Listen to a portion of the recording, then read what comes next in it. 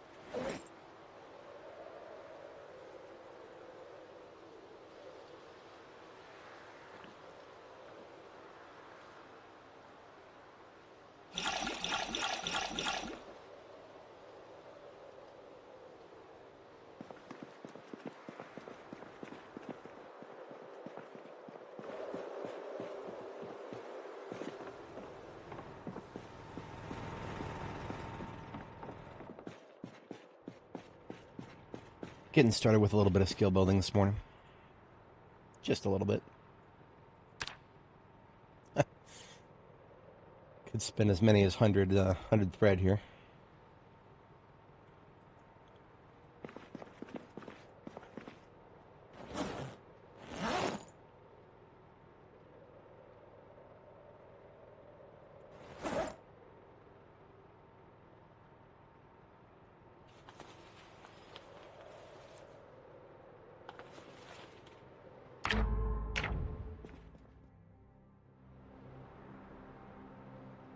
What we do here.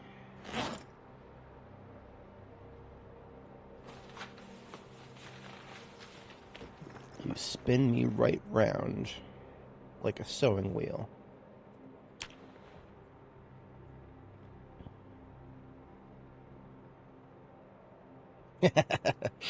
Good morning, Kraken.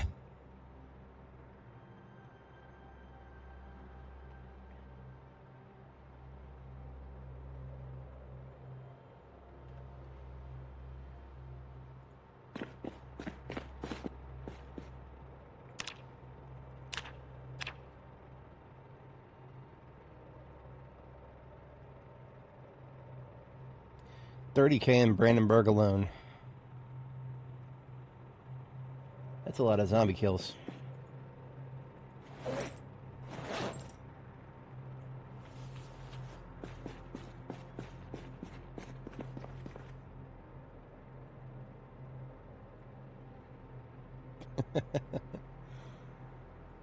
Your squeaks.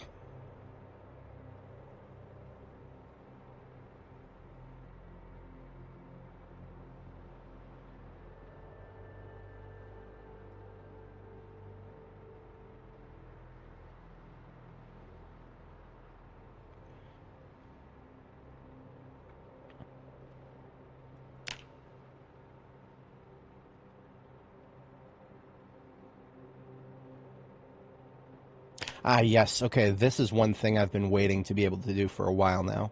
We can sew our own leather gloves. That is a tailoring recipe we unlocked just yesterday at the end of the stream when we got to tailoring 6.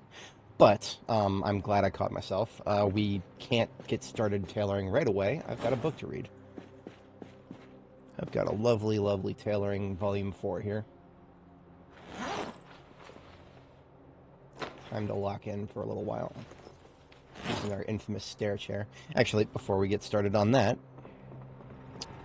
I haven't checked my generator in a few days.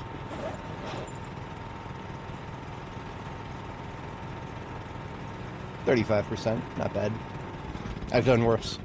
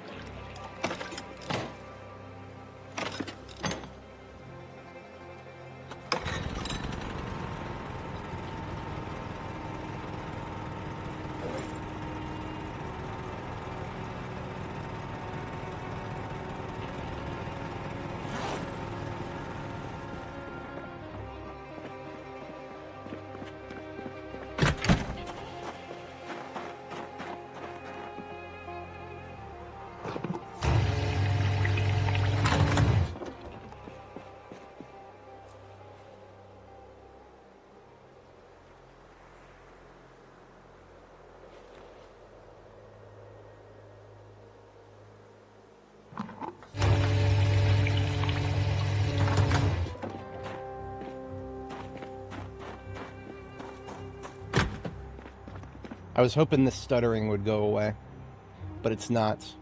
I'm starting to be a little concerned that it is the quantity of items on the ground here. This was inevitable, unfortunately.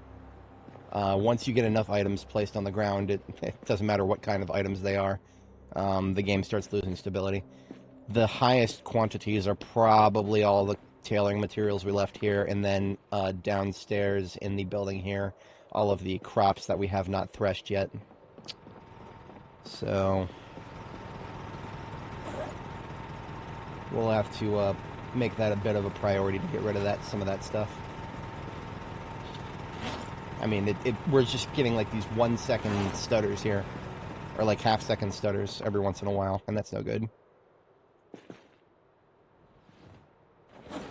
We weren't even getting that at the end of last stream, so that probably indicates that whatever it was that put us over that threshold where we're starting to get stutters, it probably happened pretty recently.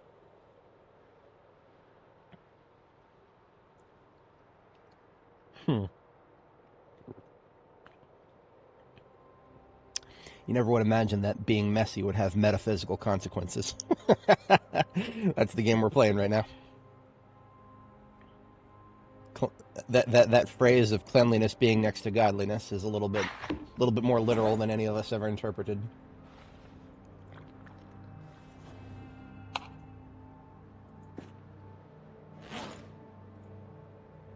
Fun fact, this neon light here has an incandescent bulb in it.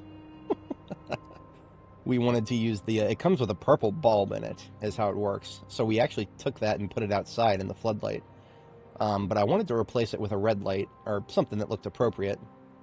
I ended up using one of those darker red lights from the lamps that have the lamps with the red shades. And it actually looks, it's a good match for the red neon, at least. Are they really? No shit. Hang on. Did we get a blog? We got a blog. Look at that. Hey, I like this. I like this. Whatever dev or internal tester they fucked around with this screenshot, they're a man of culture. Yeah. This is the Ruby gas station in I don't know why they'd go out of their way to build a fence like that, but it works. But this is the Ruby gas station in fuck is it? Valley Station. North of Crossroads and south of the Louisville checkpoint. They even put their blue generator in the same place that I did. Morning, literally. How's it going, Lewis? Good morning. We are just taking a peek real quick at the blog post that just came out. Didn't notice it until now.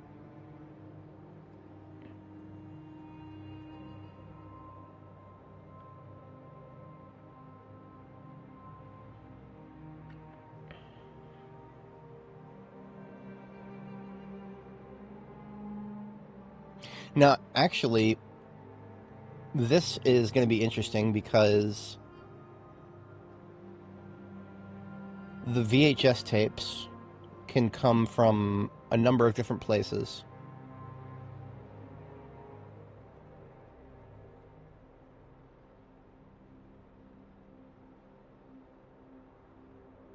Hey, you can use dental floss in place of thread.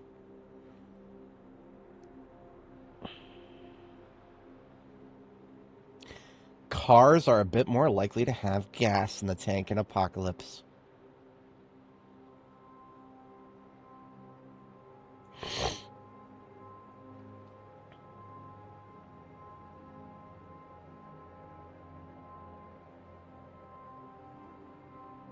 Hey, Command, how's it going?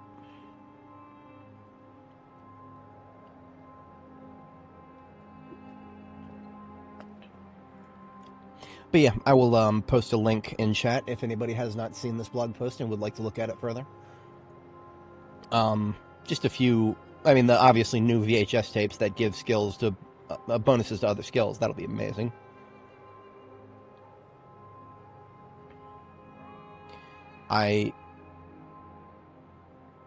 Ooh, High Thirst is going to get a trait point boost.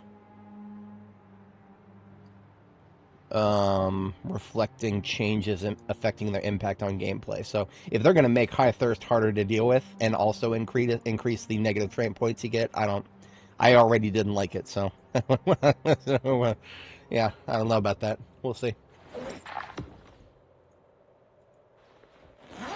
See, one thing about High Thirst that you got to think about is the second order effect. And the second order effect is you either have to carry more water with you, which is more weight.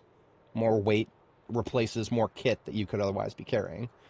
Or stop what you're doing and go back and get more water more often. And that, in my mind, that has always just been a detriment to your overall action economy. And a very frequent detriment to your action economy. So if they're making it even harder to live with somehow, I just don't see that as an appeal. But I'm sure some people will learn to live with it, and other people will continue to not.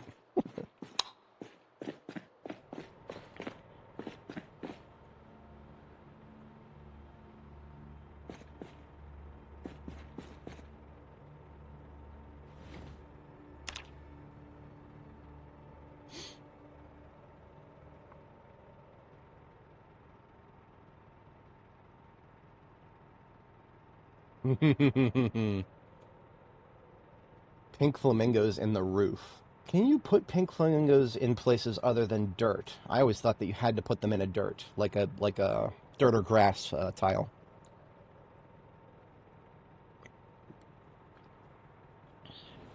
In that case, I would literally have to bring dirt up to my roof.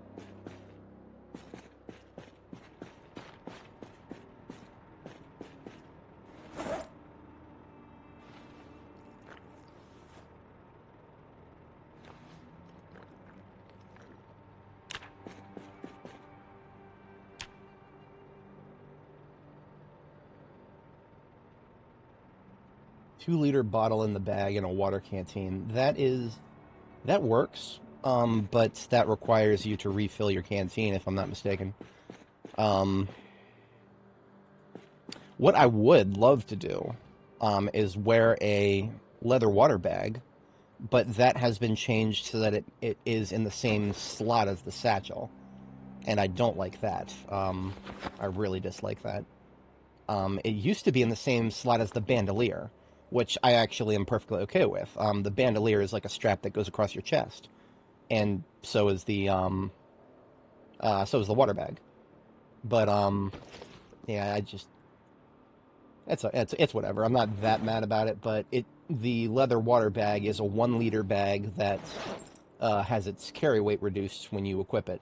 So unlike my sports bottle here, which is usually what I use, it's just a 1 liter bottle, but it has a different name, so I can recognize it more easily in the fill up menu.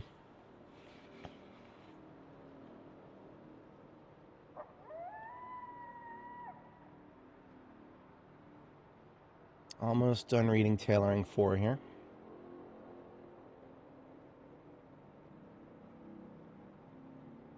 You know what? This stuttering is actually getting a little hard to deal with. I'm going to go ahead and start putting everything that is like really small, like these flax toes. I'm just going to start putting them in garbage bags.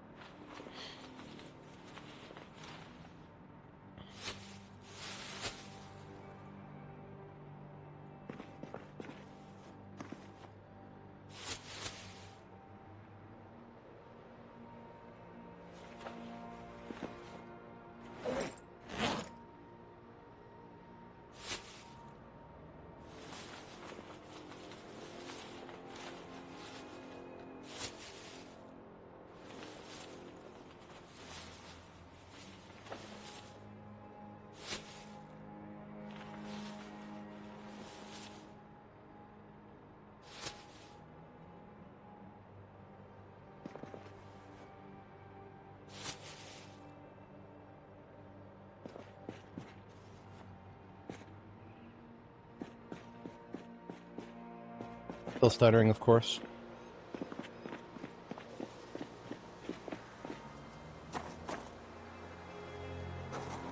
I'm going to build a couple of metal crates.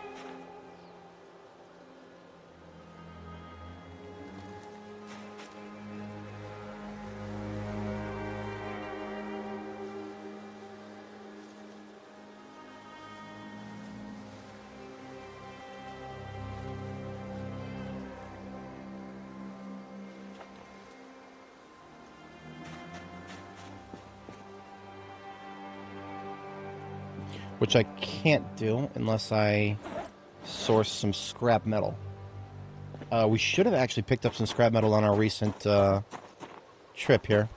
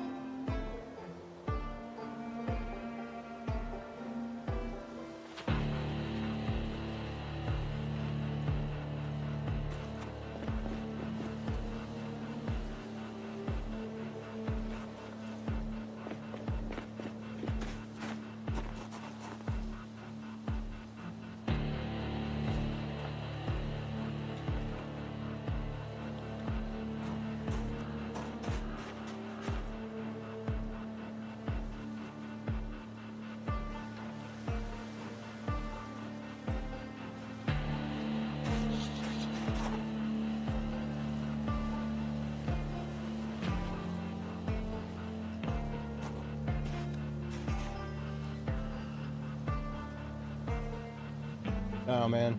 Yeah, you're not going to actually get. I would say that Jamie is probably. I don't know. I wouldn't call it a low chance for a backpack, but it's a variable chance. I have come out of Jamie with as many as 4 backpacks, I think, possibly 5. But sometimes you'll come out with none. I have had that happen before too.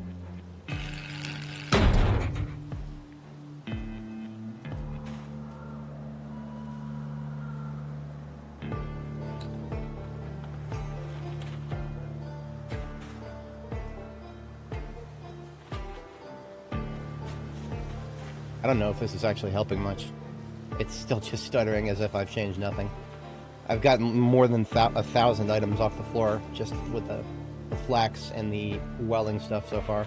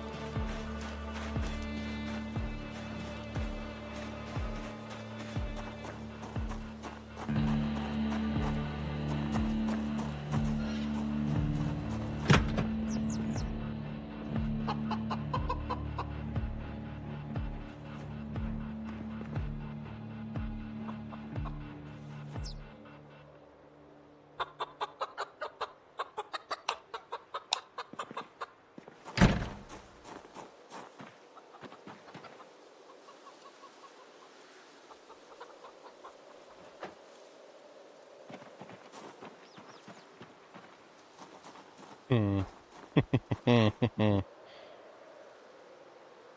Wow. Zooming out really makes it worse. Okay. I have never seen this before.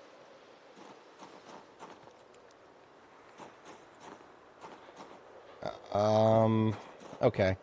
Here's what I'm going to do.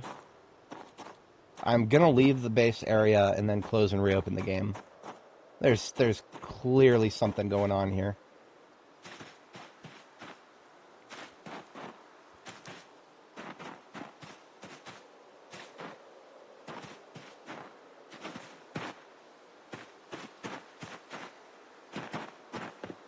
Yeah, you know, KTO, you might be right.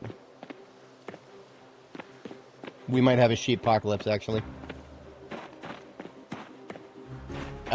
Actually, okay, so if it was a genuine sheep apocalypse, the game would have ground to a complete standstill. Now look at that, look at that. It's all gone. It's all gone. There's no stuttering now, and that's probably because we left the cell. The animal chunk has been unloaded, so it's probably the animals. I'm gonna go ahead and close and reopen the game. And we're also going to take a quick look at the save's APOP. So the way animals are stored in the save file is a file called APOP. We go to saves, go to apocalypse, here's our save right here, APOP, the folder at the top here. Sort the files by size. And would you look at that, there's one that is, for some reason, twice as big as the second biggest file. That's a little sus. What I'm going to do is I'm going to compare that APOP file to the APOP file of my most recent backup here. I did a separate video on my channel where I kind of demonstrated how we fixed this in the past. But that was like a sheepocalypse event where there were like thousands of sheep. I don't know if that's what's going on right now. But I'm going to go to like part 14's backup here and then look at APOP and sort it by size. And it's the same. It's the same. So I don't actually think it's a sheepocalypse. But I also don't know 100% for sure if that's the case. So Let's try reloading one more time and more slowly enter the base zone and see what happens.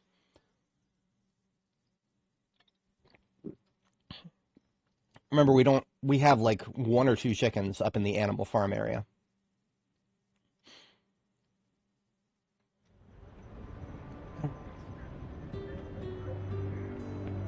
All of our chickens are in the chicken coop, we actually looked at it briefly there before we left the area. I cleaned up all their eggs.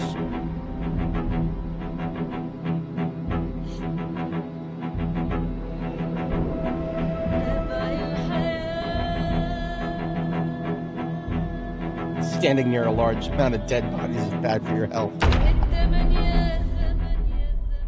Alright, so no problems here, because we already confirmed that once you're out of the area, nothing.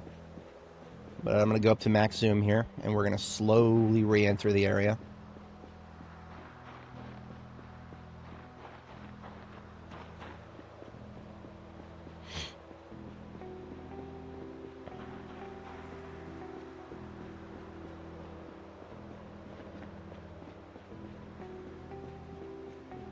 We're just going to say that our girl got a little bit stressed out and needed to go for a walk.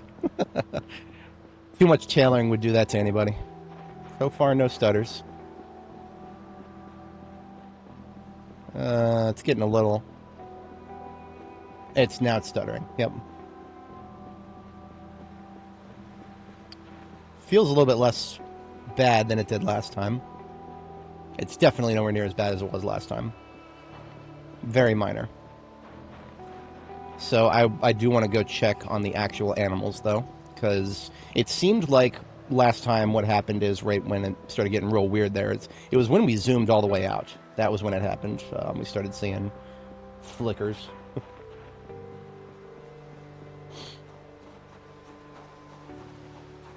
Yeah, KTO, now that respirator filters use, or have to, you have to change the filters on your respirator masks. That's going to make your life a lot harder. Previous builds, you could just keep wearing a respirator mask and the filters wouldn't break down. Oh, man. Animals look fine. I don't know what exactly it was that made the game so unstable last time, but seems to have definitely eased up now. Since we came over here, I'm going to go ahead and do a shipment of poo, because there's plenty of poo here.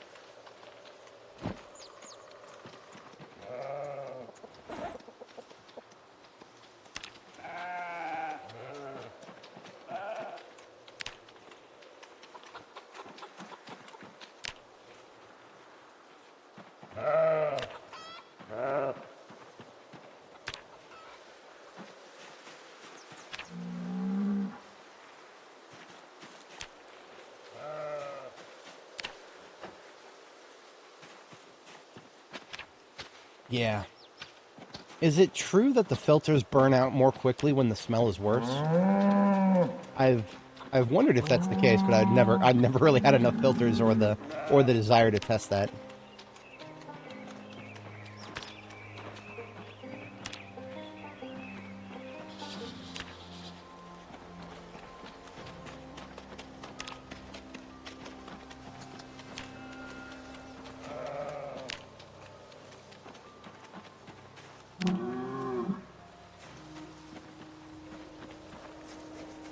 Always have time to give Athena a pet because she is good cow. I would give Hershey a pet, but she's sticking her head out the side here, and that would be difficult to reach.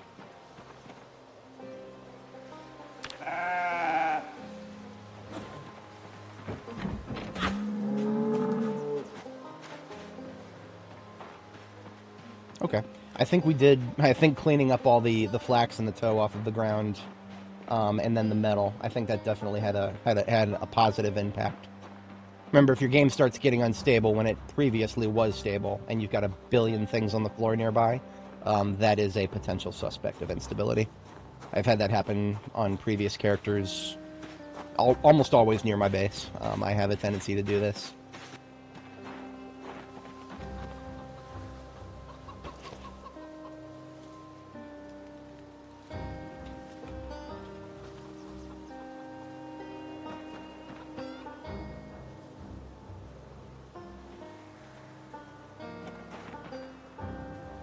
Alright, so where were we?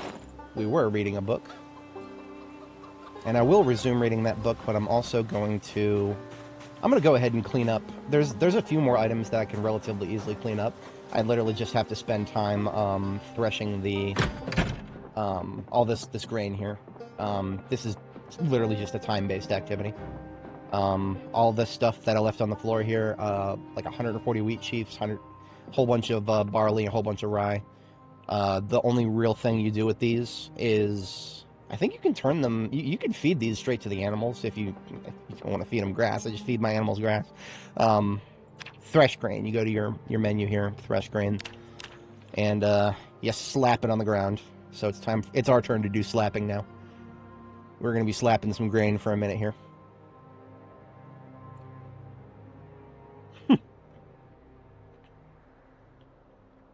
This is easily one of my favorite placeholder animations. At least I hope it's placeholder. I'm pretty sure this isn't what it looks like to thresh grain.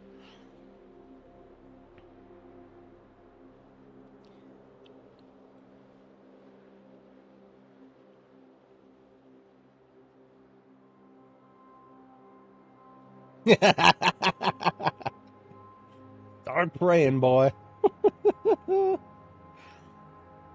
So that got us 100 wheat seeds. What you can do with wheat seeds is bring them on over to the mill here, and at a ratio of 12 for each, you can mill them into a bag of flour. Now, why exactly does 12 wheat seeds turn into a 2.0 encumbrance bag of flour? Yeah, there's something weird going on there with the weight.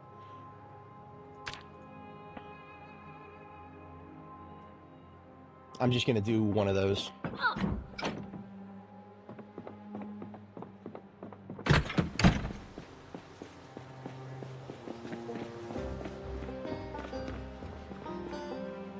We quite literally do not have enough room in our heavy form food storage here for too many more of those.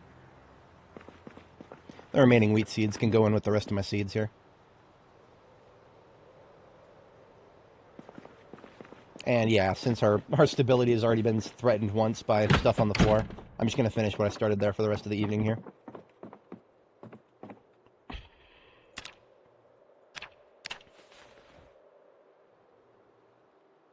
We're doing barley this time.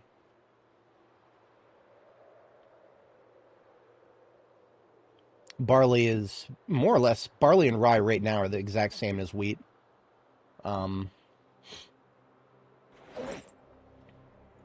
In terms of what you can do with it. But I do believe that someday we'll have alcohol processing capabilities of some kind.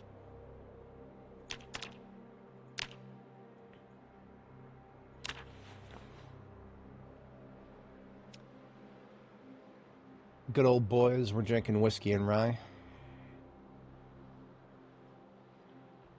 How does one drink rye?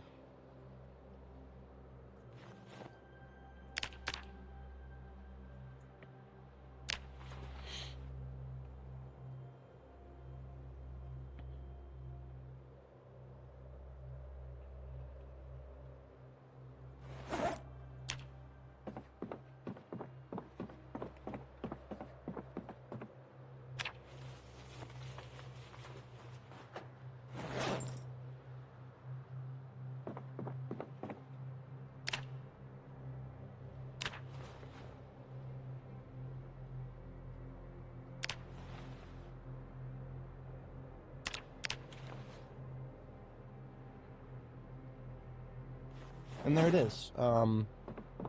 Lots and lots and lots of seeds. We're already past our first bedtime, so conveniently placed bed here.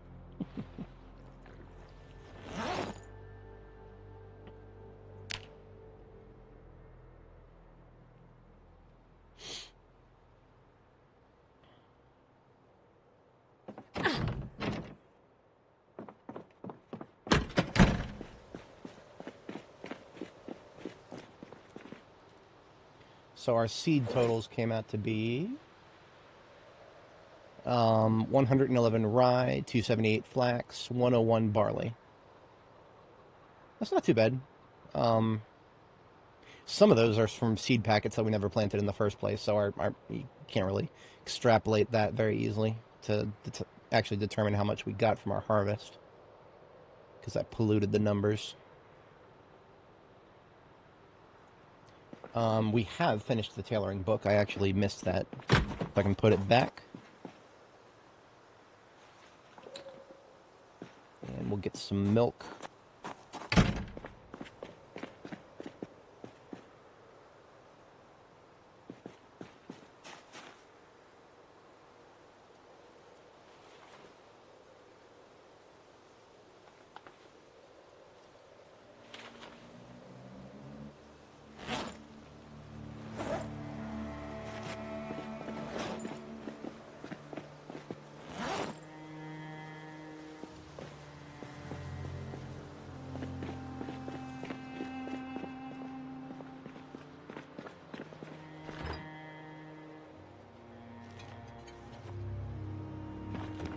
While we're down here, I am gonna, in the spirit, of course, of cleaning things up off the floor, it's kind of hard to see, but I do still have a whole bunch of unprocessed flax right here on the floor underneath this lamp.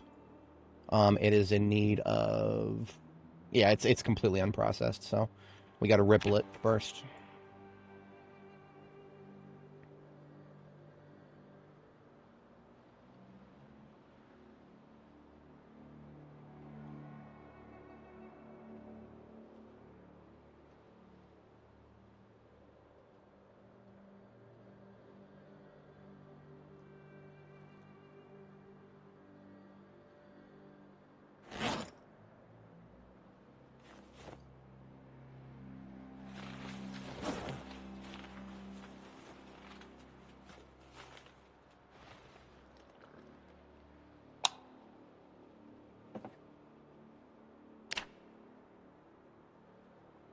Next is the fun part. Sketching the flax. We'll see how many more of our wooden rods or butter knives we got to burn through here.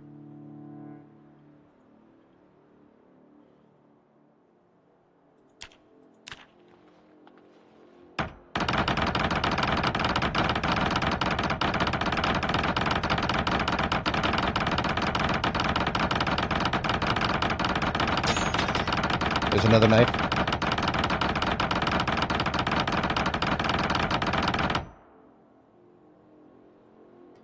There's got to be a silver lining to that. I do think the silver lining is that I think every time we lose durability on a tool, I think we're getting maintenance experience. That might be cope. But I mean, we're not max level maintenance yet, so. We're pretty close to getting to level 7. And then we still have another level before we have to read the last book. It's definitely happening slower for this character than it did any of my previous characters, and that is due to this one being a fire officer. My previous characters, Nora and Annie, were both construction workers who start with a +1 bonus to maintenance, which definitely don't want to knock it. It's a fantastic skill to have a slight bonus in, even the slightest bonus. We have broken a total of 7 butter knives. And now this is interesting. We probably would have broken another wooden rod, but every time it seems like we used a different one. So we've only actually broken 1 wooden rod, but then there's 3 of them here that have like had their condition almost completely degraded. So we will probably, I would go as far as to say that we've gone through 7 knives and like 3.5 rods. And there's one final step, and that is to heckle it. Heck and heckle some flax.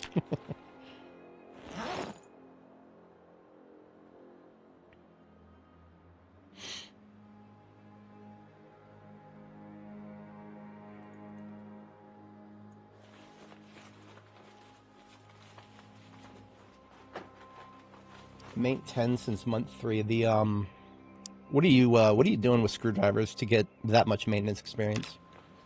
That sounds like something rather specific. Oh, I see. Okay. Interesting. I did not actually know that that was one of its selection. I knew its selection was a little off. Like, I thought there was an alphabetical element to it, but then that was clearly not enough. Apparently it uses highest condition too. Fantastic. But that's all the flax that we currently had on the floor. Now we have another probably like almost 200 flax still on the drying racks. So we're going to have to deal with that eventually. But now we've at least gotten all of the items off of the floor in this entire room. So that is going to be great for the stability of our save. Eventually what I'll do is when I need to clean up the drying room, I'll have a few new crates built. And we will put the flax into some crates in the processing area.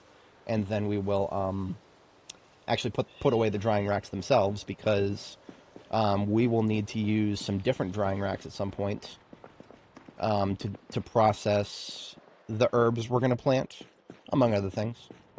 The drying room is definitely not just for flax.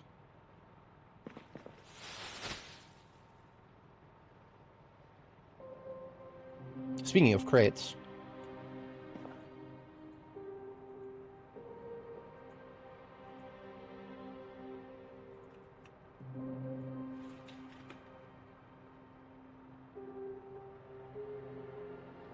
why do I have a chest freezer in the crate up here? I'm going to put that downstairs. See, being as heavy as it is, this is something that's perfectly fine to leave as an item on the floor. Heavier items that you don't have too many of, that you'd rather not waste space in a crate, that's not going to threaten my stability.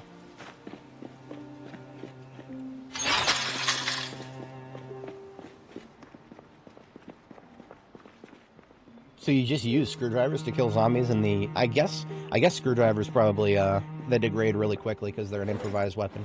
But the fact that they give maintenance experience is, might not be functioning as intended. I'm not going to say nothing, though.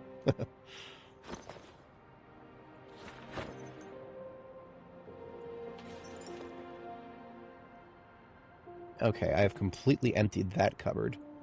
So we can start storing some, flax parts in there, too.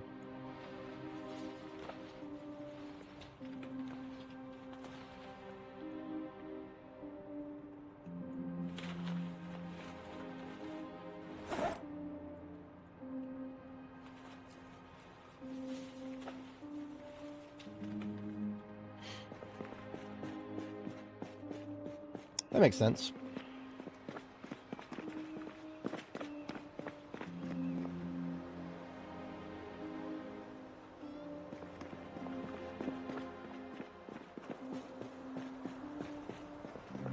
Something that I feel like is a rite of passage, while also leveling tailoring, is to make our extremely creepy teddy bear. Absolutely, we're gonna make the crafted cotton teddy bear. This costs 100 chicken feathers, so we won't be able to make a improvised pillow or anything else.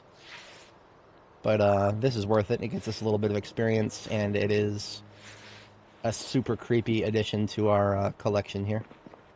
I must, of course, give my new companion his own hat, which I know exactly what we're giving him. Absolutely, 100%. Yep, our teddy bear is going to be even more creepy. And we'll put him right over here with Mr. Normal Teddy Bear and Mr. Otter and Mr. Frog.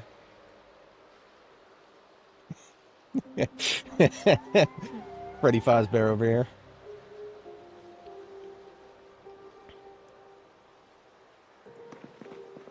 And, of course, he's going to get the bone mask to make him twice as creepy.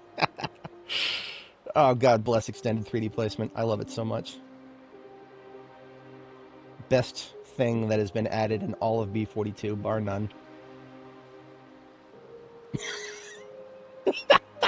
Tell me that isn't creepy as hell. Oh, my God.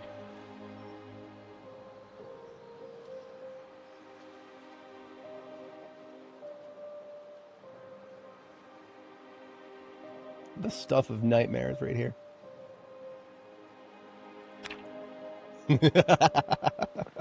Yeah, that's definitely not going to increase our nightmare chance by 20%. It would increase mine by probably more than that. Wake up that fucking thing staring at you. His mouth is already sewn shut. That's just how the cards fall. Let's. I'm gonna go refill the milk.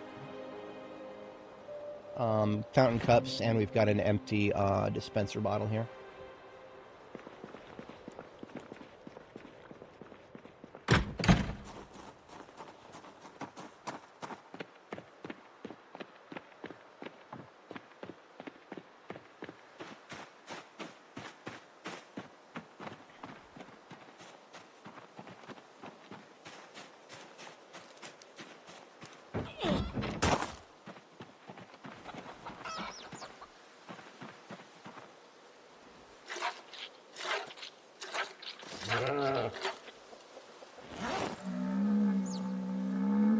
There is Athena providing a dispenser bottle full of milk.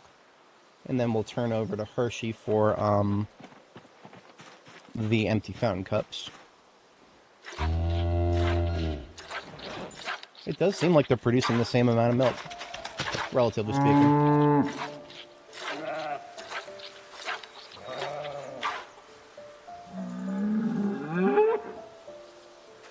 What, you want me to milk you too, Butch? No, thank you. I will give you a pet, and that is it. I have given you 2 wives. You don't need any more.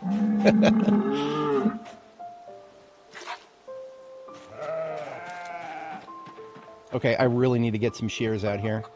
That's like the 5th time I've walked past our bushy Ramblier there.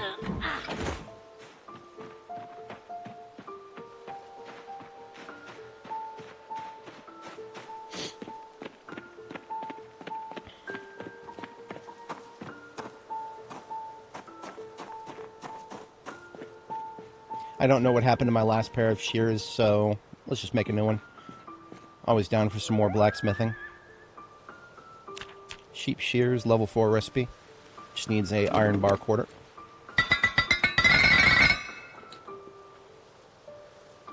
Give them a sharpen at the electric grinder here. Or at least that's what I'm going to pretend we're doing.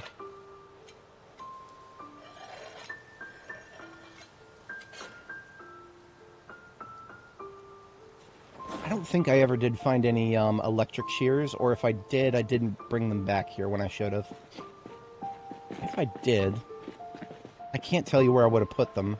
This shelf right here, the agriculture shelf. Ah, that's where I put the other shears. Okay, well, mystery solved there. The problem is there should be like a container of some kind down at the animal farm. I'm gonna get one of these brightly colored. Yeah, let's use this brightly colored duffel bag so that we can identify it easily at a glance. Oh, also, we have a dispenser bottle full of milk to leave here.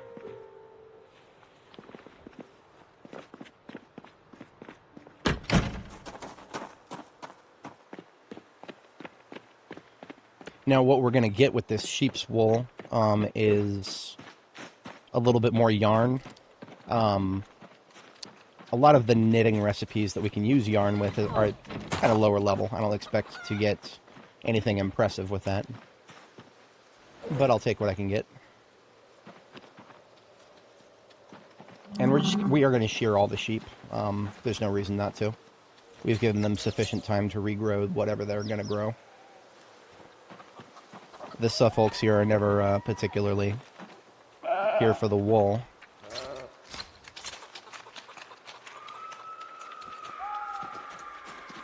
That lady didn't really like me sharing my sheep.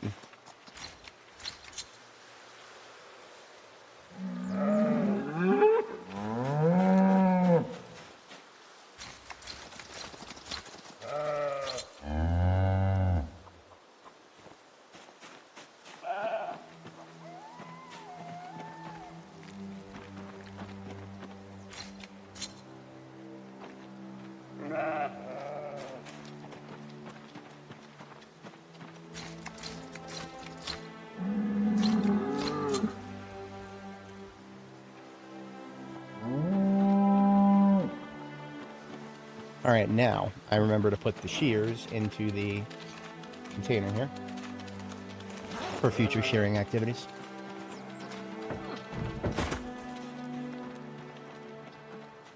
We could have even more sheep. We do have some sheep waiting for us. At 2 locations, no less. All I've got to do is just go pick them up. I think I'm going to do that. It's not a very far trip. And it would get us, I mean, we're in the market for tailoring. I've gotten more materials to level tailoring probably without the book at this point, but it's not the point. The point is, I have assets in the field that need to be back at my central location. That is the most important thing that comes to mind right now, centralization. But that means we're going in the field, so we're arming up.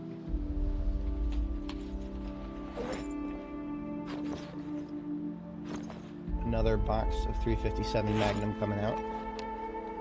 If anybody joining is not familiar with our loadout, we're rocking the L92, if I'm not mistaken, L92 carbine, as well as a big iron on our hip, the patrol revolver, formerly known as the M625. They both use 357 Magnum, so the ammo that's in our bandolier can go either into the carbine or the 6-shooter here, and that is, I like that a lot. I like it so much that I am at risk of blowing my own ammo stockpiles. Gotta be careful with that.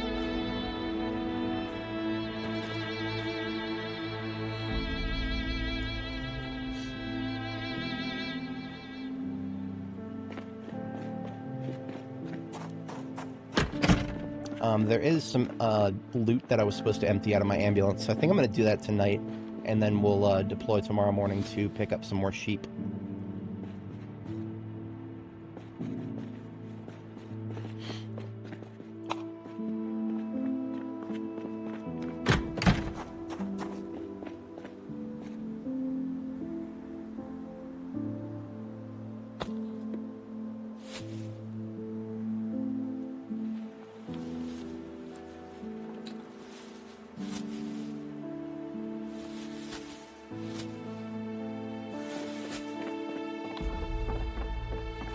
These garbage bags here, there's 2 of them, are full of nothing but engine parts.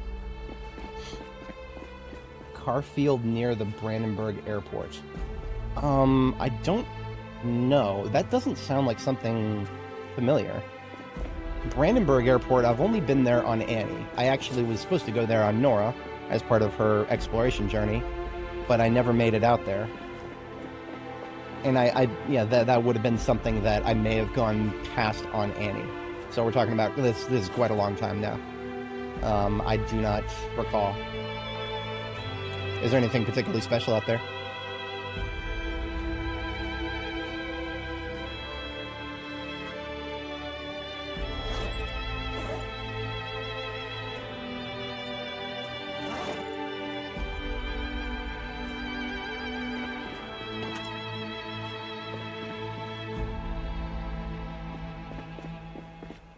The spawn box.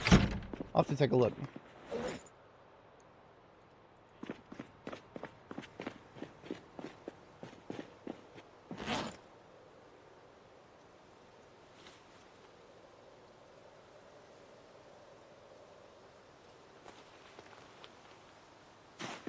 Getting a little rain coming in.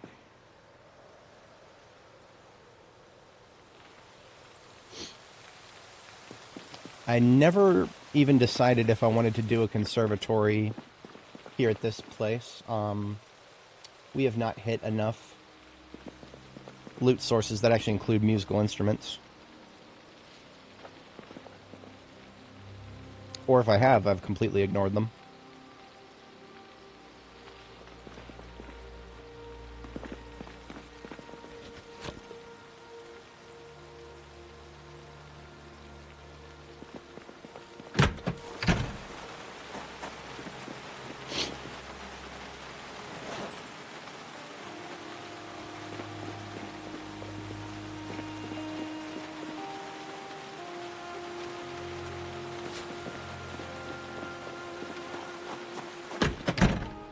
Interesting.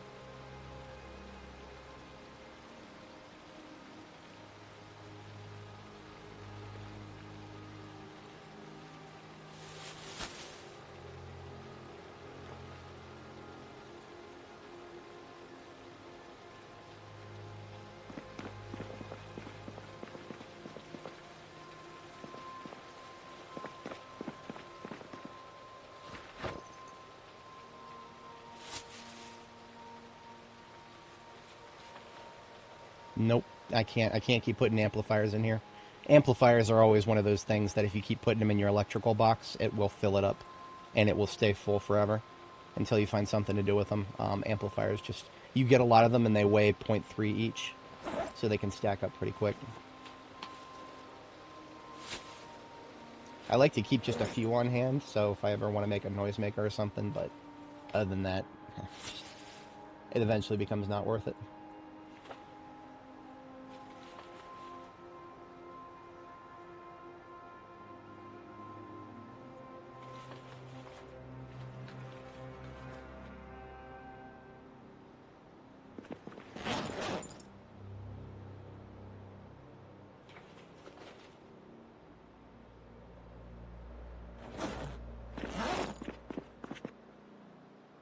Found a black cowboy hat. I also found a white one. White one's got to get washed. Or as the old folks would say, it's got to get whooshed.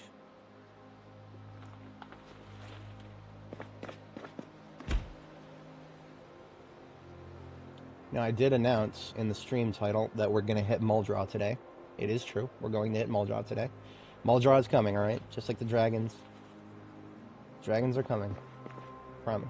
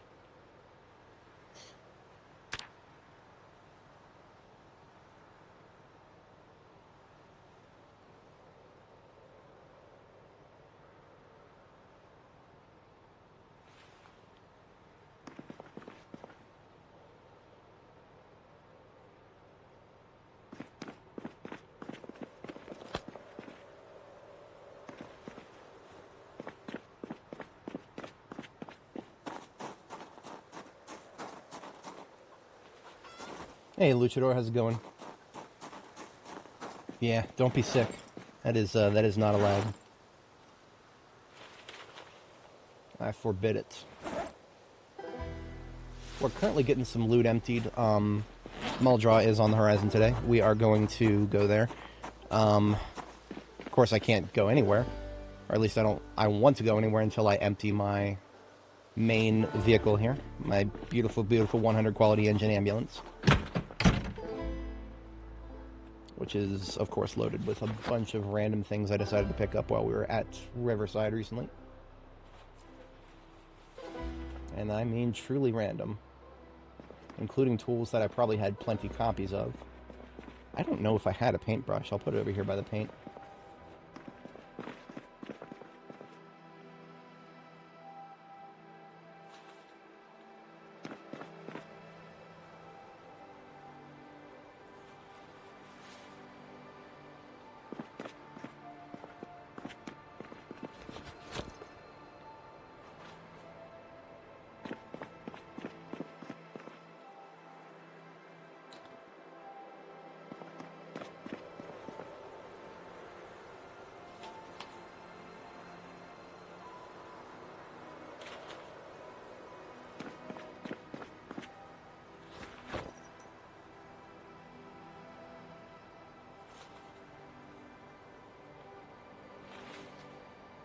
And there it is again.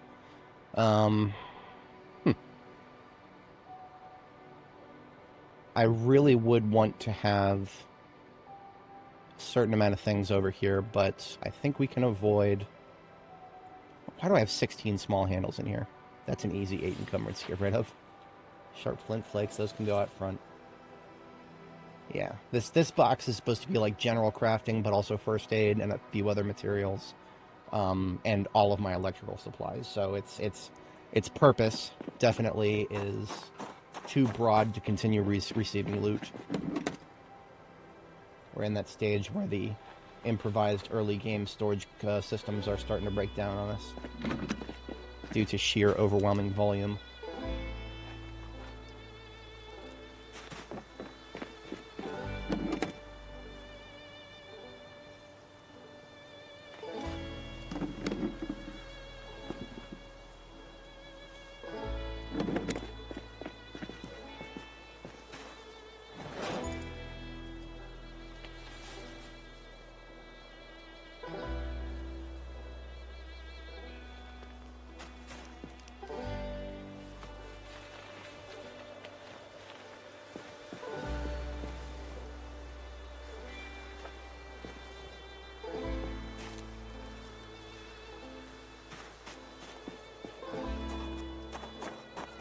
You know what? I have so many small handles at this point. I don't know why I'm still storing them outside of the crafting area.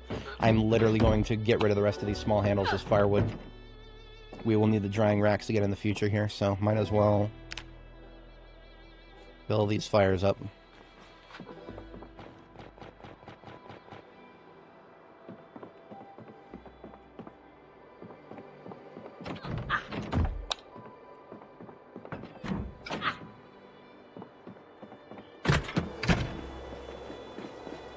I predict that this snow is going to be around for a day or two. The telltale sign is the wind. I'm not going to let that stop me or anything, but that is just something to be aware of.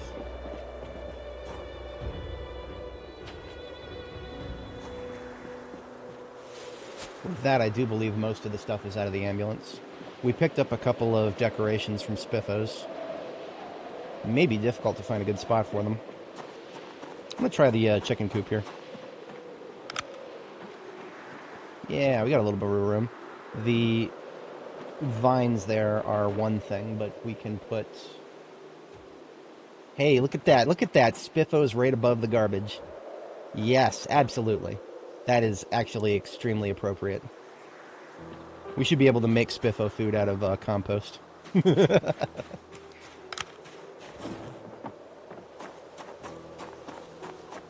I do got to do something with these amplifiers. What qualifies as something, I wonder?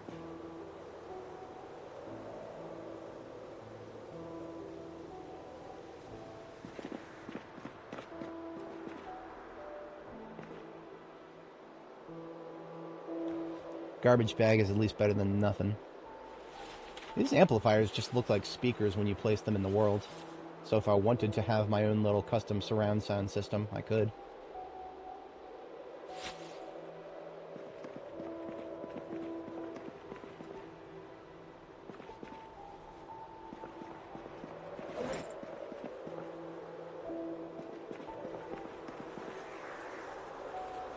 God bless the 3D placement system.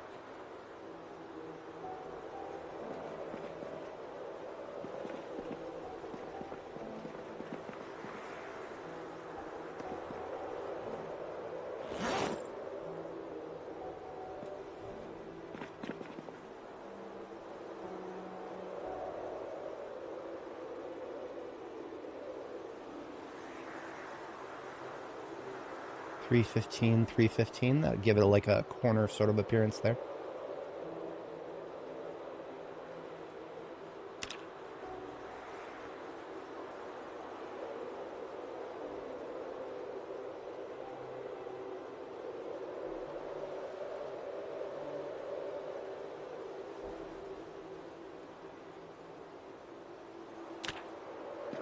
Now we can't put them directly in front of the ATM here, sadly. Or we can't put it directly on top of the ATM. But we can do some forced perspective. Slight silver lining to the isometric bullshit here.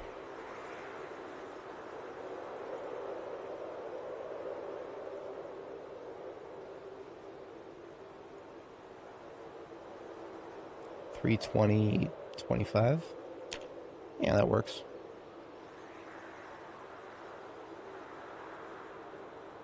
Just because it's the end of the world doesn't mean we can't have surround sound.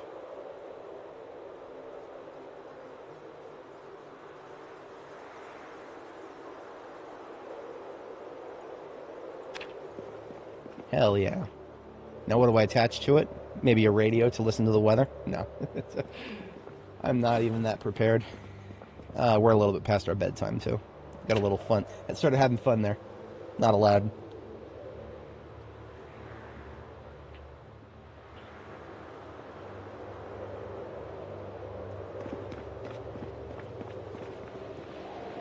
Now, here's something I wish I had thought of earlier. One of the reasons that I don't often have, just crates all over the place is because I don't know exactly where I want to be putting them all. But we actually do have a free tile directly behind the forge here. So if I put a stack of crates there, even triple high, I don't even have to look at them. I don't have to look at how ugly they are when they stack that high and cover up everything on the wall. Let's make ourselves a couple of those scrap metal hungry metal crates here.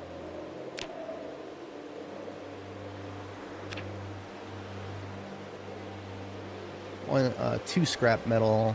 Actually, let's just make all three. Here, make all three. So that's going to be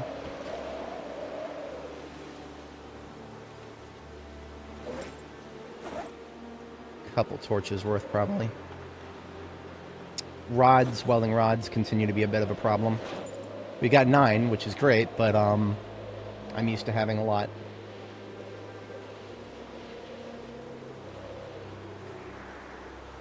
You'd be surprised how quickly you can piss away the welding torches. We're getting a little cold out here, so I'm going to put the tank top on. Sentences that this video game makes you say.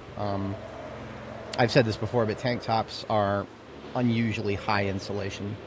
For the way the rest of the insulation in this game works, it feels like somebody did tank tops without thinking very hard about it.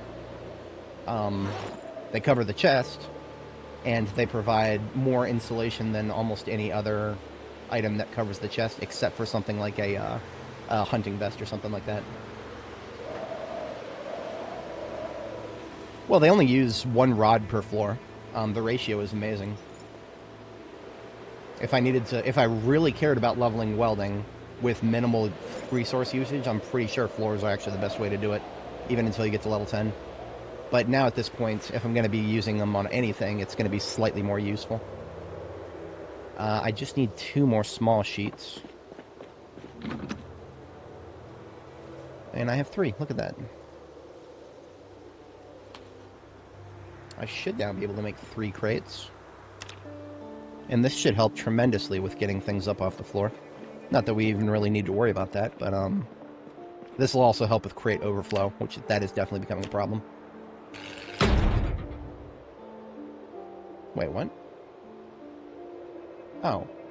I couldn't fit enough steel sheets, I guess. We need 3 more.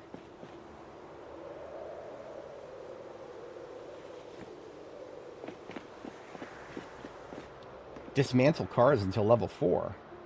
At low level, you get shit return on investment, but I guess that's also, you're using propane and not any rods, so there's definitely a silver lining to that. There we go. We got an entire stack of crates, and we barely have to look at them. I kind of like that. So all these boxes on the floor. Actually, let's make this an ammo storage. That's probably a very useful thing we could do. Just these three crates right here.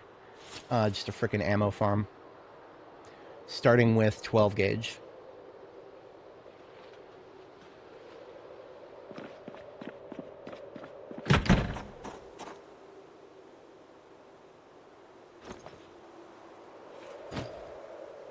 .12 gauge is 15 per carton.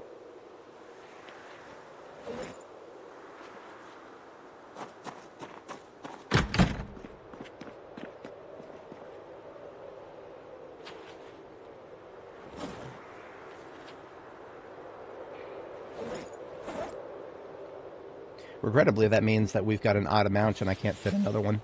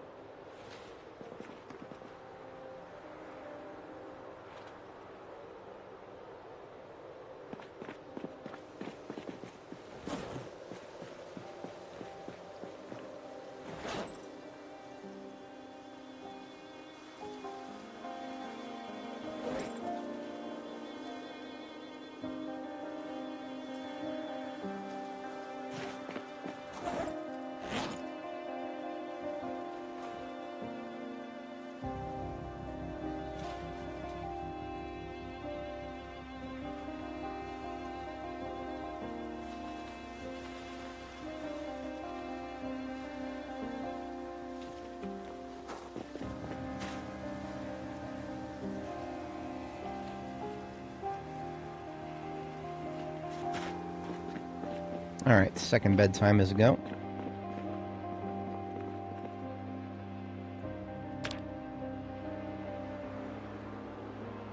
Yeah, carpentry flooring has definitely gotten us very close to level 10 finally.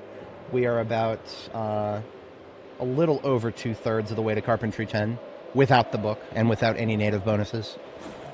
Well, of course, I suppose I should disclose, I do have the trait that just increases all experience gains by a little bit. I don't know if I'm ever going to play without that. Just very strong of a trait.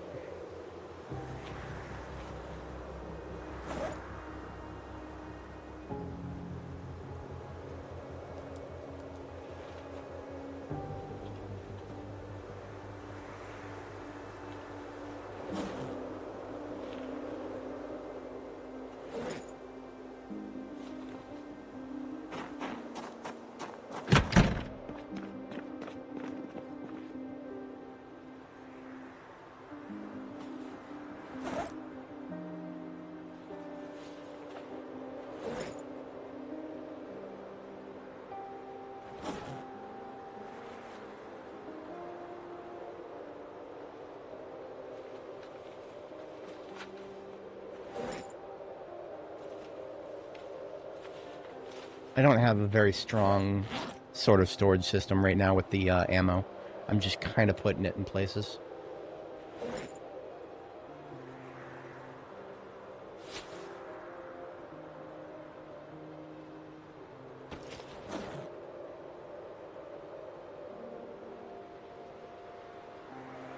Right now I'm kind of thinking like I'll put the lightest weight box, or the lightest weight boxes on the top here. So that's 30/30, 556, 762. Putting those on the top, and then just kind of things that I don't know what else to do with in the middle.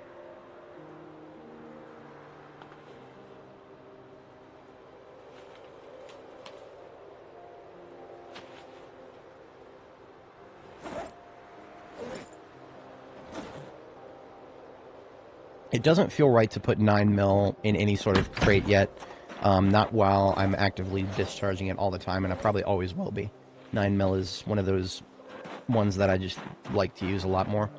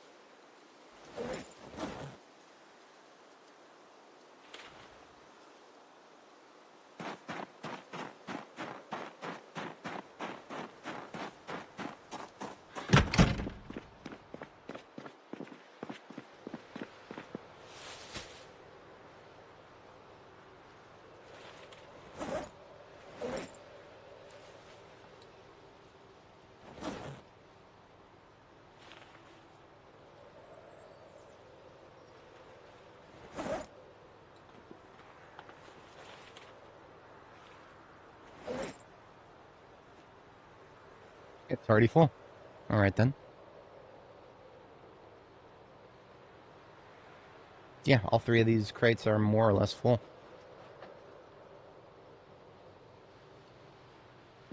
Plenty of room where that came from, though.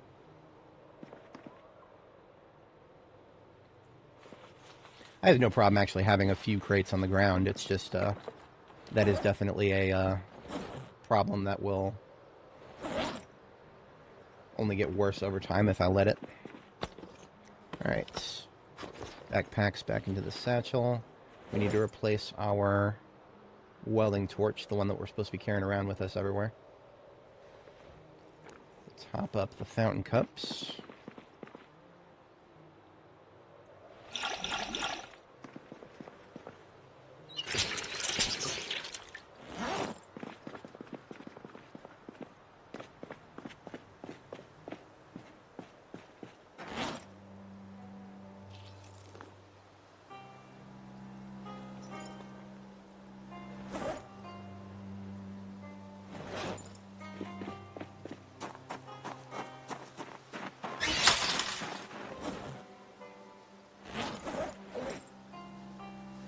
These are duplicate books.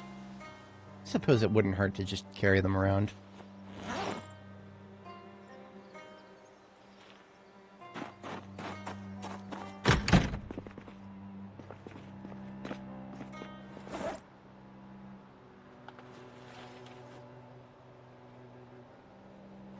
But we're so far away from being able to use electrical that it doesn't matter.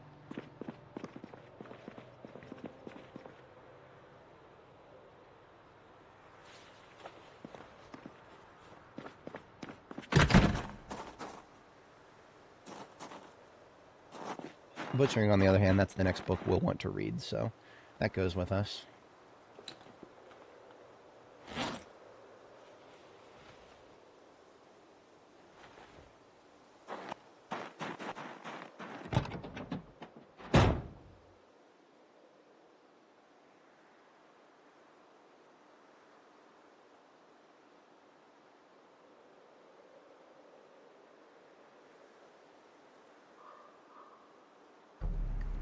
Feels like a few things are missing here.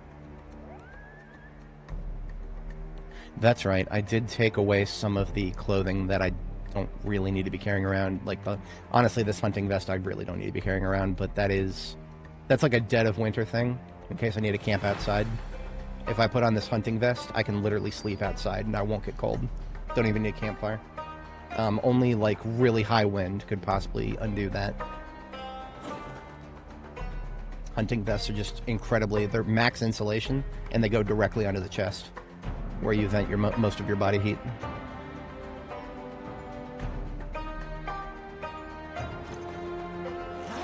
Okay, I think we're just about... Right, I am supposed to be carrying around this tire pump. That is part of my kit. So I made room for that.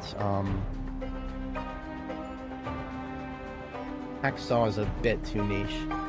That's a little too niche. I'm not going to worry about that.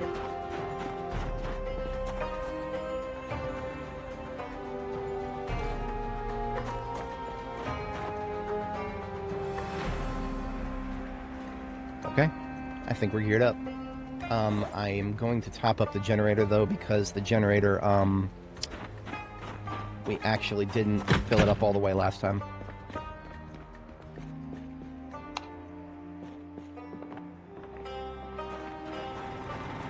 I don't expect to be gone that long. We're just going to go pick up some animals. But it is good practice to keep your generator topped up.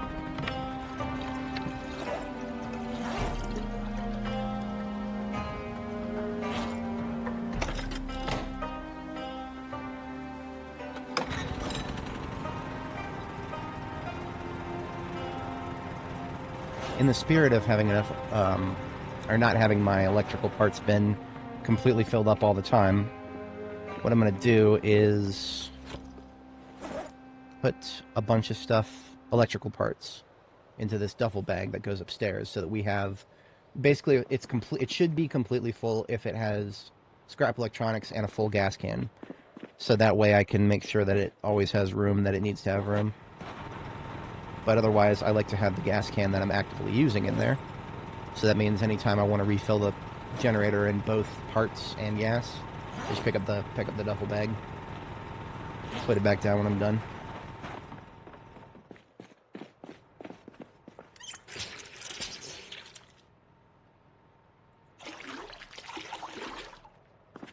Off we go.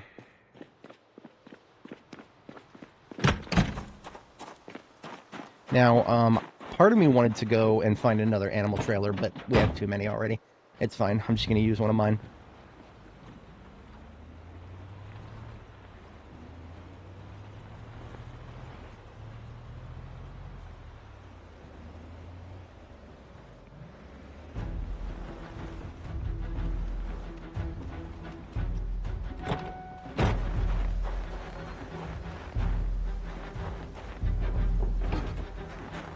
Now, our first destination actually has, what the hell? Okay, I don't know where this came from. There was an egg in the container, apparently, and it must have been fertilized. There's a chick in the egg container. Okay. It is a female, so I'll bring it over to the hen house.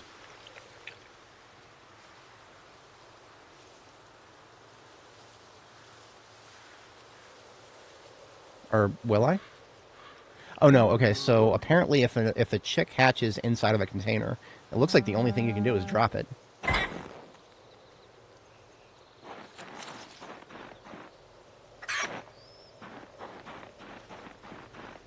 Surprise chicken nugget, yeah, right? Yeah, I mean, that's not actually entirely, like, inaccurate, it's just the chances of that happening in real life are kind of astronomical, especially in the winter. I mean, in the winter, if eggs are not kept warm enough, you bet your sweet ass they're not going to randomly hatch. But I don't think the devs have added any sort of temperature sensitivity to whether a chicken is going to hatch or not. But that's alright, we got a chicken coop to put them in. Surprise, you have another chick. It's probably actually the daughter of one of these hens anyway. 3 chicks in your fridge. Yeah, that's what happens. Usually if I'm going to put eggs in my fridge, I cook them first now. Just to get ahead of surprise hatchings. Alright, so our destination is outside of Jamie-town, I think. I have marked it on the map. It is right there on Fallis Back Road, yeah, so it's close to KY60. And we do have 3 sheep here. There's also chickens. I never de-stressed the chickens, so I expect the chickens to be stressed to oblivion. Yeah, and I don't expect to have any interest in bringing the chickens home. We've got a lot of them. I may take a leghorn or two if there are leghorn chickens, because we have nothing but Rhode Island Reds right now. We have like only 2 leghorns. I like to have a balance. Let's see how many zombies have decided to gather at the edge of town.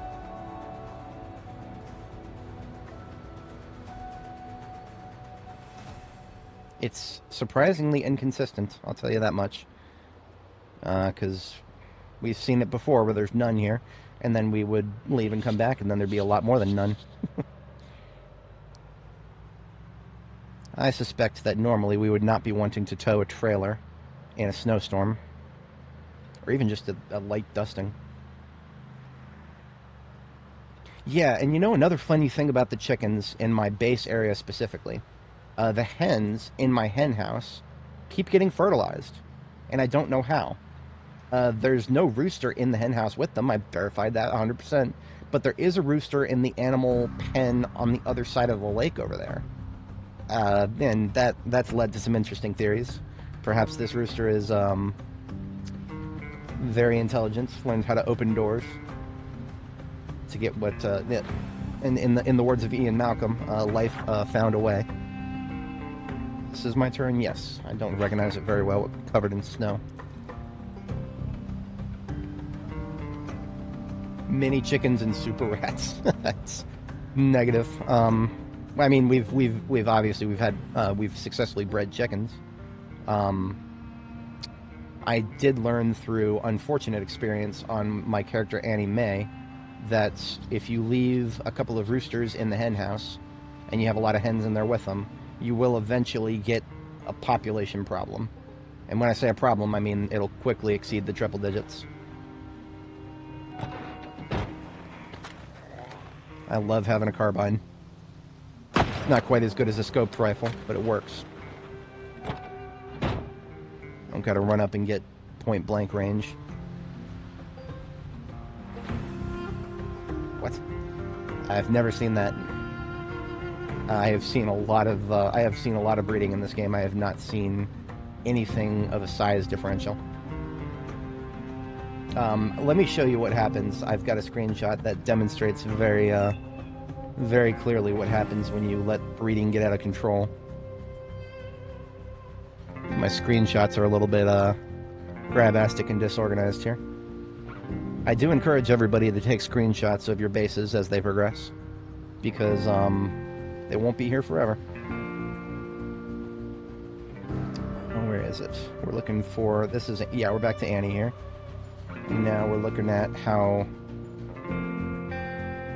we got some experience in Longblade. Oh no, this is Annie's previous life. Annie has lived at least 4 lifetimes for me. She is a recurring character in my Zomboid activities. Did I go right past it? It's subtle.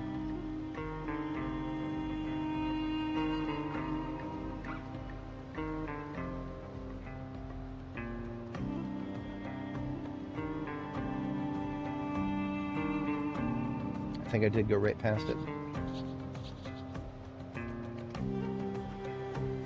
Yeah, here it is. Yep. This is what happens when you let breeding get out of control. This is also how I found out that animals give as much experience per kill as a zombie does. So, just if you do have exponential problems with population, get yourself a sword and get to practicing.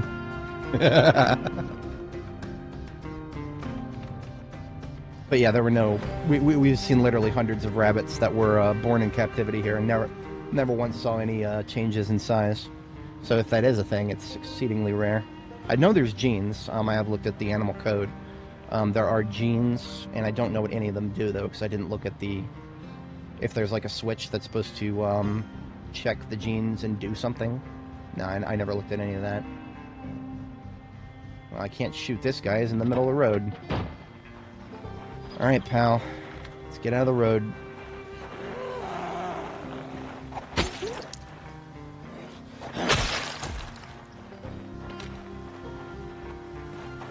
What is it about zombies in intersections? I'll never understand it, but that seems to be... They seem to like their intersections.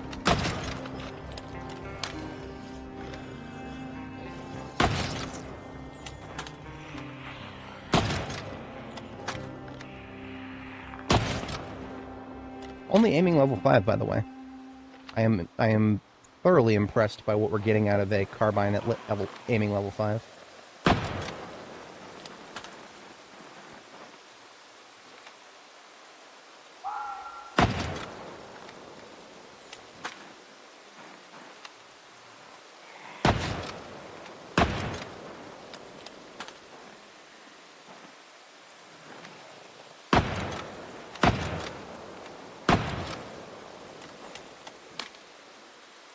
Some slows coming in. A fast from the left.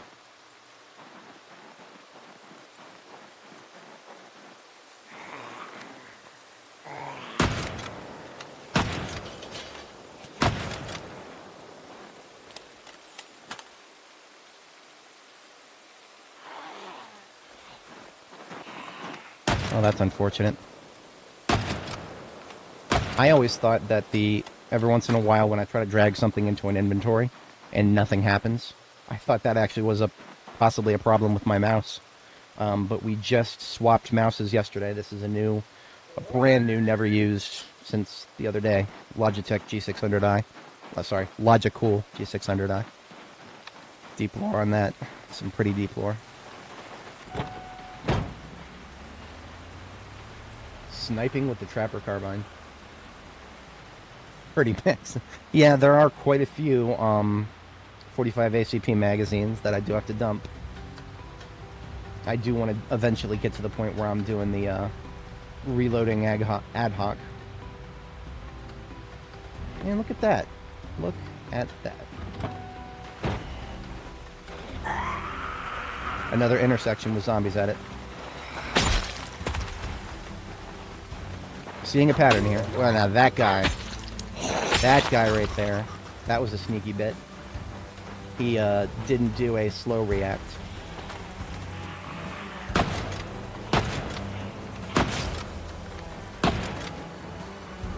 What the hell? Why am I not reloading? What's going on here? Jammed. There's no feedback to tell when it jams. Just suddenly she doesn't want to reload. That's too far away.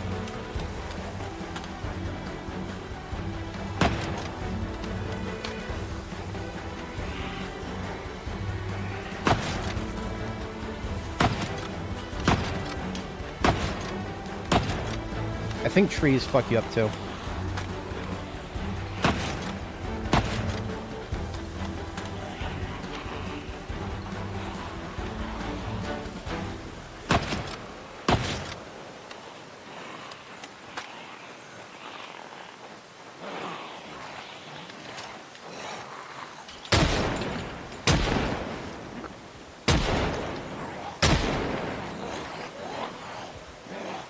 Oh look, the rain made the snow completely disappear.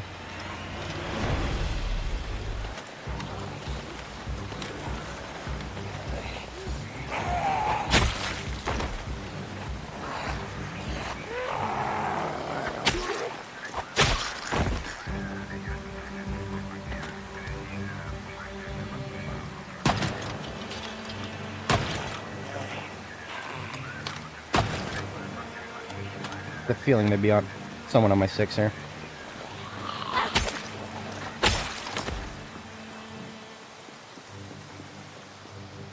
You know, I think I did pretty good on my corpse discipline. We only ended up having a few kind of off to the side of the road. And I couldn't even tell exactly where the road ended because of the snow. In my defense, Your Honor. Yeah, I ain't touching shotgun yet. That's one of the reasons I was happy to put the all that shotgun cartons straight into storage. I'll touch it maybe going on level 8, maybe. But definitely not yet, not with jamming. Jamming has absolutely ruined certain guns at anything but high level. I hate it. I actually fucking hate it. I'm not saying that jamming has no place in this game. I'm just saying that it should not be as ridiculously tied to skill as it is. If anything, I feel like it should be tied to reloading skill. You reload and you don't shove the round in right. Maybe that causes the jam. I am not here for Jamie-town, so I need to be not taking this turn.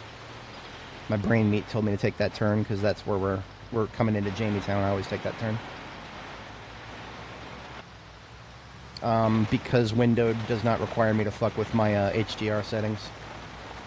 This is a HDR monitor, and when you play in full screen, now even if you have there's an NVIDIA setting that lets you fix that, but that's kind of beside the point. Whenever I play full screen, it actually it messes things up for me. I don't like doing it if I don't have to. Yeah, full. Hang on a second. Let me verify this. Yes, this is a full condition L92 carbine, and it just jammed in the middle of combat. And we're level 5 aiming and reloading. So, make of that what you will. I don't like anything about that sentence I just said. Everything about that sentence I just said, I fucking hate every bit of it. Yeah, I don't like it. I just don't like it. Just making jamming as a punishment for anything that happens at low level is not good game design. Yes, Renzar, we are grabbing the sheep finally. And we're encountering an elevated amount of resistance at intersections. Only intersections. Every single time we've had to stop to kill zombies, it's been because there are, even just in this case, a one-off. It's always at an intersection. Jam randomly until level 8? Are you fucking... KTO, are you telling me it continues until 10? If it continues until 10. Hey.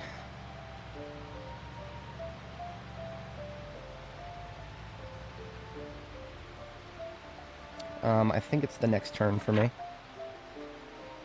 Yes, next turn. Yeah, I don't know.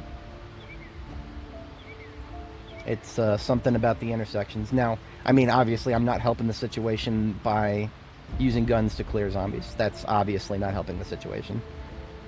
So there could be a little bit of self-reinforcement going on there. But it's only going to be so much when you go back and forth past these intersections many times and there's no zombies, and then you go leave the area for a few weeks, come back, and look at that. Zombies at the intersection.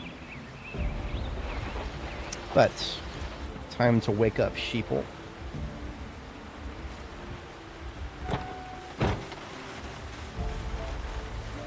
We pre-allocated some loot on the ground to be an exact fit for the egg container and food box. That was a little bit overkill, because I also have an empty trunk to work with, but you know, I have been known to do overkill on occasion.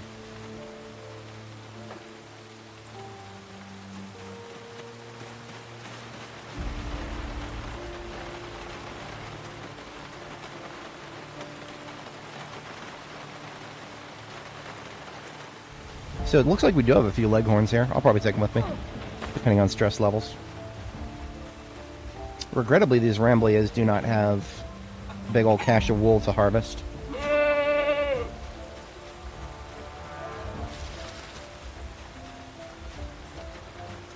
This Ramblier is not stressed, and that's a good thing.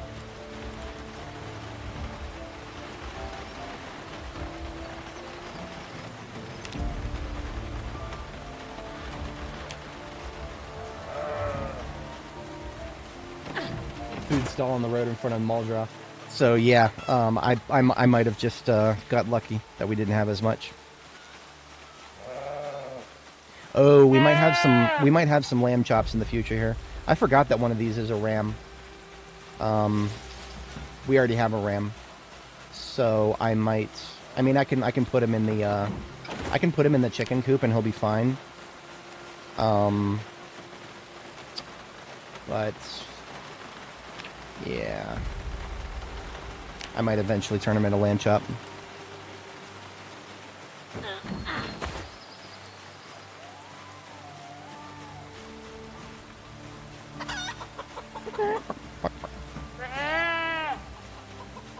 Hey, you know what? I'm perfectly okay with that.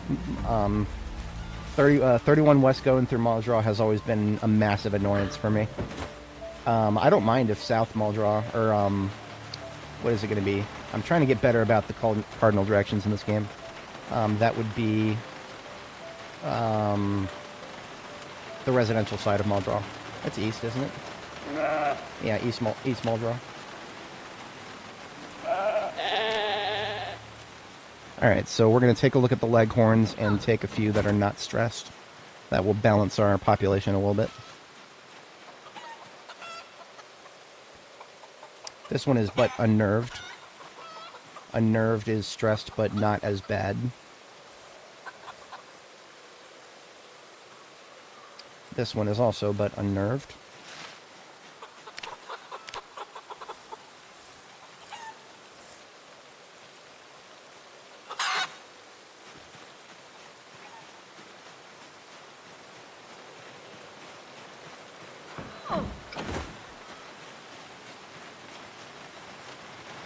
Really? I imagine that my cattle farm is probably pretty bad off. We ended up rescuing, I think that's where we got our Scimitar. The Scimitar that we had at, whatchamacallit, we have a Scimitar at Irvington that we saved. That one, I think, has had an interesting journey. We saved some sheep, too, but those are the ones that eventually made their way to my base. Everybody else, including the pigs at the Irvington cattle farm, no, they're probably, to this day, they're still smacking the gate.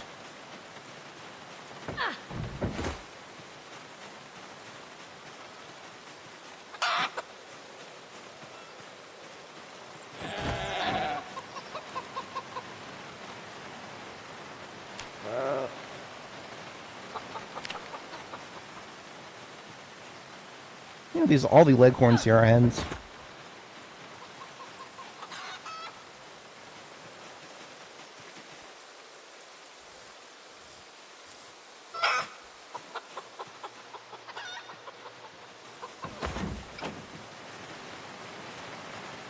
I feel like I might also already have a little bit too much in the egg department.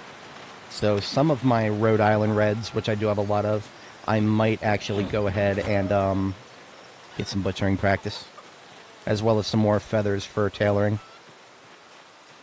I feel like I got to take a Thanos approach. Everything must be balanced.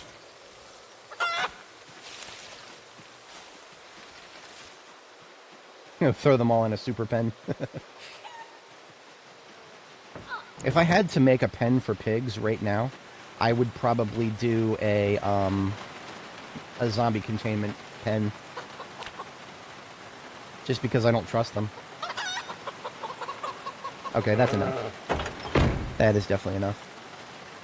I don't think there was any cosmetic furniture that I wanted from this place. I'm just going to take a quick look because the trunk of the ambulance is empty. So if there is any cosmetic furniture, got plenty of room for it. The tiles aren't really jumping out at me. We've got a washer and dryer.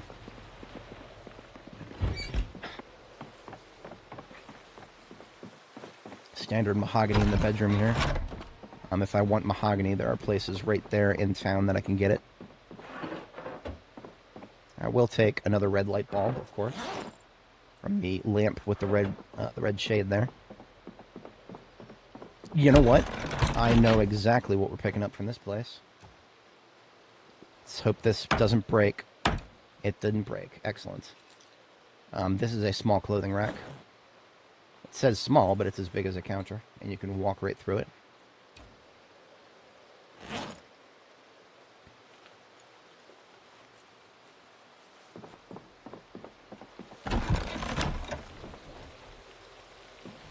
I don't think I'm concerned much with any more mahogany stuff. Do I want anything from here? It's not summer yet, but I'll take a few bath towels so that the ambulance is stocked. We already have one of those. We do not have a bathroom sink.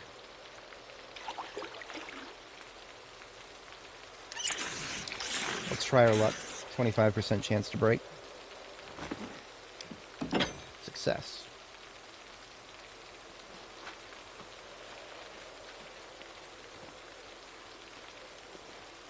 Alright, headed back to base now. We'll drop off our animals. We'll get things situated for a Muldrow journey.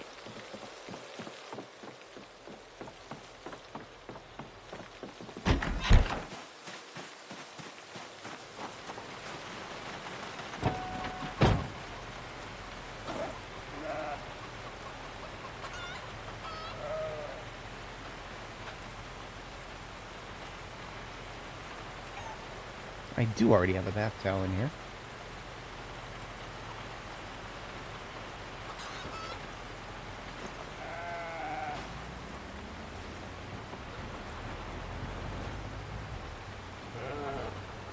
No, there's no bacon. Yeah, that's definitely an oversight. We've got pigs, we can get pork, why not bacon?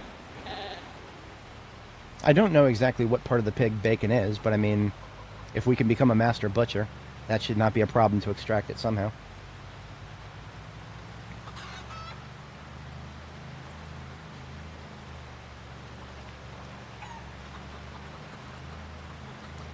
We are not going to get out and fight any zombies while we're carrying around animals. Wouldn't be opposed to some venison, but I can't just kill them right in front of my own animals. That would cause stress. Come on, assholes.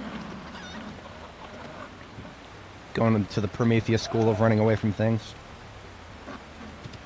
There you go. Thankfully the road curved.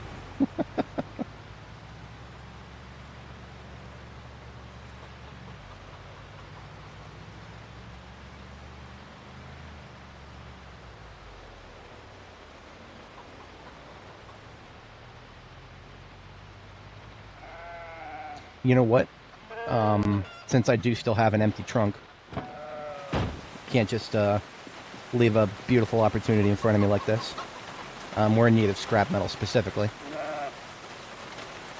And I'll take anything else I get, but...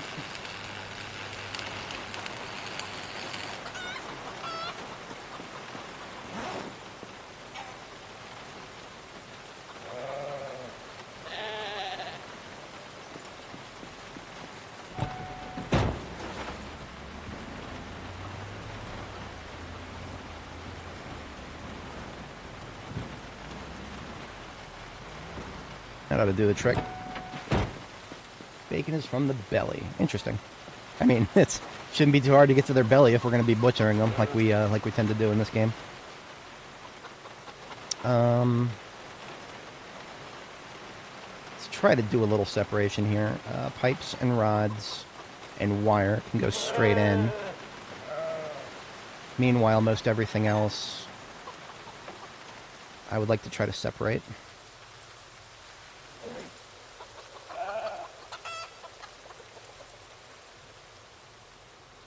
So I will put it into a garbage bag in the trunk. That sounds like a stressed ba. Which is odd because I thought all the sheep were good. Maybe I do need to go pet one at some point. Ah.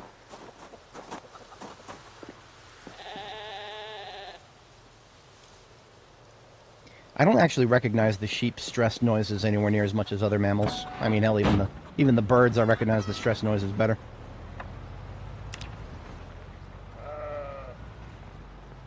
For anybody joining, welcome. We're picking up some animals that we left in the field a while back. Some of them we got to de-stress, but not all of them, apparently. So that's going to take a little bit of work to get them all de-stressed, but the sheep specifically, I'm after them for their wool. These are Rambouillets. I believe they produce wool faster than other breeds.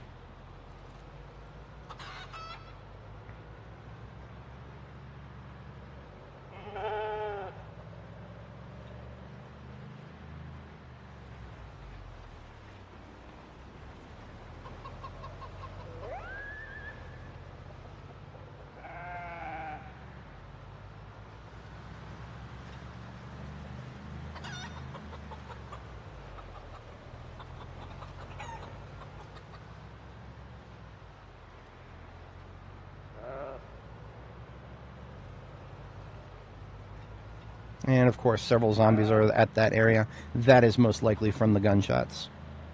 The fact that there were already a lot of them in that area is sus, but the gunshots definitely brought more.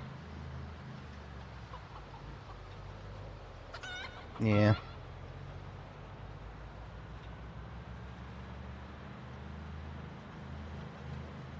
Very interesting that we left this morning with the entire ground 100% covered by snow, and now we are almost home after at the end of the day, and all of the snow is completely 100% gone. It's amazing what just a little bit of rain will do.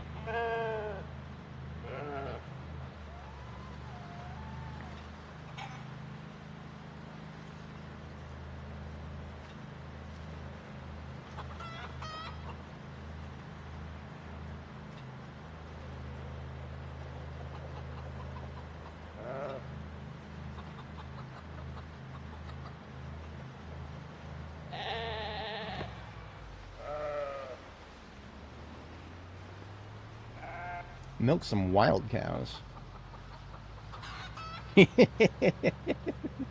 Yeah, no, bulls are, you do have to eventually, the cows, especially now the cows, if they're stressed, they will, not let you milk them, and they'll miscarry if they're stressed. I've had that happen to me a few times. But the bulls, I have noticed that if they are stressed, something I've done in the past to deal with a stressed bull has actually been to back my animal trailer up to it, and then use the interface to put it into the trunk without ever trying to tie it up to a rope or trying to pet it or anything. Basically, I never had to get in front of the bull. You can like put it into the animal trailer without ever getting in front of it, where getting in front of it has been the only time I've ever been attacked. So I can't guarantee that that's the only way to get attacked, but that is from my observation. Home sweet home. We'll drive first to the chicken coop, and we'll drop off... Actually, before the chicken coop, I am going to drop off the Rambouillet females, and I'm going to swap my ram.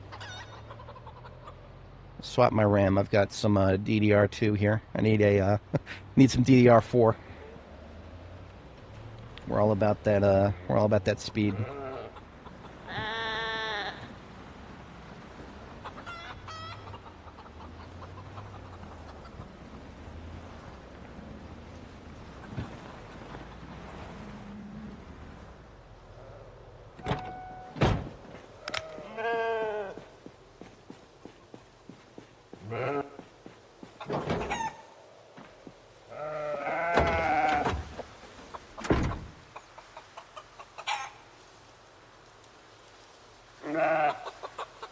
So the Rambouillet U here is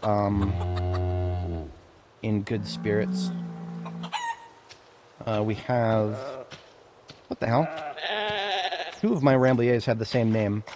That's unacceptable. I need to change one of these. We can't have two Ramblier F1s.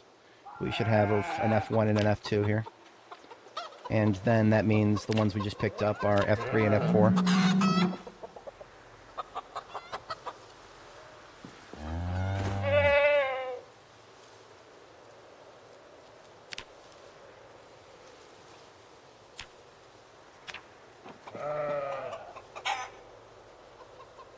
Damn it.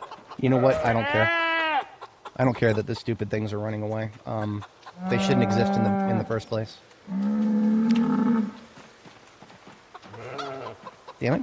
I'm blocking myself in.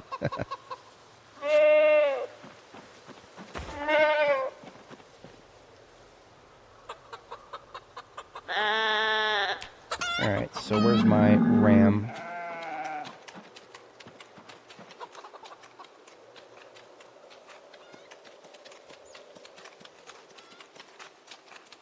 Suffolk ram, right.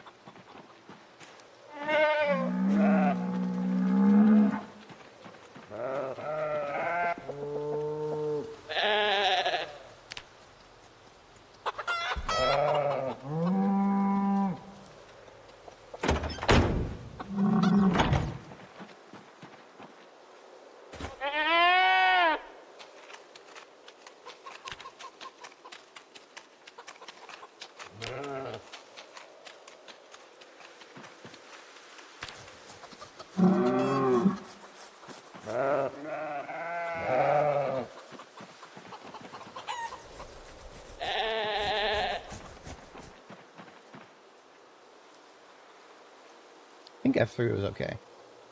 Yeah, F3 is fine.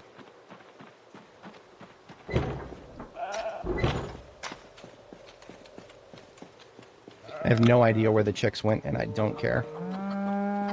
They were accidental hatchlings. I was supposed to clear out all the eggs after I removed everything except for the rooster.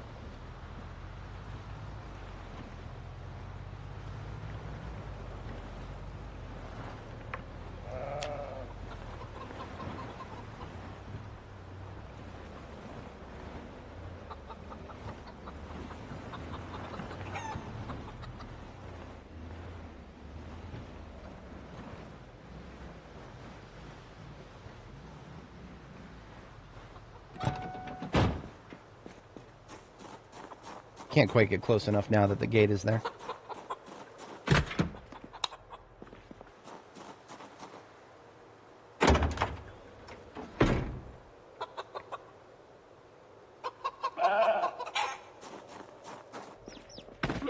damn it, you stupid thing. Get back in there.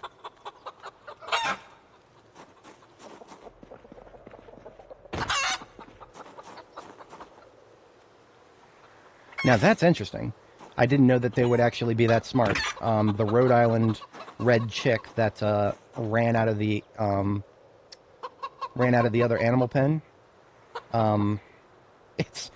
They're both. Both of them came in here to where their mama is. So they're dumb birds, but not that dumb. That's cool.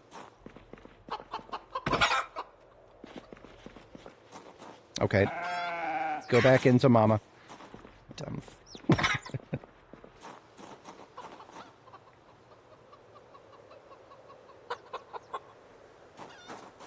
See, this is why being able to get the trailer close is very important, because if it's close enough, you don't have to close the interface every time.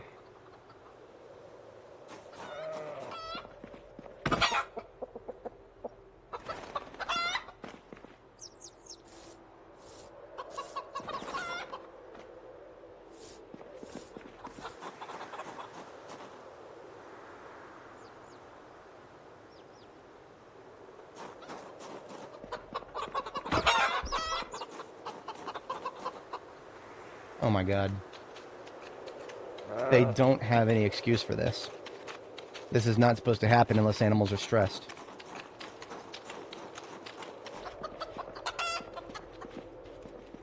Did it not?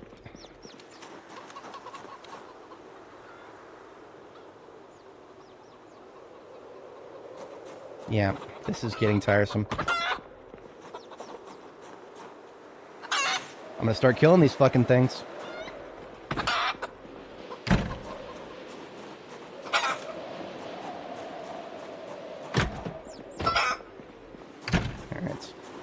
my RAM go? Alright, that's it. Get this guy in there, and we're done.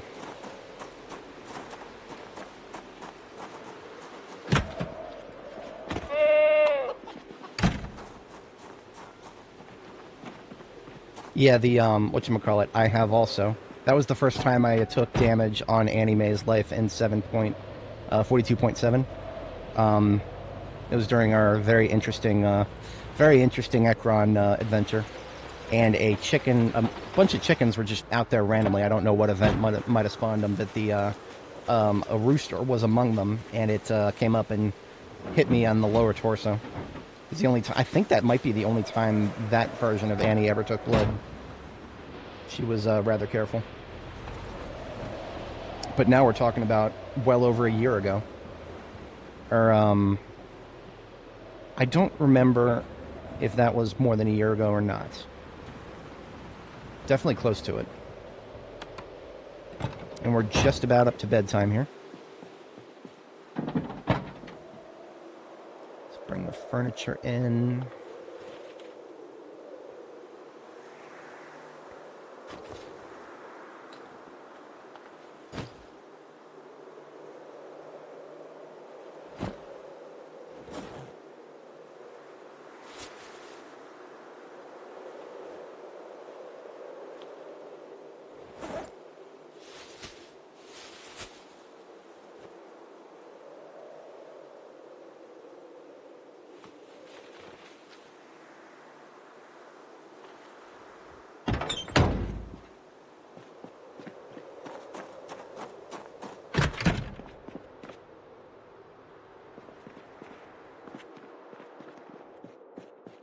I think I'll put up here my, the clothes that I make. Still put the clothing rack up here.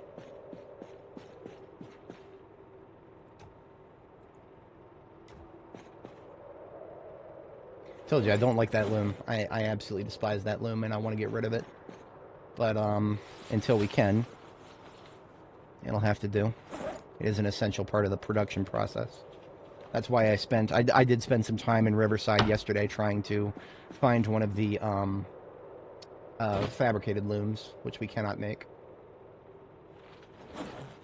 Everything else I'm carrying is either welding related or furniture.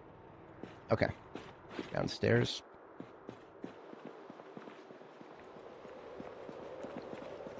I keep colored light bulbs separate from the other bulbs because a lot of them have the same name, just light bulb, but with a different color icon.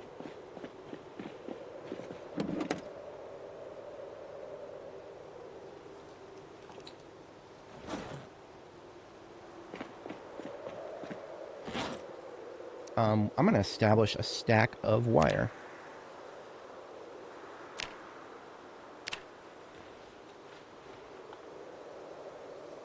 That'll help clear up a little bit of space in my welding storage here.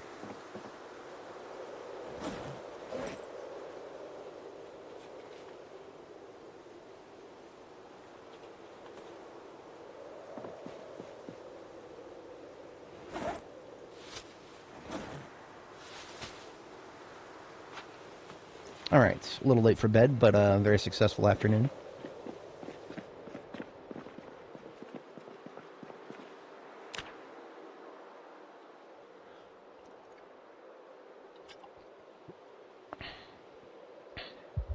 Nightmare at 1:40. That's only about 2 hours of sleep. Well, I need to go pet chickens anyway. Now that I have them here, I need to separate them by name.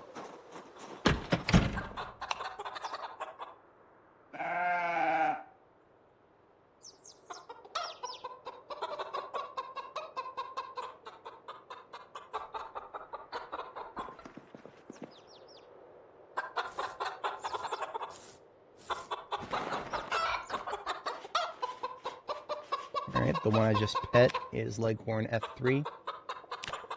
She is now calm.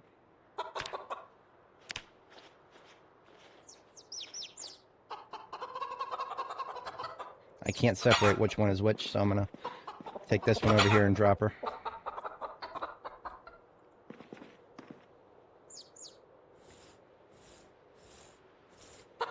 Henceforth, this one shall be known as Leghorn F4, and she is also calm, no longer stressed.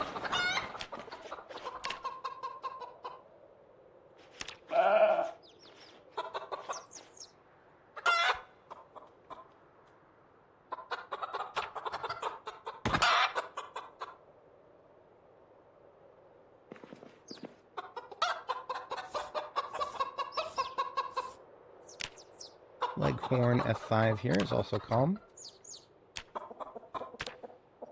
I don't always give every single one of my chickens unique names, but in this case, I want to separate which one is actually stressed and which one isn't.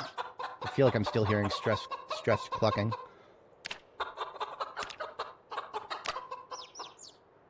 But I think they're all good. Yeah, whichever one was still doing the stressed clucking must have stopped after we... Hey, look at this. Perfectly balanced. We've got 7 adult Leghorns and 7 adult Rhodes. We've got 3 Rhode chicks that I need to do something with at some point, but otherwise we're good. Perfectly balanced, as all things should be.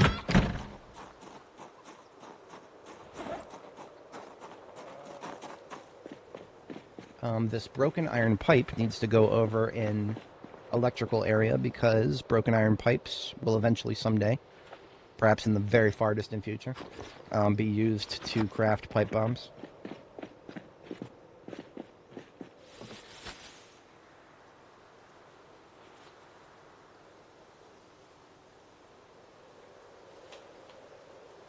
Replacing my own welding torch.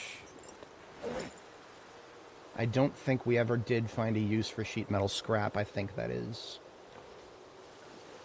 like, you can use it to make a specific type of improvised weapon, but we're far beyond that. So I am very close to the point of just deleting sheet metal scrap. Bacon is one of those things that we should be able to get, but we can't.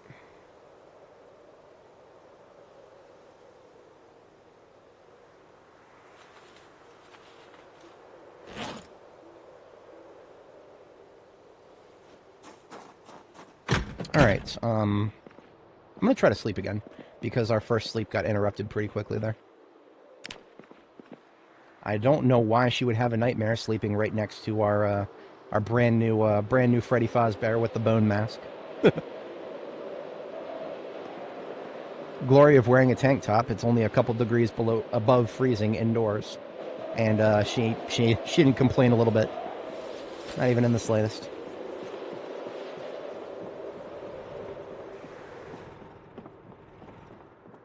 Why did the wind all go away the moment we went upstairs and came back down? We're going to make some more Long Johns here, because that is probably still the best recipe available to us. Oh, no. We did get some the ability to make some gloves. I'm going to turn several of my small leathers, of which we still have 6 or 7. I'm going to turn several of those into gloves. That is a level 6 recipe. And I'm always down for leather gloves. They are best in slot without discomfort. That gets us 265. I knew I wasn't misremembering when I thought that this was one of the best mid-level recipes. I think I might just use up all 7 of my rabbit leather on that.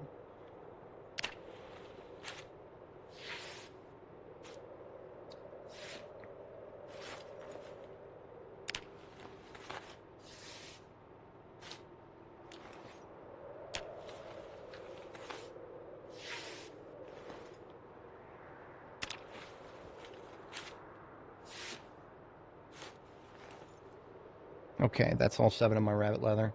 And we are a little over a third through tailoring level 7 there.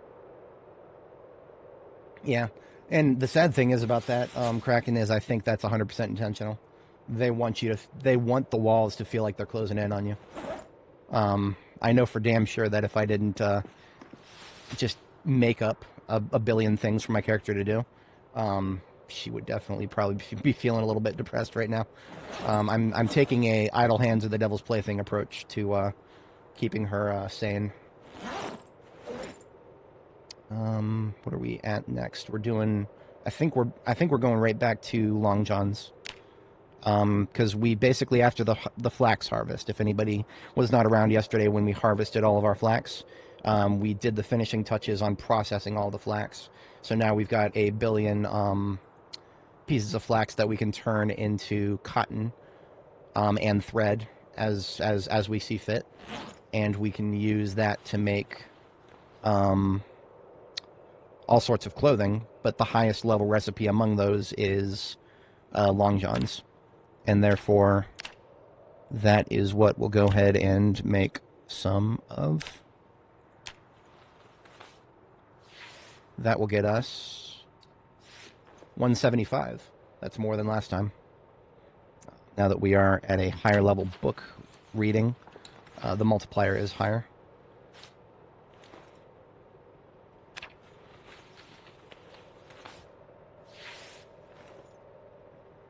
Let me run some quick math here. I think we're about halfway. 4,500 minus 2, 317.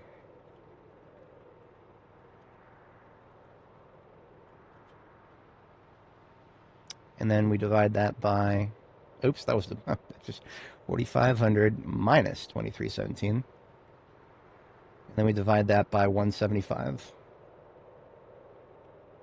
So we need to make 13 more Long Johns to finish this level.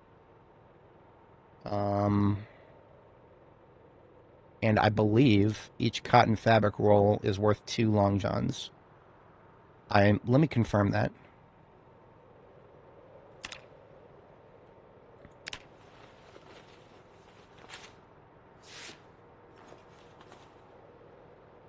I think I might be off. Okay, I think each cotton fabric roll has probably 20 uses based on that ratio right there. See, it doesn't tell you how many uses are left in a roll, but it does tell you how many uses you need in the crafting menu, which again, the game refuses to show you some numbers, but then it shows you others, and the inconsistency on that has always bothered me. Like, early game players who pick up the game and look at food and see that this meal reduces 24 hunger. What the fuck does that mean? Because how are they going to figure that out without a stat bar mod? You basically just got to screw around until you can, or let a mod fix the problem, which, that's what this game is famous for. But here I'm begging the developers to elevate the baseline. That is what I'm all about here. Mods are only as good as the game lets them be. And you still need a mod called Common Sense for most players to enjoy the game. That means there's something wrong. Something definitely wrong here.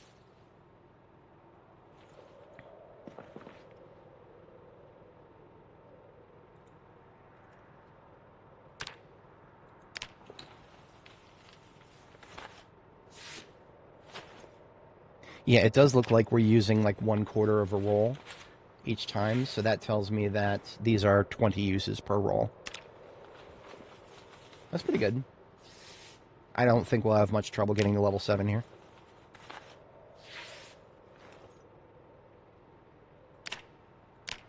Got one full roll and then a little bit left.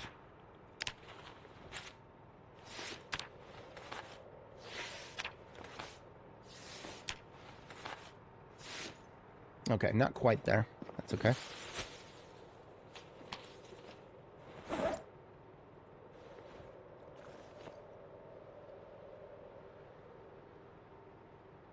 I think we literally just need to make one more.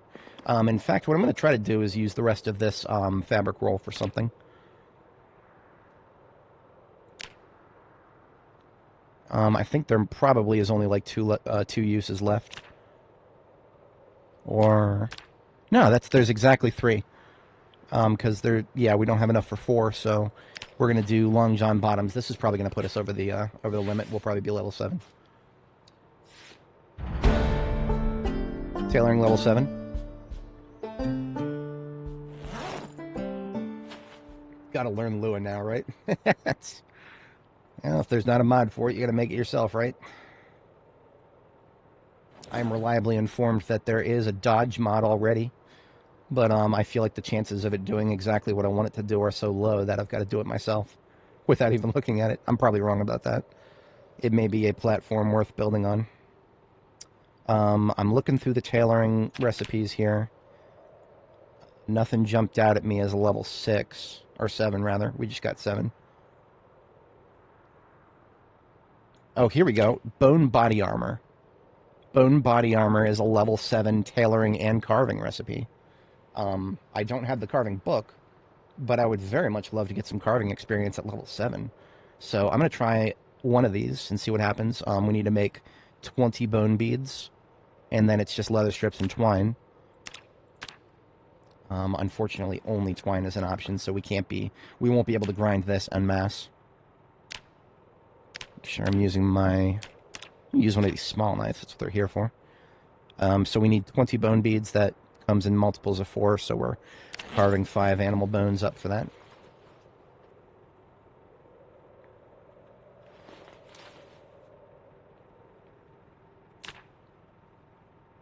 Bone body armor. So this being a level 7 tailoring recipe, it may not give as much as a standalone level 7 tailoring because it is 7 tailoring and carving, so it might split the experience evenly or something. But let's see what we get. 312 tailoring, about 20 carving. That's that right there. That's the difference between having read a book and not having read the book. That is a colossal difference. I think that's my only level 7 tailoring recipe. Tire body armor is a level 6 recipe. Ooh, we can make Western boots, but we do not have any medium leather. And if we wanted to get some medium leather, that would be another fueling the fires activity for half a week at least. It takes 7 days to dry in this game. I refuse to believe the devs did not intentionally make that joke at some point. 7 days to dry your leather. And here's another leather-based recipe. A large frame pack. We don't even have the magazine read for this. Every time I feel like I've got all the magazines I need, I run into something extremely niche and realize, nah, that was my previous character. All right, I'm going to try one more of those carving. Yeah, I mean, this is a great use of animal bones. We have like 27 of the things, and quite literally, this is exactly what I harvested them for, to get a little bit of carving and tailoring. That's why they're up here. So we're going to continue to use that small knife. I'm going to make 2 of those, so that means 10 bones coming right up. Yeah, we can make our own leather boots. Now, of course, they have the exact same appearance as the ones that, whatchamacallit, the ones that are already in the game. So they're the exact same appearance as the looted ones, is what I meant to say. Oh, I forgot I can do this. We basically have infinite twine now. I don't even have to think about the fact that we need twine anymore. You can turn 1 flax toe into a roll of twine. And I don't know if you guys noticed, but we had so many flax toes that was part of what was causing the game to stutter earlier. Yeah, we've got 140 flax toes just in this crate right here. Another 113 down here. Basically, we've got infinite twine for these purposes. I did not realize that we were post-scarcity on twine. That's a good thing. I'm just going to go make 10 right now.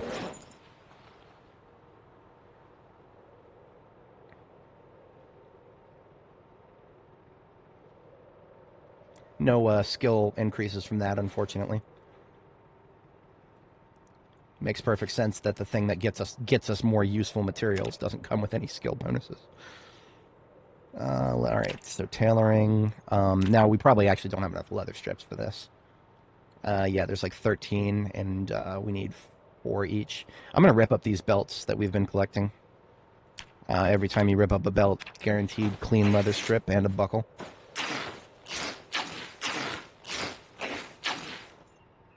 And that leaves us with a total of 20 leather strips. So yeah, we can make another 5 of these,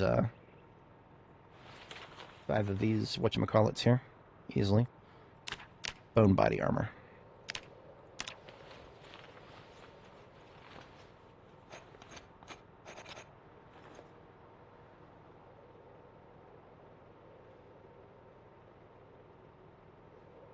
I underestimated that. We actually do need a lot more bone beads.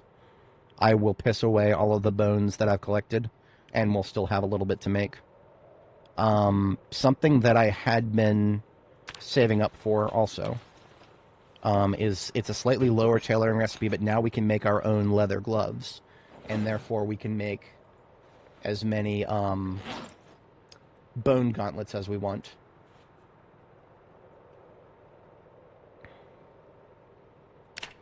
Bone gauntlets do not use bone beads, they use bone pieces. Now, we can also use whichever color of leather gloves we want, and that will actually impact the outcome. So we just used black leather gloves, and that got us 175. That's a great recipe. Because we used black leather gloves, the bone gauntlets we just made actually are black. That's no worry for me, though, because we have metal gauntlets already. And they weigh the same. I actually thought bone gauntlets were slightly lighter, but no, they weigh the same. Metal gauntlets, I think they give you the same protection level as bone fingerless gloves, but they come with bullet protection, too. And I don't think there's any other way to get bullet protection to the hands, that's definitely a thing. I mean, if you're actually trying to engage with PvP in multiplayer right now, that's something worth thinking about, I guess, assuming if you're in a multiplayer situation and you're actually living long enough to level something like tailoring, more power to you, I guess.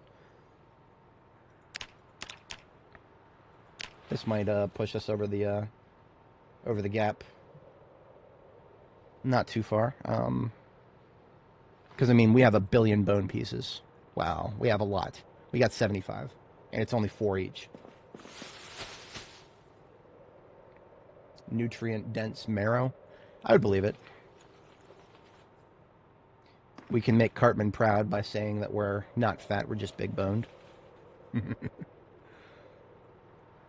He's not wrong, is he?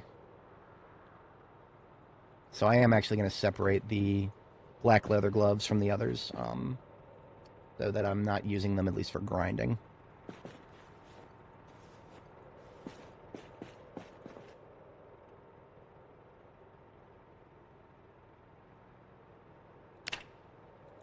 Yeah, we could make 8 more of these right now if we wanted to. I'm going to favorite my own leather gloves just to make sure they never accidentally get used. Even though I'm wearing them, I don't trust this game right now, so...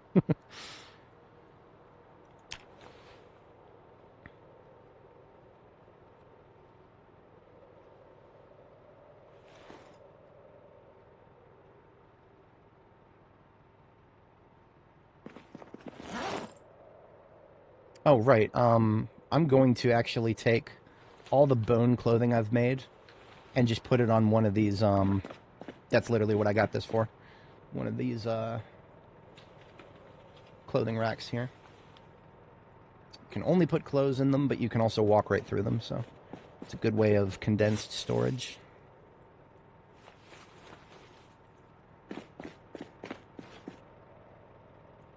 Sometimes I would literally just toss bone armor straight into the trash after making it.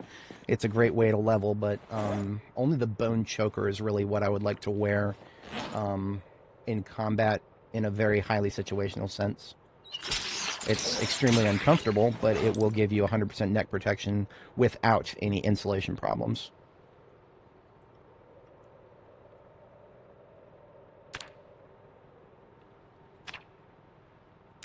So we can make another 6 of those. We're just over halfway through tailoring level 8.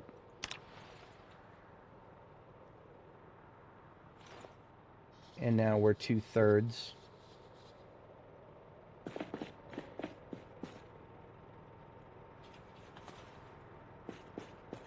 I think I'm going to carve some more bone beads. What did we run out of?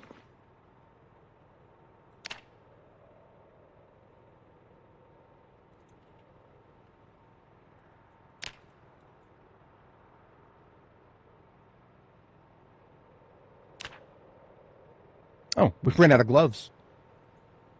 I didn't actually think I would run out of gloves, but we did only have a finite quantity, so that's whatever. We do still have some bulletproof vests with holes in them. That is a recipe to make.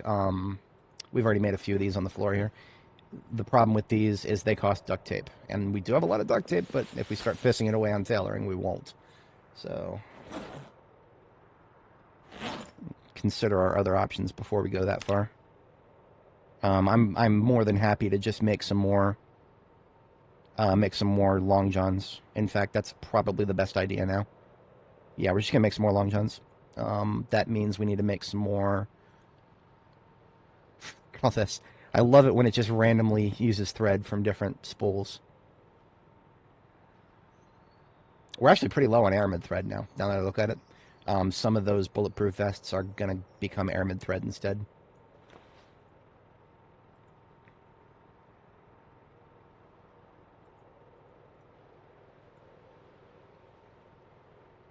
Whenever you hit consolidate all, it seems like the game doesn't understand what the word all means. It'll just stop you halfway through.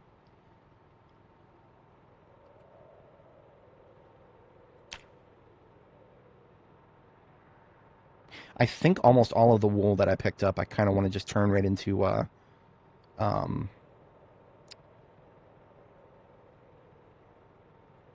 is it? Yarn.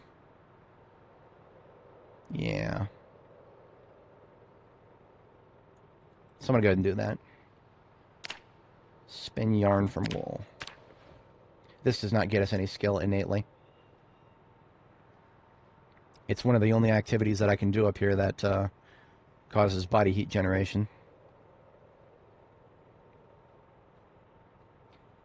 It's a shame I cannot somehow make a electrical spinning wheel. An electrical sewing machine would probably be great right now.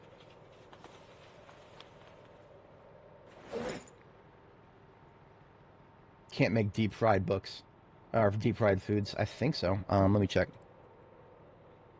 So we're looking at the word fried.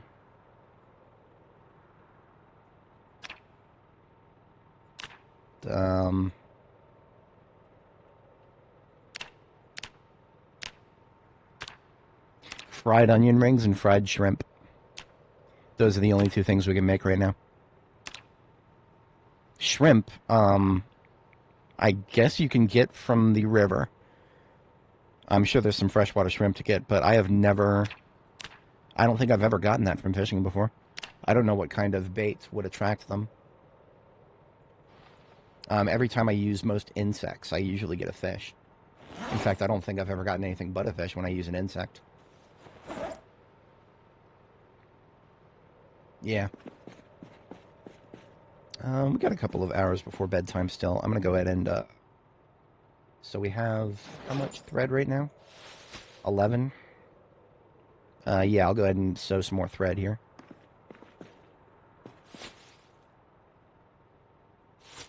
I'm going to take this entire garbage bag of heckled flax and put it in front of the... Well, no, it should just stay there, because I need to spin it first. I almost forgot. So we have to spin the heckled flax into thread. I'm going to do that 20 times. That'll probably use up the rest of the evening.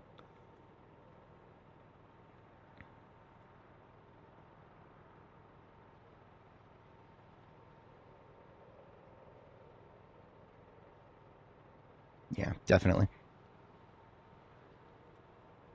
But there's another 20 units of thread to work with. And we're going to hit the set.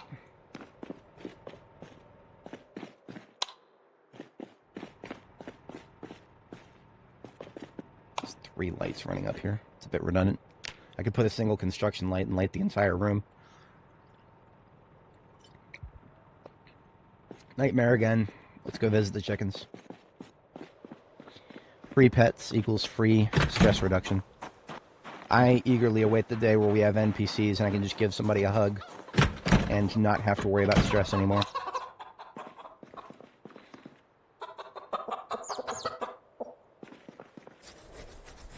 Nothing reduces my stress faster IRL than giving somebody a hug.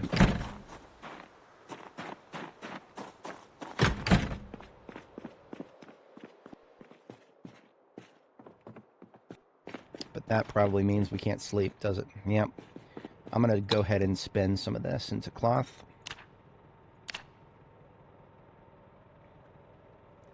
And then we'll try again. Nope, not yet. Tiresome. Literally tiresome.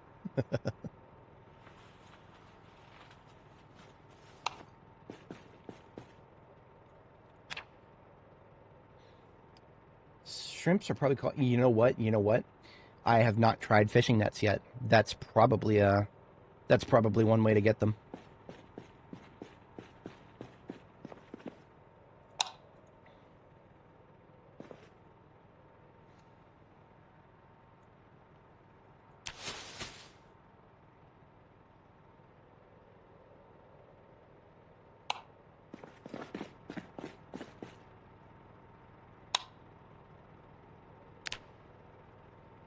Yeah, I can't sleep yet.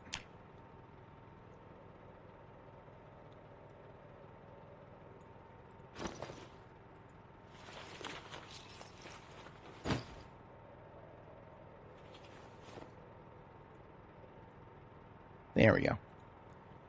We're only about 20 minutes late for bed. That's not actually that bad.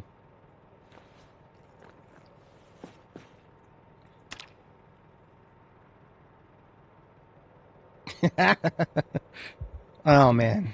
This is so tiresome. Okay, let's go pet another animal. Now, that time we got an hour and a half of sleep, but it was the second sleep, and therefore we will not be able to sleep again for several hours.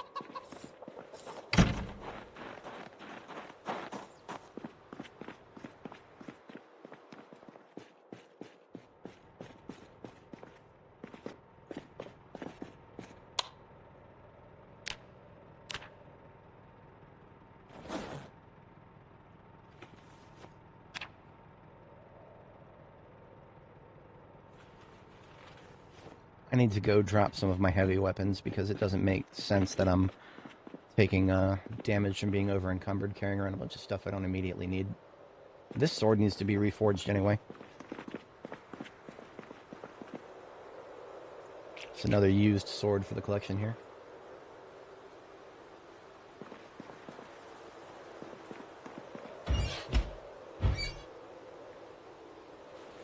I'll do one of those coat of arms decorations on the wall at some point here.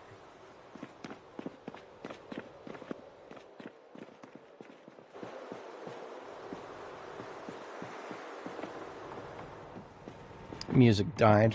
It'll be back, but until then, let's fix it ourselves, shall we? We do a lot of that here.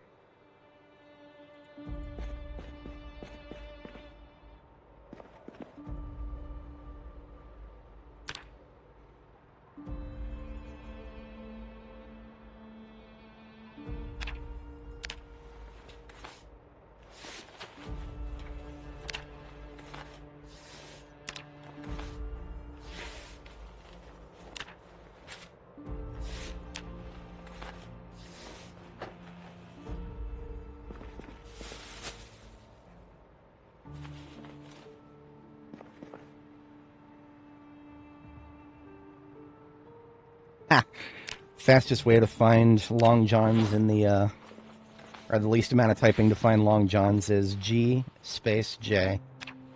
That's funny. Good job.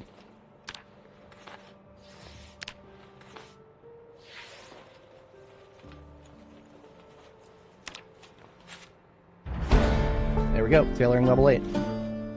As I predicted, we'll have no problem whatsoever getting to 10. We just gotta read the book now. One of the reasons I want to get to level 10 before we deploy is because that means I can start putting leather strips and turn my entire body green, but just by putting leather strips on everything. I haven't even started yet. It's just a waste until you get to level 10, in my opinion. Yeah, you get a little bit of experience, but then you get a high chance of just losing the leather strip and not getting it back. Why would I do that? I went through a lot of effort to pick up those leather strips. I don't feel like wasting them. I could get 10 times as much experience by wasting them in different ways. Alright, it's book reading time, baby.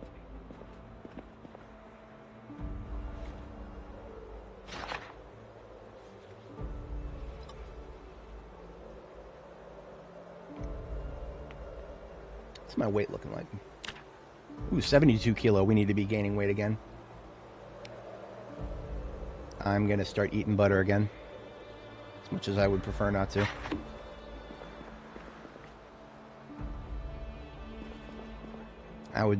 I don't mind making better food. I really don't. It's just, right now, I'd rather be leveling my skills. I do have a bit of a one-track mind.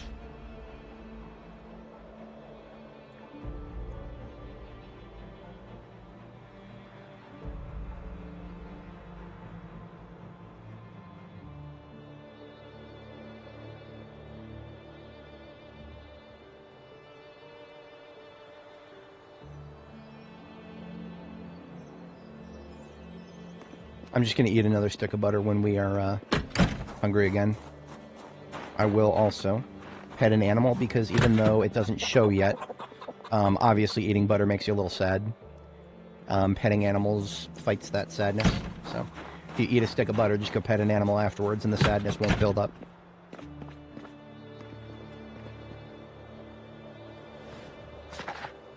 If I had to eat an entire stick of butter in real life, I'd probably just make some, I'd just stick it into some flour along with a pinch of salt and some water and just make something like flapjacks or something. But in this game, you can't do that. You need pancake mix. Tiresome. Truly tiresome. Like, you know, the game incentivizes you to be late. Well, it doesn't incentivize. It just means the most efficient thing to do is just eat a stick of butter. And they try to punish you for doing that by making you sad. But, I mean, why not just give us a couple more interesting things to do with that butter that doesn't come with stupid prerequisites, like, you know, cake. I've got to have uncooked eggs, and I've got to have all this other stuff, and it's tedious. The whole point of eating butter is to escape some tedium.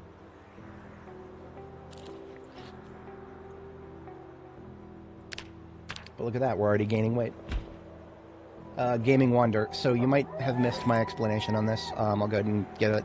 Yeah, basically what you're looking at out here up to the right is 3 rows of flax, as well as some wheat and barley. Wheat, barley, rye, whatever. The wheat, barley, rye, whatever is not important to this. The flax, 30 units of flax have been harvested and dried. That has basically given us infinite thread and cotton to work with.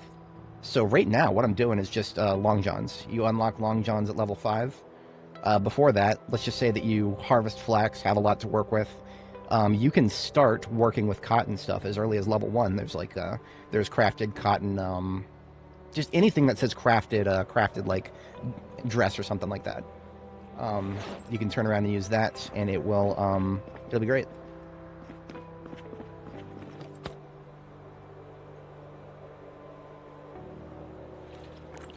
We can also get rid of some stress by drinking Coca-Cola here. Sadness, rather, not stress. Man, if I could get rid of stress by drinking some Coke. Oh, I'm an idiot. I'm an absolute idiot. I forgot to put my reading glasses on. I already read half the book, and I forgot to... forgot to make it 10% faster. Oops.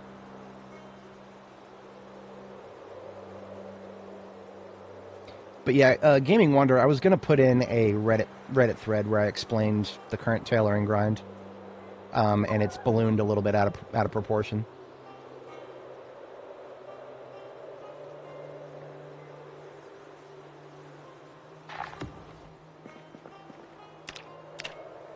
What I am trying to do is get myself into rapid weight gain, so that's one of the reasons I keep eating sticks of butter.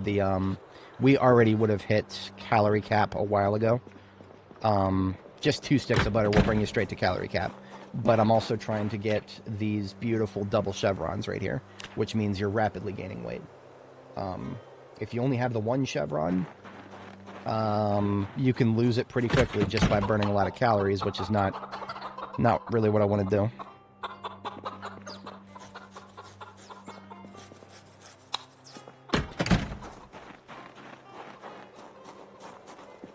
Cooking themed book.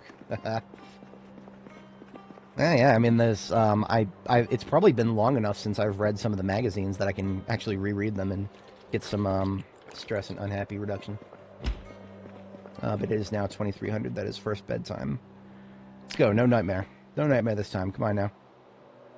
We've had a nightmare every other sleep for a while now. Thank you. Thank you, game. Not an American cooking book. American cooking books just mean add sugar to everything.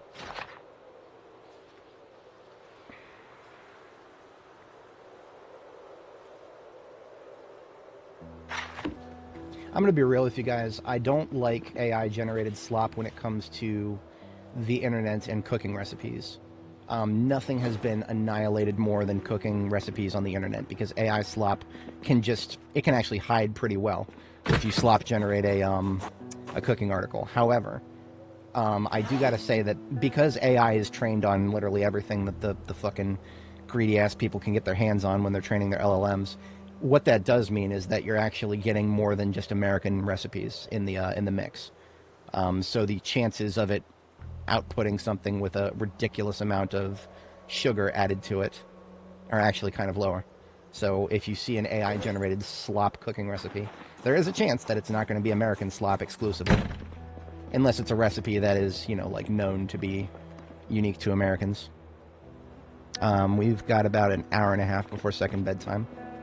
Tailoring 5 has been read. You know what? I love doing this. Now that we're done reading tailoring books, our triumph of packing it back into a book set.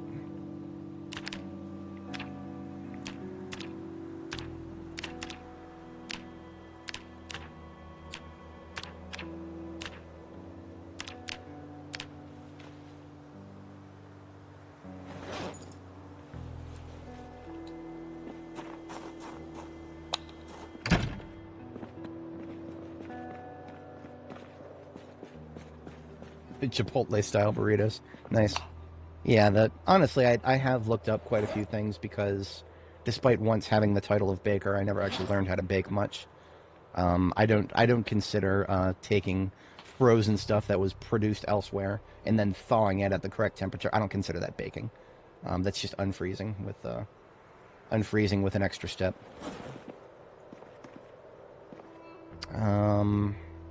Thread. We're gonna make some thread. And should spend an hour here. Probably a little more than an hour. And that's okay.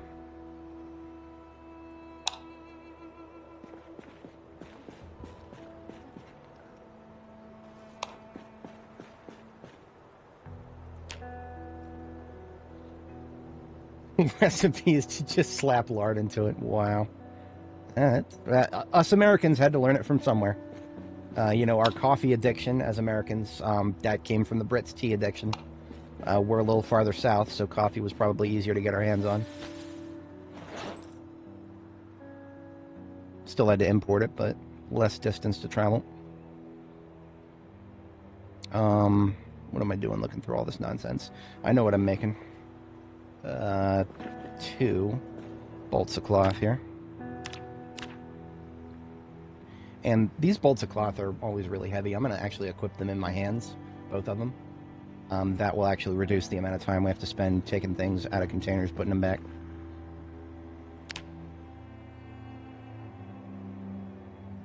Long John time. We're getting a grand total of 234 experience for each Long John now.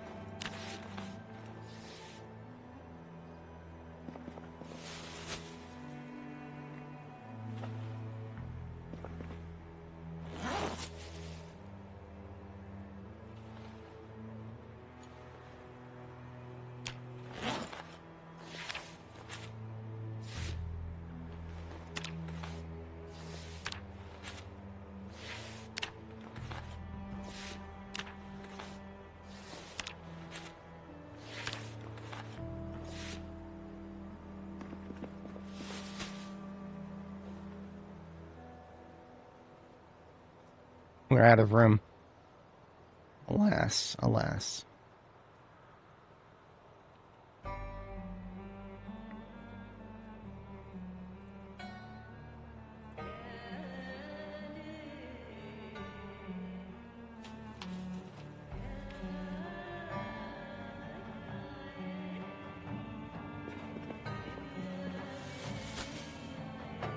Eventually I'll probably rip these up and use the rags for something else. Maybe. I don't know. I might not need to.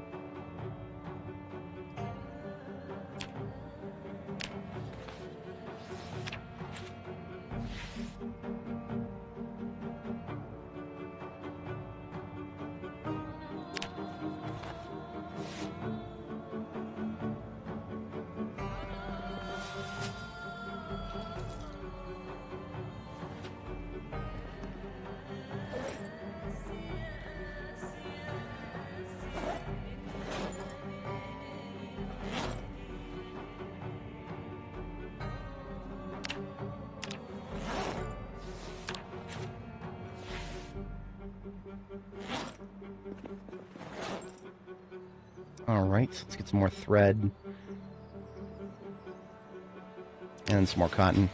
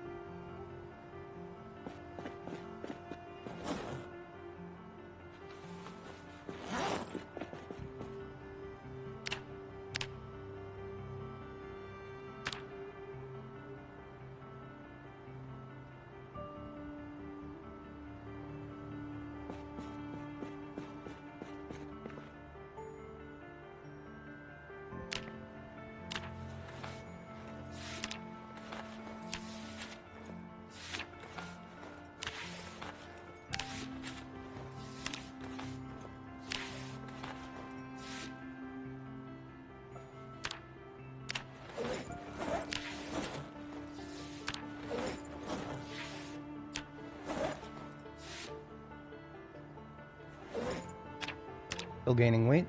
I don't know how many calories using the spinning wheel will burn. That is something that I have no idea, but the fact that it produces body heat when you do it, that tells me it probably is a calorie burning activity. The foot pedal powered object, so we're now level 9. Oh shit. Oh shit, I started using aramid thread. Fuck that, I need to get the aramid thread away from the temporarily remove the aramid thread from the crafting area so that it doesn't accidentally use it for any of this shit. We can get literal billions of thread. We cannot get literal billions of aramid thread. That's always going to be hard to get. If anybody's not familiar, aramid thread is what you get out of things like firefighter gear and bulletproof vests. And you don't get that much per one you rip up, so you can take yourself broke on that kind of stuff really fast.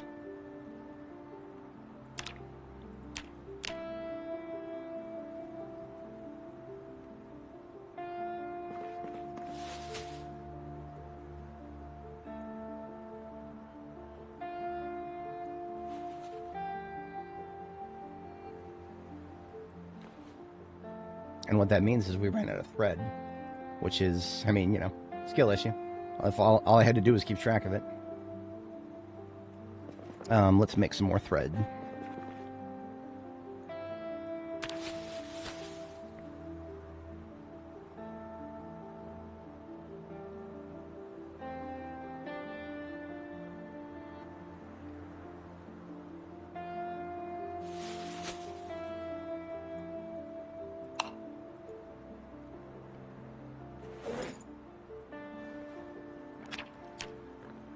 Mass-produce traps for rabbits and then make gloves out of them? I have no idea.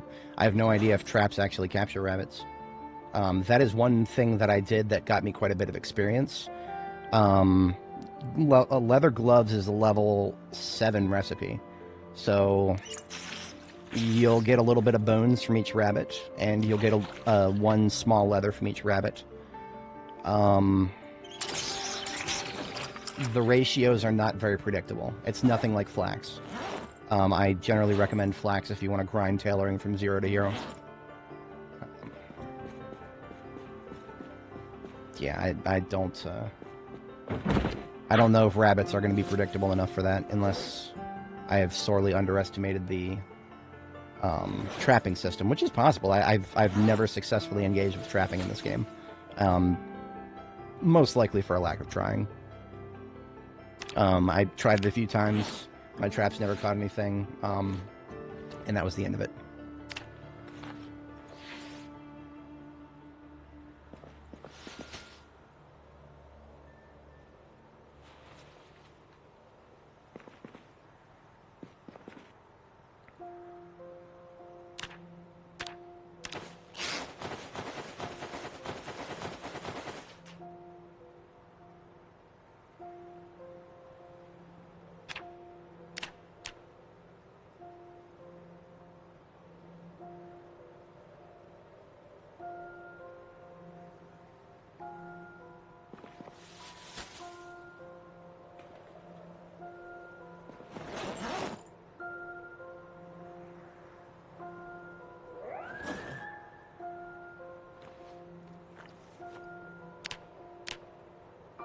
End traps and then leave them for 2 to 3 days. Interesting.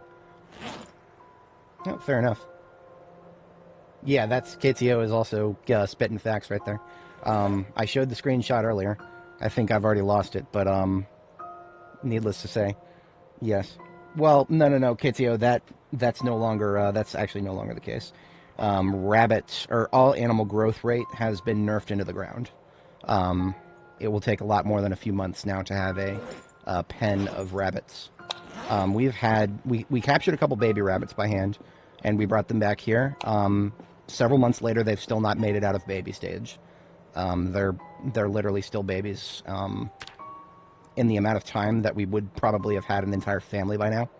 So yeah, whatever the animal growth rate used to be, it has been nerfed into the ground.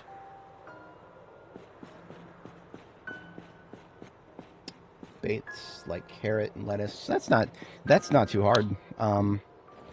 Assuming you are diligent about getting it frozen and keeping it frozen.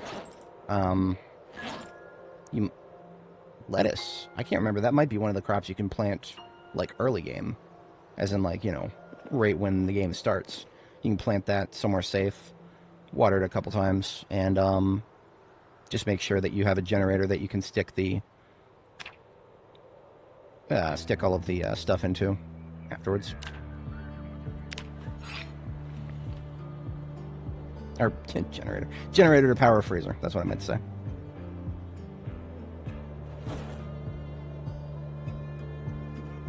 Trap needs to be 40 tiles away. Yeah, that... I can't remember if I did any attempts to count the tiles last time I tried. That was a while ago.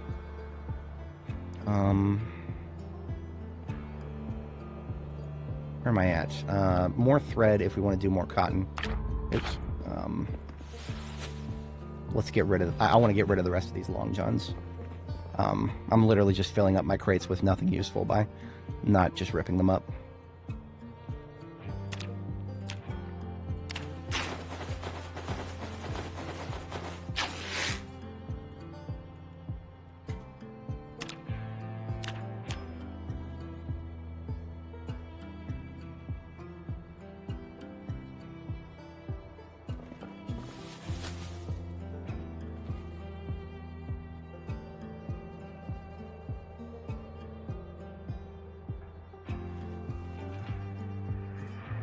A little over 50 rag bundles. That's nice.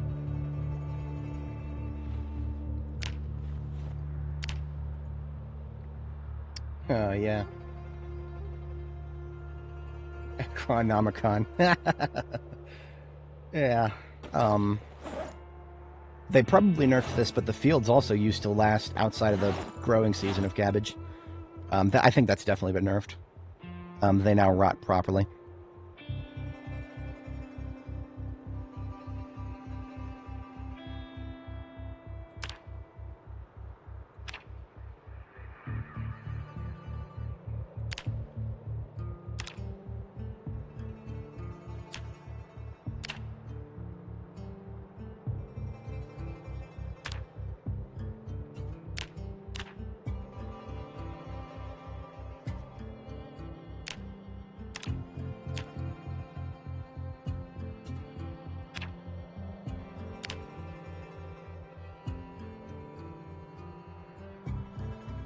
feel like I've tested this before. I'm going to go ahead and test it again. So I did find one black denim fabric roll.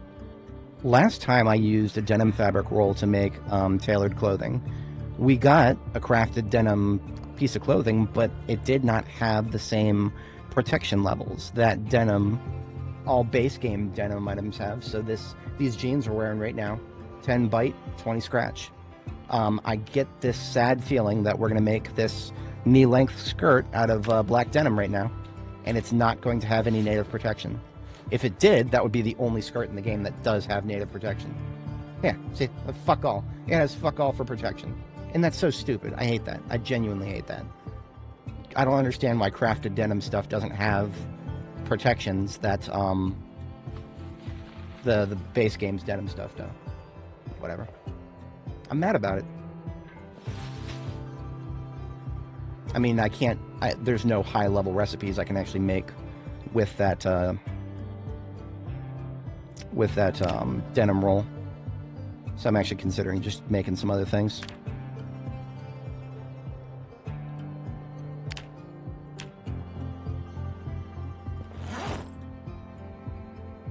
So that was a knee length. I could try along.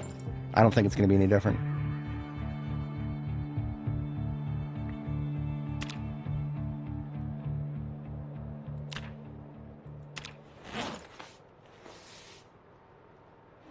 Yep.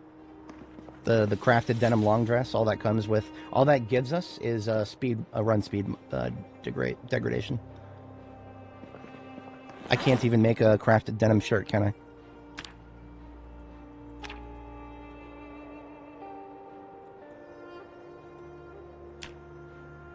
Oh, I need buttons. How the fuck do I not have buttons? I can use bone beads instead of buttons. That's interesting. I'm going to do that really quick. Hang on. Let's carve another couple bone beads. And I would like to see what the crafted denim shirt feels like. It probably is all the same, but YOLO.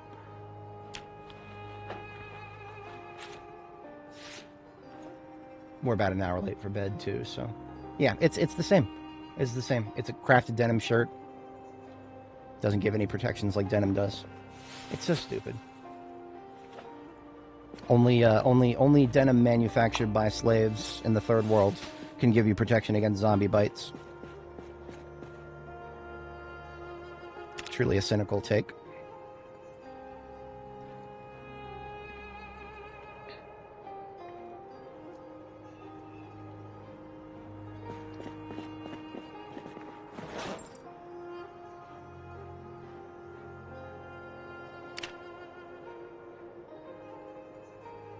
I'm going to try that sleeveless shirt too. I actually am curious mostly what the insulation level is.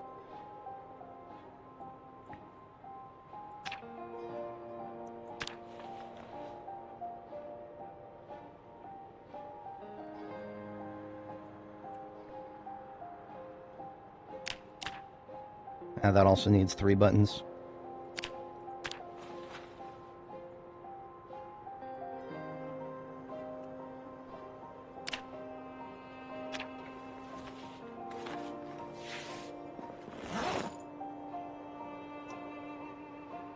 That goes on the Hawaiian shirt layer. I lack the verbiage to describe how useless that is. Why would I want something with higher insulation on the Hawaiian shirt layer? If you're not familiar, there's a certain finite number of layers that your character has that can only certain types of clothing can go on each layer. I call it the Hawaiian shirt layer because that's one of the few things that can go on the layer that's low insulation but also has long sleeves. Comparing the... Oh, okay, I lied about the long sleeves. The Hawaiian shirt is not long sleeved. So the crafted denim shirt is a Hawaiian shirt replacement that has long sleeves. So this actually is something that I could wear in a slightly colder environment and get some better long sleeve protection than the Hawaiian shirt. I might hold on to that. I think that was actually the same niche that I used crafted cotton shirts for in the past. Yeah, okay. Well, that's not that bad. it makes it infinitely more useful than 90% of the other tailoring recipes right now.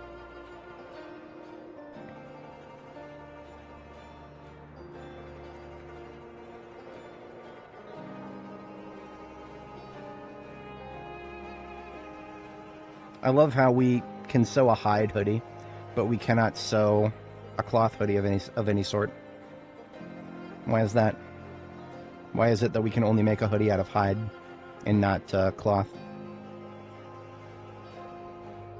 Gaps. And the devs had the gall to brag about all these new tailoring recipes that they added when they removed experience gain from shortening clothing. Fuck you too, I guess. What can I say? I don't really care about a tailoring recipe if it's not better than pre-existing clothing. Like, if it's not better than pre-existing clothing, what the fuck am I wasting my time for? I know they're real big into the Man in the Woods shit, and I understand that. But there's more to the game than Man in the Woods shit. There really is. There's a lot more to it. Whatever. Yeah, we're doing more long johns. It's boring, but it works. We need some more thread for that, don't we?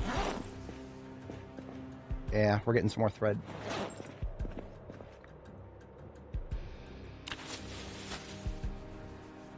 Checking our weights, still gaining.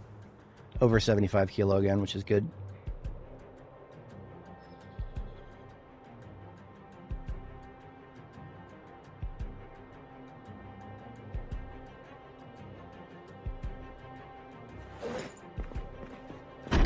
Oops.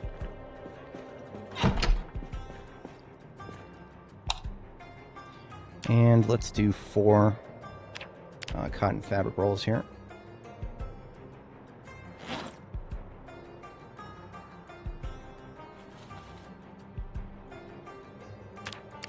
This should be more than enough, I'm hoping. But we'll find out.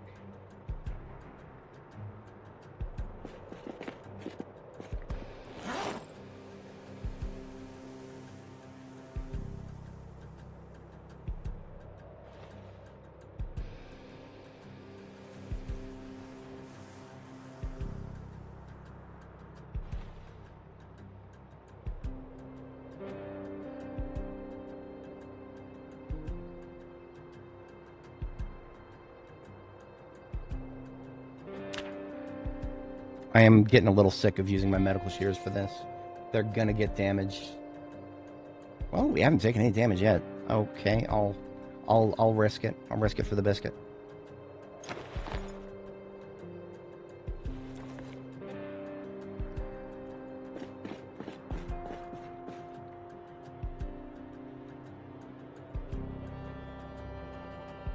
And I'm gonna make them over here so I don't accidentally use something else.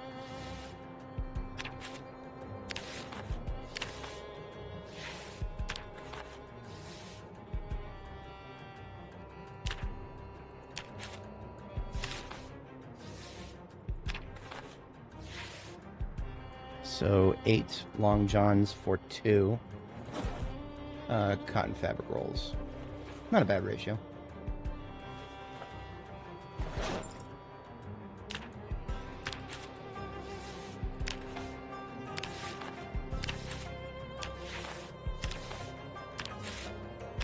Oops! Shit! Fuck! It unselected the recipe, and I almost scrapped my jewelry because of it. I absolutely despise that we accidentally unselect the recipes, and it's because we can't what is it, we cannot set to craft, like, 10 of these. We have to click the button every time.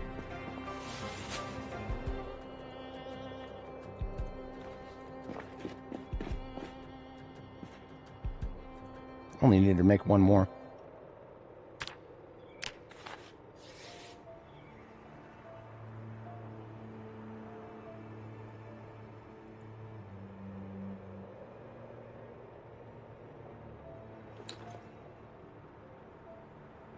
All right, how close are we? We are halfway through to level 10. I love it. I love it so much. Let's just do that again. Like I said, this is what we made the flax for, and it is paying off tremendously. I would almost go as far as to say it's paying off bigly. I mean, it's very rare that you can just grow all the materials you need straight out of the ground to level a skill from pretty much 0 to 10. This is, of course, assuming you have the books. You probably will need more than 30 units of flax to actually go from 0 to 10 without the books. Personally, I would never waste my time trying to go from 0 to 10 without the books. I would just stop what I'm doing and go find the books first.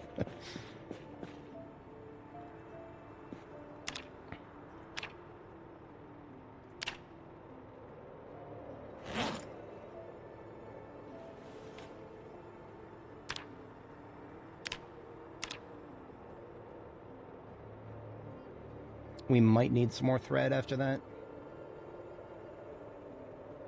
Yeah, well, I think we used up more than 5 last time, so I'm going to sew a little bit more thread. And just like 3.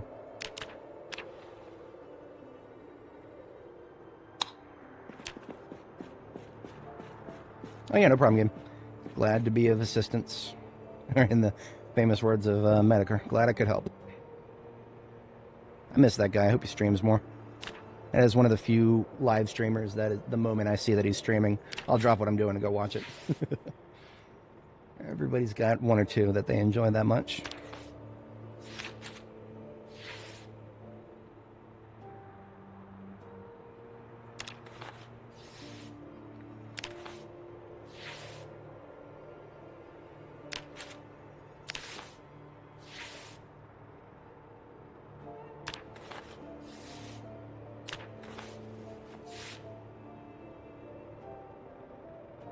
What the hell?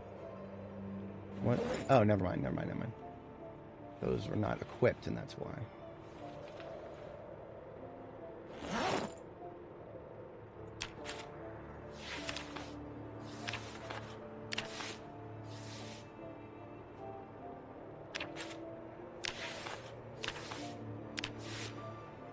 Oh, shit. God damn it, I did it again.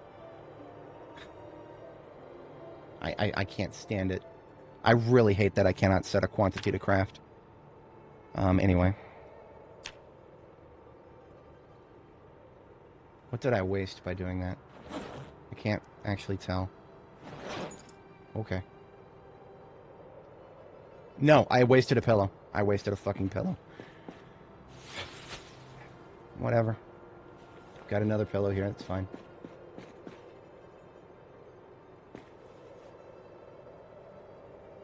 We're pretty close. We only need 800 more experience.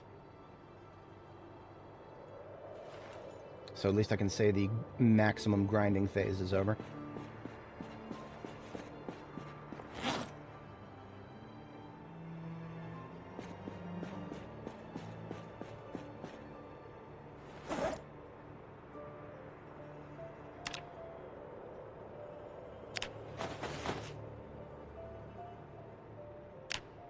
We dropped out of rapid weight gain, so we're going to go eat another stick of butter.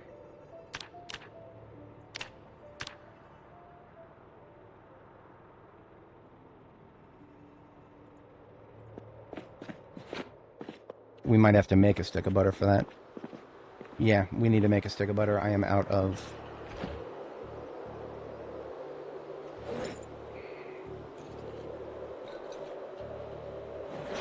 Okay, actually, instead of that, we're just going to overdrink milk for a little bit. That'll just get us... That'll keep our calories in high. Because we're past bedtime. I'm just going to sleep first.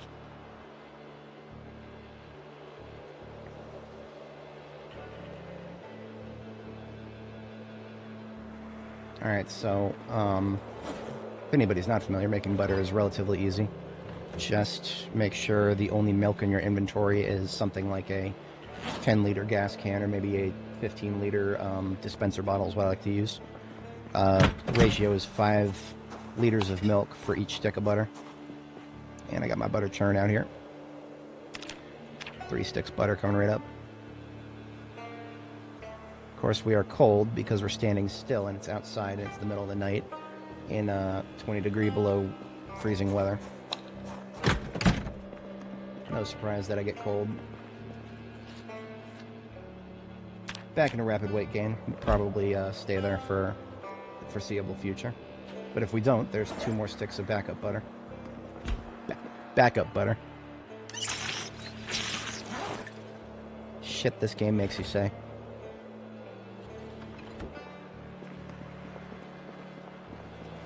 We have a little bit of time before bed. Second bedtime, I'm gonna rip up the remaining Long Johns here.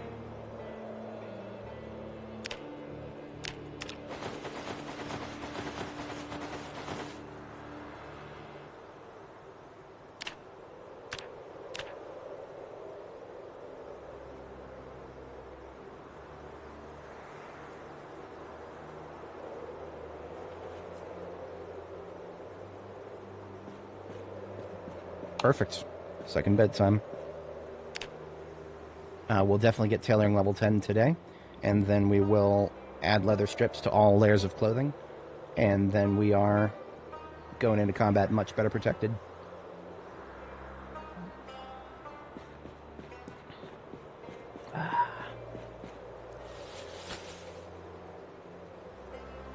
We did go out of our way to make some yarn.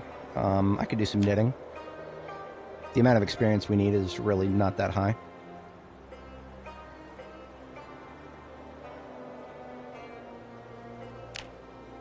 Full balaclava is the highest level knitting recipe.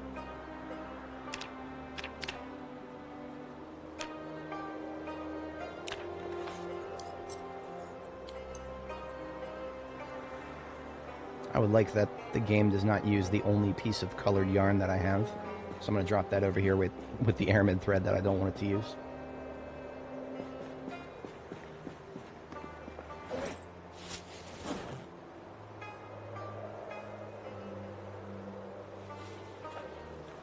No. Bone gives 80 and a lot of discomfort. Chainmail gloves, sure, you can get 100%, but then your combat speed goes into the shitter. That's not a trade-off I would ever make. Any sacrifice of speed is never worth it for me. Speed is what separates us from them more than anything else.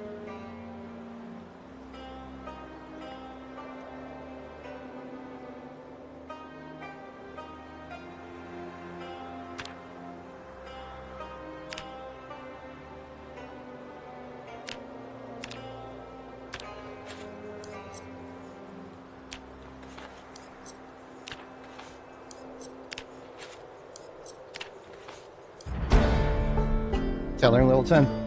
Alright, time to get some thread and leather strips. And by leather strips, I mean lots of leather strips. Where did I put my stacks? I think they're in the, yeah, they're in the containers here. So I'm just going to open like 3 of these stacks of leather strips as a start. Still got a needle here. Then we just need some thread. Long johns and balaclavas. That's what we're here for.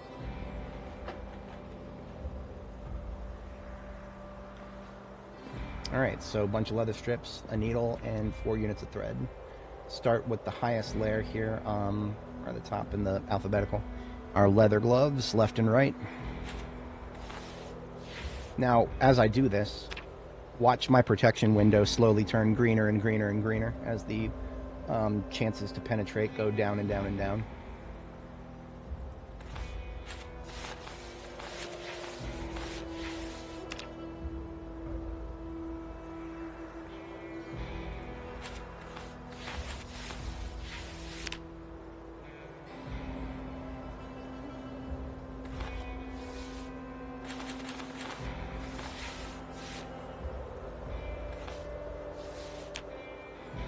And now watch the shade of green go lighter and lighter.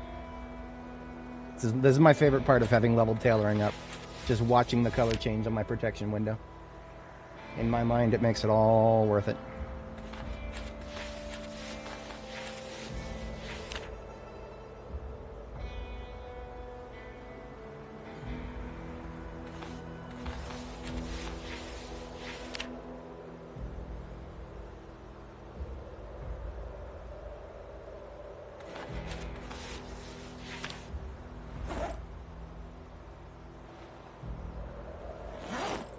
Now, while the color, of course, is beautiful, beautiful light green.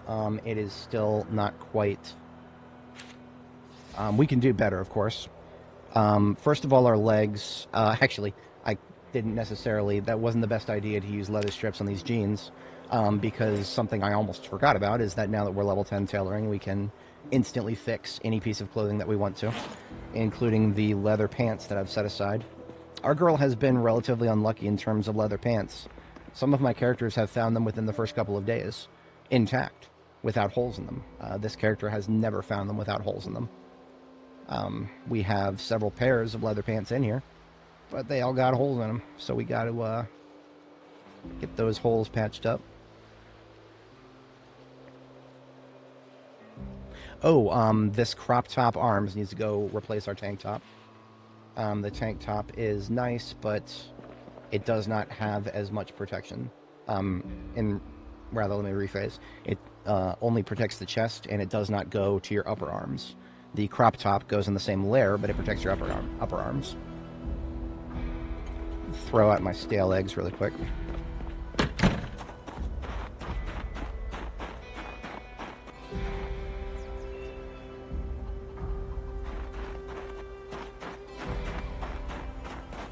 Oh, also, in our vehicle here, we've got a hunting vest that cannot have strips added to it. Because fuck you, that's why. Same deal with the bicycle helmet. The bicycle helmet is actually supposed to be a placeholder for something better. Oh, we never found something better. This girl has definitely not been on the lucky side of things when it comes to equipment, wearables. Patches do not increase insulation, thankfully.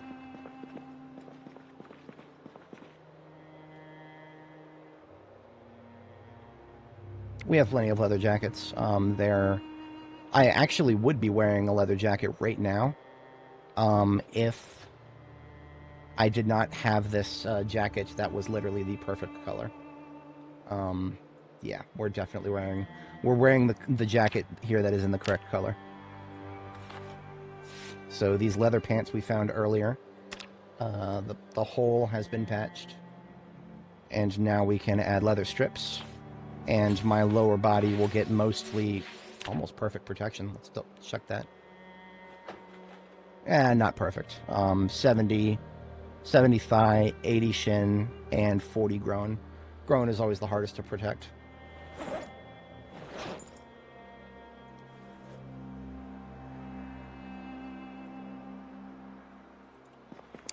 We have a waistcoat here. A waistcoat is one of those things, kind of like a tank top, that there's not a lot of options in what can go in the slot that it uses. So it's basically just a tank top in terms of what it covers and the insulation it provides. Except it doesn't use the same layer as a tank top. And this, by patching this up, this might actually over-insulate us. I'm going to give it a shot, but if we start sweating all the time, then this will be the first thing that comes off.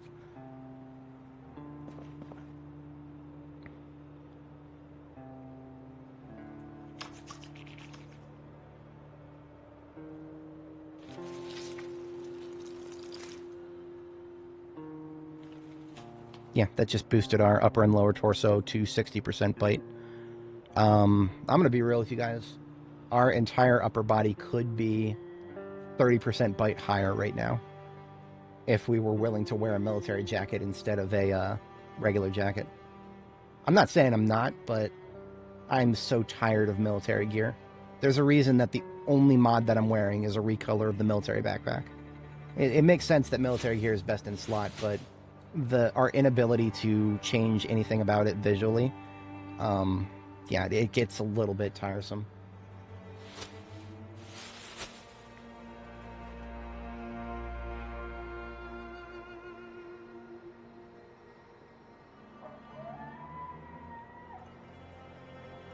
Oh, we have a few layers we still haven't patched up here. Hang on. I need some more strips.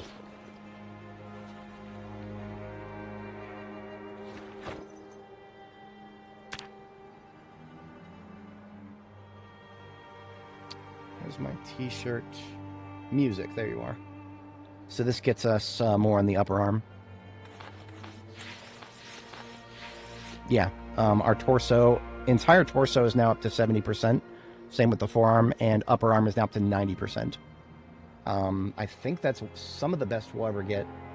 And like I said, we're already wearing a little too much. We're going to get really hot in combat right now. So I'm probably going to have to ditch the waistcoat first, and then a couple of other things that will make my chest a little bit more vulnerable. But all that aside, I am going to have the military jacket here in my armor as part of my armor kit, right? So in the ambulance that I drive around, the combat vehicle, I will be able to, when I decide that I don't want to care more about appearance than protection, we put on this, we get 90% to the forearms and torso, and 100% to the upper arms, as part of our general, combat kit that we wear when we're going into close quarters or some shit. Otherwise, I think we're, yeah, this is peak right here. Do I don't have a bandana. I don't think I can do anything to the dust mask now. I would love to be able to do something to the dust mask, but we can't. And every other piece of armor that I would want to mess with is either already built, or we haven't found any yet. We have not found any thigh guards yet. I'm kind of hoping we'll come across some in the,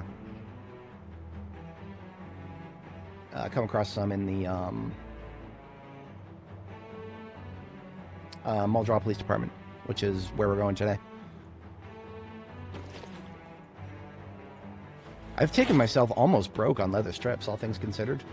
We only have 3 bundles left after I open this one. So that's one of the reasons, one of many other reasons, I don't even bother putting leather strip patches on anything until we are max level.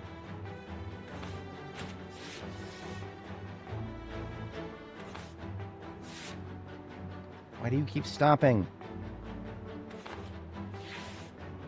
It's probably because she's almost out of thread. Yeah, okay. Well, more thread coming right up.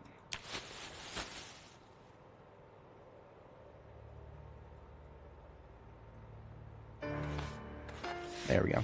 So this crafted denim shirt right here, this is, again, because it replaces the Hawaiian shirt, that is going to over-insulate us. Fuck just happened to my torso? Okay, my torso is up to 70 torso, 80 forearm, 90 upper arm with that. But then we turn around and put on the military jackets. We are up to 100 on the arms. Like, our arms are 100% bite proof right now. It's just, the problem is we're going to be sweating fucking buckets wearing this. And that is what it is. That's why we saved the military jackets and the Hawaiian, or the crafted denim shirt. That's part of our armor kit now. And all the rest of this can get put away.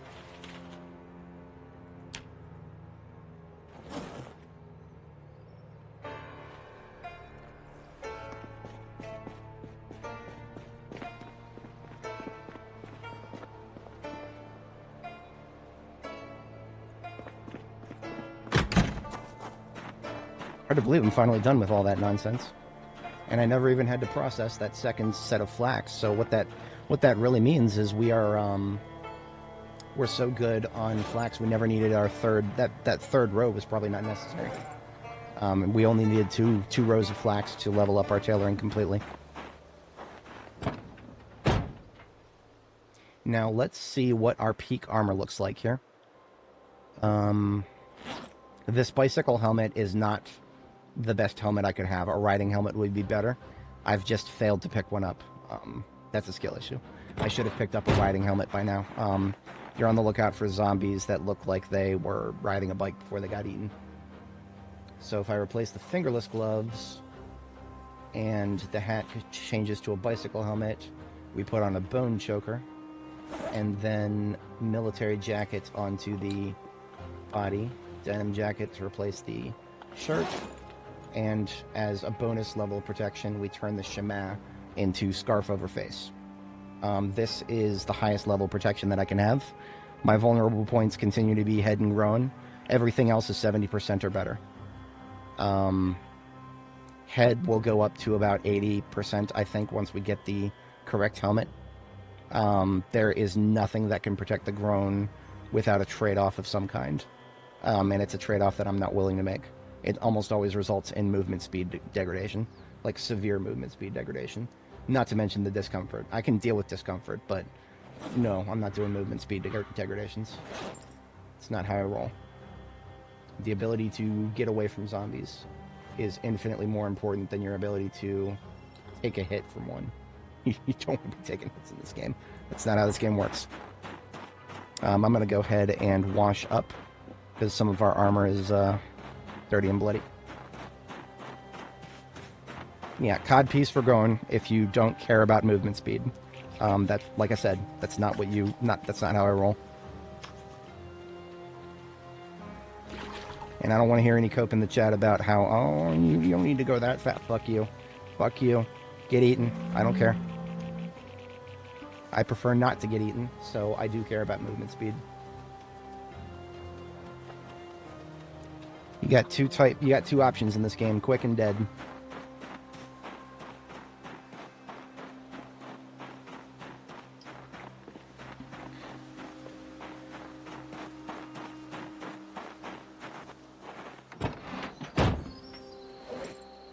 Alright, so our armor kit currently consists of a pair of fingerless gloves, military jackets, crafted denim shirt, and these boots are actually spare boots.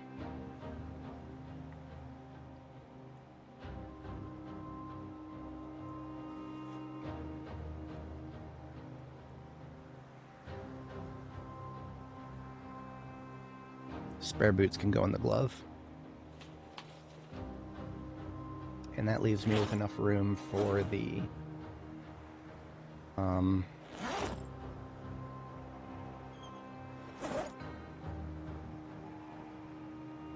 yeah, I mean but that's the problem. Once there's 10 of them on you, or no, it doesn't need to be 10. Once there's 3 of them on you, you're stun locked.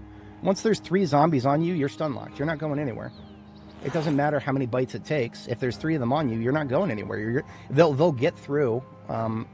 They're patient. They'll wait. They'll sit there and bite you until they get through, because you're not going anywhere at that point. Ask me how I know.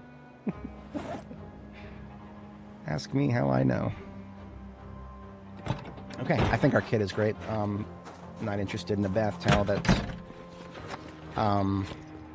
Bath towels are actually necessary part of my kit, because when we start armoring up, we get sweatier and sweatier. Let's go milk the cows before we leave. Shamak can go back to scarf mode.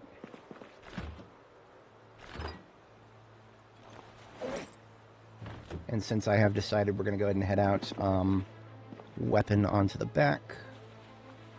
And then we're going to go and top up the generator.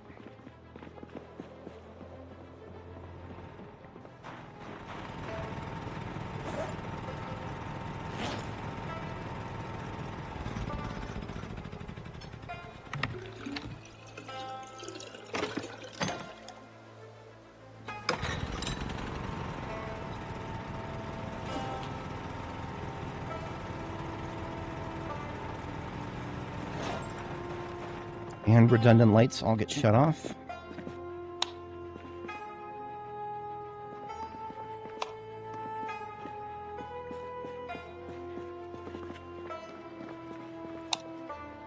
Don't need none of these running while I'm not here.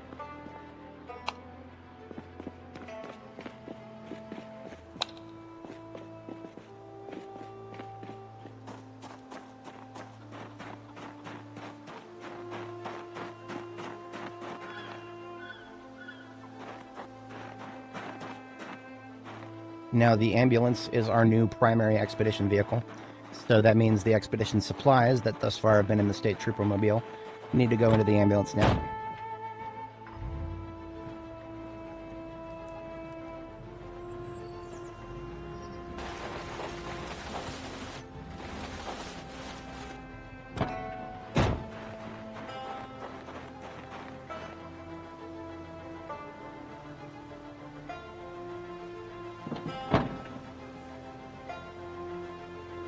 So we have a...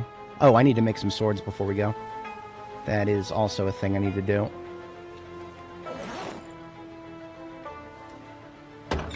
Typically, I'll make a forge in Muldraugh, because it always feels like it's more effort than it's worth to go back to Riverside and make more swords when I know I'm always going to have a lot of materials available in Muldraugh. However, this time we don't have to go all the way back to Riverside. Phallus Lake right here is a very easy journey back from Muldraugh.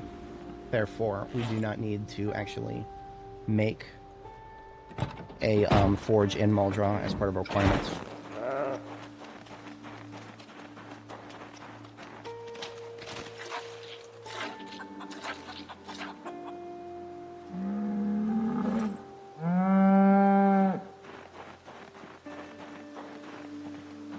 Oop, that's the bull. We don't want to milk him. Drinking that won't be very good for our calories. Maybe good for our proteins and our sodium.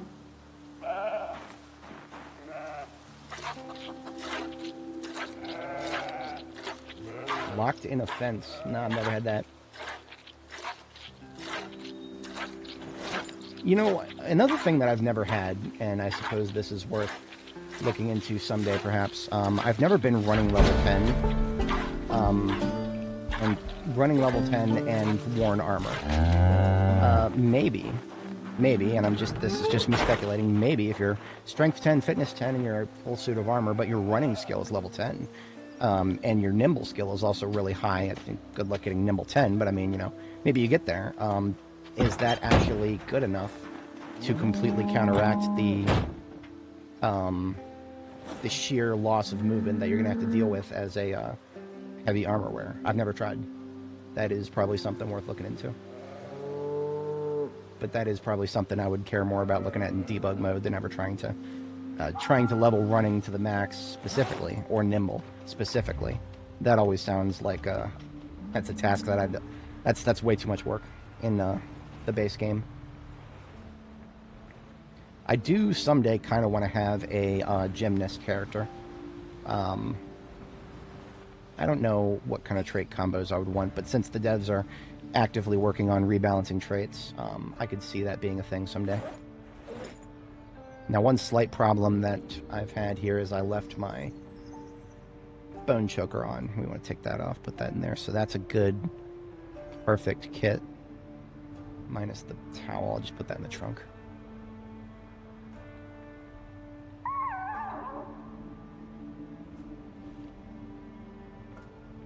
Okay, off we go, folks.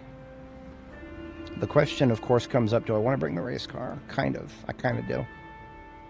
And that wouldn't be too hard. But that also would preclude bringing a trailer.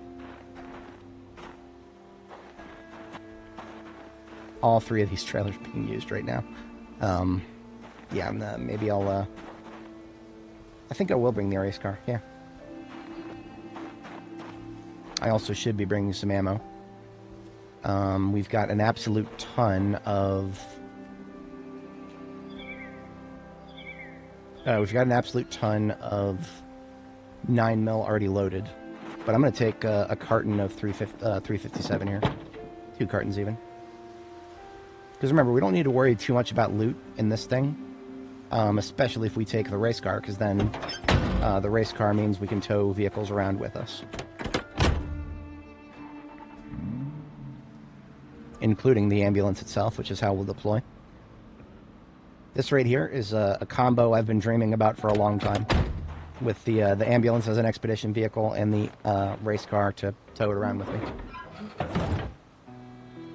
In fact, now that I think about it, can I just put those cartons of 357 into the trunk of the race car? I can. As long as we keep the loose boxes in our ambulance, then we just go to the race car to get more boxes once the boxes are emptied. It's great. I like it.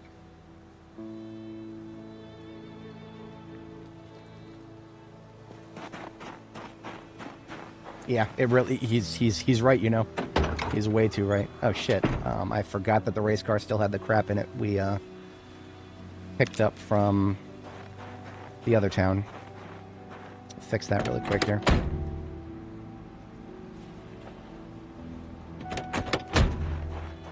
I literally completely forgot about this. And that's okay. We'll just have to make use of it next time we come back, because I have been looking forward to deploying to Muldraw for a while now. I even had it in the title of my previous stream. I apologize to anybody who expected to see it last time. We're here this time. We're here for it. I kind of smelled myself getting to the next level, or the, you know, completely finishing tailoring. I could smell it, and I needed to make it happen. So we got there.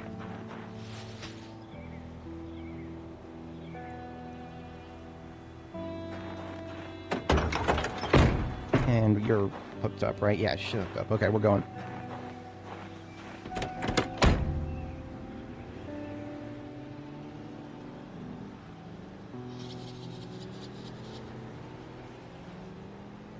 And that's why this works. So, I think the fastest way is no. Pony Trot to 163 is probably the best. Because if we take, yeah, Railview and then Riverside Road, that would just take us way too far in the direction of West Point, which we will go there eventually, but not today. Yeah, well, I would sue me too. But that's okay.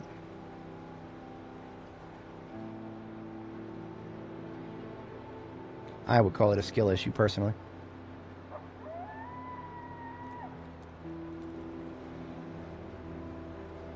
Can't wait to see 50 zombies at the crossroads down here.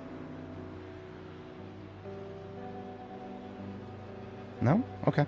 There don't have to be. Actually, wait a minute. Is Pony Trot the one that has... I think Pony Trot right here is crawling with Zeds. And it's, I believe, 163. And Pony Trot, I think this is 6, 1/2 dozen the other. I'm pretty sure that because we can't go in a straight line, I think this is the same amount of road in both directions.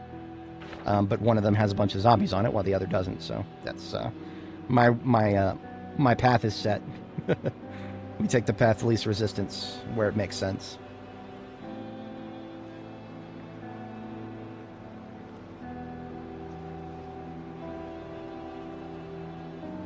I hereby grant you 10 blow mediums in compensatory damages for the lack of Muldraw in the previous stream.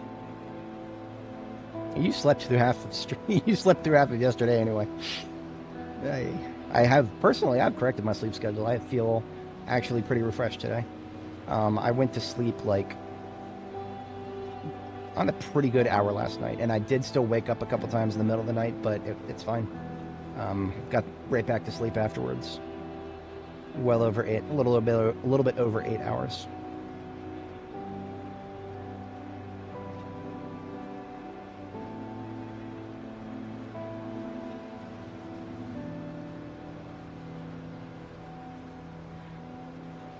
Default difficulty easy for me.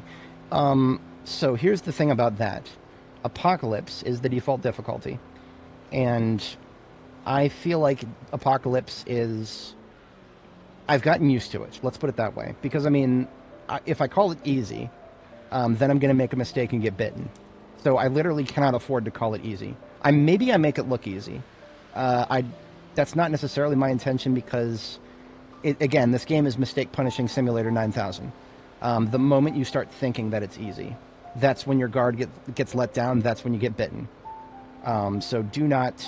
I would say that no, I don't think it's easy, and I don't think that you should ever consider it easy as long as you've got infection turned on from bites.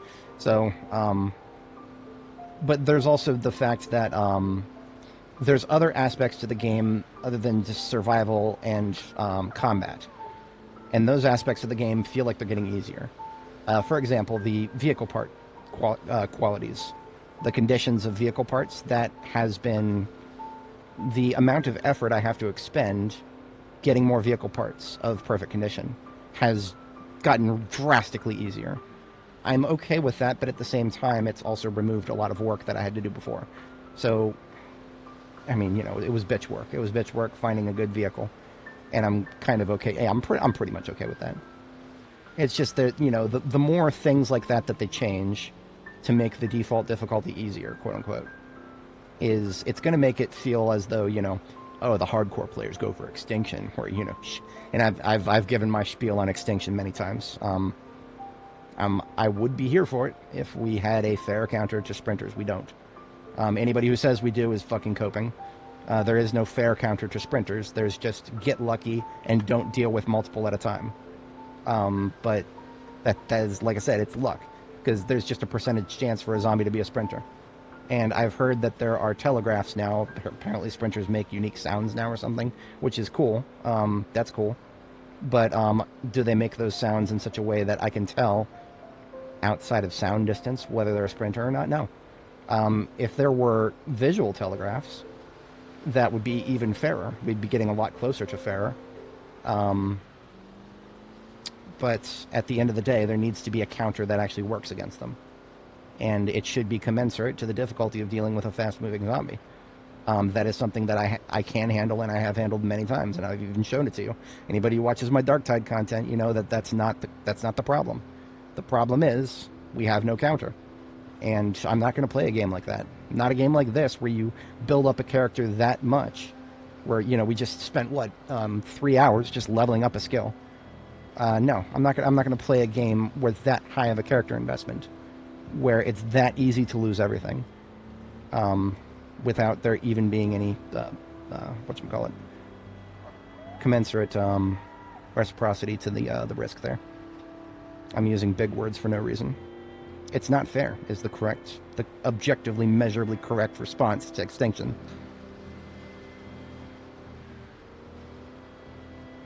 And twitching would be it. Yeah, you know what? That actually great. That's great right there. I would love that. I would love that, being able to see from a distance whether they were, and then being able to hear from a distance whether they are. That makes it a lot fairer. Then I just need to be able to step to a different tile when they suddenly come from around a corner and I didn't know they were there. That's all I need now. That's all I've ever needed, to be honest. I would accept sprinters without any visual or audio telegraphing as long as we had a movement-based counter. You know what? I may be slightly overstating dodges. Again, I always use Darktide as a reference, but Darktide has very good visual and audio telegraphing. That's actually one of the reasons the Tide games are so great, is the sound design and the enemy design. You can tell, I can tell just by a 6-pixel outline in the distance whether a trapper is approaching. And of course, we're gonna catch you. Bagging him up. I forgot to make another sword. It's alright, I got 3 of them. Yeah, and again, KTO, I don't actually really care about that. I mean, night sprinters that was kind of a 7 days to die thing anyway. I'm perfectly okay with it. Now, the ability to avoid them entirely by just not going out at night, that's also an option. But then, that kind of just would slow down the game tremendously. I do enjoy the fact that 7 days to die, again, it has sprinters in it at night, but if you're careful enough, and you take the groups in small enough quantities. Now, also, again, 7 Days to Die is a much better stealth system. If you play 7 Days to Die at night, and you sneak everywhere, not only are you almost never going to get detected, you're also going to be able to very easily escape the situation if you get detected. I can't believe I'm saying something about 7 Days being better than Project Zomboid, but when it comes to sprinters, it is. 7 Days to Die has a fair combat system against sprinting enemies. That being said, it's also fair because those sprinting enemies aren't going to kill you in one hit. Zombies feel stupider recently. I don't know. I haven't noticed anything massively different on zombie behavior.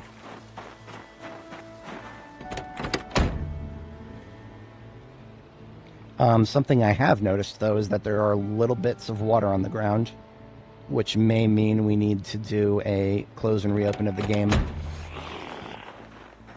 Or I may need to, I don't know, that's not an objective requirement, I just hate water on the ground.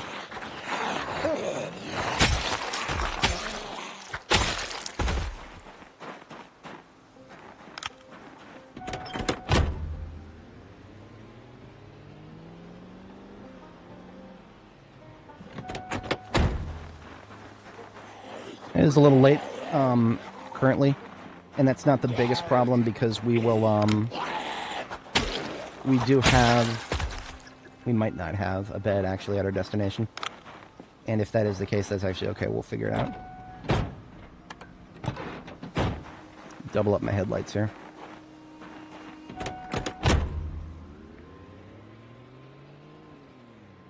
This is the cool thing about towing a vehicle is you can double your headlights and have them at a wider radius. This is going to wake the music up. Stand by. We've been playing it ourselves thus far, but now we'll get a few zombies on us.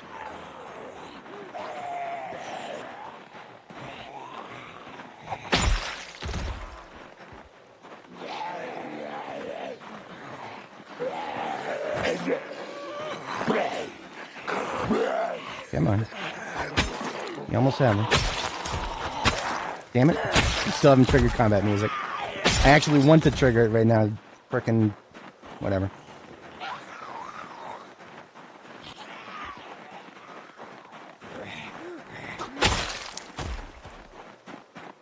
Trees, bushes, water. Yeah, I'm an anti-naturist.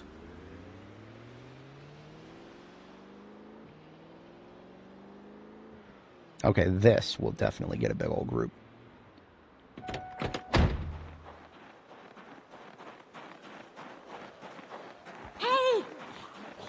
Yeah, that's right. Okay, there's 3 of them. Give me the music. There we go. Finally woke up.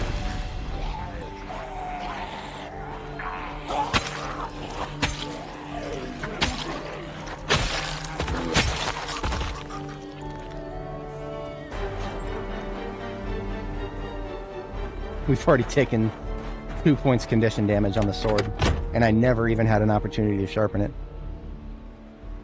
That's no good.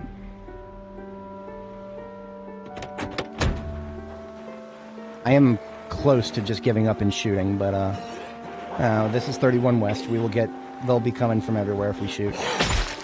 I'm gonna wait till daytime to do that.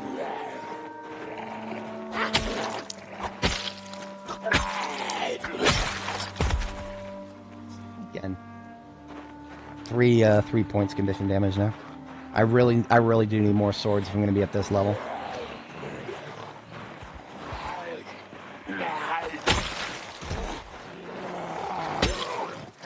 If there was a trait that made you get stressed around trees, yeah, I'd take it.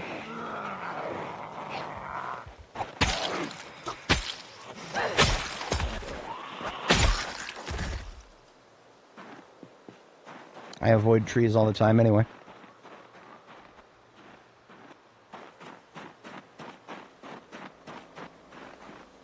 Let's enjoy her. Well, enjoy that stamina degradation. I'm sure when you get exerted, it's all worth it. There's the fatigue. We don't have access to our base yet, so that's the coffee already. I had a feeling this was coming.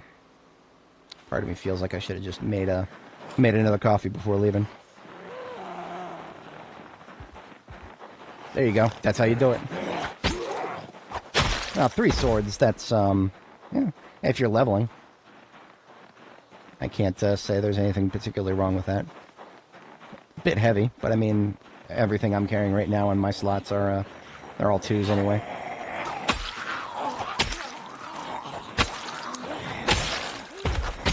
There we go. Now I can read the book. Okay. Now we stop using Longblade.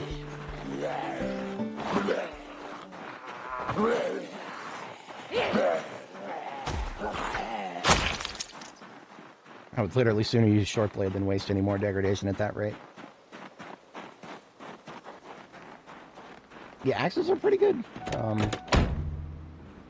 Stone blade size being a cheat code to level 10 main. I guess if you break, they break really easily, and you get a little bit of main experience every time. I think. Oh shit! To the left. I think I'm ready to start discharging, since we are no longer optimally doing Longblade because we didn't have Longblade 2. Longblade 3 we do have, and in fact it's waiting for me in the trunk of the ambulance.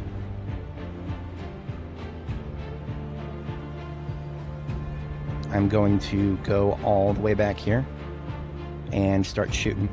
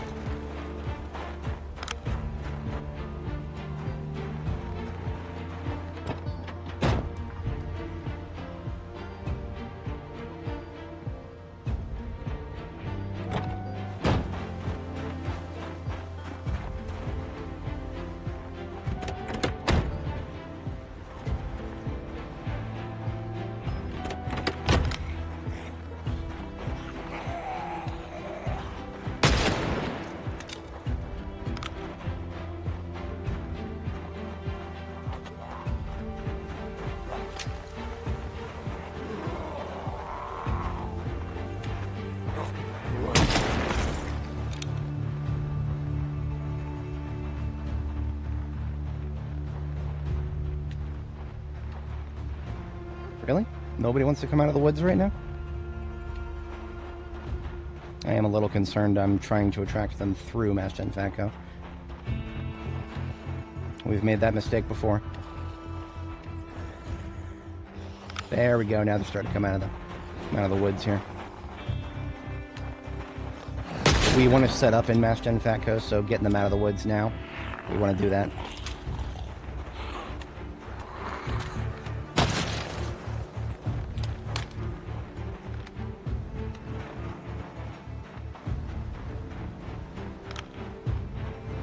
There we go.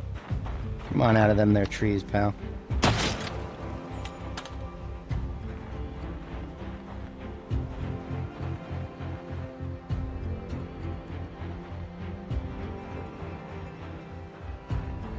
Give up already? Come on now. I'm not going to get anything done like this if you give up that quickly.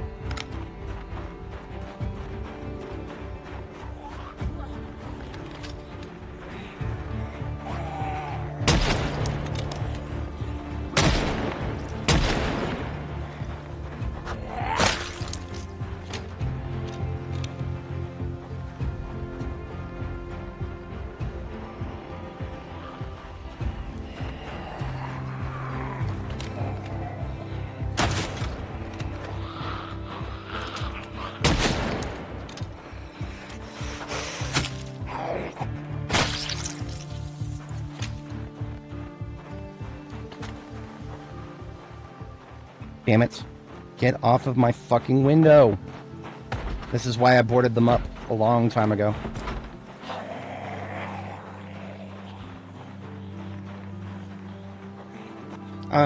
Honestly, I actually don't care that much if they break the garage doors. If they break the garage doors, I can just replace them with welding. And that'll mean they're bigger and I can see through them. I'm perfectly happy with the garage doors, but gates are superior in every way. Every way except convenience, perhaps. There you are. I fucking knew there's always a lot in the forest. The trick is getting them out of the forest in a controlled fashion.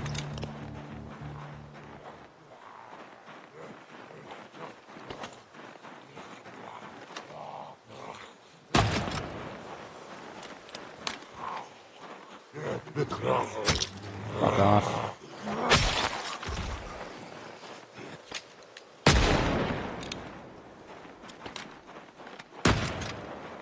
Nobody enters this road.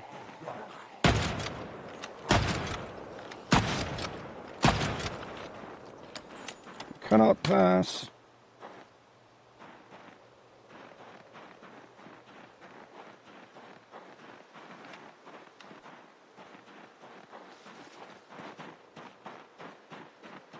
I was genuinely expecting a lot more up here to the north, and I'm not even 100% sure why.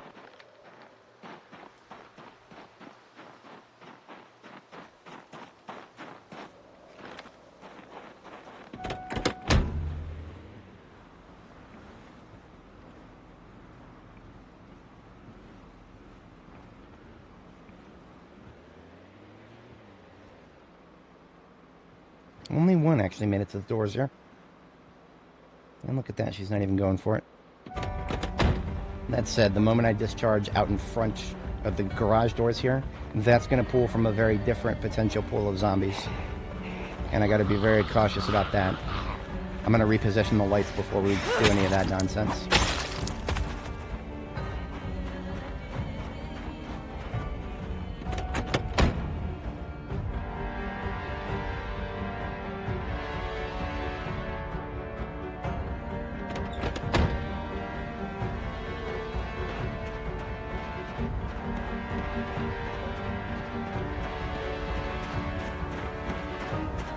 Now, if I had made it back here, or made it to this point just a little bit earlier than I had to start worrying about fatigue, I could just sleep in the house over there, or the domicile above the bar up there.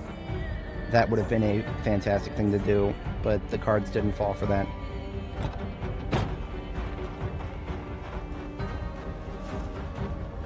Alright, we are now in let's clear everything in this area mode. Because again, this is going to be a place I'll be staying at for a while.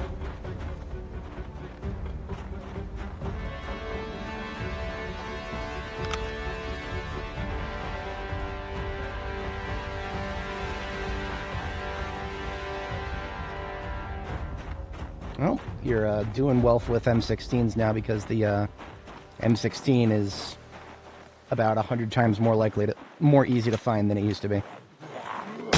M16 used to be a joke here on this channel, because for all of Nora and all of Annie's lifetime, we only ever found the single digits. So that's the last 2,000 hours of my life in this game. We found a couple of M16s in total, like 4 or 5. And then this patch came out, and now Dani here has 20-something M16s. Yeah, it's great. It should have been that way from the very beginning, because the army is not going to be going to a checkpoint at this scale without some of their whatever rifle they've got as a duty weapon. It was ridiculous that we never found many M16s at checkpoints to begin with. Glad that era is over.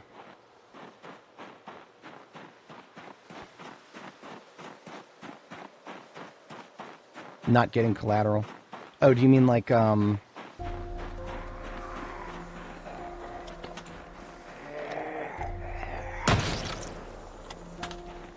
using firearms is definitely a tactic.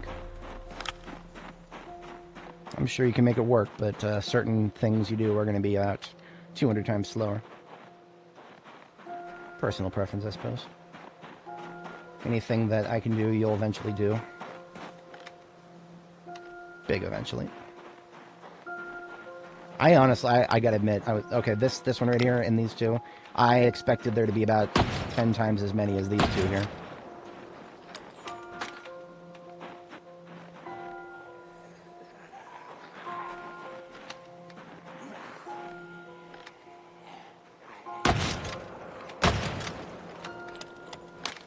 Come on out of that fucking tree.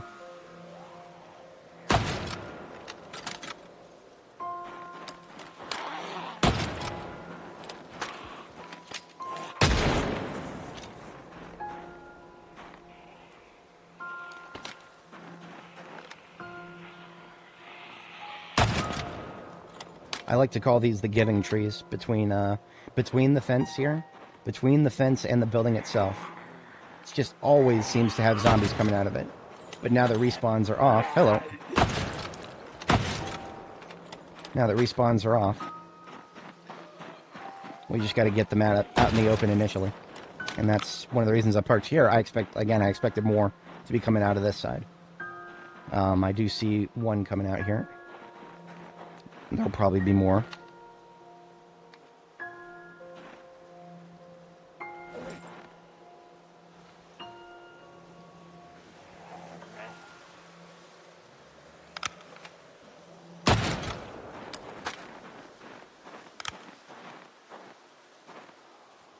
One slow coming out of the woods to the right. Too fast coming from the left.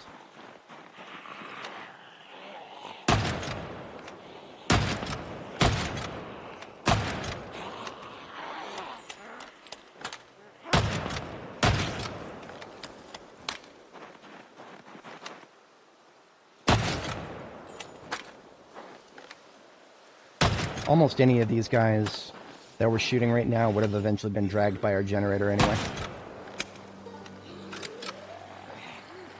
That's another jam. Fuck did she come from?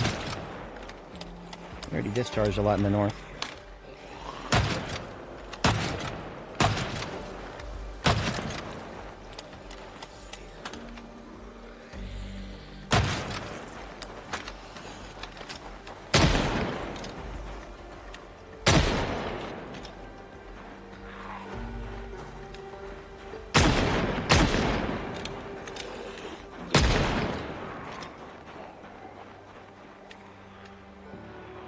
Yeah, that one from the north. No idea.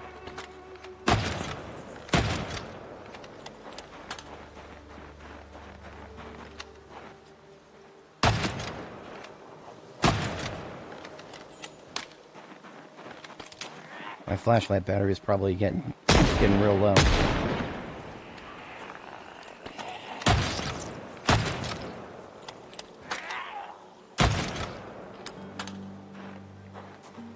Hoping not to have to use it, but the problem is we're shooting in the right place, but the light doesn't quite reach to where we're actually hitting the targets, so getting a little stinky here.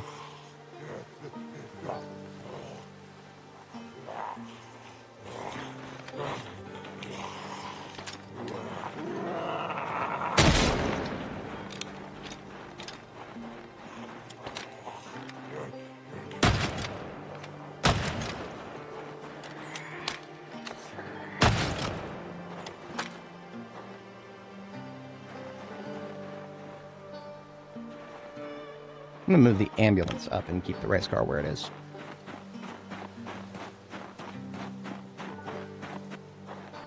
These garbage bags and ammo cans here, literally in the first week of the game we left them here, because I always come back here eventually.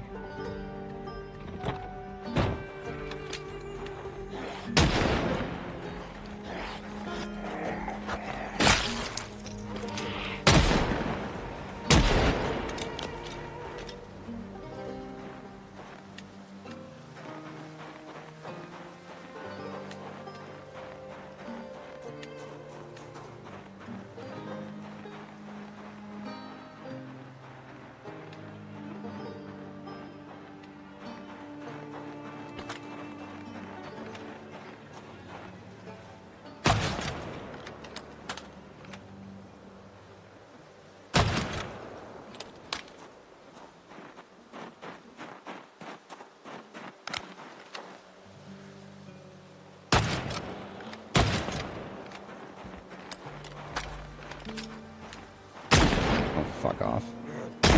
Bullshit ass trees. I burned. I've never seen it. I don't want to say it can't happen, but I've never seen it. I think burned buildings still just go by B41 rules. And I mean, I play a lot of B41. I never saw it happen there either. What was it, about 700 hours of 41?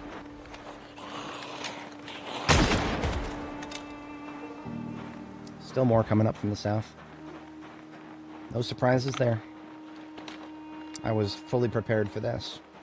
The only thing I could have done better was not deploying in the afternoon. I felt like I was done.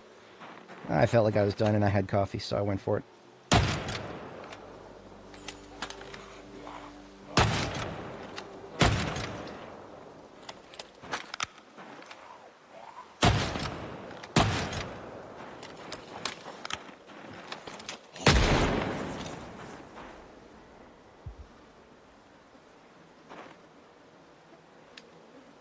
That's more like it. Race cars' headlights are falling off too much.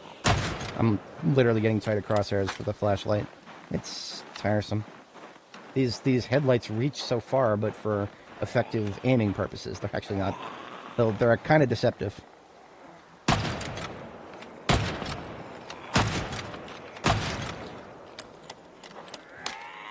Don't you fucking rare at me. You do not rare on this stream. I'm gonna bleep that shit out. You hear what that bitch just said to me? The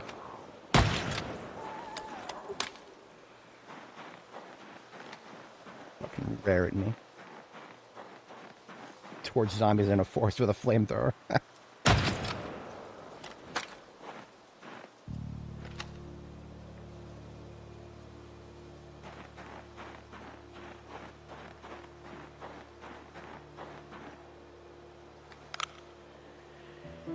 It's always the slow ones, man.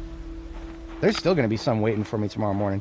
Like, I'm going to fuck around here for a while, and it's going to look like everything's done, and then I'm going to come out here tomorrow morning, and there's going to be 5 of them waiting for me. It's always how it happens.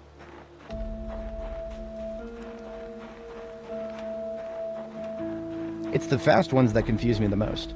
After all the time we've been doing this, how are there still fast ones that only just now seem to find us?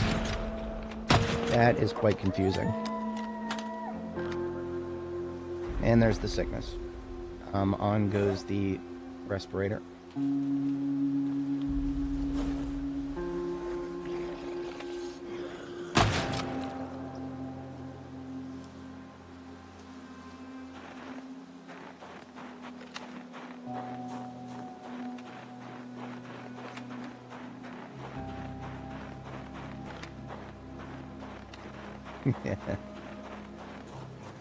Every time you fire, they stop to listen. Yeah, okay, yeah, fair enough. They don't got direct line of sight, then that does make sense, but still. It's like we're playing Simon Says. Simon says stop. Simon says go.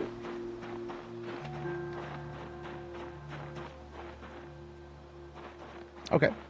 So, we never did get a proper bed installed here. Obviously, we came here initially at, like, level 0 everything.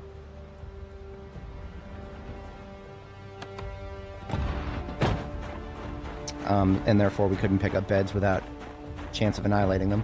We still can't pick up beds without a small chance of annihilating them, but I'm willing to take a shot at a 7.5% chance. I'll take a shot, I suppose.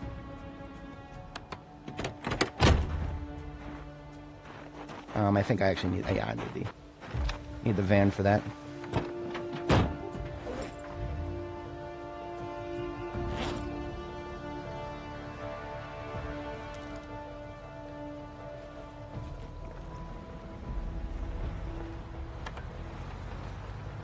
I think all the beds up here are larger ones. Slept up here a few times before.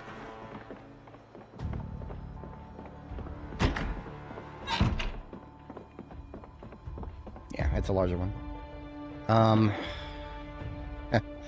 You know, I'm not gonna chance it because I do still need to sleep.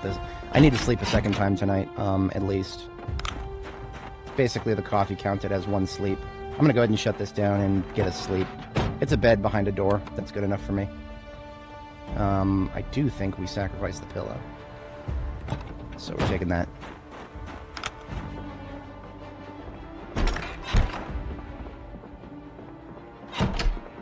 Yeah, there's no pillow here.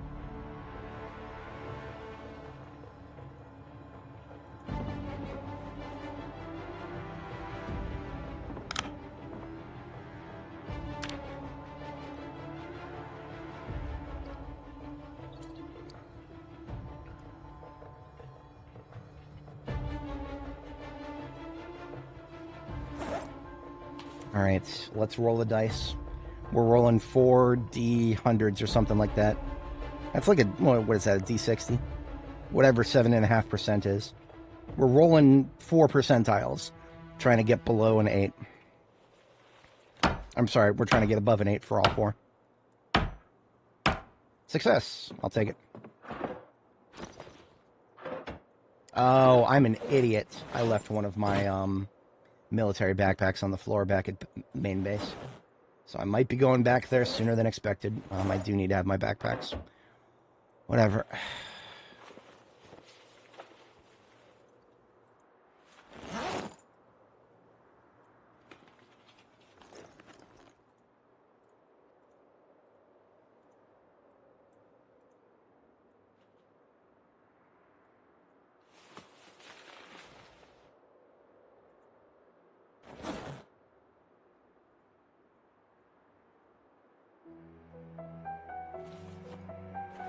Fuck off. There we go. Hate it when the game does that. Alright. We're over encumbered, but we can still fit stuff. A little silly to assume we can't.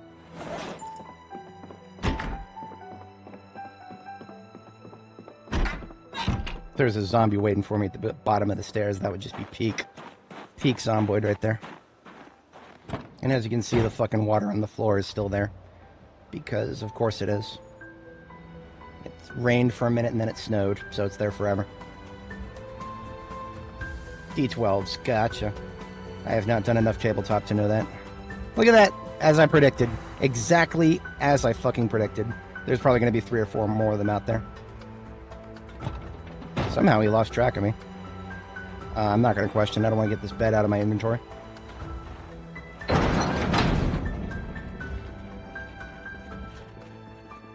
I usually do the bedroom somewhere back here.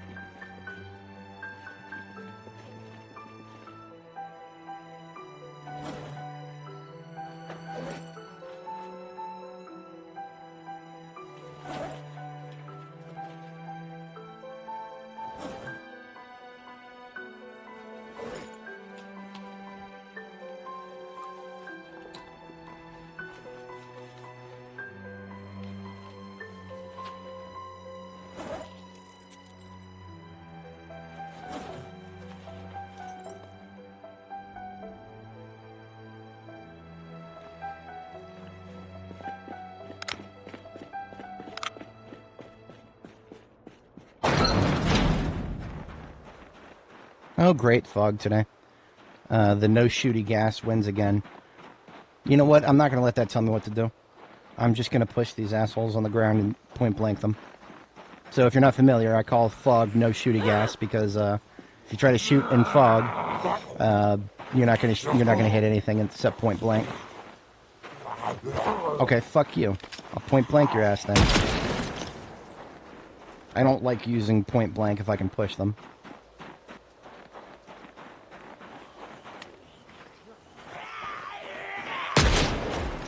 I do love that the extra ragdoll distance at point blank is extra satisfying.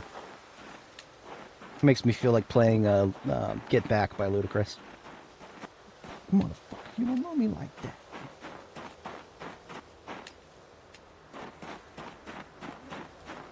So come on, get swung on.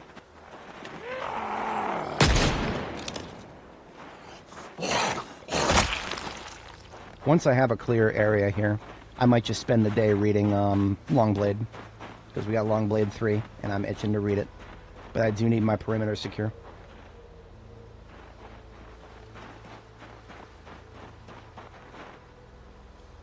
Well, there ain't gonna be much perimeter securing in this shit. How much RAM do I use? Let's find out. Currently, we're at 50 gigabytes out of 128. How much of that is Zomboid, I wonder?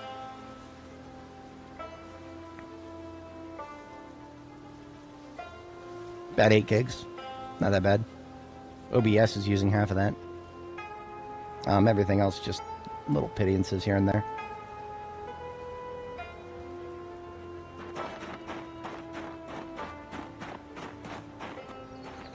Did I get it? No, I didn't. Let's grab our book here.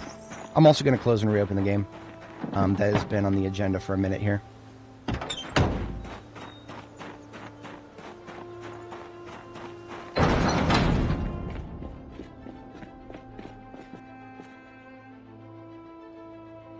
Alright. Get that water off the floor, shall we? Well, the game's booting back up. New sandbox location options. Occupational spawns. But it's only for sandbox players, so that's not really relevant to me. Interesting, though.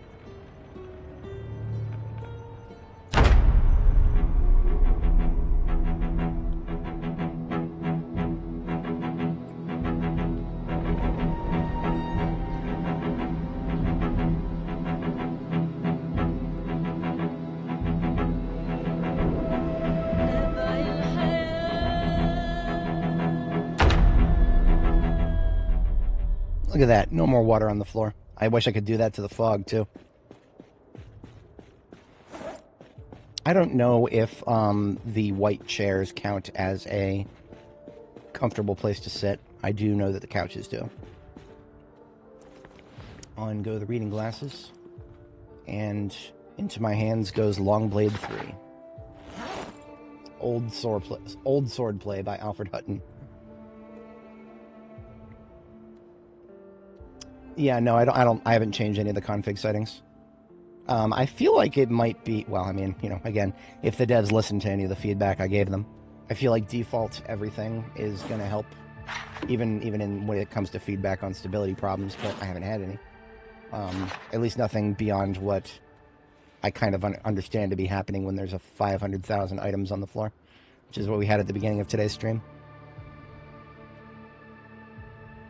Boosting the trait points for Smoker and High Thirst. I think they also alluded to adding more negatives. I'm not 100% sure what, but I did notice... Where is it? Reflecting overall B42 game system changes affecting their impact on gameplay. I don't know. That sounds very vague. That sounds very vague. I'm curious to see what that actually means. Because that they could be talking about things that have already happened. They could be talking about things that haven't happened yet. Very vague. Not unlike the Project Zomboid devs to be vague. Hearing what they say is nice, but watching what they do is better.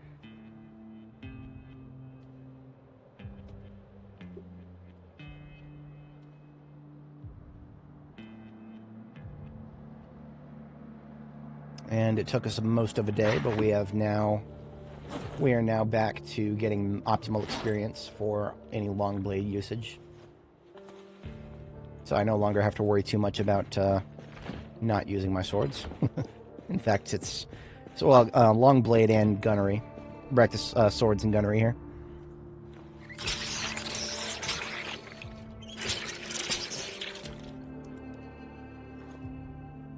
My flashlight battery is like moments from going out.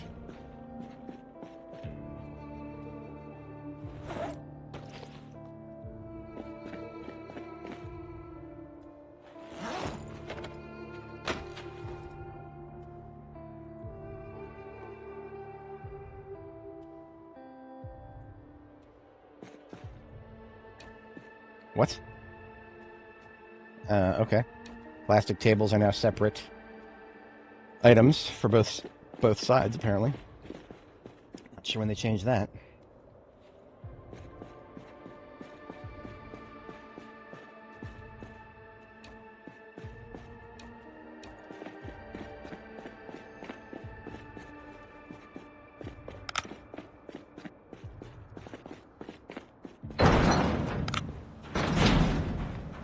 Hey, the fog's gone, too. Hey, you know what? I am surprised they didn't start knocking on the door. As I predicted, there were several of them out here yesterday, or from yesterday. Oh, fuck you. Fog's gone, man. That was probably just a skill issue. I don't need somebody in my driving path. Thank you very much.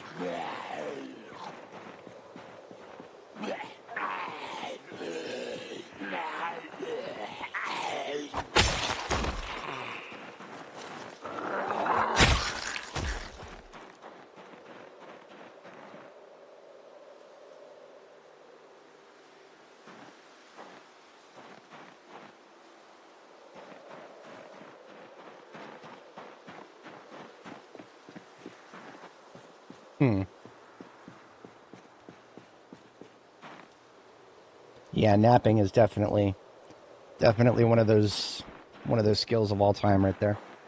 It's definitely good for the axe users, and I probably would have been happier if I could find a napping book, like level 1, for example. I think we found 2, but I don't even know if we found 2. I know we found 4. For a fact, I know I got napping 4. I remember finding that and kind of laughing at it.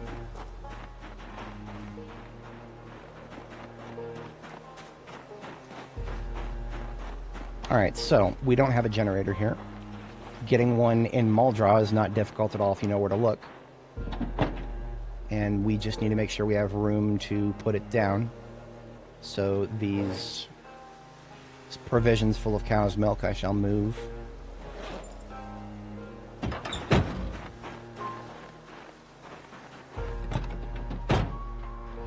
Yeah, we got a grand total of 0 napping books that I can think of off the top of my head from the college campus.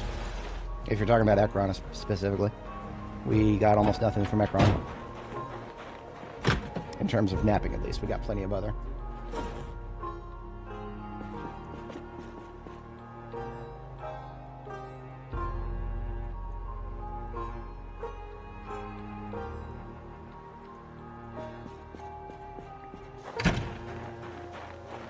So we got a bed, we got a pillow, but I would like a generator. So we're going to go get one. There could be one right across the street from us. Even though this storage unit's... Well, they're looted and trashed, so I can at least, like, look into them. I mean, if there's one right next to us, then that's even better. But that is not a guaranteed spawn. These are but chances to spawn.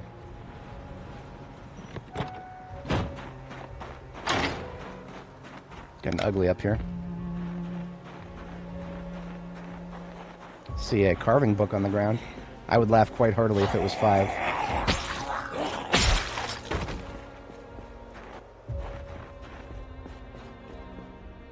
No, it's 4. Carving 4, fishing 1. We've never read First Aid 1, so I'm actually going to hold on to that. So yeah, even though this place is looted and trashed, there is still a chance of generator spawn.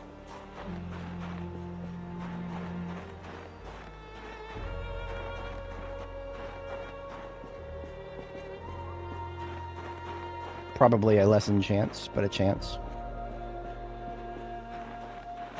Hell, I actually think there's a chance of generators in tiny little sheds like these.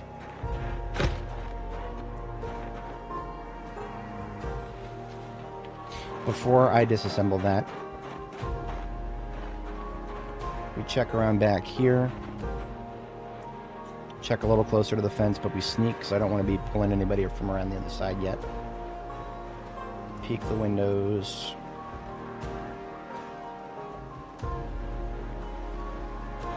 And I knew I heard something. Kill this one.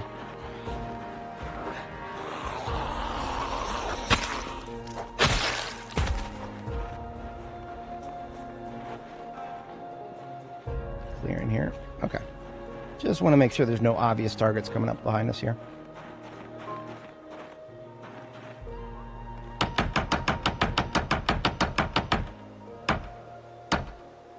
God damn it,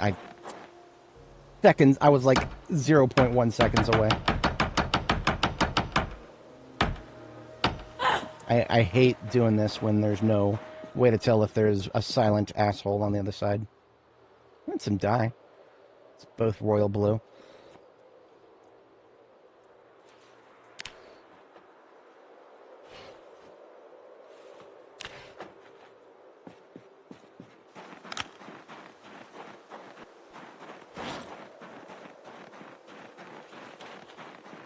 Okay, that were the only chances of generators reasonably expected this close to base, so we're just going to go for the guaranteed one. Because, yes, there is, in fact, a guaranteed one.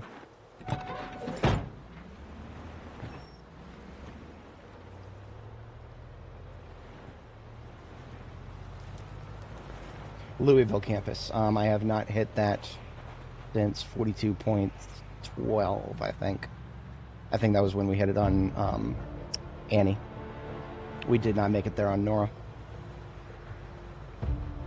Nora managed to get everything except for a couple of select long blade 5, aiming 5, of course. She never found. Now, our current character does not have aiming 4, so we too will hit a brick wall if we don't find aiming 4 sometime before we get to aiming level 6.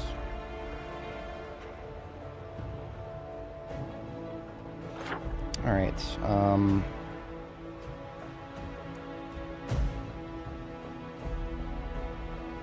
the generator that I'm thinking of is right here on Parian.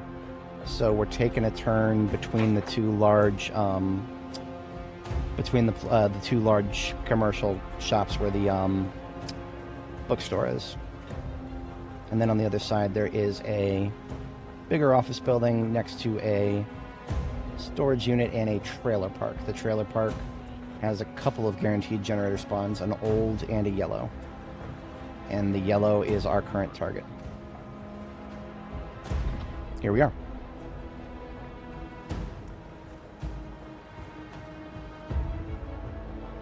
Oh shit, there's a lot back here. Okay. Maybe we're not taking this particular road. I mean, this is the police department. This is something we are, this is why we brought all the guns with us, but we're not doing this at night.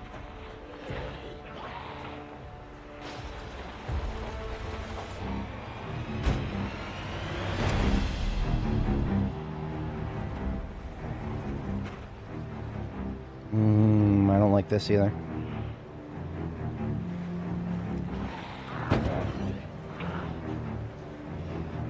Okay, so the generator that I'm talking about is right there, basically right in front of us. It is also unfortunately surrounded by trees. And there's one Zed, he's a slow shambler.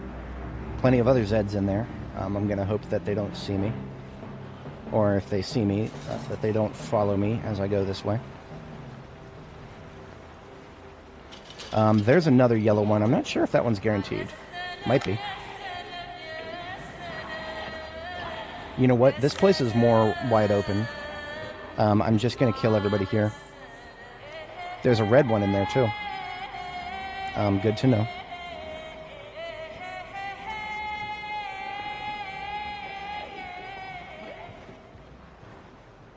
Okay, I cannot discharge here safely, but this forest right here has a low enough spawn rate generally that I feel safe using this as a melee angle of approach.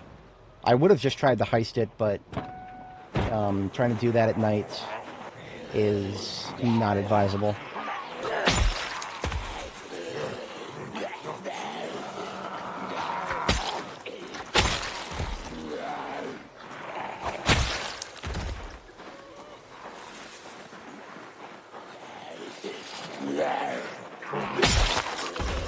I did see somebody over there to my left.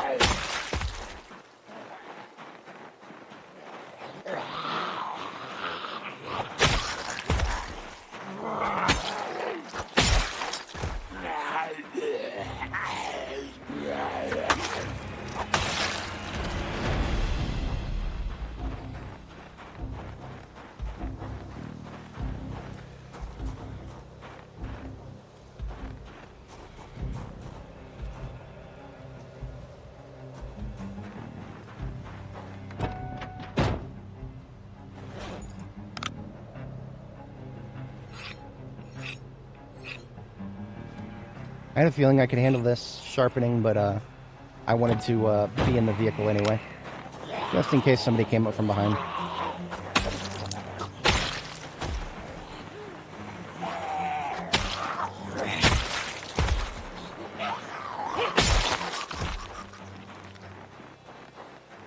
Yeah, this one right here. Making me uncomfortable being over there for as long as you have been. Where are you going? Is there a group that you're trying to group up with? If so, why don't you all come the fuck out of there, please?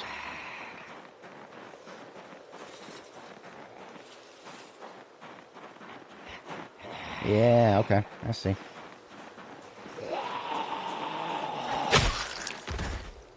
Saw somebody coming over here. Let's kill somebody. I'm definitely feeling a difference at level 4 versus 3. Those crits are coming in a little bit better.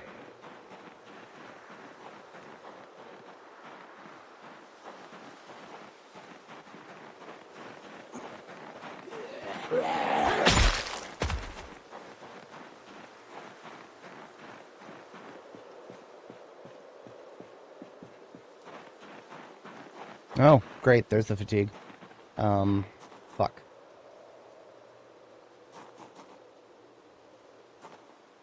I actually wasn't expecting it just yet because, literally all we did all day was sit around and read. Sometimes when that happens, we don't get fatigued for a surprisingly long amount of time. That being said, these are still swords. Being able to fight through the fatigue is great at higher levels. But if you don't crit, then that shit happens. Oh, we got it sharpened again.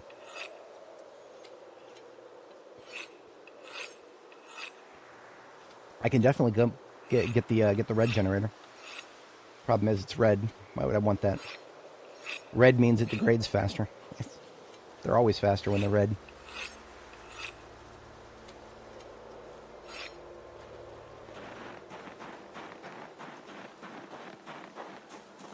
Now I wonder if the braziers... Nope. Of course we can light it, but we can't move it now. It's like the devs fixed the fact that we couldn't light them. The devs fixed the fact that we can't light them, but then they never fixed the fact, or they made it so that we cannot move them now. Should never take 5 hits to kill a zombie with a sword. It's amazing what stage 1 fatigue will do to you.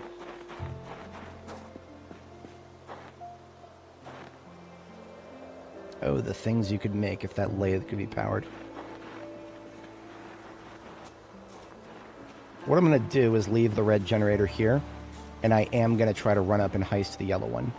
Because I think we've managed to actually kill a number of the foot mobiles who would have given us a hard time.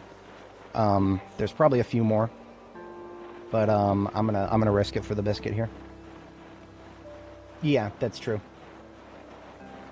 For gas stations, I like to do reds or blues, even olds. I mean, I haven't really found a good niche for olds. They're definitely good for pulling zombies. Speaking of pulling zombies, honestly, the fact that this one's out in the open probably makes it less likely that I'm going to be able to use it than the other one here, because the other one here there's less line of sight around it.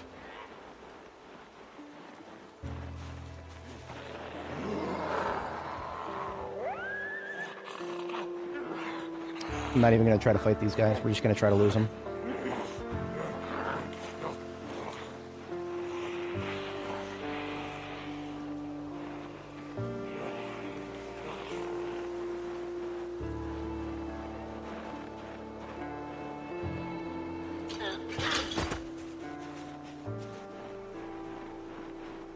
Wide open. Ladies and gentlemen, we've got a yellow generator.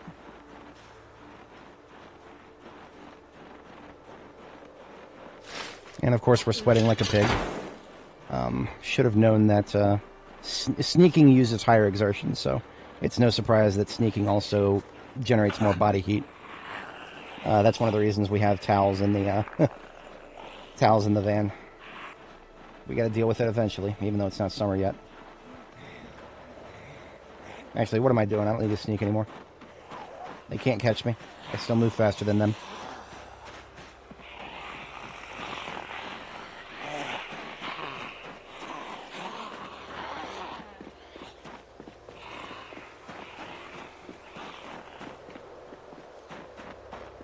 Alright, so we got a yellow, and we know where to go back to easily get another red once we retake the gas station.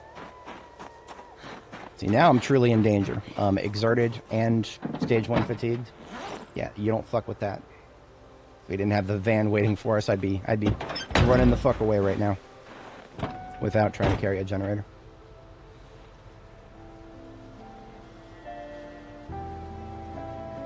I'm also just going to straight up take the desk coat off for now. That is my highest source of needless insulation.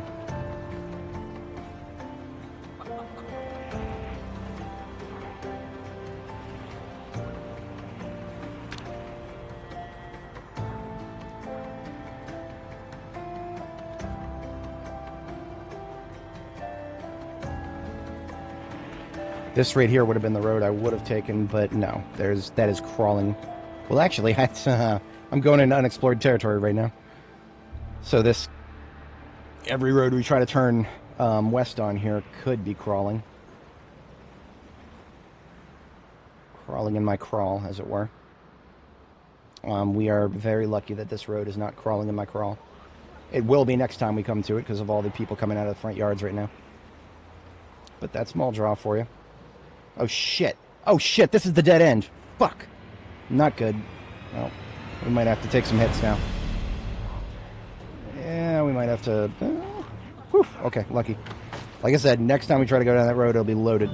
But that's a dead end. I don't want to be going down that road.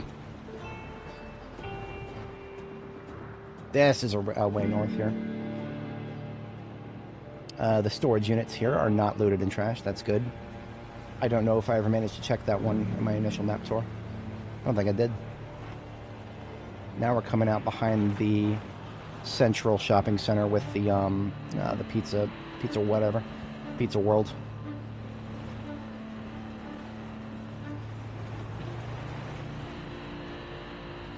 And we are scot-free. Scot-free with generator in hand.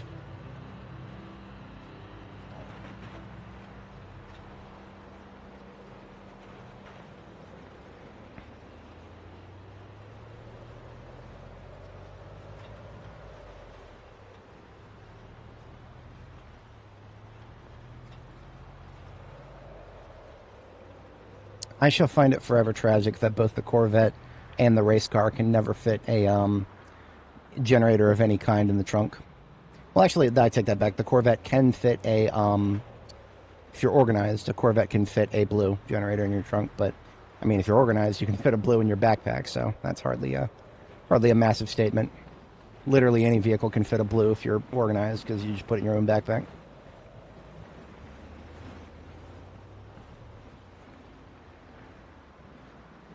Quick little perimeter check. I'm not going to install the generator tonight. I will install it tomorrow morning once we are rested and ready to accept any of the zombies who get pulled by it. Now, another thing is zombies who get pulled by generator noise don't always go straight into attack mode. Sometimes having a generator on the roof of your base, which is what I like to do here, sometimes that just means you're going to have... Hold on a second. I'm not an idiot, am I? Okay, I'm not an idiot. For a brief moment there, I thought that I had done the thing where I just got straight into the vehicle thinking the generator was still in my hands. Okay. I didn't do that. But no, what I meant to say is the generator could pull zombies like from this direction, and because they never see us, they might end up just standing out here outside of these doors. And that's one of the many reasons I said that chain link fence or chain link gates are superior to these garage doors in almost every way. Because if they came up here, then I can just see them. I can see them, and they... Never unlocks that. I can see them, so I can know they're there, and I know what side of these gates to come out of without being too close to them. That sounds convoluted. Well, it is, but it's also something that helps keep us safe. Yeah. In my humble opinion, nothing is too convoluted if it keeps you safe.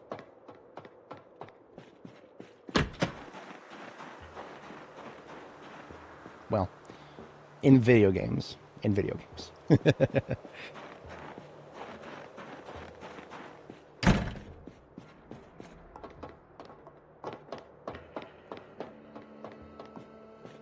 I am not one of those kind of people who's like, if it saves but one life in real life, fuck no. Absolutely not. Not after what we saw with the Coof. No siree, Bob.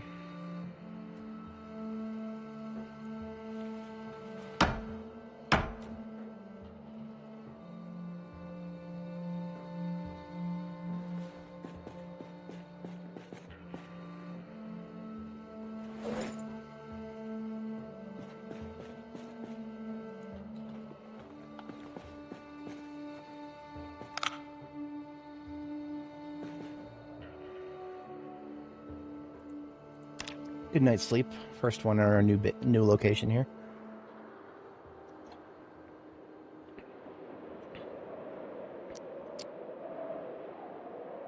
So it looks like we've got some snow coming in, heavy snow. I'm going to go ahead and get a gas can of gas up top. Mental note that I'm going to need to replace the gas can that I carry around in my van here.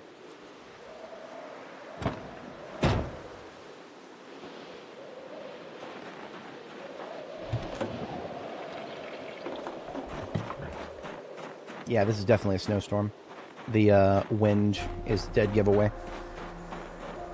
I don't know if we've ever had wind, or at least off the top of my head, I can't think of too many times we've had this level of wind without it also being part of a storm.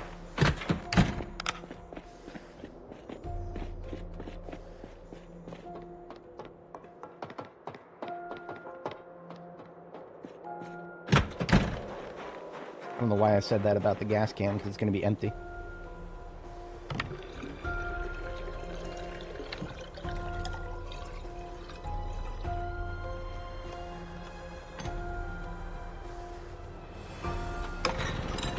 Currently powering 9 lights. We need to turn off all but the floor lights.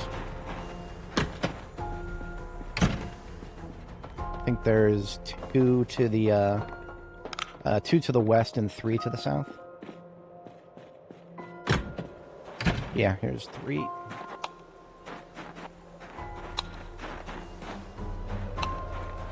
And just 2 in this direction. I don't think there was any in the other... Oh, no. There's the exit sign. But there's none to the east. Or, fuck. I think I got east and west backwards again. I'm challenged with cardinal directions, okay?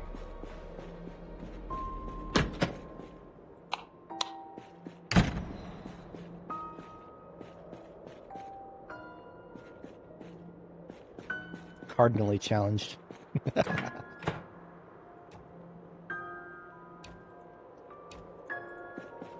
Also, we don't need the fridge right now. Perhaps someday, but for now, what we're going to do is just go ahead and pick it up. Literally, at the moment, all we need is a Spencer bottle.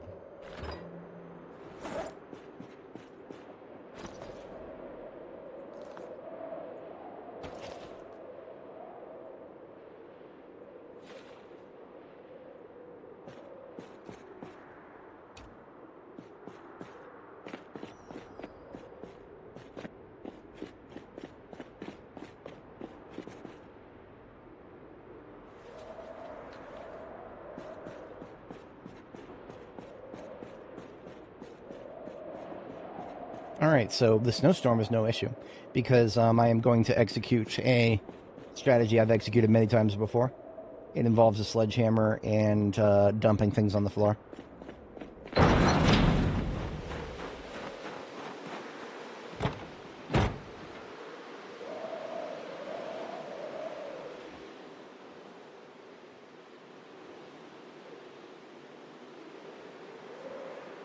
Foraging is a book we could read right now, so I'm going to hold on to that.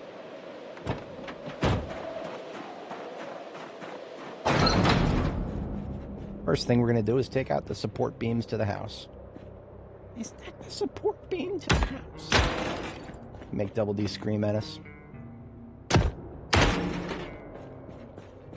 And then we'll do the standard millennial thing of deleting load-bearing walls. 4 at a time. And then in between, we'll move some crate. My strategy for moving crates, most of my regulars will have seen this many times, but if anybody watching is new, we deal with these crates full of random crap by dumping all the random crap on the floor, and then picking up all the crates, getting the crates out of the way, then coming back and sorting through the crap. I find that to be a very palatable way of dealing with this. It's regular, it's predictable, and it works.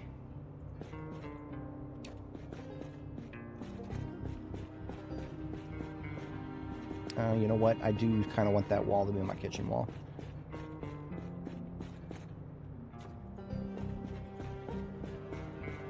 Yep, more or less. Okay, no. Fuck, god damn it, Kitio. God damn it. It's not even, I can't even call it RGB value anymore. It's some sort of arbitrary spectral sorting system that I use for paint in this game. I am going to make sure I don't spend 30 minutes on that, though. It shouldn't take 30 minutes. I should know it by now.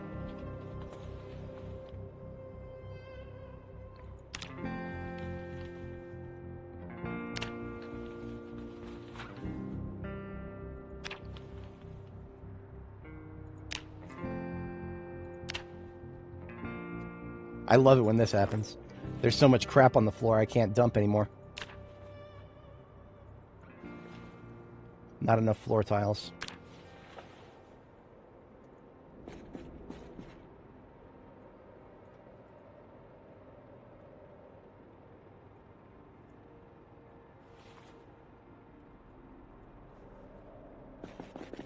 All right, now we're going to do a little bit more sledge. And then we are hitting the sack.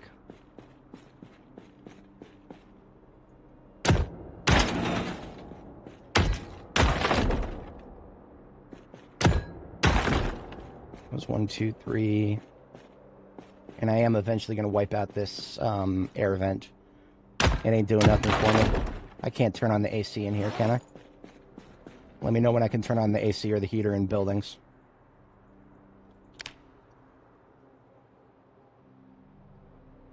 I was there, Gandalf. I was there 3,000 years ago, during the lifetime of Annie May.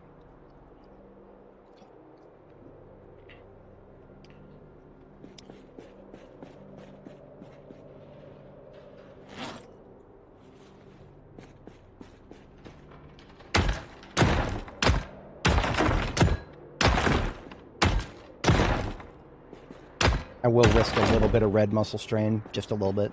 It'll go away quickly. We're just moving boxes anyway. Zombies outside have been dealt with. We can pick up 5 crates at a time when we are freed of all the heavy stuff we're carrying around. I need to move this foraging book to the bed.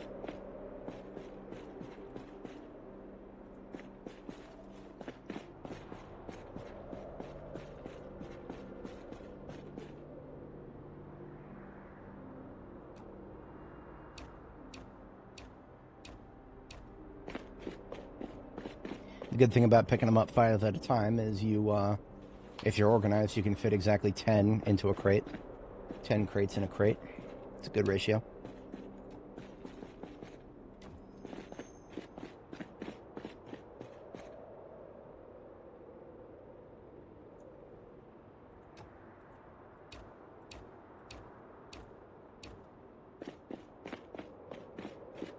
Make another junkyard. I don't think so. No, we've got a system to get this place even more organized than my main base. And I'm going to absolutely execute that system.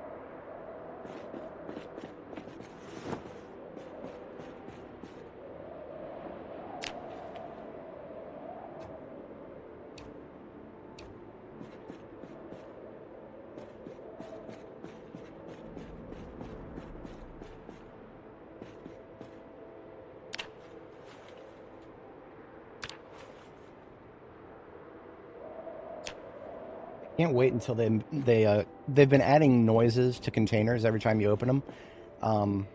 I can wait for them. I can wait a very long time for them to add one to the wooden and metal crates, because whatever noise they choose to add, it's probably going to end up being something obnoxious. I mean, you just hear the, whatchamacallit, that thing. Imagine hearing that every time you look in one of your own wooden crates, or something similarly loud. That would get tiresome very quickly. The devs of this game are not that bad at sound design. They just have a couple of really weird oversights. They're probably letting a couple of people who are not sound engineers add sounds to things here and there. That's what I suspect.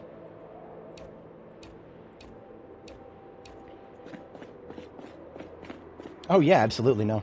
That's what we do here. Absolutely. That's, now, that being said, we're not perfect. We do leave certain messes in certain places.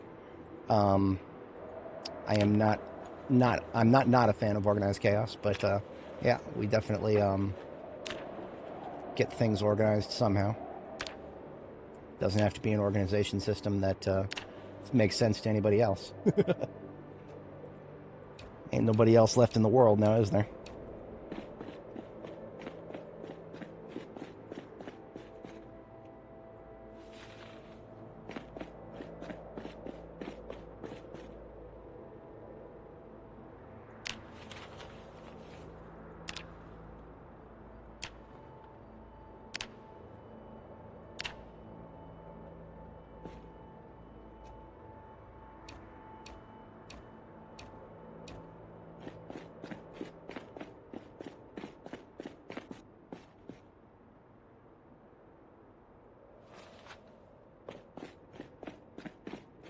Now, of course, you could disassemble these crates. That would take even longer. I'm okay with not doing that.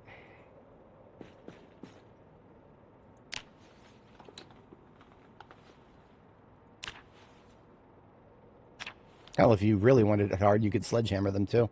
I'm also okay with not taking the unnecessary durability hits to my sledgehammer. We have a lot of sledgehammers, relatively speaking, more than I usually do, but we start going through them like nuts, then yeah, they'll disappear.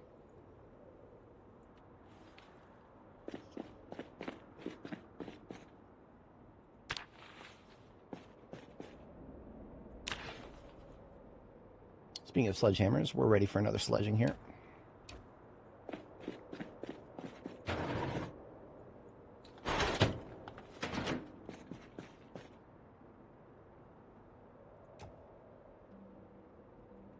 Yeah.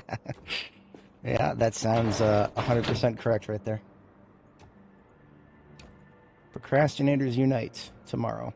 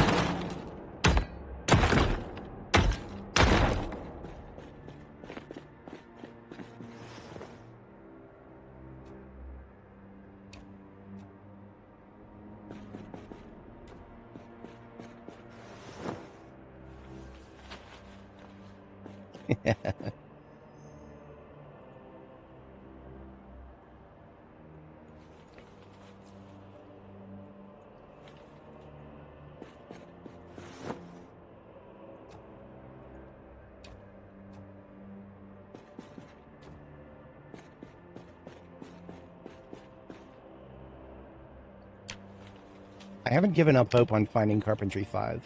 The chances are pretty low, but I do think it's possible in warehouses like these. I don't have any particular extreme hope for it. I mean, we've already grinded through about 75% of what we would have had to grind through with the book, so we're already most of the way done, but believe you me, I'll gladly accept not having to waste materials for the final stretch.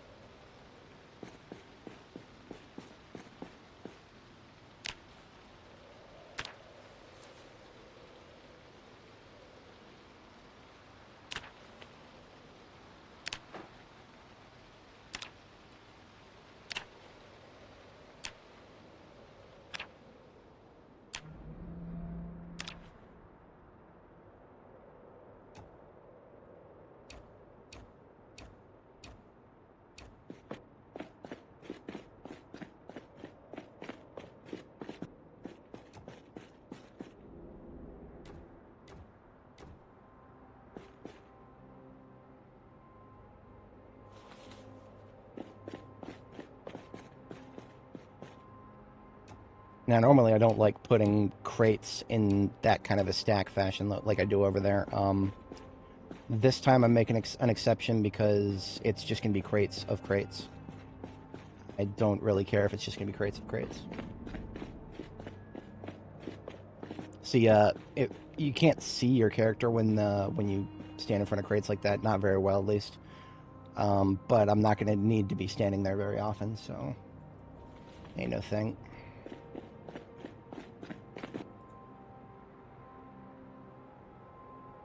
Everything here cleared. Kratos. Thanks for that, King.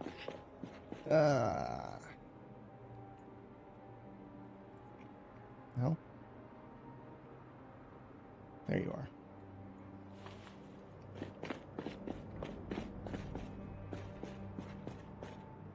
That was terrible. I love it.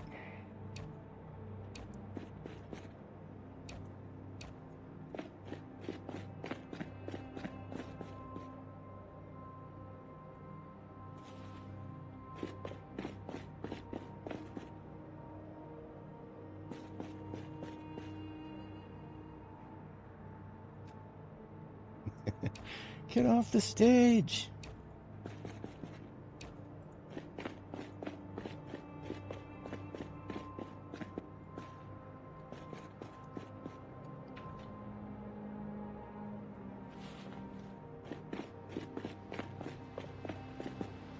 And there's the snow turning into rain again.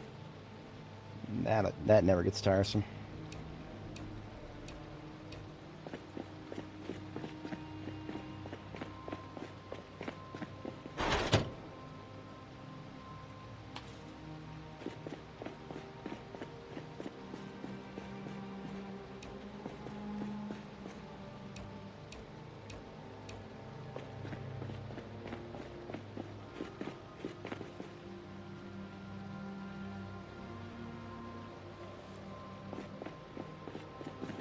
We're ready for more sledging.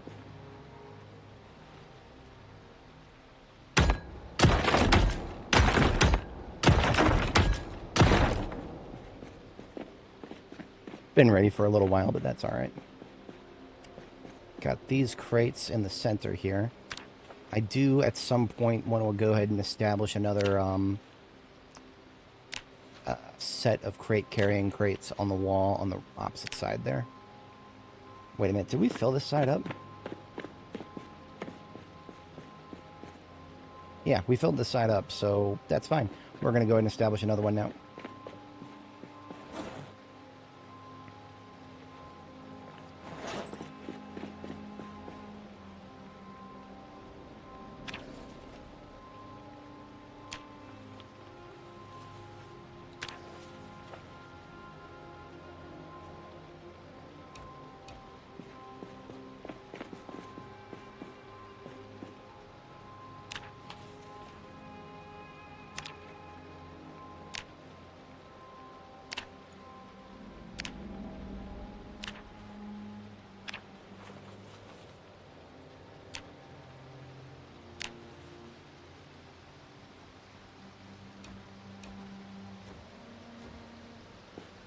I do actually want this back wall to be covered with crates, because this is where I actually will start putting things away, is on this back wall.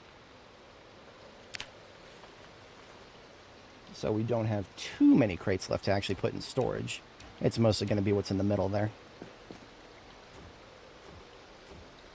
And I mean, the bathroom is going to get deleted, and we're going to put a few further crates along this wall, and then it'll terminate in the bedroom there. Ain't got no hammer. How do I not have a hammer? There's hammers all over the place in here.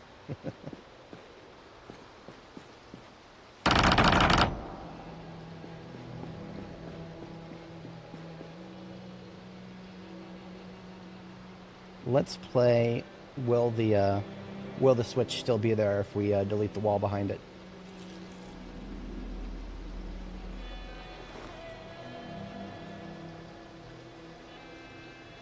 It's a fun game. I play it once in a while.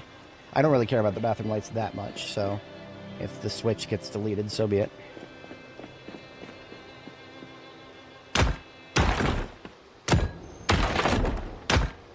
Nope, didn't get deleted. We won this time.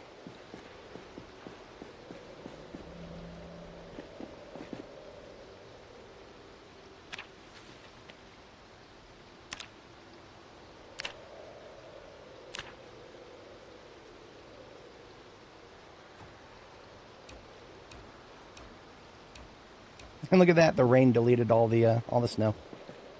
Out came the rain and dried up all the snow. It's still a storm, by the way. You can hear by the wind, and you can see the rain turning a little bit sideways. Speaking of rain, I mean, we got all these planks on the floor. Let's go upstairs and build a rain barrel. How I like to do rain barrels in a building like this that's a 3-story building is I actually like to sledge out a wall at the top of the stairs and then build a floor right outside of the wall there and then get some rain barrels like parallel to this back wall here. So I do kind of want to do the kitchen on this back wall. I almost always do.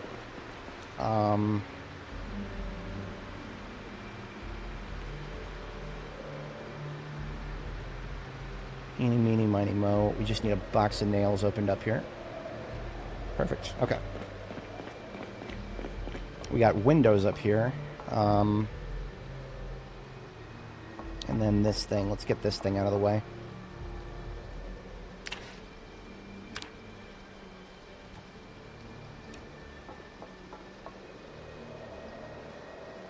You know what? Right in front of the top of the stairs here.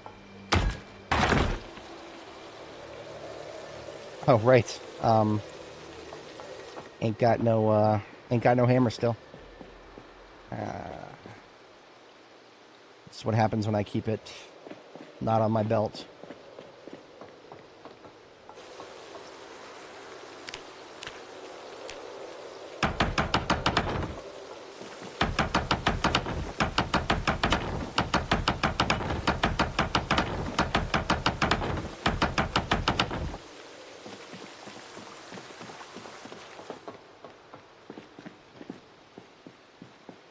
Wait a minute, we don't actually have any tarps here, do we? Huh. Okay, then. That is something that I always... It always escapes me that warehouse loot tables like these actually are not that loaded with tarps. I mean, if there were any tarps, they would kind of stick out right now.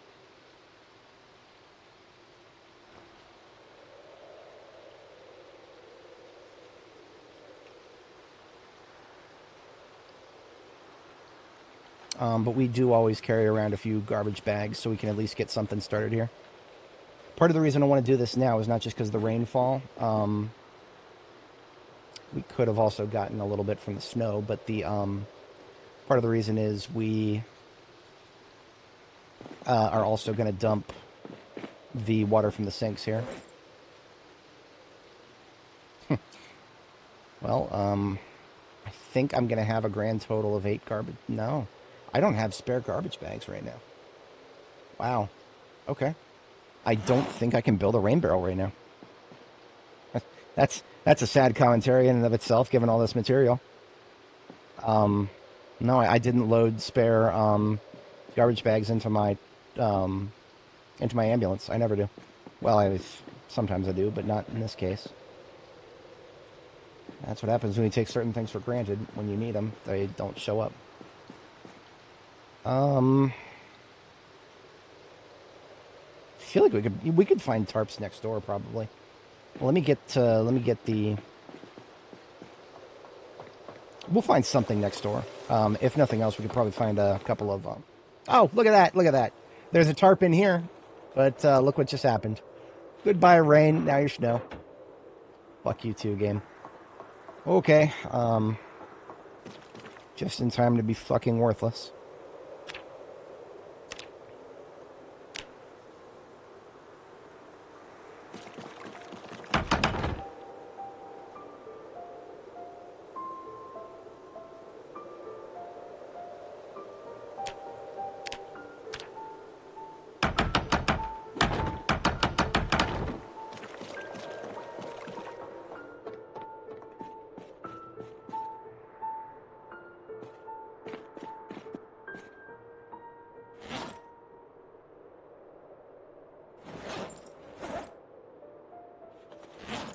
If I had found any buckets,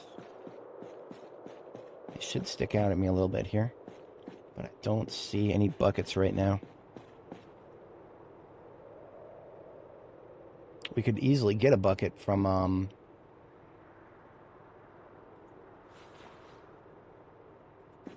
those watering cans. You know what? They work.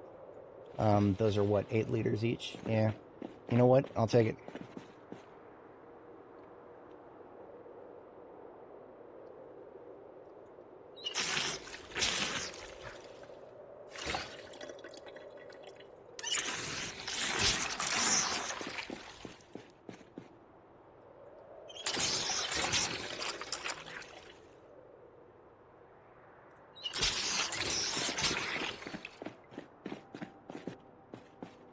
Yeah, they do.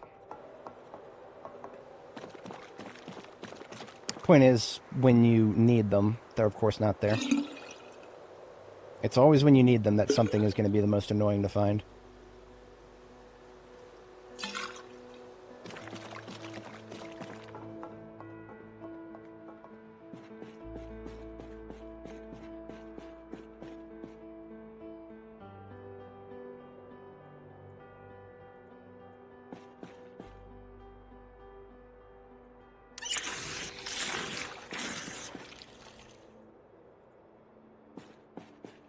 Just so we have water down here until we get our sink put in.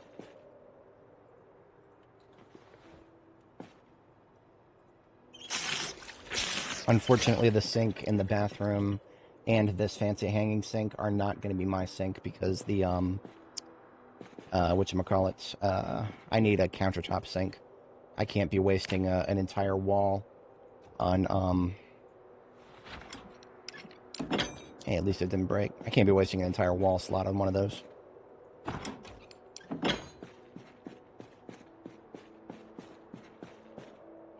Yeah, these are just going to get put away for now.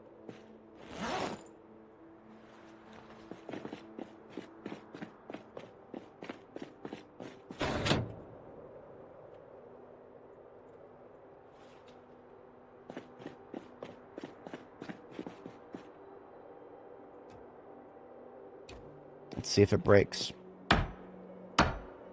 Okay, we're lucky. I hate that I have to consider a 7% chance lucky when it passes. That's the name of the game for me right now.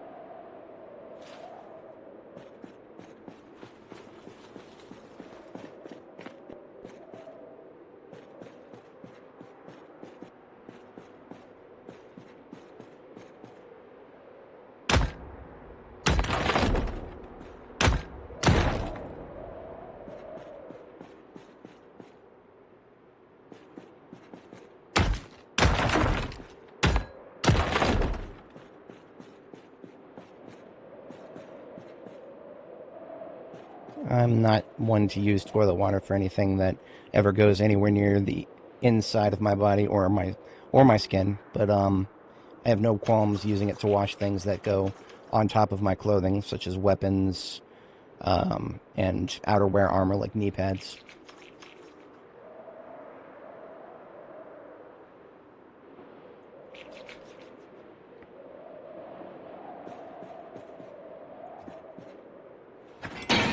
Look at that, it broke. What a shame.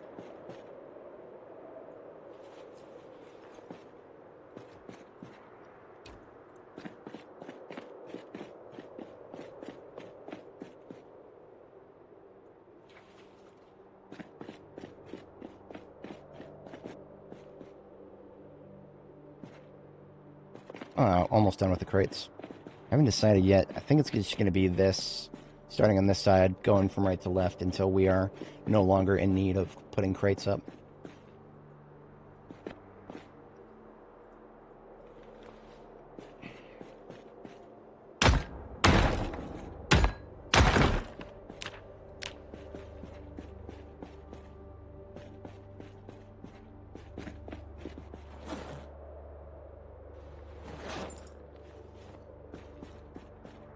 beautiful so far. Almost there.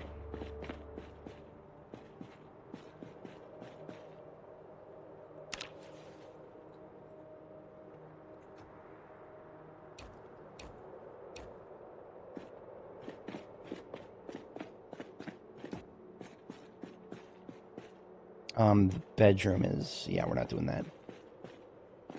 I want to have something between the crate wall and the bed itself.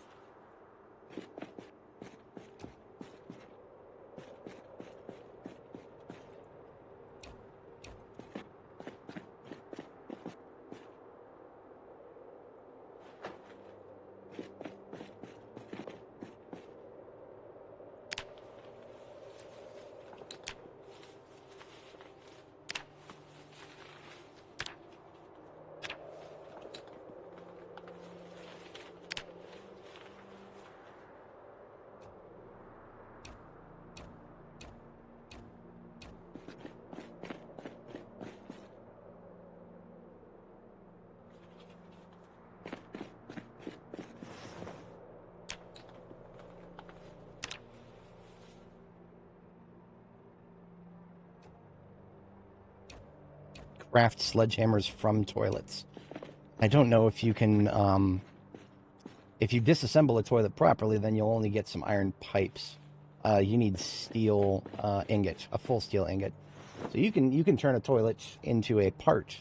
Or no, sorry. I don't think the game has a proper means of turning, what's it called? Iron into steel yet. There's just pre-existing stuff. It's probably going to... There's going to be a mechanism for that someday. I think that's why coke exists in the game. One of our viewers here was talking about that. We have the means to make coke, but there's no particular purpose for it yet. But I think in real life, coke is supposed to make the fire burn hotter. So you can actually do steel instead of just iron. So all that talk I was talking about charcoal burning not being tedious enough yet, just you wait till they introduce coke in there. Thirsty? Have a coke. Since we're not powering a fridge yet, it doesn't hurt to just have those bathroom lights on. Hey there. So my generator, this is MassGen Fatco. This is at the edge of Muldraw, to the north. I always just put our generator right up on the roof. This bad boy right here. We got this generator. It's a guaranteed spawn from the trailer park area on the opposite side of town.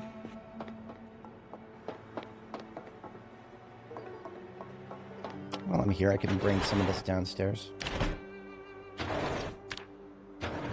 Put it into furniture storage.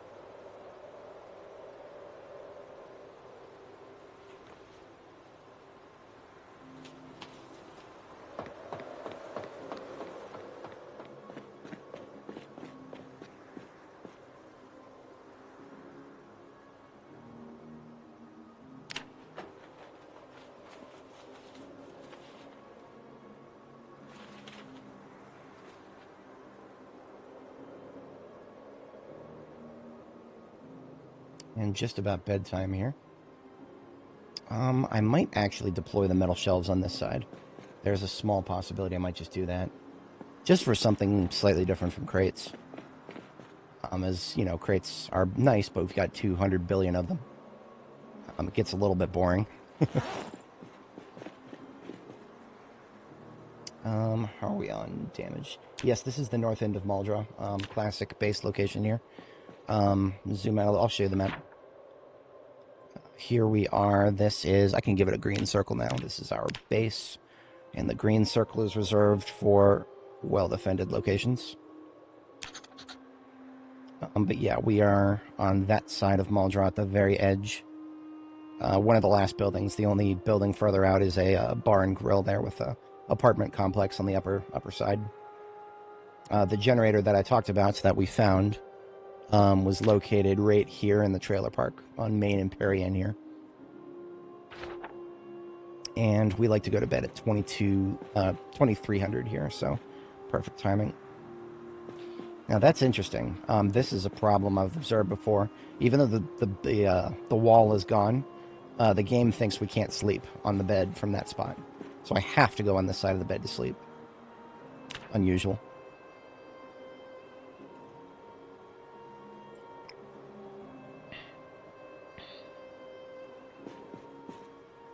I think I'm going to put the couch right in front of the bed.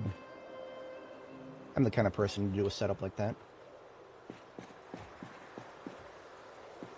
Yeah. Now, what I'm going to do is, I do have to step away briefly, IRL. So I'm going to have her read foraging for us. We're going to read the foraging book, and then when I get back, we'll get to work organizing this stuff, and then we'll be out and about in Muldra. Left the foraging book right here. Shall give her her reading glasses.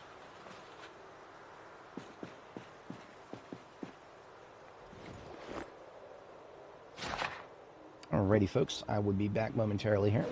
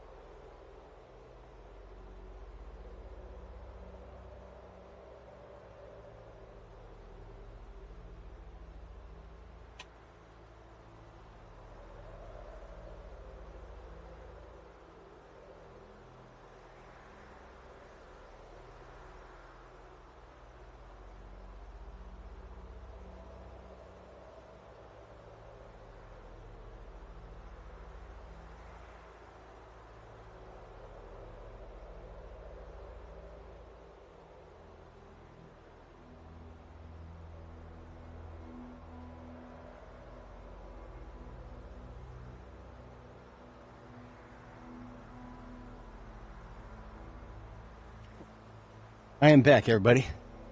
That is an interesting theory right there, Vereza. Let us fast forward a little bit here through the last hour. I usually like to do. I've been doing 22:30 and then 4 a.m. for the longest time. I feel like I'm getting better results from 2300 and 5 a.m. for my bedtimes. If anybody watching is not familiar, I'm a restless sleeper, which basically just means have two bedtimes and try to keep them consistent.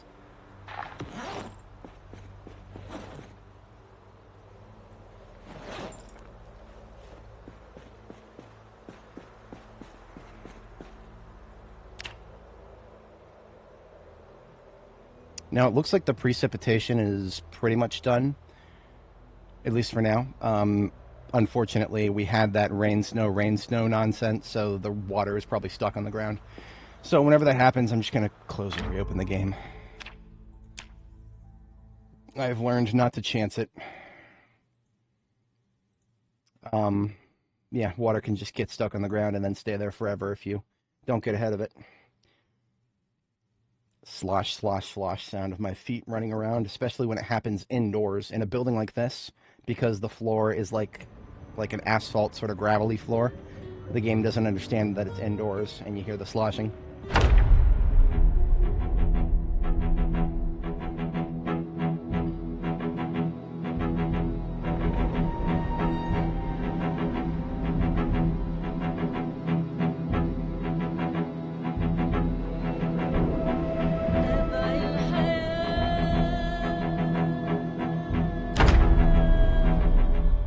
Look at that, there's no water on the floor outside anymore.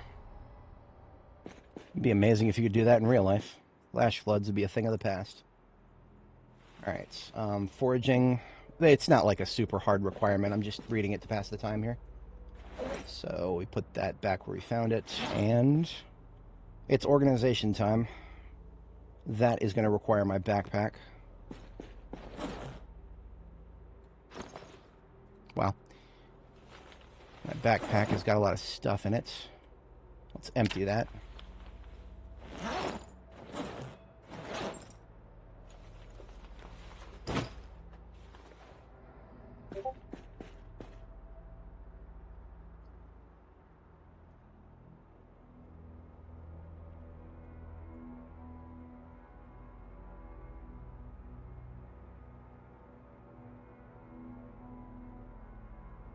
That was my Discord, by the way.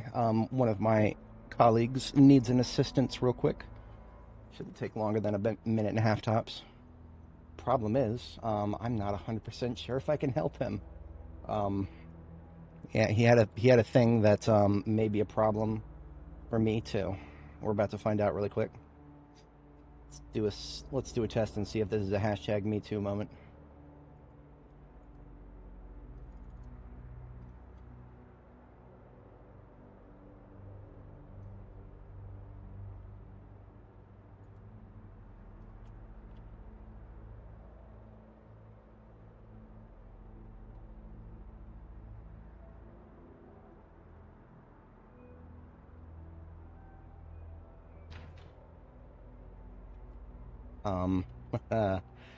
Oh shit, I really hope this doesn't fuck up.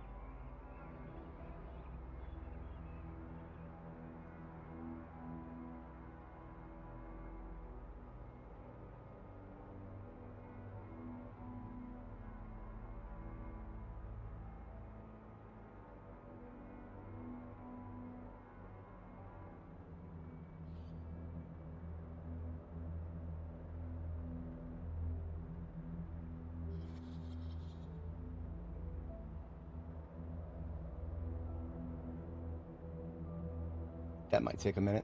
I'll have to check back in a little bit. We're going to go ahead and get started here. Sorry about this, folks. Let us proceed with establishing a storage system. Now, what I like to do when I'm establishing a storage system is make everything relative to the electrical storage. That is something that I've done in the past. It's worked pretty well for me. So what I'm going to do is put these, let's just call it, this is our electrical box right here. So I'm going to use the 3D placement system to just drop a couple of things here, and then we're going to orient them so that we know exactly where our... I basically just use the 3D placement system to label my boxes when I have big rows of them like this. So I got this little amplifier here on the electrical parts box, as well as some scrap electronics and whatnot.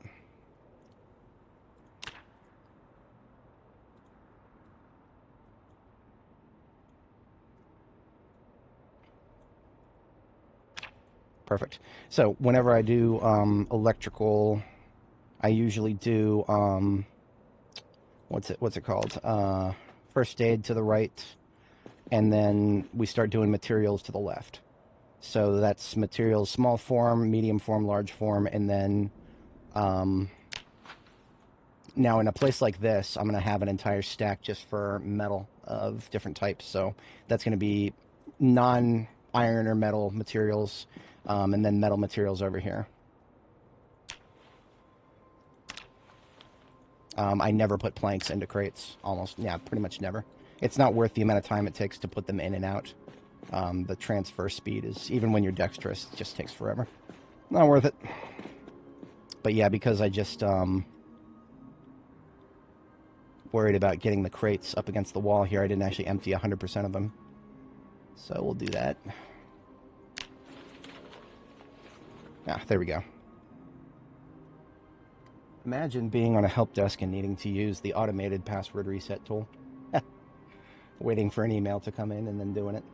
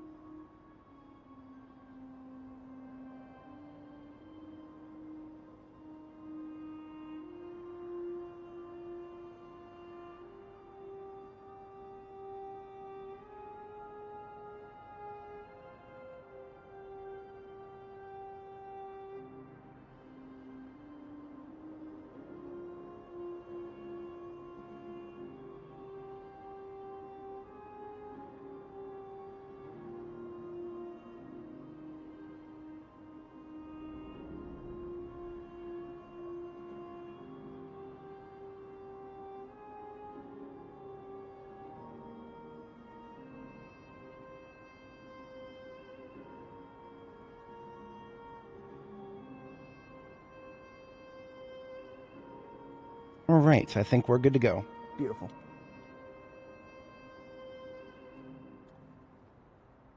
Alrighty, so get the rest of these boxes emptied.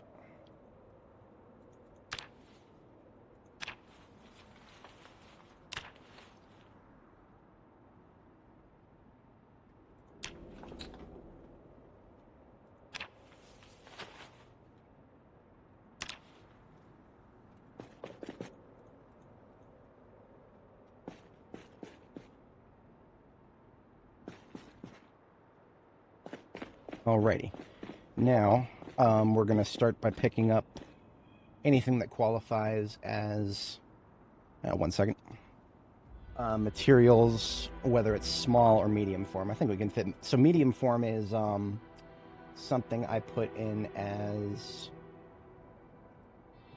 anything like, what's it called? Anything that weighs 1.0 or 2.0 encumbrance and has the category material. But I'll be right back in a moment here. Just tabbing back.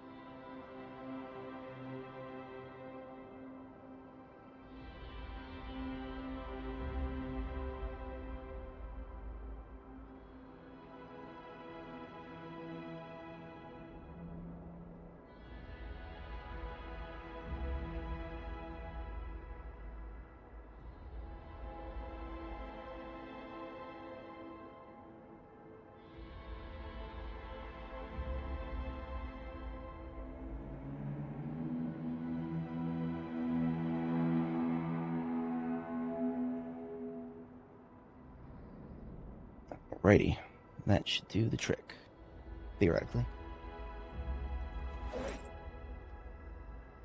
Now, I also usually like to do separate placement for things like handles, sticks, and rods. But I'm gonna count those as medium form and see if I can get away with it. Problem is with medium form and even small form materials is if you go nuts with it, you'll fill everything up, and then you wonder how quickly you can recategorize things.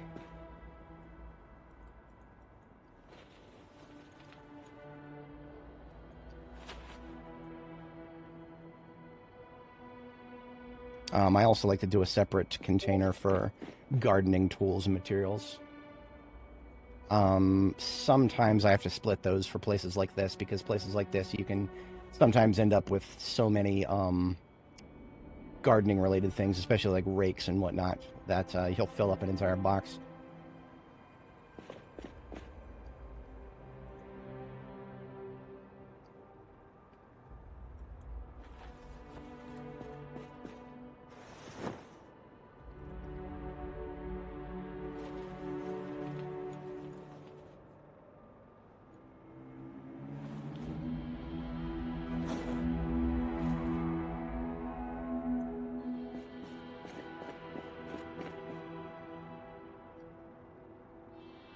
Sometimes I'll bring a vehicle in here and drive around and pick everything up.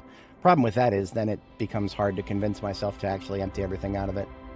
I might actually do that for tools once I separate a few other categories of things here. It might make sense to do that for some of the heavier stuff.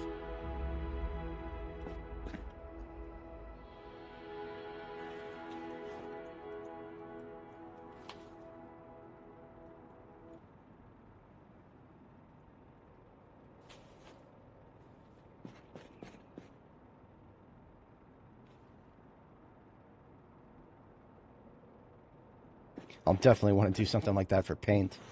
Paint is very chunky. Oh, yeah?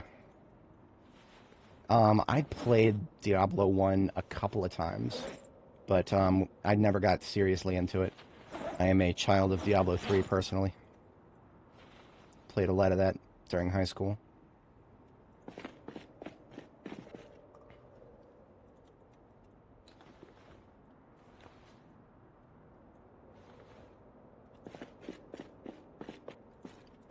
Alright, so now, small form materials first. So that's duct tape, nuts and bolts, twine, that kind of stuff. Anything that weighs less than 1 encumbrance.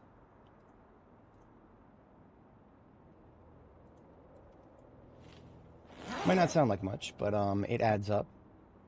Especially if you loot everything you find. It's not necessarily what I like to do. Looting everything I find usually just results in me having way too much stuff and no idea what to do with it.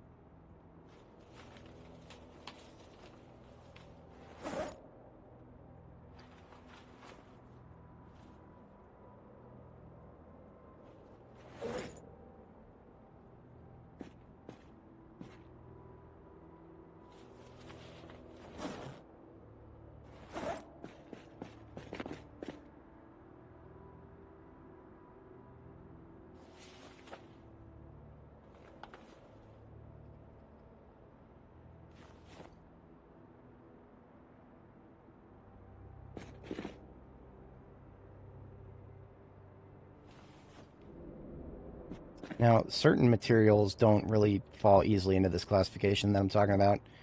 Things like sacks of sand and gravel, those are a bit harder to quantify. I like to think of them as building materials, but even then, quote-unquote, building materials are a little bit, for example, plaster powder. That's a building material, but if you try to create a building materials crate that includes plaster powder, it'll fill up so fast you won't know what to do with it. Trying to avoid the quickness of things filling up is a long unsolved problem of mine.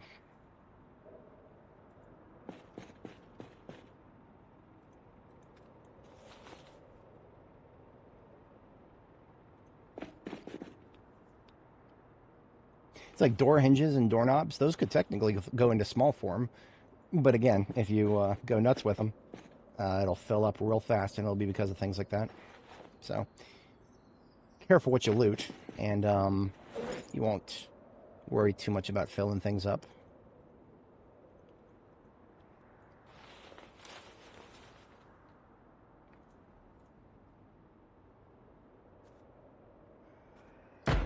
Ah, fuck you.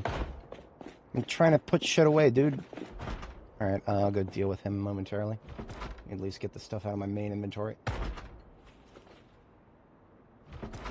Thanks to the, that's one of the many reasons I board up the windows long before I ever get started in here. Oh, fuck you, is it about to break already? God damn it. What? Oh, I opened that fucking door. Fuck you. That's so stupid. He's already broken one of the fucking... It's one dude.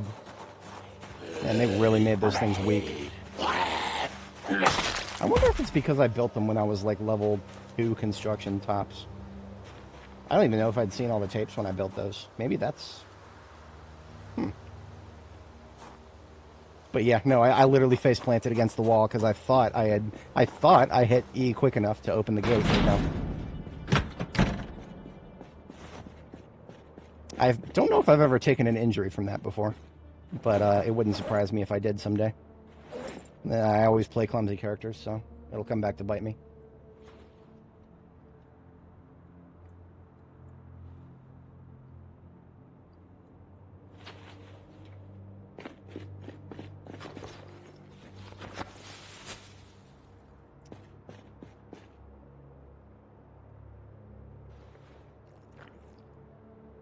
Yeah, if you're sprinting and you use like the alt button sprint, the full sprint, like this, yeah, you could run straight into a wall and you'll flip. You'll knock your ass. You'll knock yourself on your ass. It's the biggest thing you got to worry about if you're going to be sprinting is things like bushes or small trees that you might scrape past. Be very careful sprinting off road. Emergency use only, I would say. I thought I knew this place well enough to say that I'd immediately get through there with no problem, but I was wrong.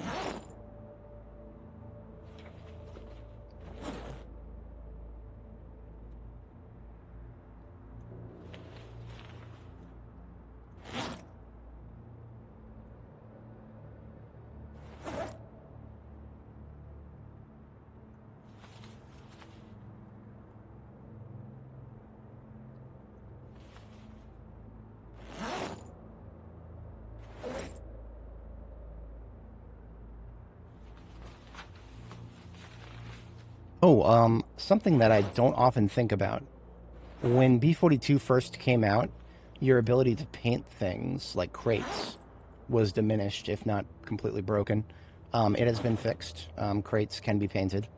So color coding the crates is something that, well, because it wasn't really an option that I was eager to consider early on, it didn't get habituated very well. So you can actually color these crates.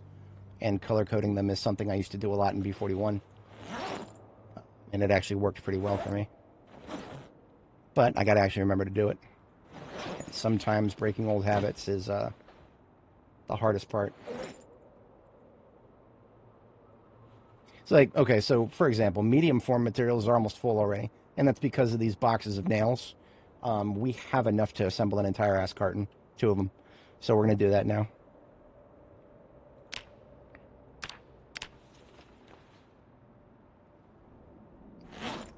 And I'm just going to place the cartons directly on these surfaces here. Because that way they're not taking up space in a crate, but they're still in the correct location.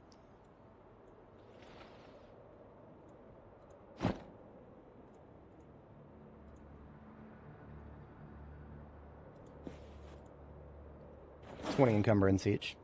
So that saved us a whole ton of room. We're not far off from a carton of screws, too.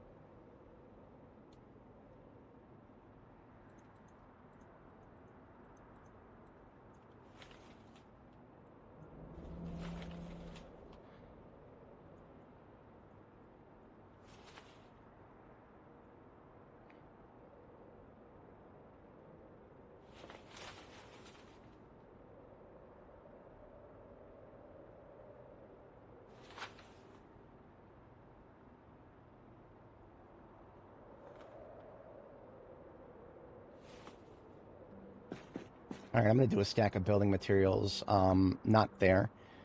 Closest to the wall on this side. Yeah, we'll do building materials, like right next to where we've got this stack of crates. You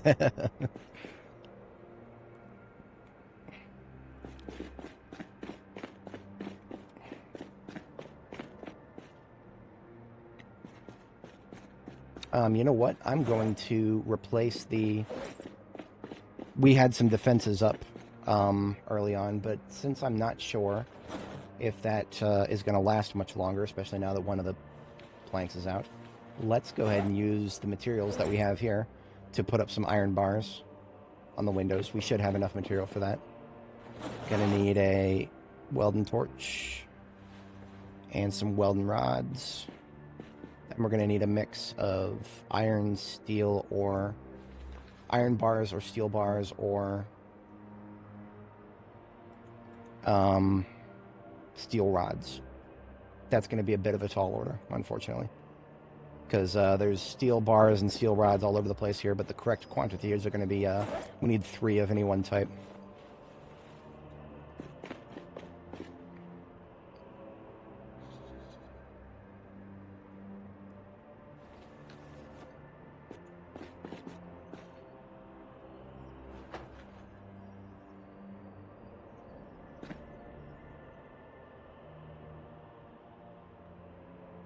I'm not opposed to just using a steel sheet. That's what I ended up doing at Riverside, but I needed to do the same thing.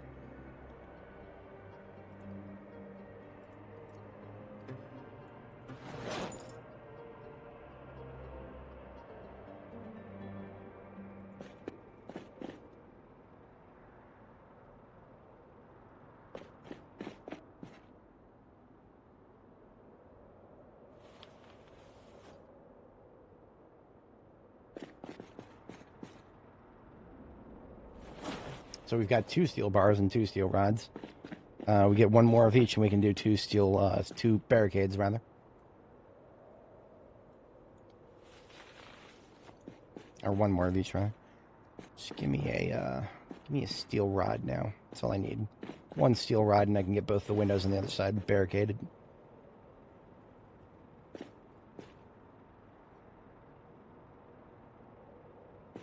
Fortunately, we cannot use iron pipes for this.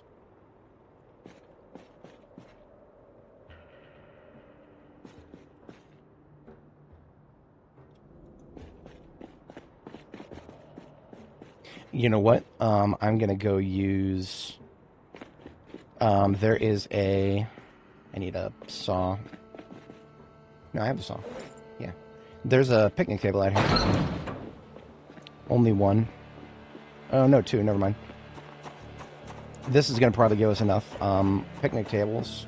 If you're high-level carpentry, you'll get a bunch of usable metal out of these.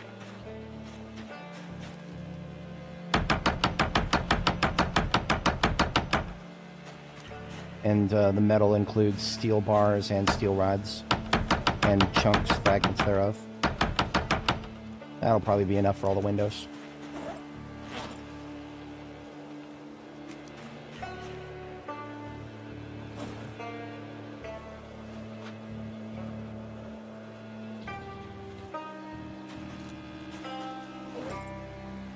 Easily, yep. I think that first one alone was more than enough. Zacto, how's it going? We are finally in Muldraw. Took us a minute, but we're here. Just disassembled a couple of picnic tables. We're going to go to get our barricades put together. Oh, look at that. We also got a guest. Hello, friendo.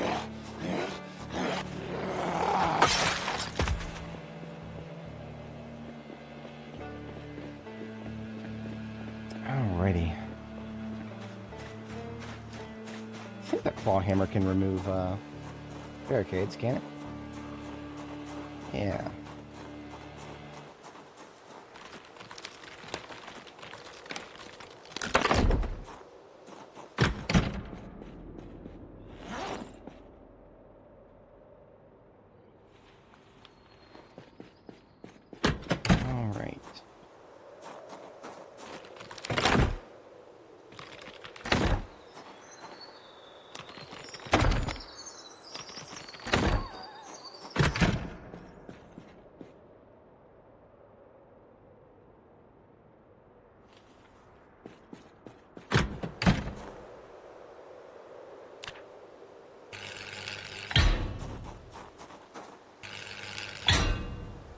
So that was all of our... Oh, we just used up the torch, that's all. Grab another one of those bad boys. Thankfully, the welding torches are quite obvious, bright red. So we only need one door. The rest can just let the light in, as it were. And we'll go do the same on the other side.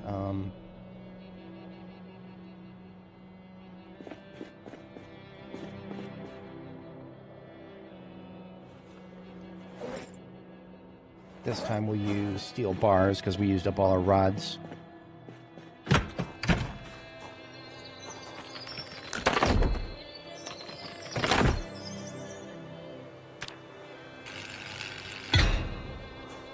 And since I've decided against building a forge here, I don't mind using a few extra steel bars.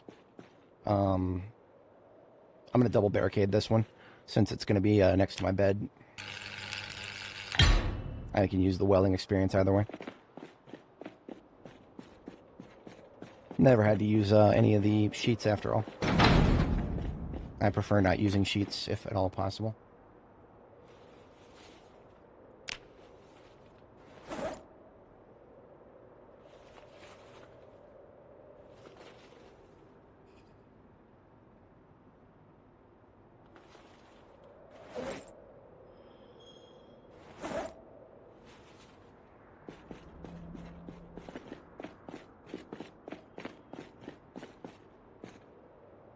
Where are you from? Assuming you're talking to me. Northern Virginia, just outside of Washington, D.C. A lot of my viewers are from different places. I have a couple of Canadians and a couple of Brazilians in the chat. I actually think I have some more folks outside of the continental United States than I do when it comes to people actually join me in chat. Overall, I think my viewer count is like 60% United States. UK is second biggest.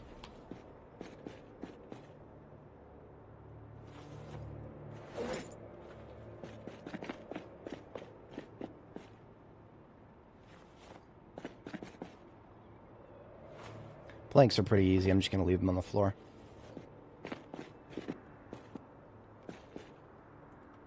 If I find another box of garbage bags somewhere, then that's going to be an easy win to come back, pick some of these up, get some more barrels put in. Now that we have a home for building materials, I'll go ahead and pick those up. They're chunky.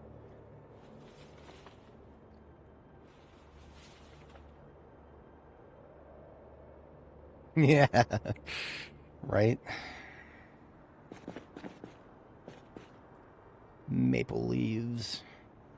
I was playing Wayne Gretzky's 3D hockey a few weeks ago, and I was like, wait a minute, are you telling me they actually named a hockey team the Maple Leafs?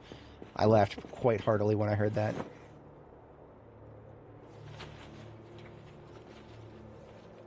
It makes sense, but also, I mean, in this day and age, when people call each other leaves, just to make fun of them, it seems like something a little bit less likely to happen nowadays.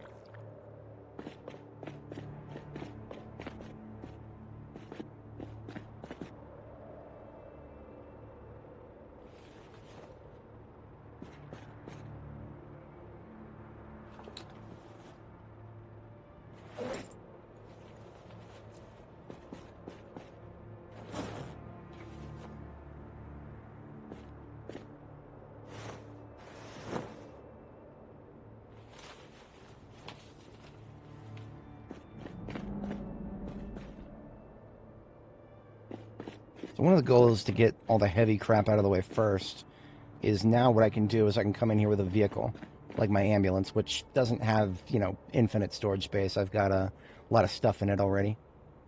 I can come in there with the ambulance and drive around and load up pretty much everything but paint. I think I'll skip the paint for now. We'll come back to it. Because I know if I start organizing paint, that's going to be a rabbit hole that's going to take way longer than it needs to. I gotta, if I just straight up avoid it, I think everybody's going to be a little happier for it.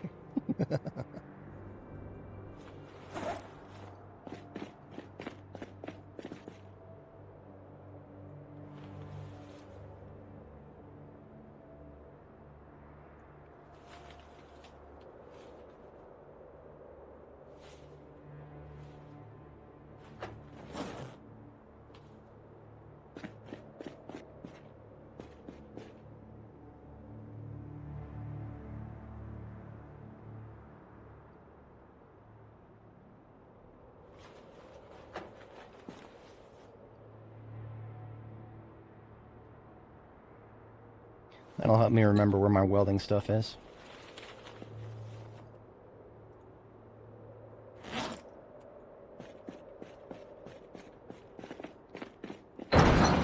Alright, in comes the van here.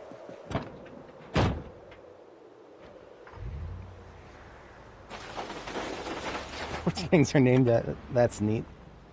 Get your the Amazonians. That almost sounds like a sports team, almost, if it wasn't for the fact that the entire concept of calling something Amazon has been permanently destroyed by Jeff Bezos. You know the good thing about all the stuff that's in the trunk of my ambulance right now? I can just dump it straight on the floor, and it won't take that long because it's all allocated into bags for the most part.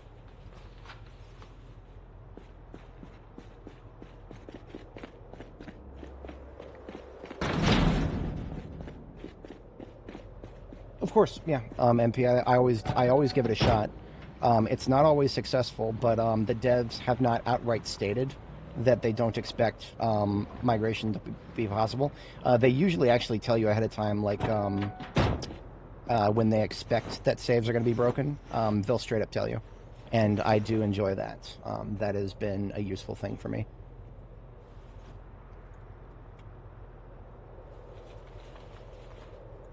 But yeah, now that we've gotten some of the biggest, bulkiest stuff out of the way, as long as we avoid paint, we should have no problem just loading everything up into the trunk of the ambulance, and then just positioning the ambulance correctly so that we can unload everything as needed, where needed. One can get away with that when you have all this real estate to drive around in.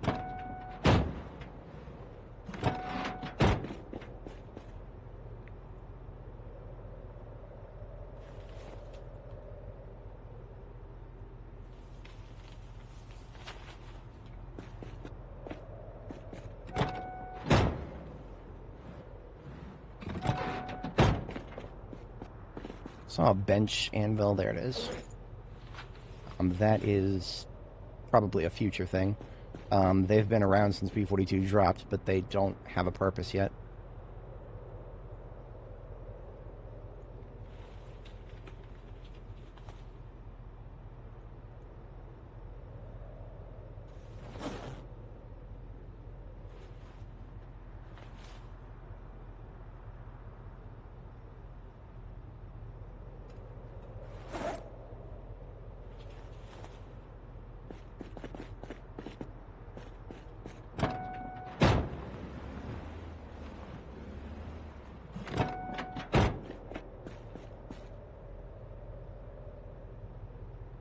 I thought I got everything from that pile.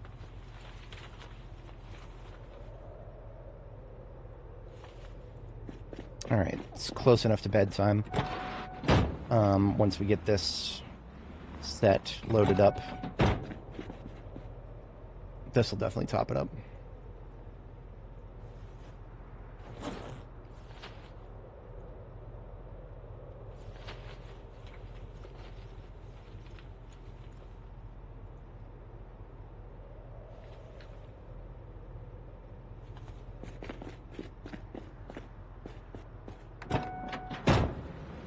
close are we? 160, 169, that's fine. So I'll just park it like right here, and then we'll get to organizing it after we get our first sleep.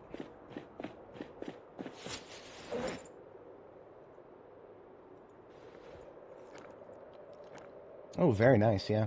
Well, I mean, okay, so it is unstable, and the devs do want us to make saves, new saves, every time there's an update.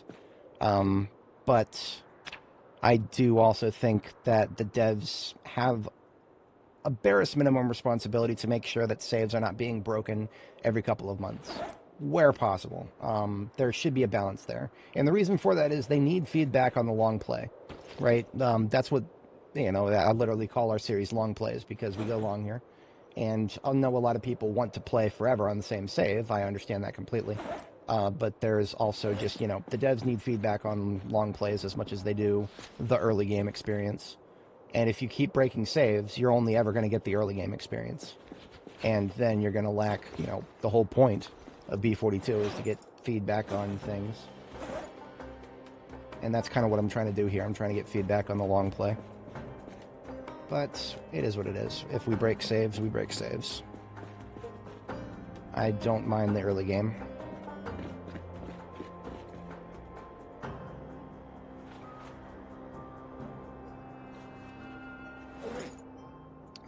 Let's do farming stuff. I've never had a good destination for farming stuff in mind. Let's just do it right next to metal materials here.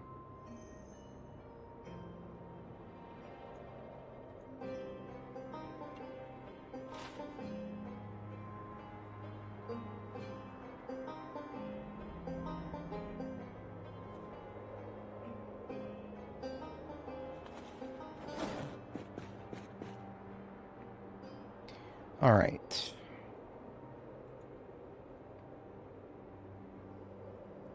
Small form materials is 4. So let's start with that.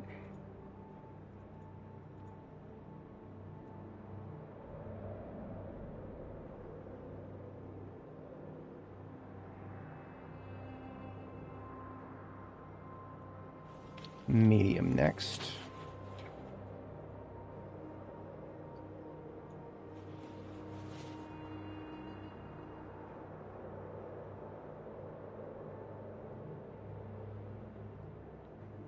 Handles and rods next. Now we're doing iron and wire.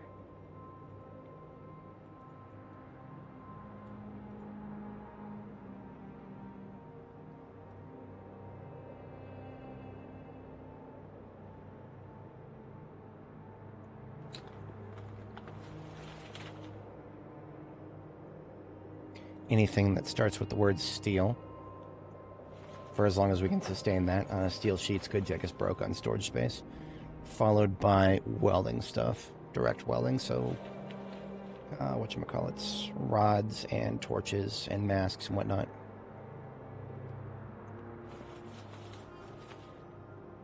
Now we do not have a tools and materials yet.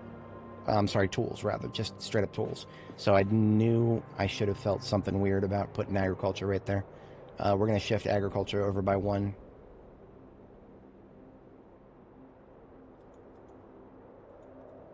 So it's going to go up there instead.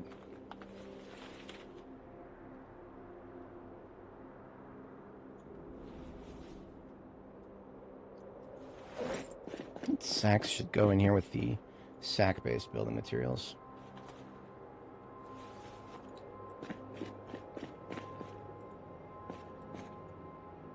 Now the way, when it comes to things like tools, I like to separate them by tools and tool/weapons, like the categories in the game give us. So anything that's just categorized as a regular tool, into the tools box. And then tool/weapon directly above the tools box. Now, sometimes I would do gardening after that. I'm going to try that. I'm going to try gardening/weapon after that, but it might fill up, so if it does, I'll shift it all over to agriculture. I know agriculture and gardening is basically the same, but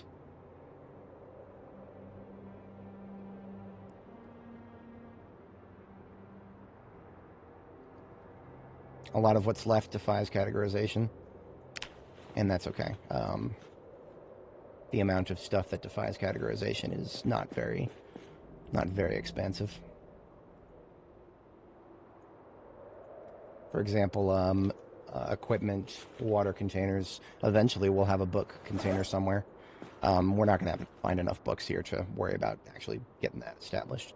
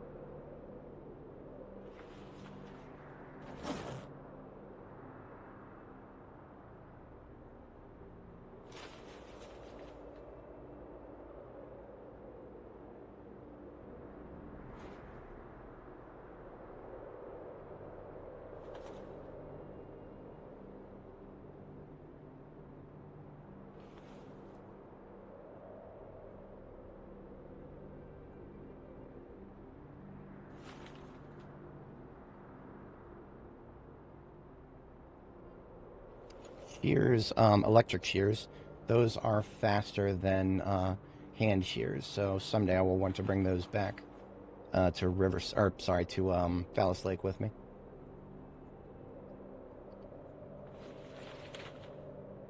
All right, so we're about an hour late for our second bedtime here.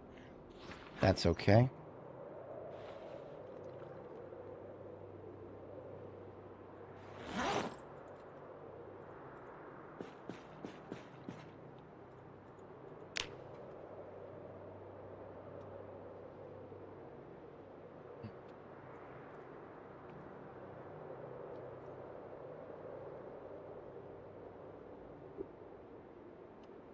I don't know if stable is going to come sooner than last time, but I can tell you that last time the build numbers got into the triple digits before we got a stable build.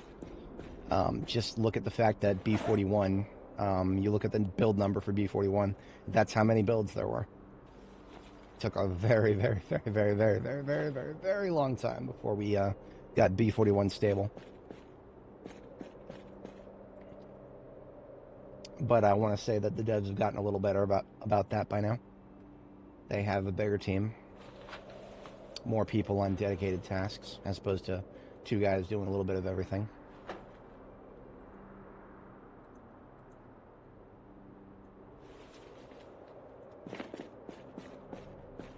All right, resuming the ambo now.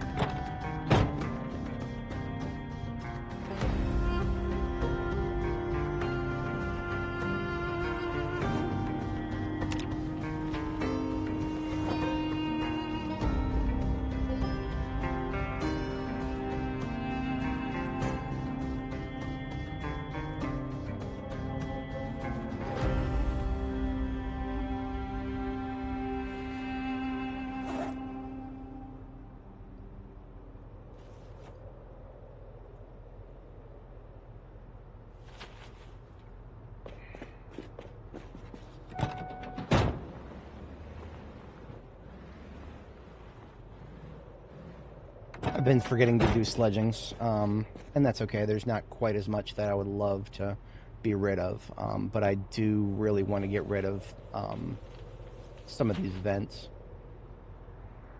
There have been times in the past where I've actually deleted every single vent from the ceiling. I don't know if I'll go that far this time, but I definitely hate the way they layer over top of things. I have always hated that about certain decorations in this game. There are certain decorative things that serve no purpose that... I mean, when they serve no purpose whatsoever, they shouldn't layer over top of things so quickly. Like, I shouldn't be seeing that, except if I'm, like, far away from it or something. That's my take. Sticking to it.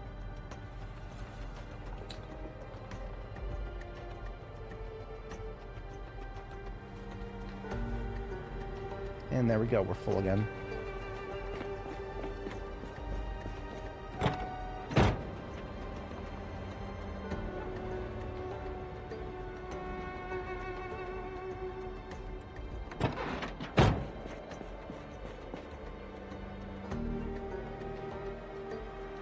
Small form materials first.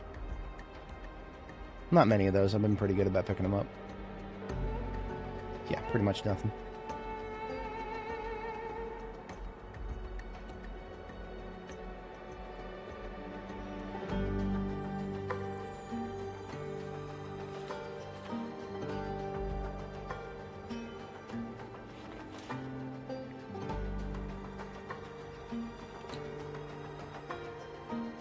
Farmer Stardew Valley arc. Well, I mean, we did spend a fair bit of time on that last, a little bit at the beginning of this stream and a lot of it last stream. But we're through the fall harvest, so not as much beyond this point until we get to spring. And of course, in this universe, spring actually... God damn it. It's January 29th. There are certain crops you can plant as early as February now. I don't know what's going on there. I don't know how realistic that is. I have questions about that, is all I can say.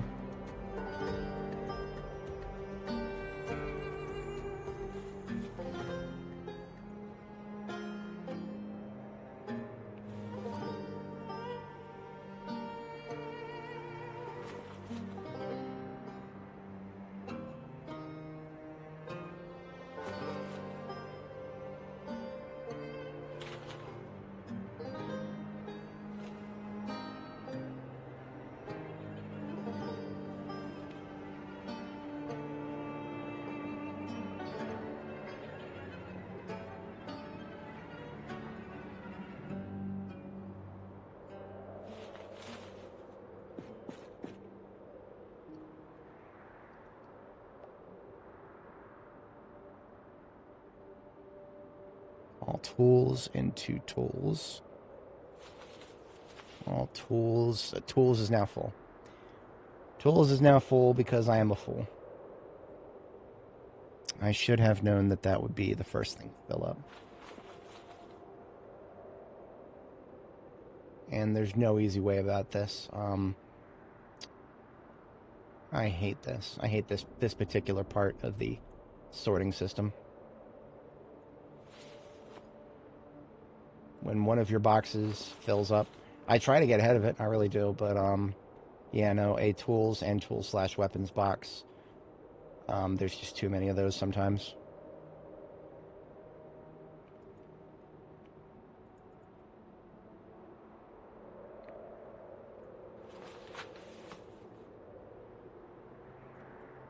So I'm just going to move saws first. Saws and drills, that'll buy us some time.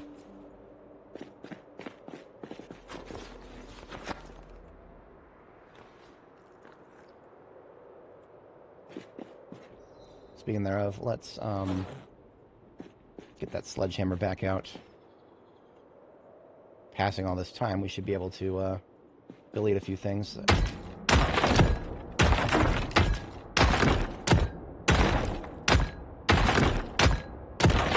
I'm just gonna fucking deal with the muscle strain. I want these gone. Yeah, we're gonna be in the red muscle strain for a long time now. Fuck it, I don't care.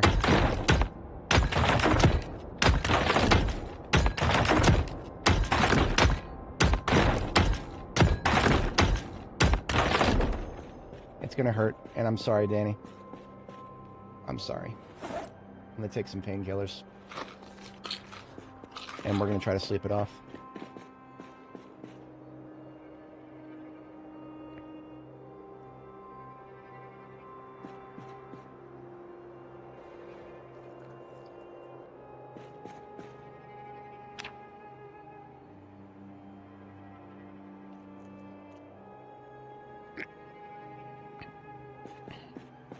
Not the best way to do things, but it got it managed. I was just kind of sick of stopping what I was doing to sledgehammer 4 things at a time to stay ahead of the muscle strain. Now I'm done with that. I'm an impatient man sometimes, and that is absolutely one of the times there. Absolutely one of all times.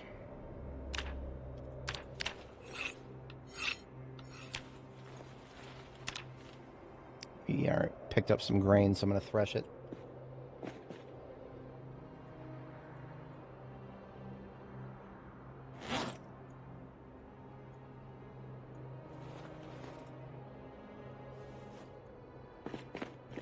Yeah. Yeah.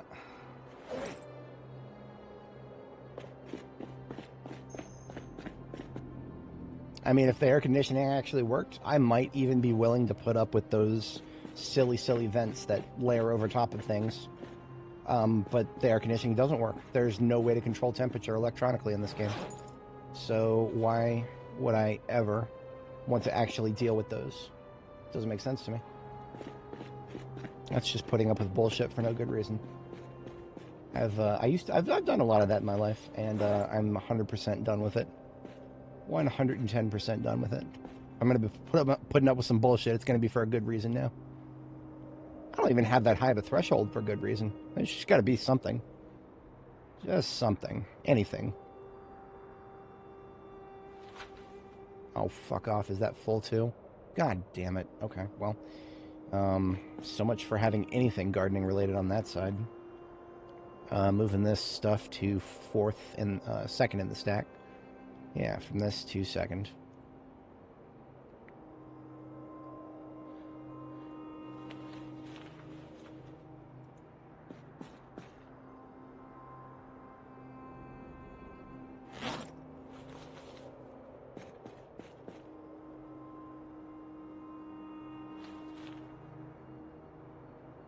That's full. Okay. Yeah. All right. All right. Fine. I hate trying to categorize things sometimes. Sometimes I really, truly despise it. I'll get through it, I promise.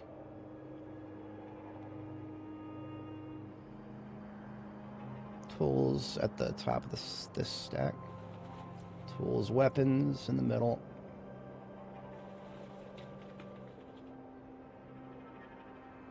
God damn it, we're full again. Fuck you. That's going to be because of bolt cutters. Bolt cutters are some of the biggest tools in the game, and if you try to make room for those in a crate, say goodbye to your storage space.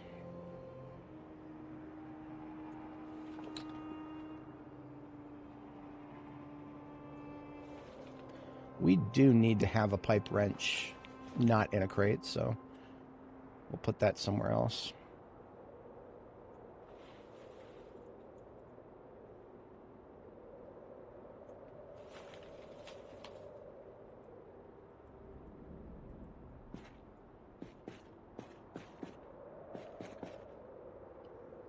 All right, third in the stack for stuff that defies categorization.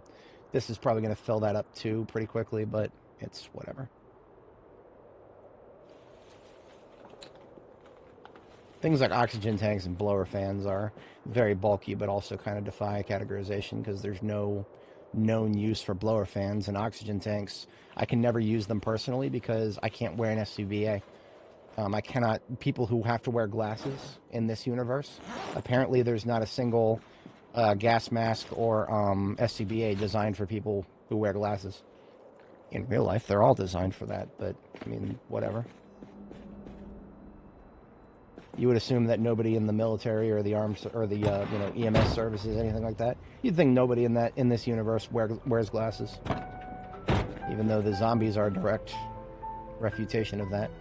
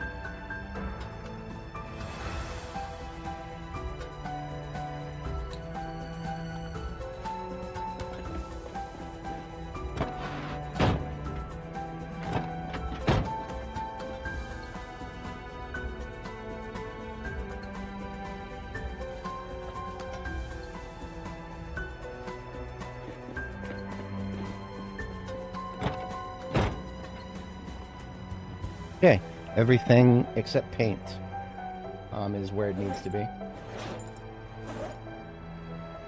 Well, is either up off the floor or where it needs to be. We're about to fix that second part there.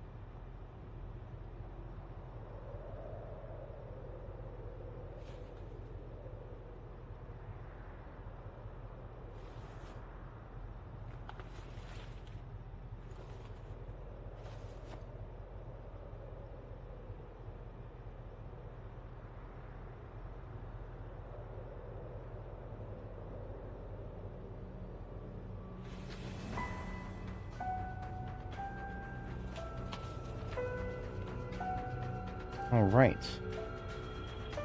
There are a couple of things like, yeah, torches need to go into welding. And a couple steel sheets go in here. Got some bolts over here. Handles up top.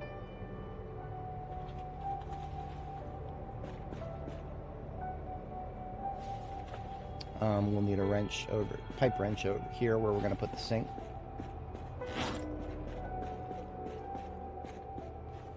And now, I really don't want to think too hard about paint right now. Surely we have an empty stack right over here. Yes, we're just going to start putting paints in these three boxes here. I think those three can handle it.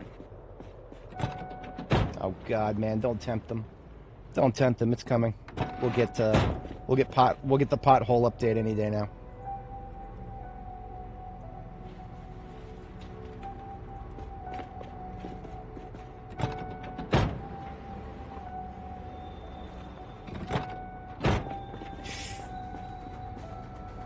Oh man, stop giving him ideas, please, for the love of God. Krillin, stop! You're making him stronger.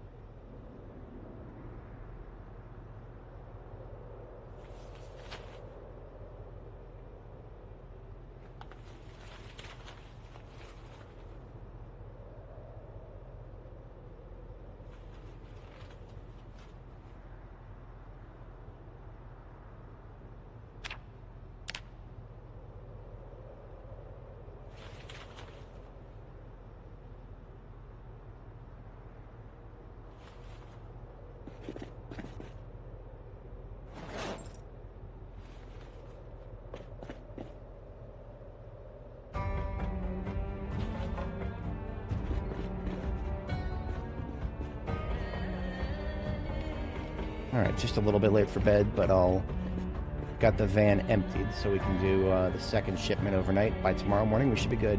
Knowing my luck, that means tomorrow morning we're going to have a rain or some dumb shit. I don't know. Can't wait to see what is going to slow me down tomorrow morning, now that it's convenient for me to start. I mean, we got other things we can do here. It's just the essentials are out of the way. And that means something is going to slow us down. Yeah, it is.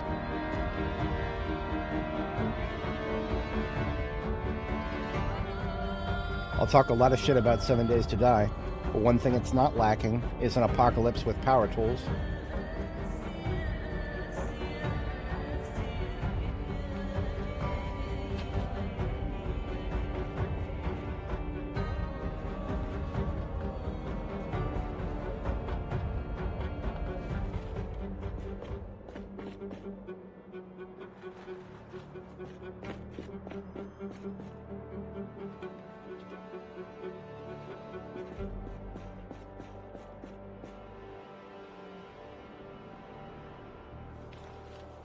And there's all the paint.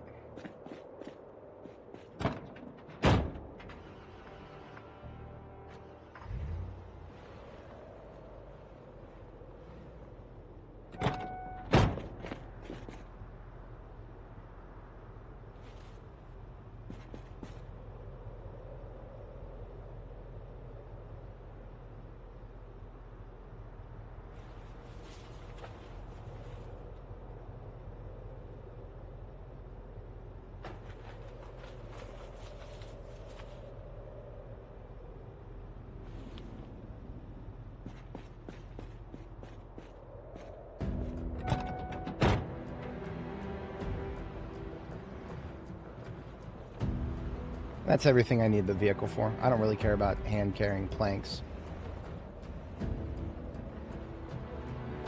So now we just back it up to the exact spot where we dumped the stuff that was in the trunk, and then just make sure not to accidentally select a few things that were already on the floor here. And there it is. The trunk of the truck, or the ambulance, is restored.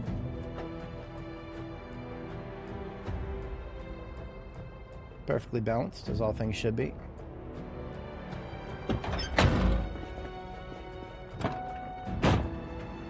Now, the sledgehammer belongs with the ambulance. I think we're pretty much done with it. We've got the hole in the wall for the rain barrels, and we've got the entire first floor cleared of unnecessary walls. I'm surprised it didn't take us longer. We're good to go on that. Beautiful. And we're just about ready for bed. Everything is happening way too good here. Something's going to come along and fuck us up. I just know it. I'm going to wake up tomorrow morning and there's going to be pea soup fog, and it's going to last until 2000 hours. That's coming. I just know it. Things have been going way too well.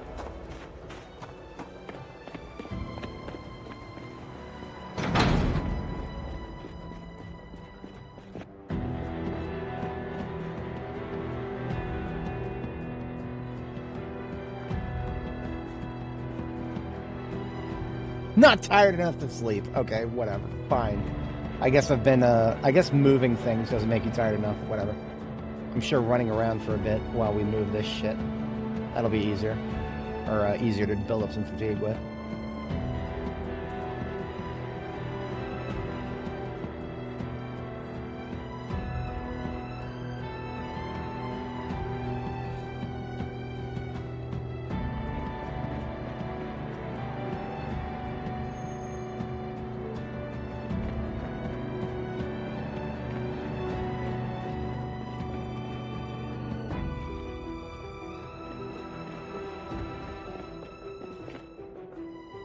Okay, I don't need completely empty backpacks anymore. Let's fully gear back up here. And by fully, I mean satchel, not satchel. Bandolier first. Then satchel, then backpack. And then stuff that was supposed to be in the backpack.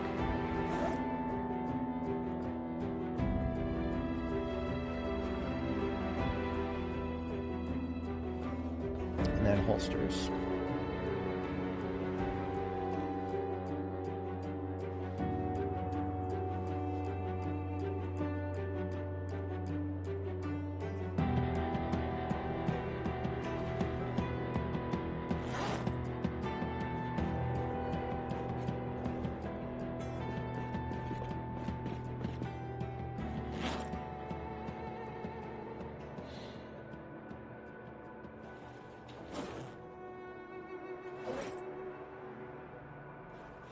Alright, now let's see if I can sleep.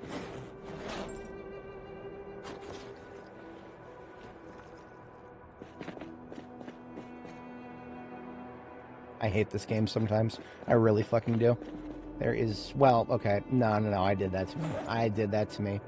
I'm the one who did all of the sledgehammer work and then immediately went to sleep to get rid of the muscle strain. Now we're paying the price for that. And that price is a fucked up sleep schedule.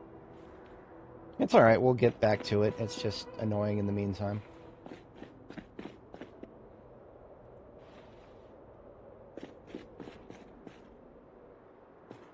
This place is a lovely, probably one of the best blank slates to work with when it comes to, like, you know, taking an existing building that you want to turn into a base of your own. I would go as far as to call this one of the best on the map, because you've just got all this stuff that's already here, but once you get it sorted, you've just got this beautiful, massive area that you can drive straight into. It does require a sledgehammer to get it to this state, but yeah, it is. That's what makes a sledgehammer so rewarding, I guess. I'm gonna take some of this. Actually, yeah, we're just gonna put most of this away. The trash can is needed downstairs. I always need a trash can in my bases. Get rid of those stupid batteries that are almost empty, but not quite. Things like that.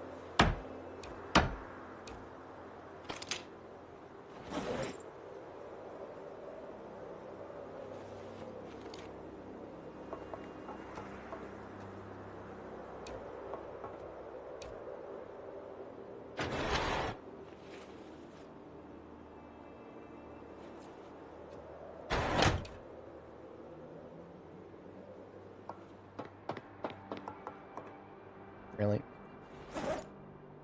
It's alright, at least we got a home for it all. Alright, that's everything off the second floor. Not much, but we already took a chunk out of it. We're putting variety crap on this side somewhere.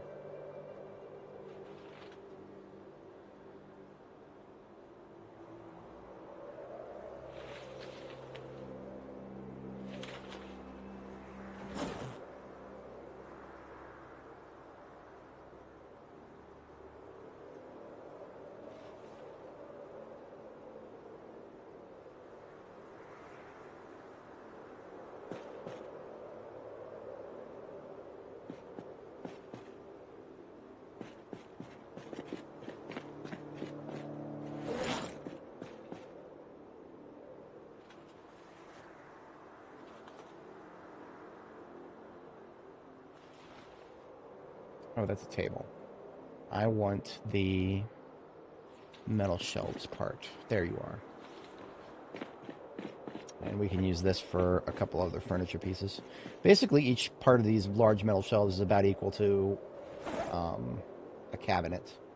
So the fact that it takes up three, or rather, the fact that you can't put anything on top of it makes it not very efficient storage. And that's not the worst thing.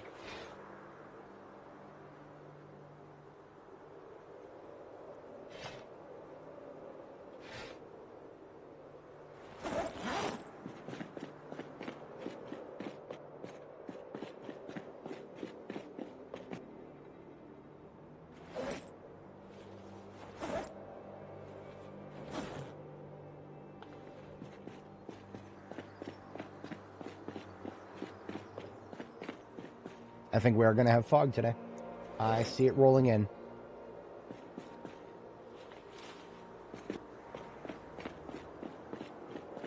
I knew some shit was going to come in and fuck with my day. That's alright. I mean, we still need to sleep, so maybe I'll be able to sleep through part of it. Maybe we can read a book through the other part.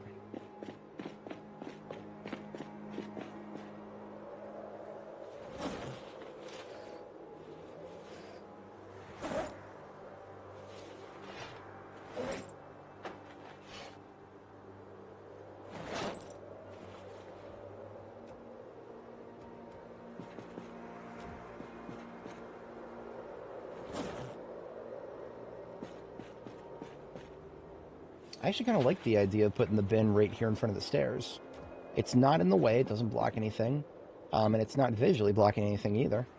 And it's still close enough to the kitchen and the workshop area. I like it. I actually like it. And we've actually got these two shelves completely open if we want to end up putting some stuff there later. Alright, let's give this sleeping thing one more shot here. I do need to step away again briefly, IRL, just for a quick moment. I need to go get some Tylenol. I feel a light headache coming on. No surprises there.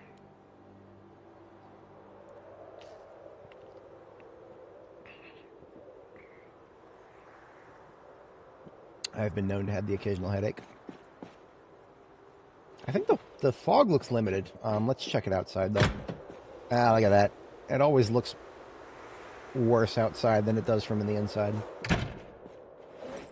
One of the first things I'm going to want to get is a proper dispenser so that we can put this dispenser bottle full of milk into it, and that will allow us to mass refill all of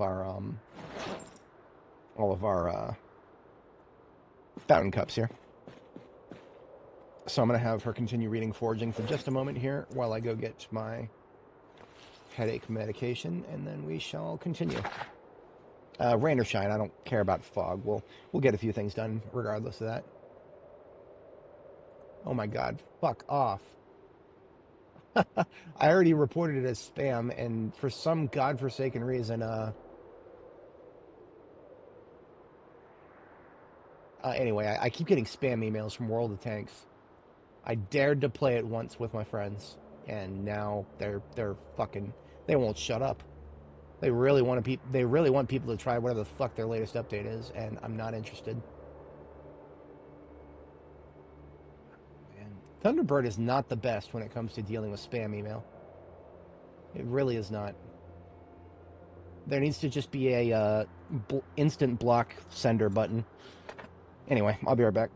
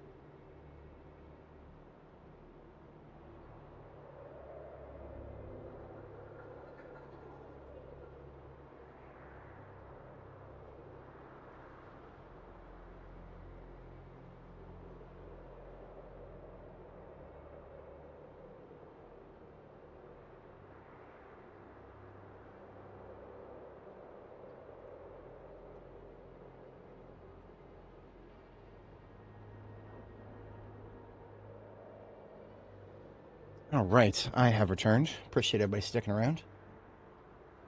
Hey, alrighty. Let's see what Muldra has to offer us today.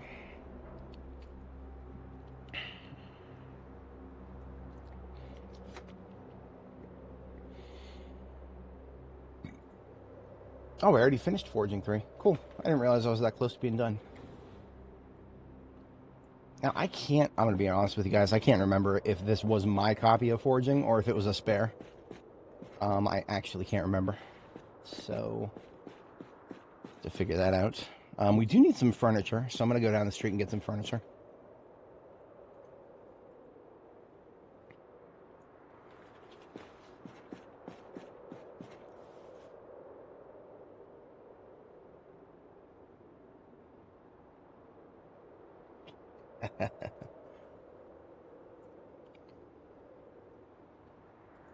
War crime is just a something that the most powerful countries don't like you doing.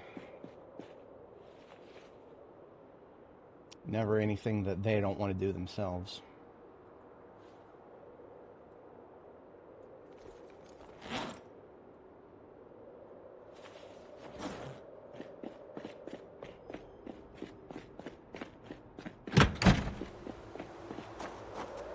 So we've got a lot of stuff on the floor out here. It's a mix of things. 38 special, 45 ACP. That was definitely a hit or miss as to whether that would be something I'd be shooting a lot of. The 9mm, that's a dead giveaway. I'm glad that it's here. We'll make good use of it.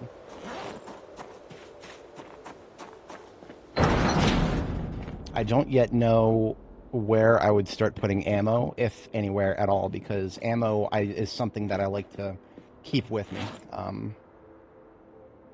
I left those ammo cartons there mostly because I didn't have room for them at the time, and I knew that I would have some use for them here, so I'll leave them somewhere very conspicuous, such as the bed here.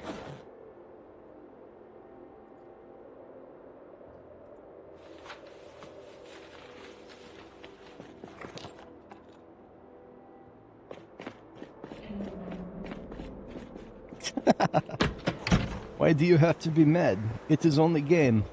Wasn't that a quote from a hockey player? I can't remember.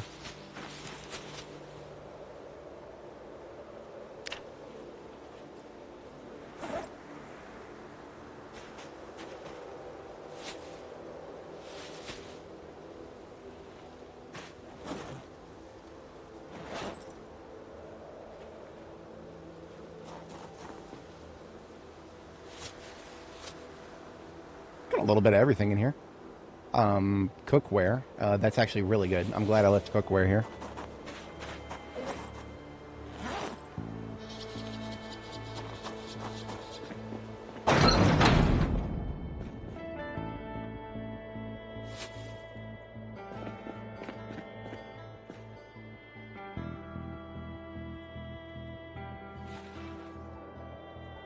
I'm not looking to think too hard about where I put stuff like VHS tapes. The chances that I make time to ever actually use them is quite limited, because if I need to blow off some stress or something like that, or get some happies, boredom has been almost nerfed into the ground. I can't remember the last time I've seen my character get bored. I genuinely can't. I'm sure it's possible still, I just don't see it happening.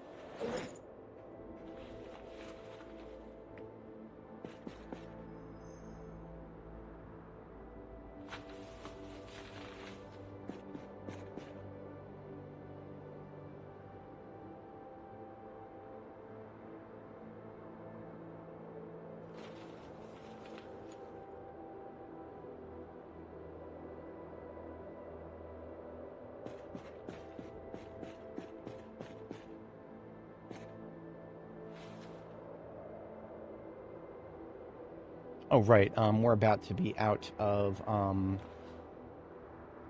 water, and we don't quite have a sink just yet, so we'll transfer from our can here.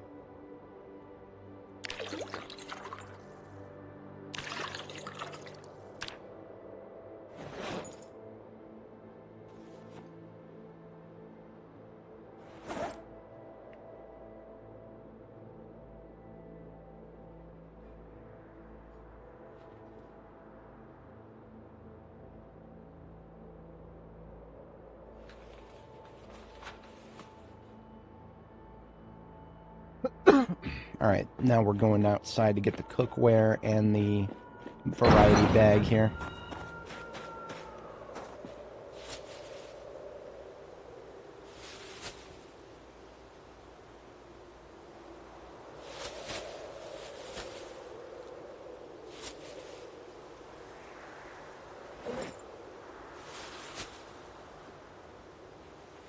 And I did leave myself a coffee machine because they're just slightly annoying enough to find in Mulgrave, but you gotta go a little bit far from this location for it. We will find a home for it once we get some counters.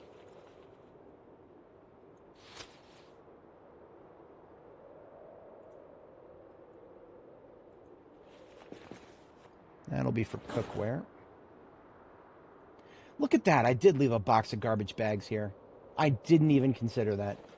Past me was a little bit smarter than future me here, in this particular instance. I even left a fucking pipe wrench. But I already have one on the floor, and that's okay.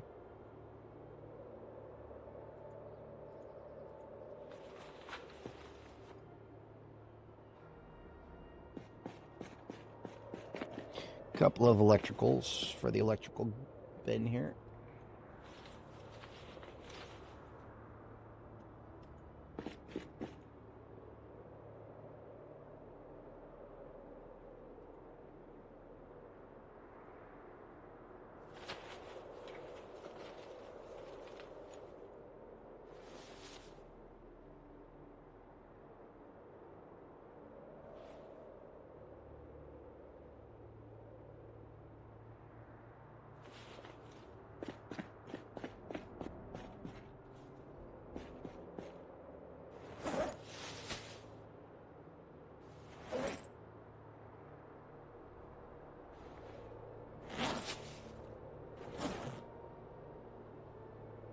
That can be left as is.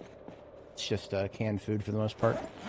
Canned food is, I mean, it's obviously heavy.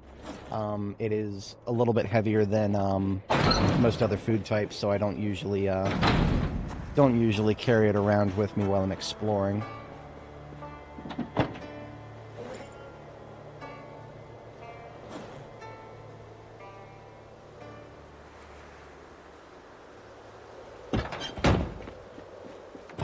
Alright, we're going to go down the road to the residential houses here first. We should have already pulled a fair number of zombies out of the initial area here. There will probably be a couple left over, but few and far between, because anybody over here would have definitely heard those gunshots from earlier. There's also a chicken farm down here, but I'm pretty sure it's going to be looted and trashed, so they're all going to be dead, probably. Yeah, alright, so we got some Zeds over there to the bottom of the screen. We will deal with them. I'm just going to parse for any potential furniture that I want here.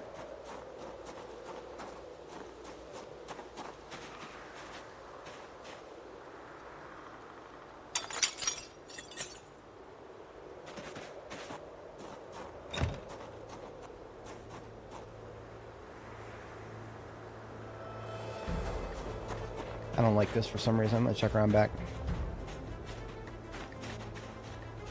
Can't explain it, but my sus-o-meter was going off there. Oh.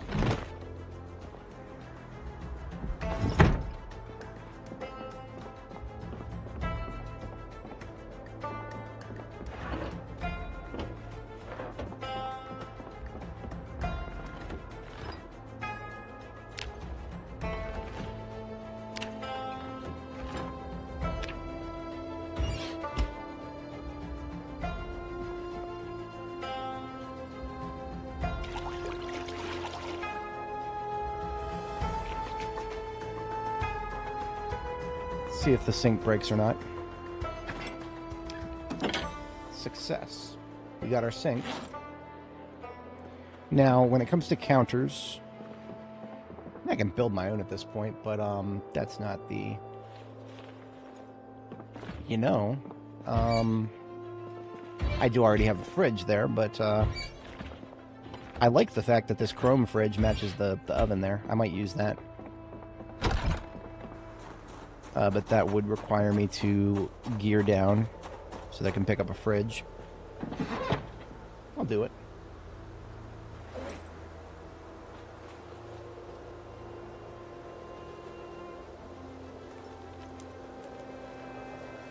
bandolier completely empty?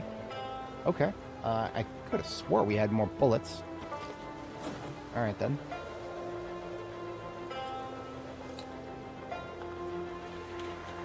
I don't have to worry about taking it off then.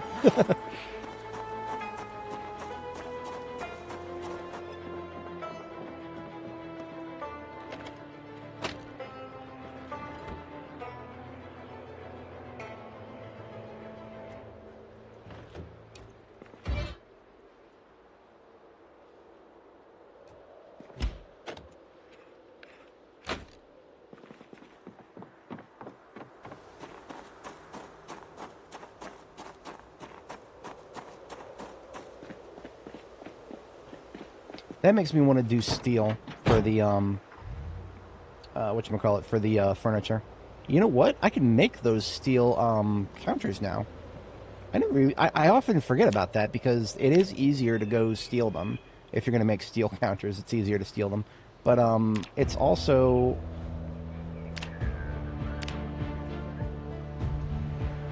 Wait a minute, these do have a different appearance. That's interesting. I'm going to try those. Those actually, I think... I don't know if I've ever built those. Now I'm very curious.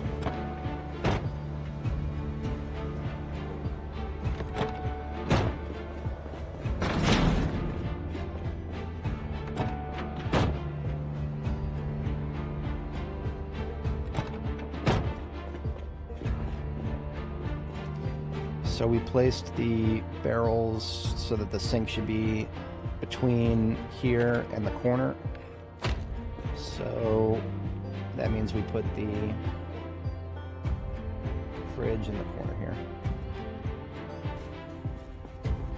Not that we exactly have anything to put in the fridge, but it is at least the correct fridge.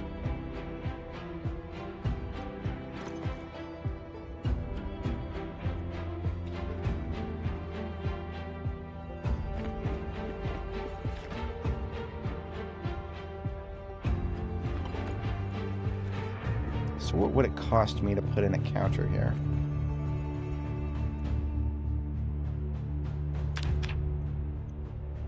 A craftsman metal counter is...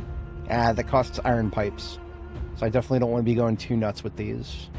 We should have a few. We need 2 hinges. That's interesting. But yeah, in terms of like things like torches and rods, we should have plenty.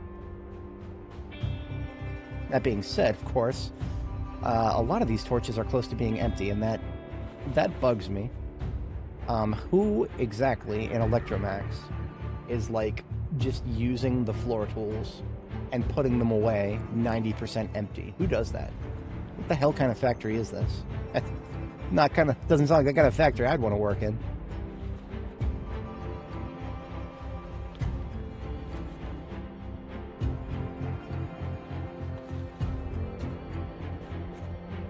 Are we going to need scrap metal? No, we don't. Okay.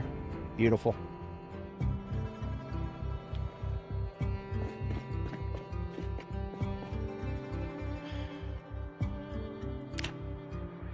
Oh, it's 4 small. Okay. I got too small and too large. My brain is still in large storage container mode. If I like it, that should be materials for 2. I guess. Oh, okay, okay. The icon is very deceiving. This literally is just the same. Okay.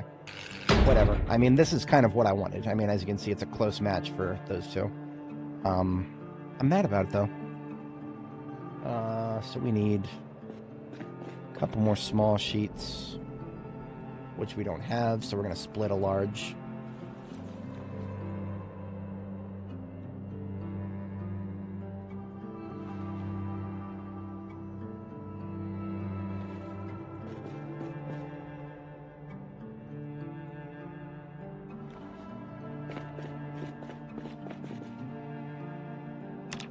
This is not the best use of my iron pipes, so that's the last one I'm going to build. I'll try to steal a few more later. Those are definitely much easier to steal than they are to build. The only reason I went ahead and built a couple is because welding experience is worth it. 400 each. It's pretty good. I am going to almost drain one of these propane tanks here because we got 6 torches to refill. That will... It's like, I think a full propane tank can do like 7 and a little bit more. So this propane tank will almost be empty when we finish this. And I'm here for it.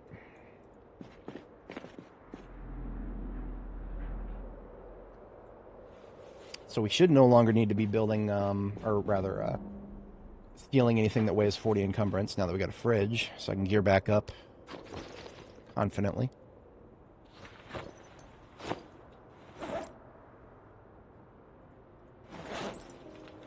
Next thing I'll be targeting is a dispenser, because this is my second to last cup of cow's milk, and I don't want to be doing no transfer liquid nonsense.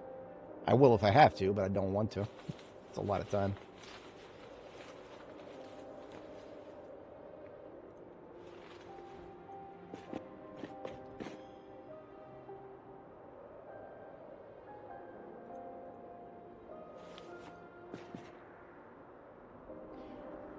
There's a glitch that I would be happy to be gone next patch. Turning around no longer changes how close you are to any given container. Yeah. That, the number of times I have been interrupted trying to transfer something because I was just far enough away that the act of turning around to access the container meant that I was suddenly too far away from the container. That shit can be... I'm done with that. I was done with that before B42 came out. Anyway, cookware goes under the sink, and then the sink can get placed.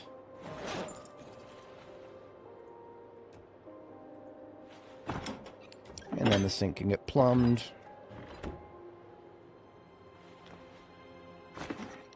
And then the pipe wrench can get put away.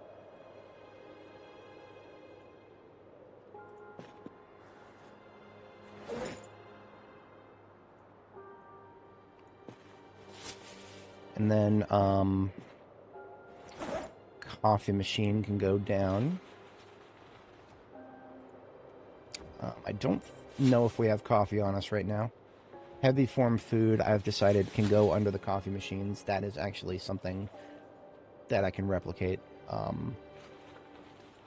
It's taken me longer than I had expected to get coffee machines in, like, a place that would make sense in other bases.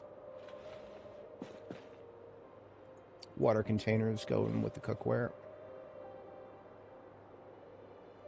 I'm going to go ahead and remove whatever garbage bags are in this garbage bag box here. It looks like we got 13.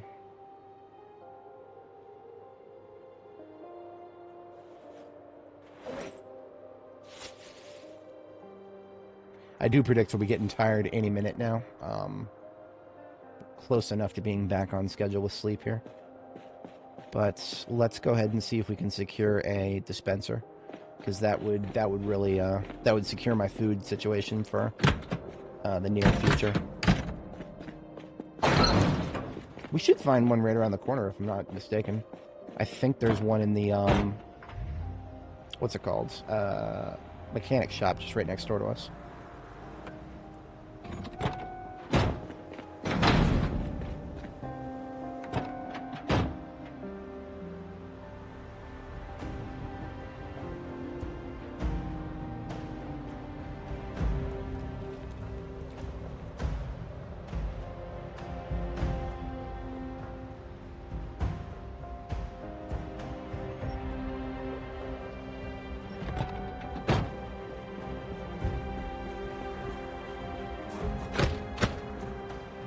You leave the garage door up. The fuck? What? I don't know what that is. YouTube changed their, how's it called? YouTube changed their, something about their chat window recently. And I can't interact with it, so great. We get to see that. I had it rather well crafted, but, there's no brakes on the YouTube train. Apparently somebody in their viewers joined. I don't know what that means, but welcome everybody. Getting rated. Are there other streamers live right now? We're in the afternoon on a Saturday, of course there are. shut up. I didn't forget what time of day it is. Alright, don't need those. Don't need those. We do need a water dispenser. That's what we're here for. There it is. I knew there was one here.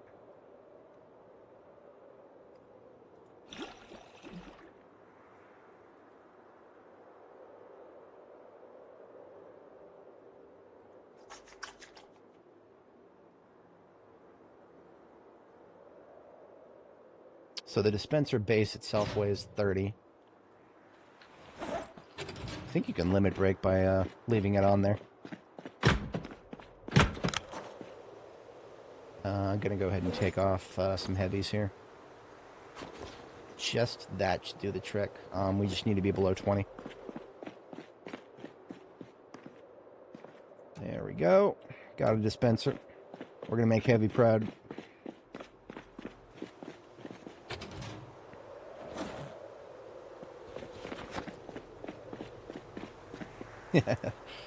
Sounds like fun. Welcome, everybody. If anybody joining is not familiar, we're just here in Muldraugh, and we're making our way down the main road from... I always arrive in Muldraugh here at Maston Fecca. We set up a base here. And then we're just going to proceed to the general south direction and see what we can muster. We should be pretty good on supplies, theoretically. How's our weight? I brought a lot of milk with me, but we have been in weight loss for a bit now. I predict we'll need to start putting on weight later this week.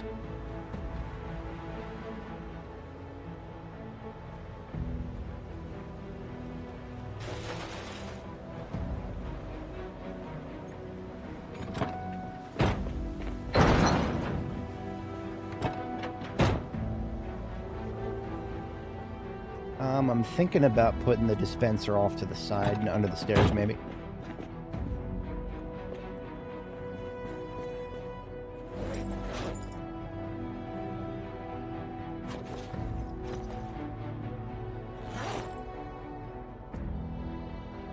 There we go. Now we're under 20. That works. Now this dispenser bottle full of milk that I brought with me, this will sustain us for quite a while. Like if we need to go back into weight gain and we don't have a bunch of fat junk food to eat or anything like that, then we'll just churn a couple sticks of butter from that. So food scarcity is now solved for the immediate moment. Let's get out some more cups.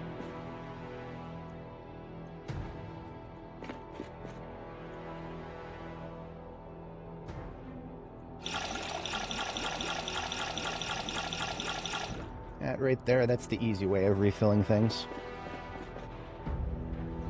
And we're looking good everywhere else. Our sword is a little dated. We could use a new one. We got 2 spares, but I also, since I don't have too many, I'm going to use this one a little longer.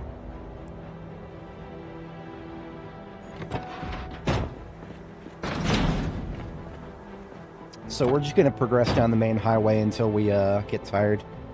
We've been not exerting ourselves much over the past couple days while getting everything organized, so I predict we'll be able to be combat effective for at least another hour.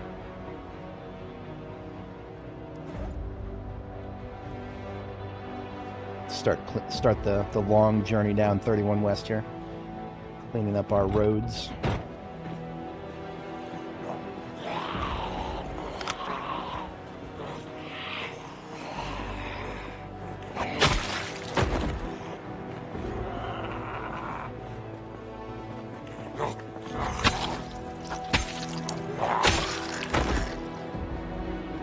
Check this parking lot here. Yeah, anybody down here would eventually be in the road, so I think we're going to go loud here. Yeah, we're going to go loud here. Let's do it. Music's getting loud enough anyway, isn't it? I love this track, but it gets really loud. Fucking jams, man.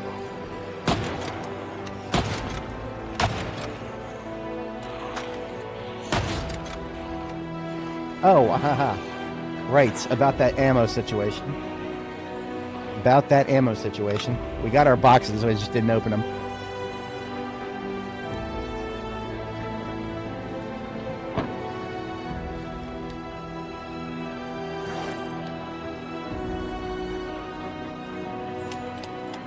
As you were, gentlemen.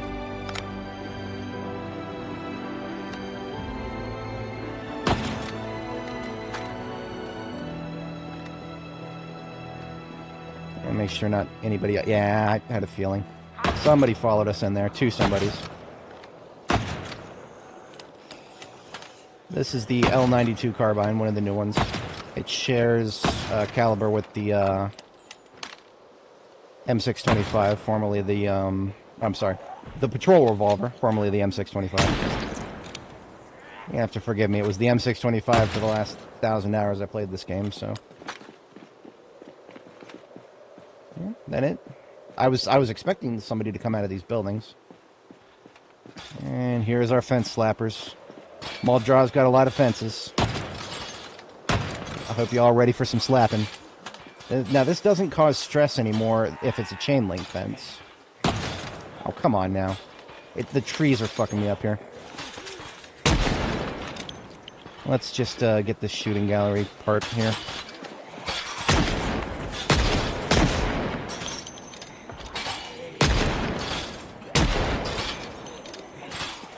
I'm going to check around the corner to the left first. Okay, we're looking okay back here.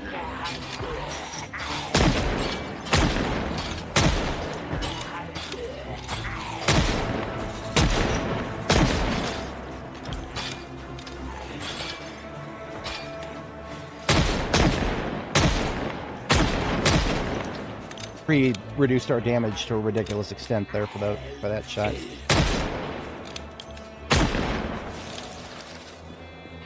Doesn't look like it would, but it does.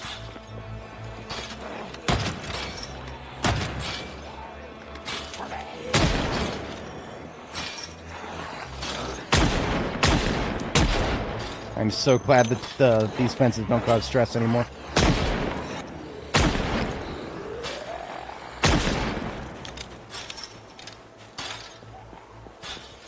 No, it's not.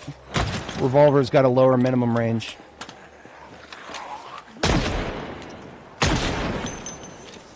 Having a revolver and a carbine is the ultimate loadout. As long as you don't completely annihilate your 357. One north, fast.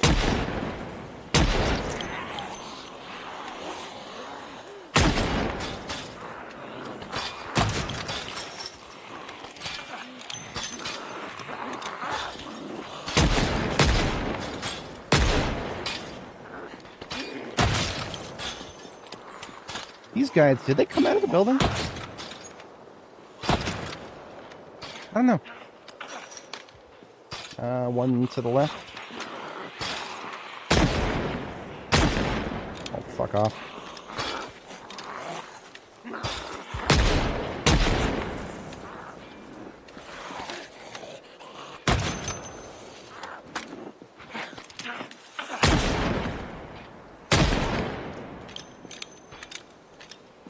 Why would I use M9 or 38 when I could pull from the same ammo pool on my bandolier? Why would I have 38 special if I can't carry it around in a bandolier? Not making sense to me right now. I have a one-track mind when it comes to ammo. I would like to carry around one type of magazine and one type of loose bullet, wherever possible. If I've got a long range, one of those 8x scopes, sure, I can make an exception for that, because my opportunity to do really long-distance shots is going to be a little bit lower. Okay, I think we're going to have a few fence slappers over here. Ain't no thing.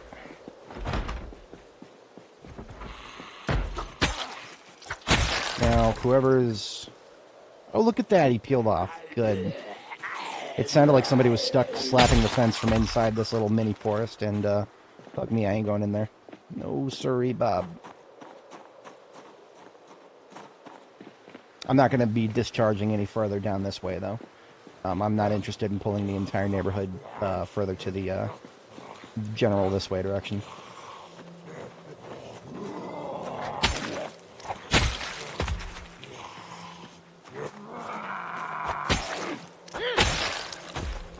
Yeah, that's that's a high pop problem right there.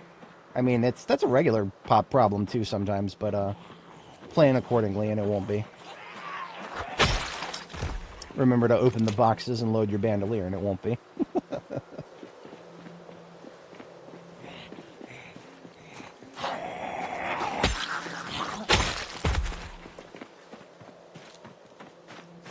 And we're just about up to our bedtime here. I forgot we actually did sleep a little bit late today, so our sleep schedule is still in the slightly fucked status.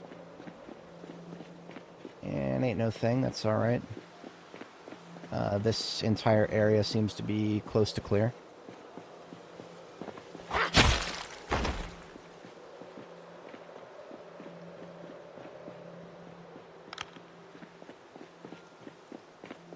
Yeah, that makes sense. In the 357, you can fit 100 shots with your if you're organized. And we're ready, are already ready for another box.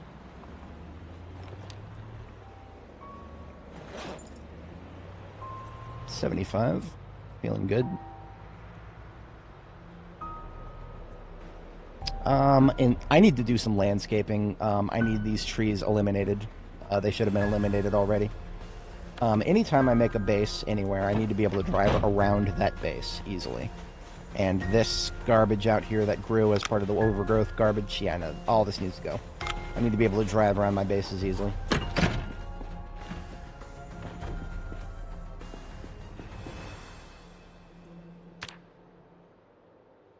Last of Us clip. Nice. Very nice. I have not played... I've never played the game fully through. I played parts of it, but never the whole thing. I don't do PlayStation, and I don't do ports, so that kind of rules me out, unfortunately.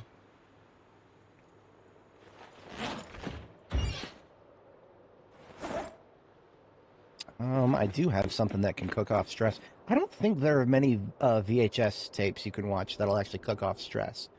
I know you can watch Magical Woodland or Moderators, and that will actually get rid of unhappiness. But I don't know if any of them get rid of stress.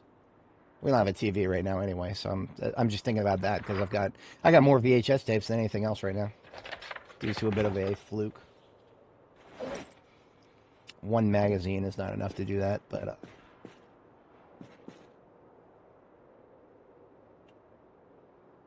sounded like I heard some mouth breathing for a second there. I think we're all right. I'm gonna go ahead and do some landscaping. I don't think we actually had any axes of any. No, this whole tool store here, no axes. That's how this universe works. We're gonna use the axe we always carry with us to get some landscaping done here.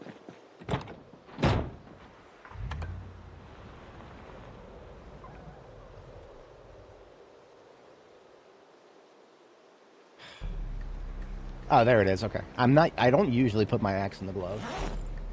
That is out of the ordinary for me, but it's whatever, it works.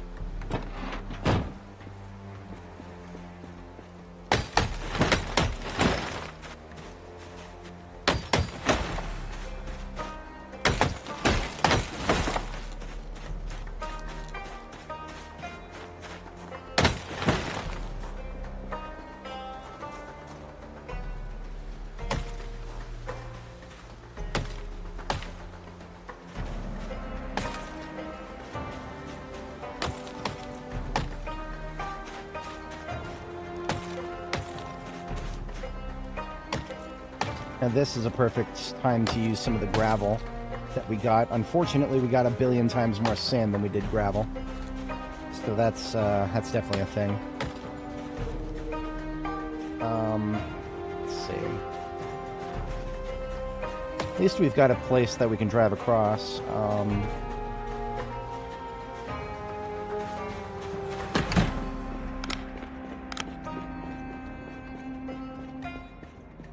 Where is it? Here it is. So sand, and then there's like this whole place, and there were 2 sacks of gravel. That's okay. We'll dump them out, and then we'll use the sacks to pick some more up. Because the parking lot's got a lot around it. I just need something to connect the parking lot to the road here.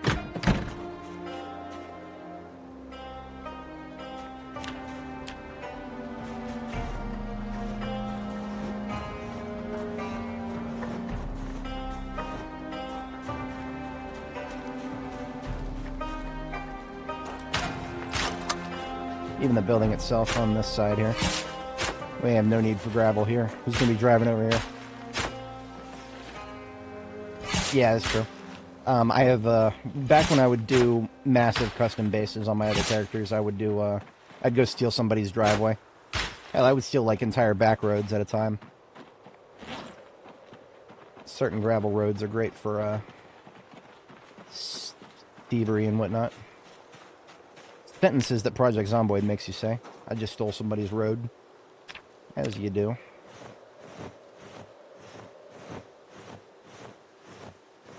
I'm gonna clean these gravel tiles up here.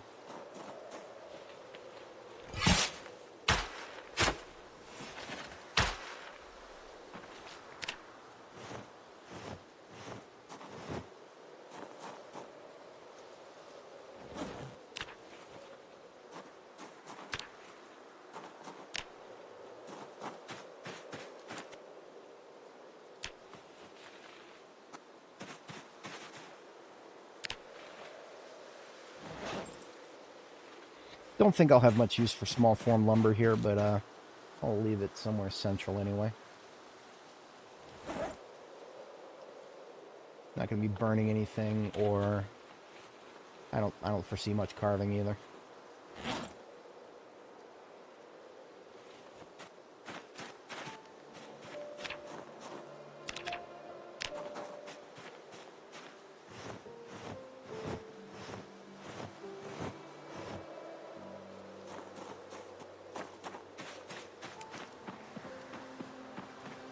Now this little mini forest in front of my doors here, I don't like it, but I'm going to deal with it, because that's a lot of landscaping. Like, a lot. And one of the biggest reasons I always disliked it was because it would be very hard to see respawns coming from the little mini forest on the other side here. But respawns don't exist in vanilla settings anymore. And that makes me very happy. We don't have to worry about zombies constantly coming out of this stupid little area right here. That used to be a huge problem basing here when respawns were enabled. Good riddance to respawns, I say. You might not notice it, but it's actually 20 degrees below freezing right now. That is the power of having many, many layers on.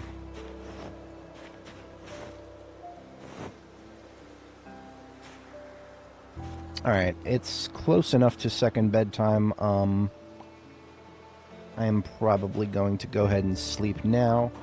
We'll finish this after our second sleep. Then we can say we can at least drive around the base.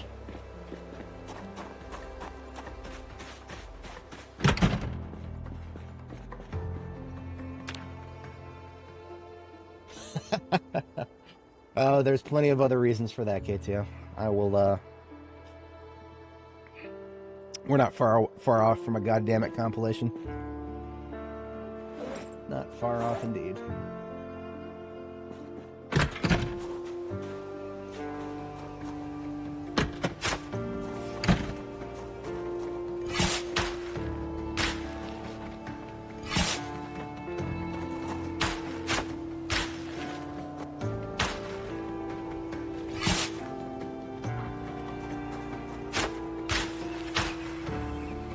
Sometimes in the past, I would actually try to make the road directly next to the base.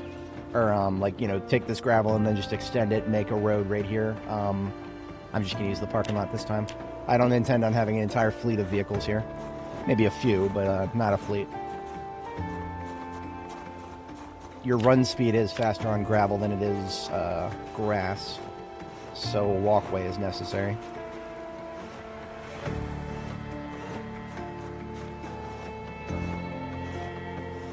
Oh, perfect. That is all the gravel right there. Very perfect.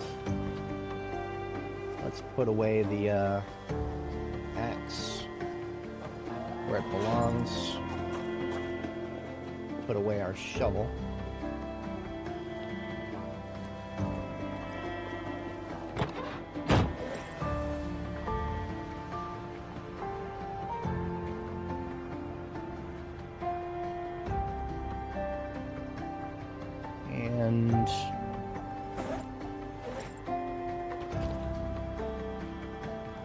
carrying around an extra welding torch. I'll leave that in the trunk.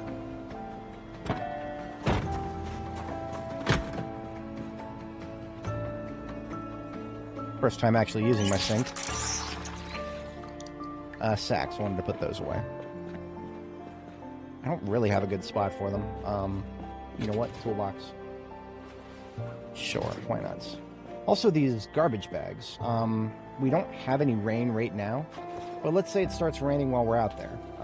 I have no idea. I don't watch the weather enough, and that's always going to be a problem with me. But you know what? If it does start raining while we're out there, now that we have 20 garbage bags, that's a few rain barrels we can put together. I don't want to take myself broke on garbage bags. Was that 9? So we need 3 more. I will make 4.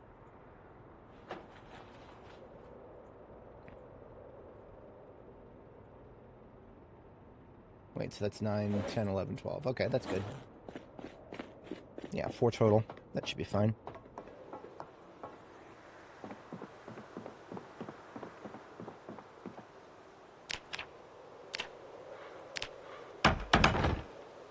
Whoa, that was bad.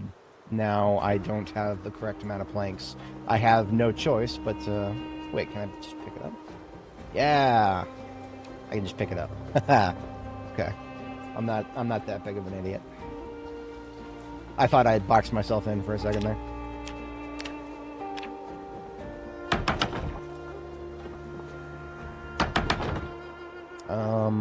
Let's do the next one with tarps. I do like putting the tarps directly over the water source. That means I should put my washer. That means I should put my washer right here. That kind of would fuck up the flow of the kitchen, though. Yeah, that would kind of fuck up the flow of the kitchen. You know what? I don't care. I don't care. I think it would work. I can make it work. We'll put some metal crates over here for the food. Yeah, we can make that work. I will make that work.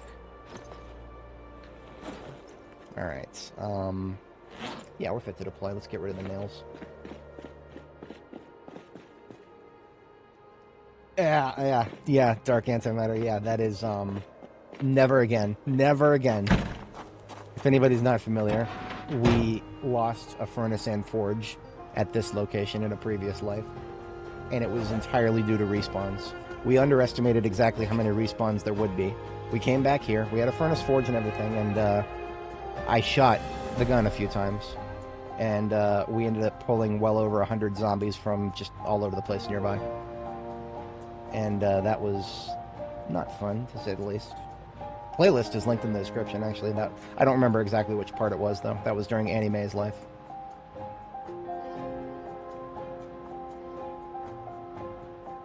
That's a lot of zombies right next to each other. I don't know if that would have been a survivor group, but we're going to need to wipe it out regardless. I'm going to let the sound of the engine pull these guys up.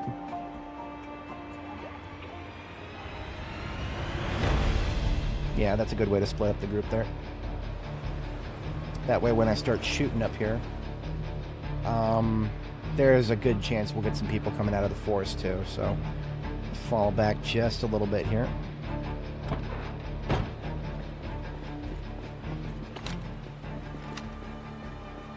And we begin.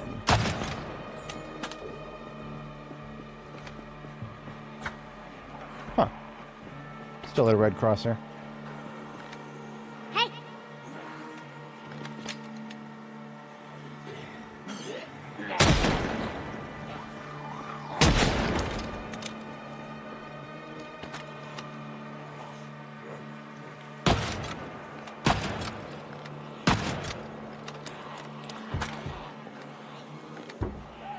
Head on a swivel.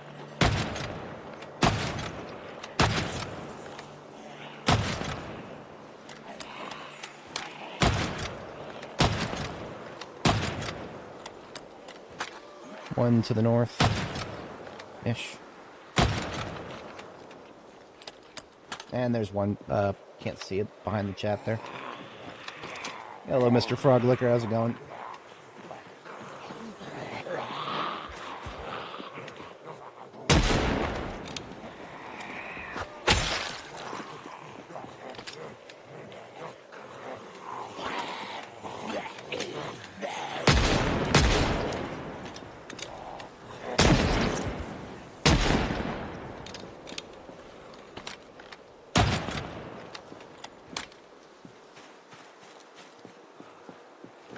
Slobies coming out of the forest here. We've got mediums south. Come on out.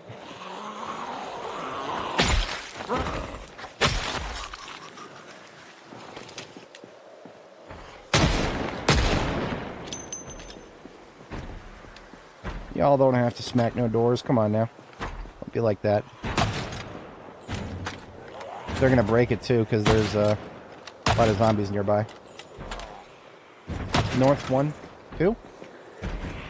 This is just a hiker. Don't get too excited when you see them with the hiking backpack.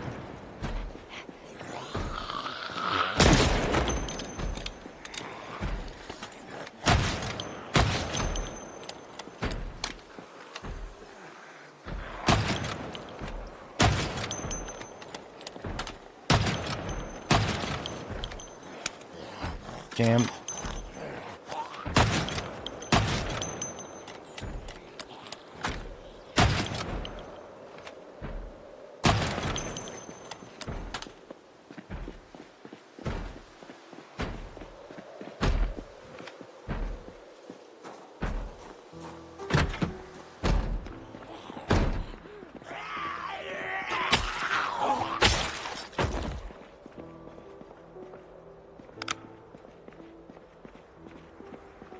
I wasn't expecting much in here, but always worth a careful look through.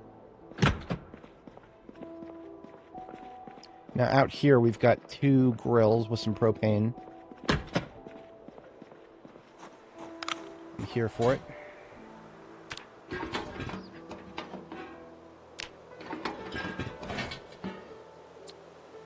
Both of them are almost full. 70% tops. Here for it.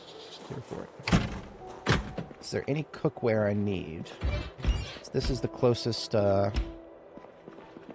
This is the closest of the restaurants of the area. Not that there's much to choose from.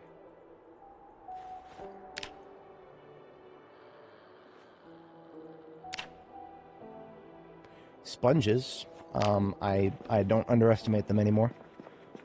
They are used for recharging your filters, and that's more necessary than it's ever been. Ha! There's a sledgehammer head in the garbage. That's really funny. It probably won't be good for more than 3 or 4 uses, because it's like right before broken. I still find that very funny. Oh, look at that. I have a homie coming in here. He probably wants 2 number 9s, a number 9 large, number 6 with extra dip, 2 number 45s, 1 with cheese, and a large soda.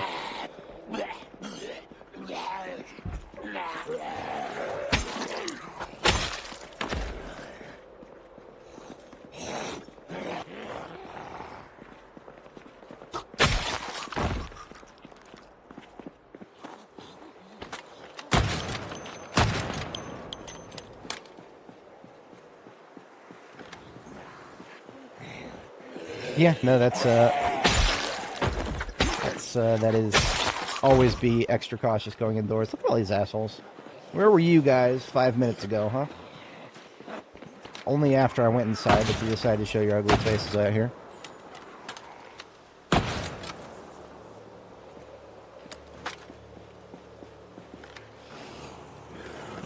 Slow ones. I did go through the effort of reading Longblade 3. Might as well get some Longblade in.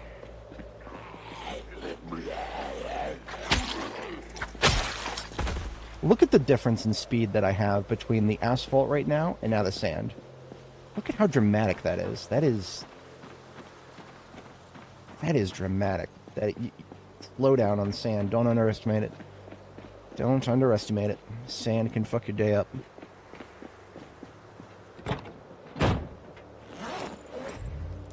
Put the propane and the sledgehammer straight into the trunk. Are we ready for a new sword yet? This one's still only half capacity as long as I sharpen it. Can't be forgetting to sharpen it now.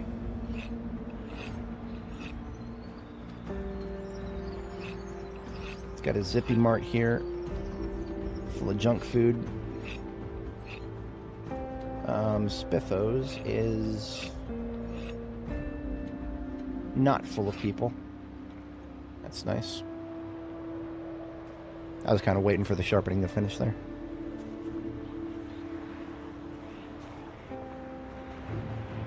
Oh shit! I didn't see her because of the fucking sign, and there's -3 storage space to my trunk. Thanks. Thanks, Chris. Thanks, Lemmy. I like it. I love it. I love it. Look at this. I can hide. I can hide behind the Cluckin' Bell sign. 10 out of 10. Game of the year.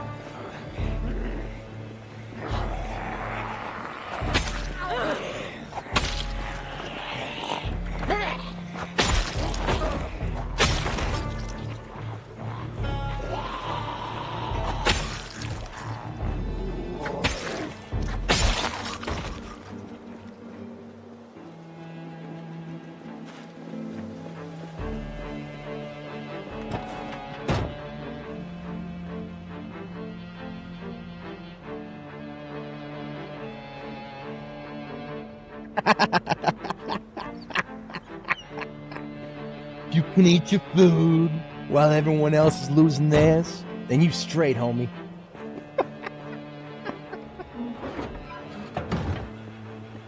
I wish he did half the poem. I wish he did half the poem. I believe he could do it. Big Smoke was he was a visionary.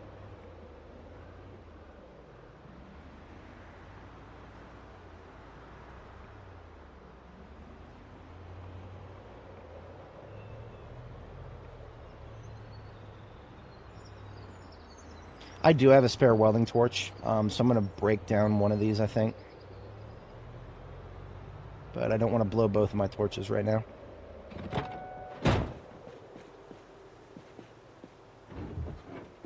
You know, I should just take the race car down the main road to remove vehicular obstructions. Fun fact, if you have a vehicle attached to another, you can push it much more easily than you can when it's not attached. So I can just nudge it into place like that.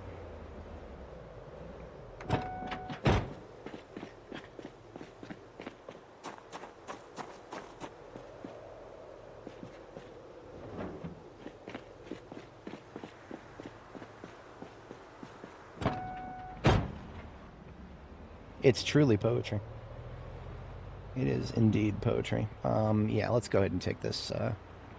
We got a spare torch. We'll go ahead and rip this one apart. I'm probably not going to collect most of what we get out of it yet until we do a shipment back to Phallus Lake.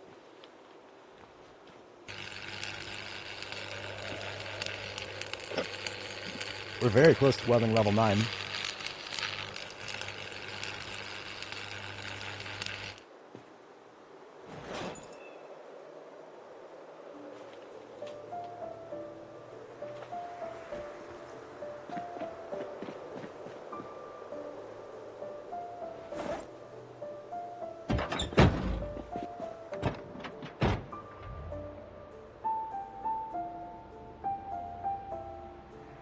I said Spiffos was clear, but then this lady showed up.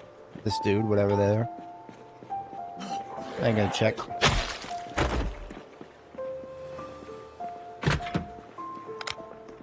So these cabinets right here, these are rare. Apparently they light up. They got their own little built-in lights. I've never successfully seen what they look like at night or without any lighting. You cannot steal the big Spiffo, sadly. Believe you me, I would steal the big Spiffo if I could.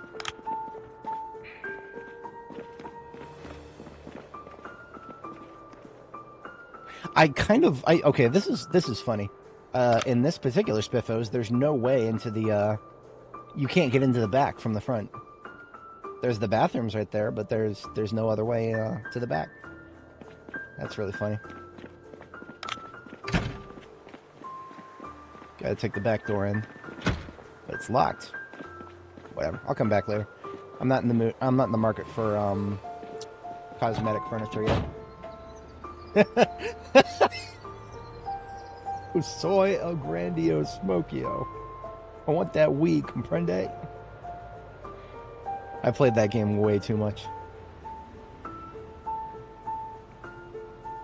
Nice to see that our fossil oil here is looking good.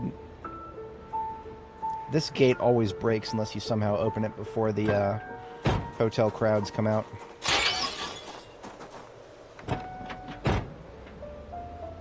Speaking of the hotel crowds. Let's just do this. It's not as loud as a car horn. I mean, man, the car horns are loud.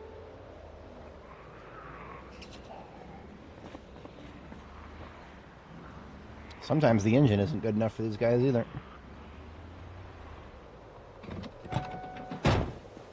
So we've gotten the I want the gas station clear. That's going to be kind of a short-term goal here, because once the gas station is relatively clear, we know the location of a red generator that we can leave hooked up here. Get some gas locally.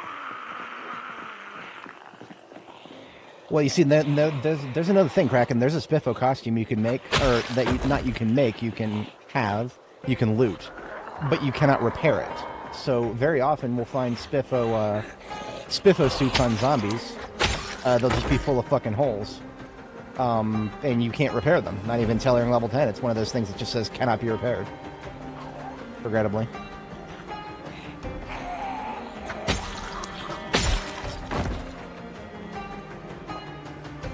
The carpet in this hotel is quite unique.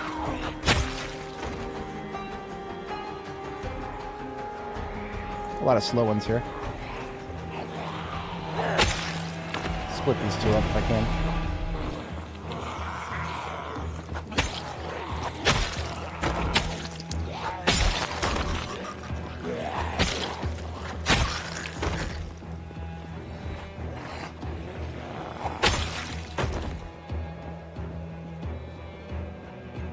Not bad.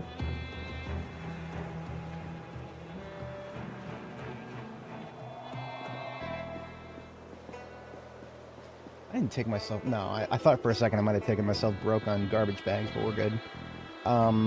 So, when it comes to the you store it here, I do like to approach it from the north if I have the opportunity to do so. And I do have the opportunity to do so. I just got to break my way in here.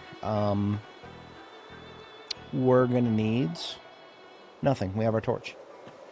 The torch can take most of this corner out.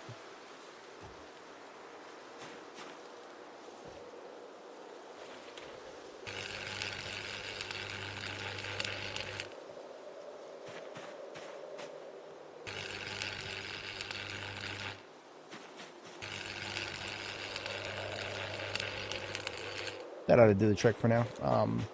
We could do more, but we're going to need the axe anyway to get these trees out of the way.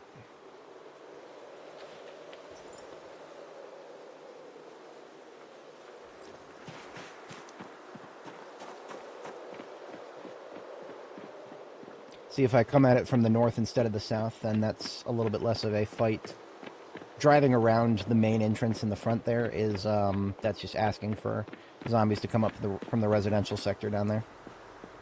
And I'm not particularly interested in that kind of a fight. I mean, I'm not really even... I just want to clear the way to the storage facilities here. And then we'll move on for now.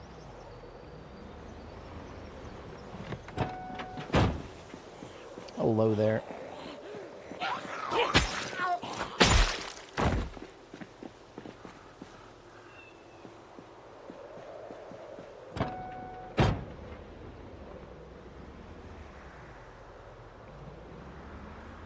Axe cannon to the hands. Ah, we did have a guest over here. Joke's on you. Technically, my highest weapon skill is axes. I just don't use them anymore because we got better things now. Probably sounds heretical, but I mean, axes are amazing, but nothing is better than Longblade. Therefore, we use Longblade everywhere we can. Just gotta level it up. So now we got a nice easy shortcut into the storage units here.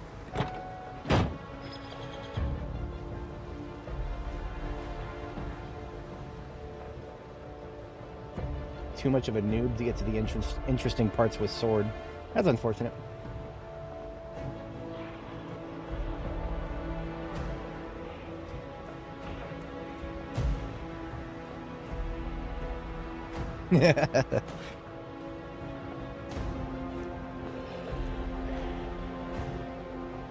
Oh, look at that. Got a couple of them in the lobby there. We're going to need to deal with those guys. Am I going to discharge here? You know what? I think I am. Yeah. Let's just discharge here and get everybody out of the forest. I know there's going to be a few up to the north there. Or what is that? That's the west.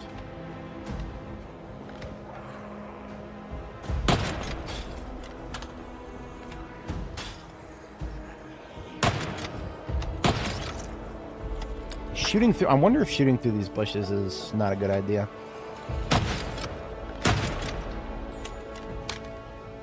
Ammo check. 23. Or do a box. Not unlike the zombie to go straight for the fucking tree.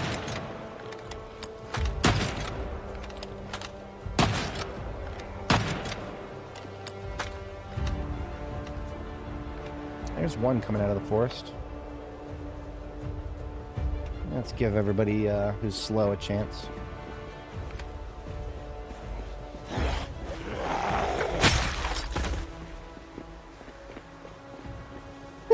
It's not that I don't want to play with them, but I don't particularly enjoy the amount of weight that I have to expend carrying around axes. Your firefighter axes are good go-to for combat, but it weighs 3 encumbrance. All of the long blade best in slots just weigh 2 encumbrance each. Oh, look at that. Look at that. Look at them going around the fence like civilized human beings. What an interesting situation. I would have expected every single one of these guys to just start slapping the fence. As thanks, I'll give them a quick death.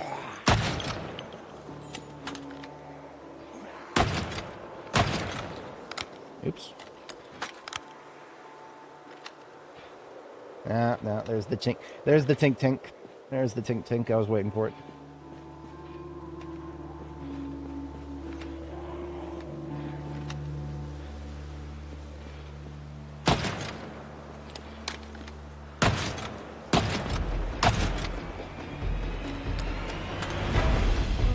Give him a chance to come around.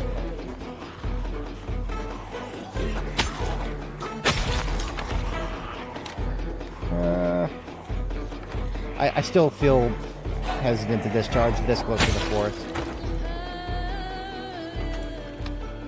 We'll focus on Longblade while we're on this side of the road.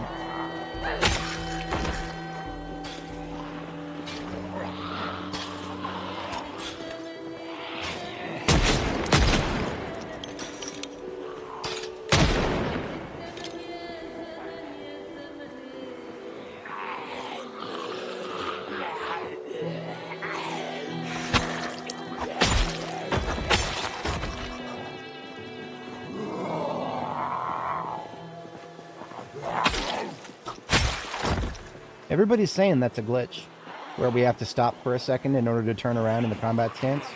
Everybody's saying it's a glitch. I don't think it's a glitch, guys. I think it's here to stay. I think that's a nerf to combat, an unannounced nerf to combat. And yes, I am going to be discharging on the side of the road. Fuck it. We've got a lot of them coming out of the forest. We might as well give them the welcome they deserve. We're going to open some more boxes.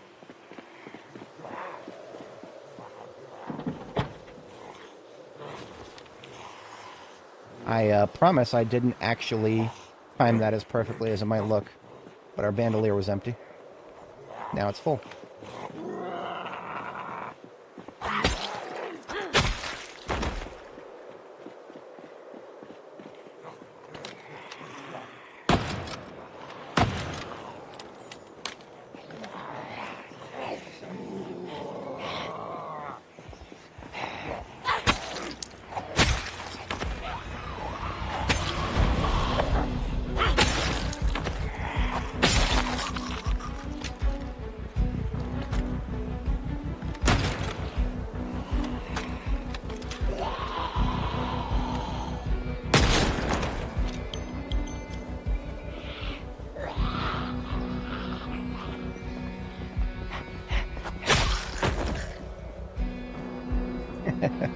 Hey, I mean, we had fireworks here when New Year's Eve came around, about 1 month ago from today. When New Year's Eve came around, we threw fireworks. We what was it? Firecrackers. That's specifically firecrackers. We I had been carrying them around for the longest time, trying to find a good combat niche for them. It's just so hard to convince myself to, equip a lighter in my offhand, equip the firecrackers in my main hand, and then find a good spot to throw them. And then it's just, by the time I've actually equipped them, I could have yelled or fired a gun. It's just really hard to make firecrackers useful in this game. I need to be able to put them on my webbing slot and just pull them immediately and then automatically light them. If they were just a little quicker, I could find a good use case for them. But they take forever to set up.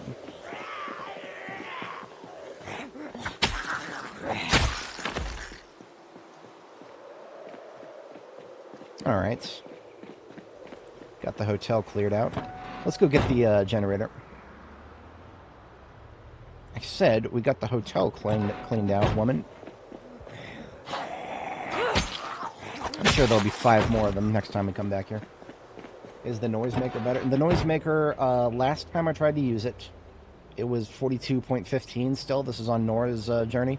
Last time I tried to use it was in our assault on the military research facility, and it did almost nothing. There were plenty of zombies who just fucking ignored it. So I don't think it... Unless they've changed something substantially between 42.15 and 42.16, it's probably still fucking useless. I don't know what their intentions are with noisemakers, but they've broken them a couple of times now, and they don't seem very concerned about it. I mean, electrical profession is not very useful. More news at 11.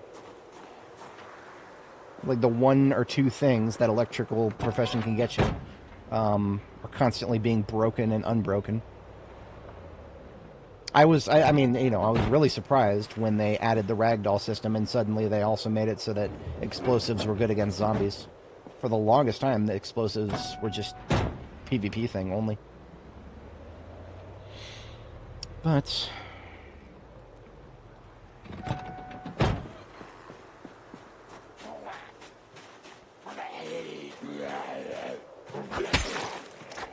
Okay, I now cease and desist the getting out of the vehicle and dealing with people. We need to go get the generator, and if we continue turtling, we'll get tired long before we get down here.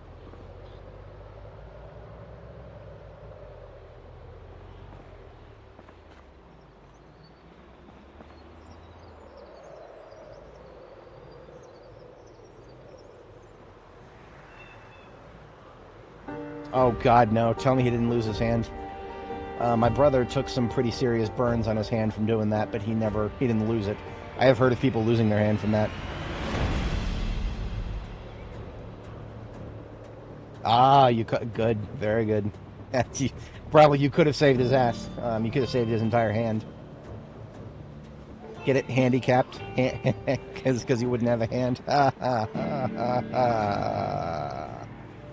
I'll be here all night, folks. Well, probably not all night. I'm actually, we're already up to 8 hours, so YouTube won't continue recording if I go more than the next 4 hours, so definitely not all night. I don't expect to be able to take that road again anytime soon. There's going to be a lot of zombies on it now. I need to check and make sure we actually have room in the trunk. We've got 123 out of 166. Yeah, we can fit a generator. That's going to be about it, though. Oh, okay. Fuck, I forgot about this. This particular spot, you can get in, but you can't get out. This is a scenario where I would absolutely deploy the welding torch. If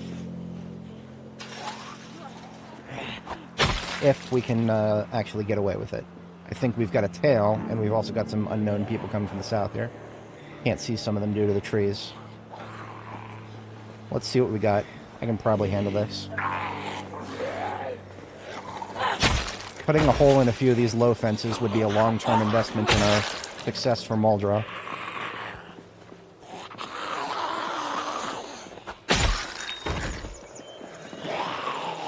But as expected, we do have a significant tail here.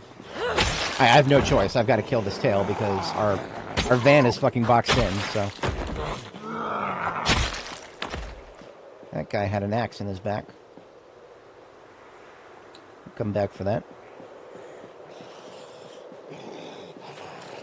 Switching blades. Since we're in need of a sharpen. I ain't got no time for that.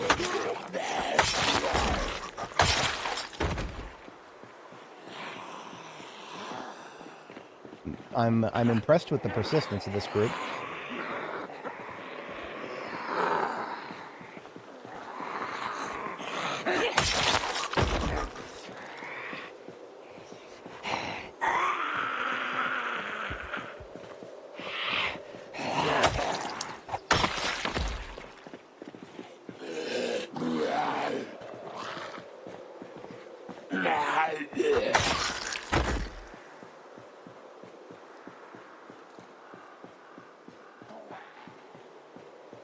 Just one tree if I cut this part out.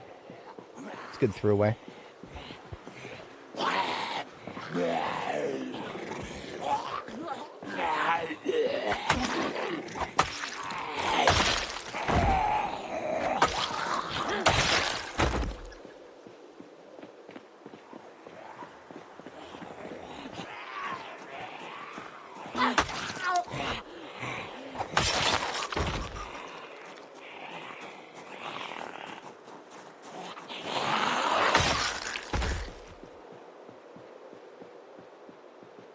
I wasn't looking to clear this entire little portion here, but, well, when you box yourself in, sometimes you gotta do what you gotta do.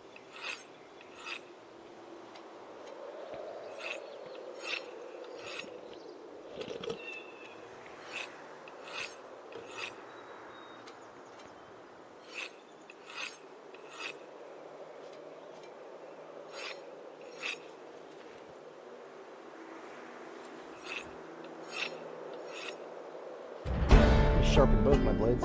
Maintenance level 7.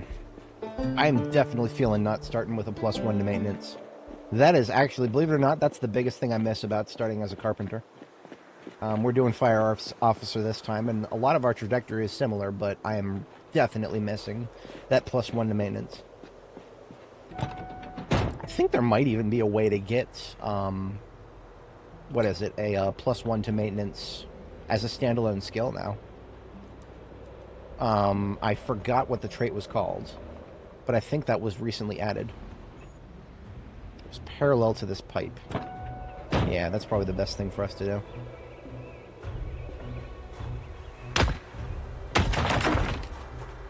And I was going to just use the welding torch, but no, I ain't got time for that right now. We're going to be tired soon.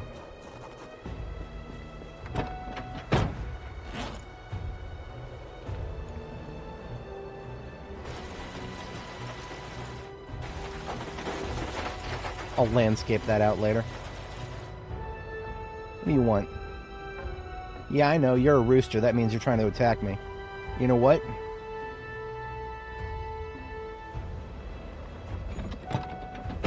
Yeah, that's right. Go ahead and target me. I dare you. I fucking dare you. Go ahead and target me. Let's go, Roberto Jr. Oh, look at that. He's actually running away. Good. Good riddance. See, stressed animals... some of them can attack you. In this case, roosters can and will attack you. And the fact that he was coming right for me for a second there, yeah, I actually thought he might be one of those. I was ready to deal with him. But he can live. I'll let him live as long as he stays out of my road and isn't trying to scratch me.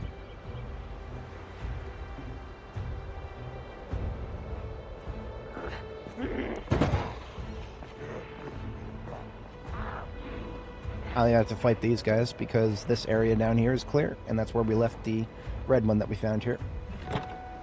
This was the other night, shortly after our arrival.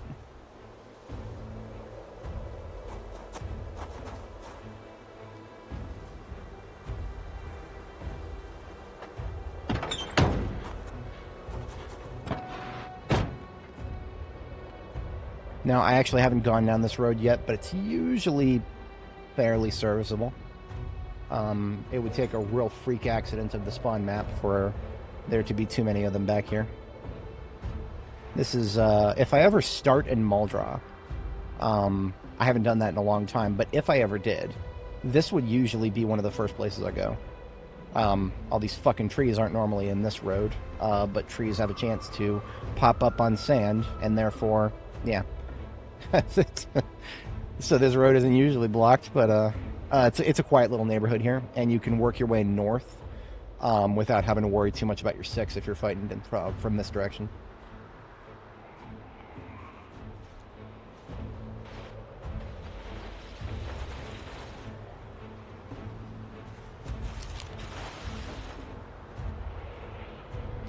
There's Walter White's house somewhere nearby here. I don't know exactly where. I have to remember that that's a thing, because if I don't, then I'll look at the boarded up windows and I'll be like, ooh, survivor house. But no, it's Walter White's house. The windows are boarded up because it's abandoned. This house right here is a pretty decent place to set up in if you like super early game. Many times this house right here and the house around the corner here. We never explored this neighborhood specifically because I was hoping to get a greater chance at these houses being survivor homes. However, we may have spawned them in simply by driving past the north side there. Not too much to be gained late game from the market up here. It's a convenience store and whatnot. Check this neighborhood. Give me some boarded up windows here. No. A 2-story survivor home would be a great thing to find right now. I would certainly be very elated. But it looks like we're not going to get lucky.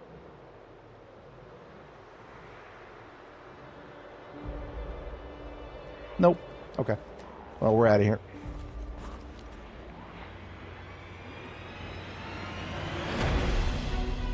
I'm just going to kind of take a south road back to base. See, up here, this house up here, another, not a Walter White house, just a straight-up abandoned house. All the windows are boarded up, but you can tell by the absence of a door that it is just a homeless house and not a survivor house.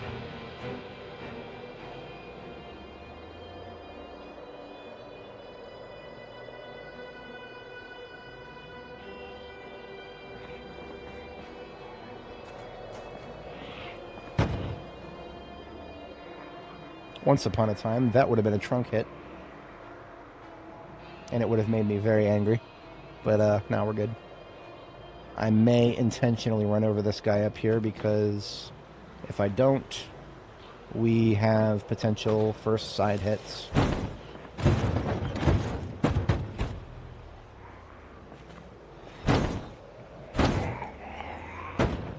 Alright.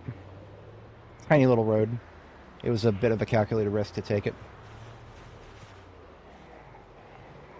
This also, not a house, just a for-lease unit that people probably kept trying to break into. Ooh, that is a survivor house. None of these are... I don't think there's any homeless, whatchamacallits, homeless trailers. It's the boarded up door that gives it away. I don't know if we're going to have the... No, we just got fatigued. Where are we? Right here. We just got fatigued, so we do not have the ability to take it tonight, but we got it marked on the map now.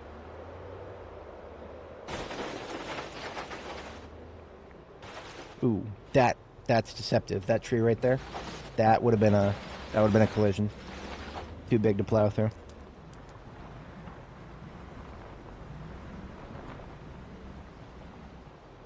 It's like this road is made for golf carts instead of cars.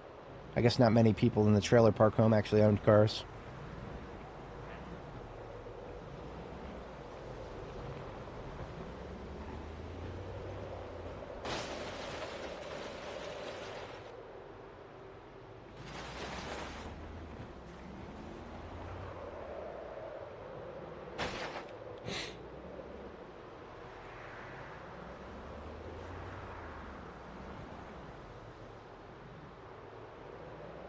Wait, is this a... Oh, this isn't a dead end, is it? Kind of looks like one. Ah, fuck. That's my lack of this side of Muldra. I don't know this side of town very well. Help me out, map. Nope. Okay, so let's just see if 4th Street can get us out of here.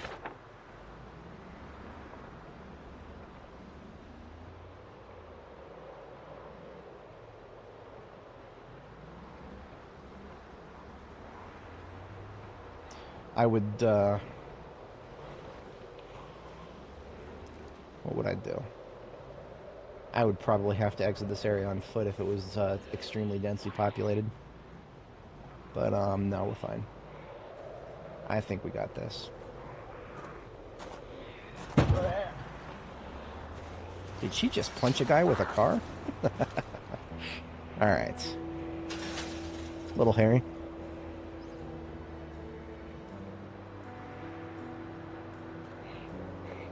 I think there's more trailer park up here down this road. Yes, I recognize this part. If you start in Muldra, I think there's a few trailer park homes here that are valid starter homes.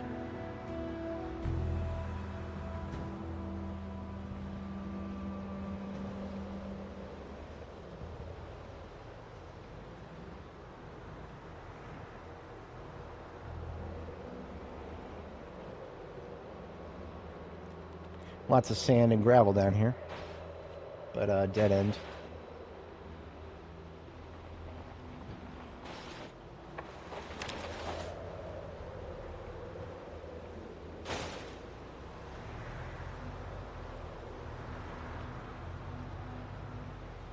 I didn't set out to do exploration after we picked up the generator, but I'm here for it. Have we passed? We probably passed the crossroads by now.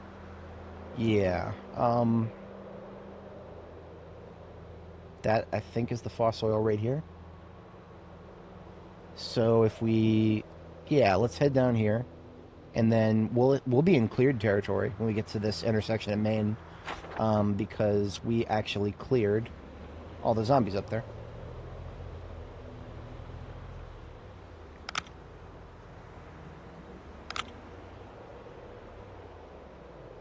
I hope they keep this. Our ability to shine flashlights through windows if we turn on a flashlight, use aim. I get the sinking sensation that this is a bug that was introduced as the devs screw around with the controller settings and piss off all the controller users. I think that may be an unfortunate side effect there. That is, I mean, unfortunate. I like it a lot, but... Oh, this is Kate and Baldspot right here, I think. We do not have the capability to retake their territory tonight, but soon, TM. It's a rite of passage. I feel like all of my characters must do it at least once. Well, I mean, because you only can do it once. There is only one Kate and Baldspot.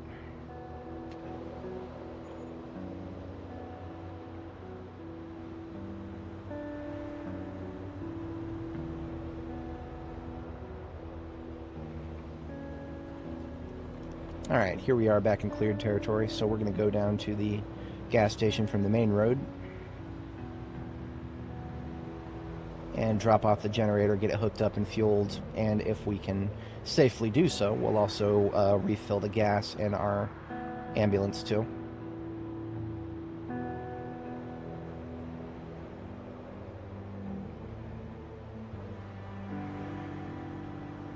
Now, whenever I do a generator at this gas station, I like to put it up here, close to the intersection, so that it's in a nice wide open area, but it'll still catch like the pumps in the corner there. That will prevent it from pulling anybody like from the other side of this stupid fence over here. This stupid fence over here, there could be all kinds of Zeds in the residential there, and yeah, hearing the generator will pull them out of their hidey holes and bother me. So we're gonna put the generator somewhere like,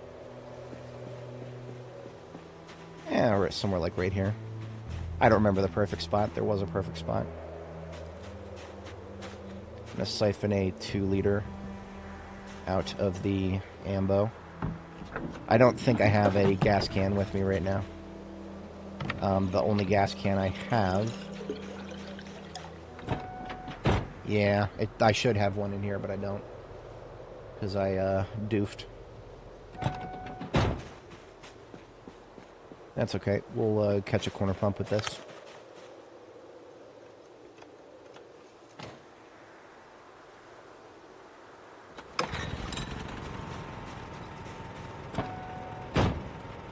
Don't be fooled by the lights. Their reach is pathetic.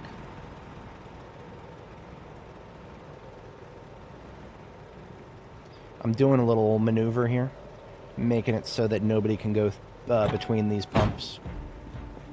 You have to go through that spot right there now. Slightly reduces my chances of being flanked. Slightly. Well, okay, not if that's a problem.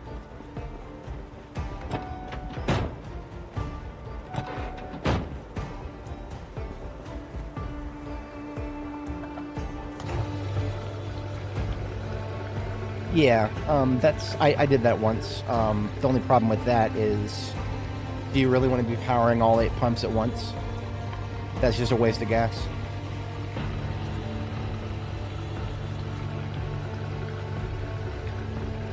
I did that a few times.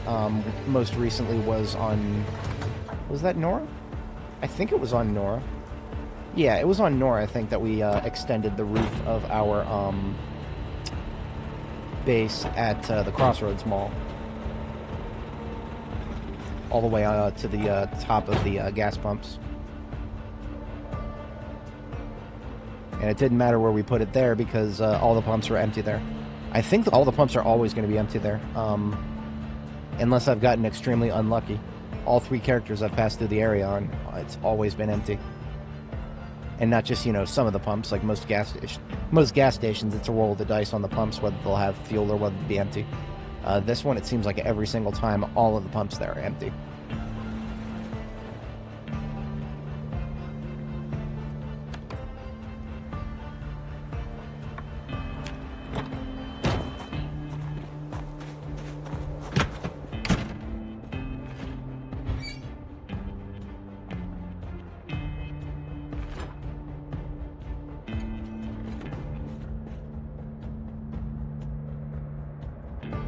I'm just going to put food in here. I'm not going to sweat too hard about categorizing it yet.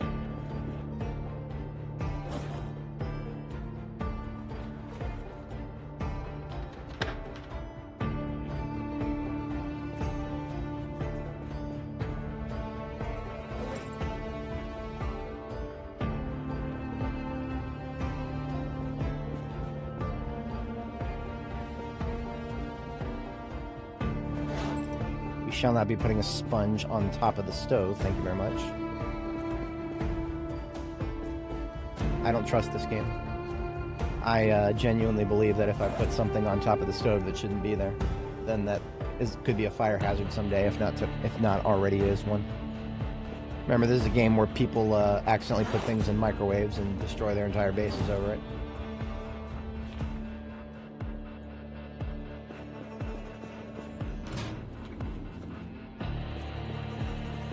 I think I had some stuff in the trunk.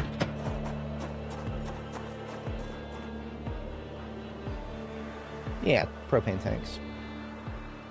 And a sledgehammer. Oops. See, finding a sledgehammer head in the trash that's almost broken, it's still actually very useful if you know what to save it for. Like, let's just say that for some reason you are having a lot of trouble finding a sledgehammer. And you happen to find one with a head that's almost broken. Just don't use it for cosmetic stuff like I sometimes do. Just use it for something like, save it for like Stendo's Firearm Emporium or one of those other gun stores that requires a fucking sledgehammer to get into. There's not too many of them, but there's a few. And in my opinion, that's always worth saving a sledgehammer that doesn't have a lot of use in it.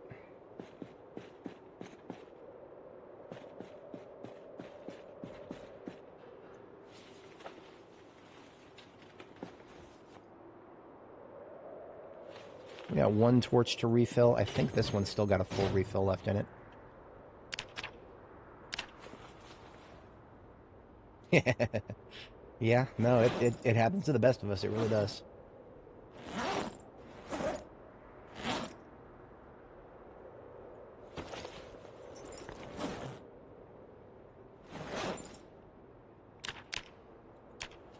So that is a completely empty propane tank there. 7 point something. It definitely isn't like, you know, a full torch on the last refill. Try to keep the whichever tank I'm currently using for refills separate from the others. All these are full. I don't know exactly how many more burned wrecks there are going to be to deal with, so keeping like 4 extra torches in the trunk of the ambulance can't be a bad thing. They're not that heavy.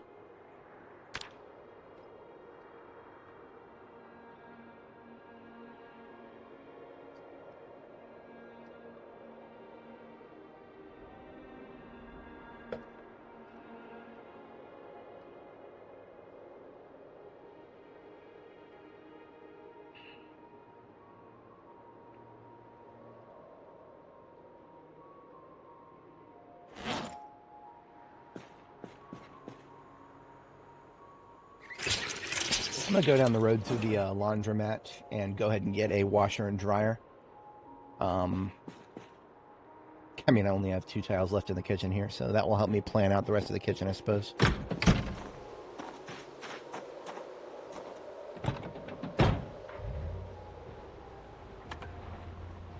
Empty gas can needs to go back where it belongs here.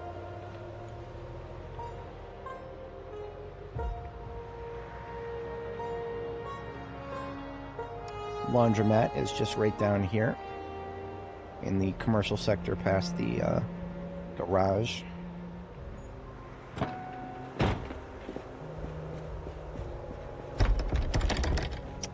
Gonna make me do the thing. Fine, I'll do the thing. I hate doing the thing. Technically speaking, these are all my windows. Just because I'm not actively living here doesn't mean they're not mine.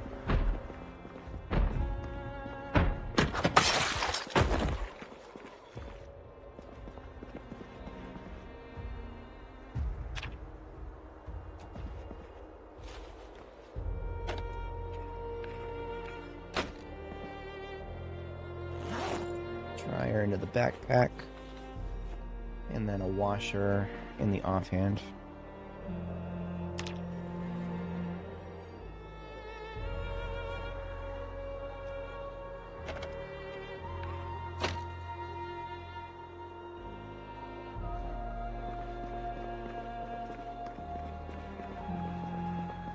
Ooh. You know what? Do I have the room to pick one of these up? Too heavy for inventory. I would have the room to pick them up if I put them in here.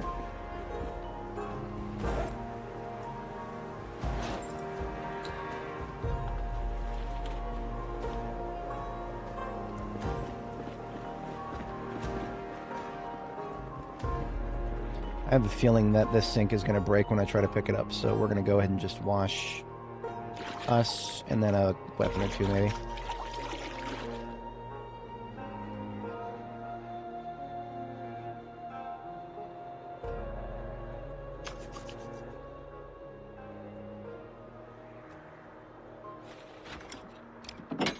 Hey, that was a success. Most excellent.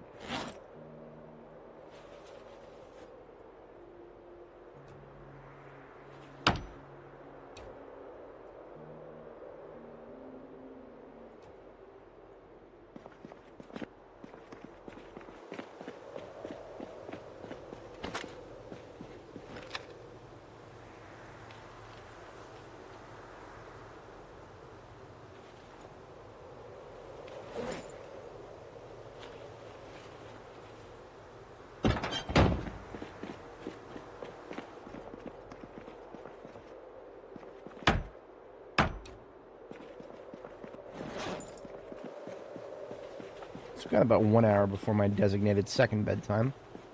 I don't foresee anything useful coming out of the buffet there.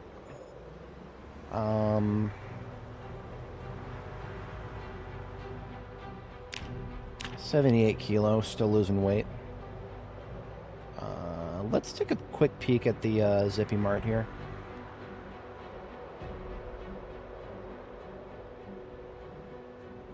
Did I see somebody over here? No, we're good.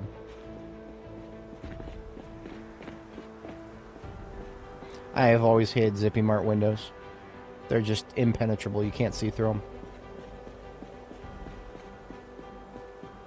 Only some of them, though. I am here for your candy. And I ain't gonna take no for an answer.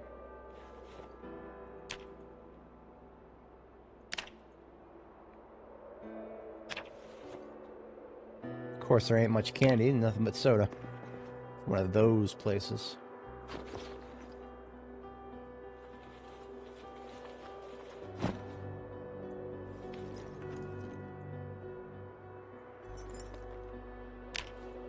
I hope we could find a bucket. That would be nice. I mean, I can always make my own. I'm just going to make my own when we get back to base. Seeing as we found a rather depressing lack of... Or there was a depressing lack of buckets in the place that we looted. Electromax there. Everything here is soda. This is the most American place I've ever been to. High fructose corn syrup on every single counter. Juice box. Always drink a juice box.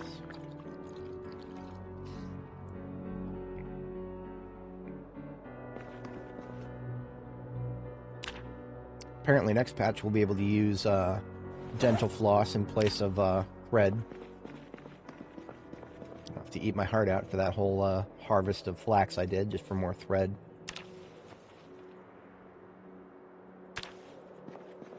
There's even soda on the produce shelf there. That's extra funny. That's double American right there.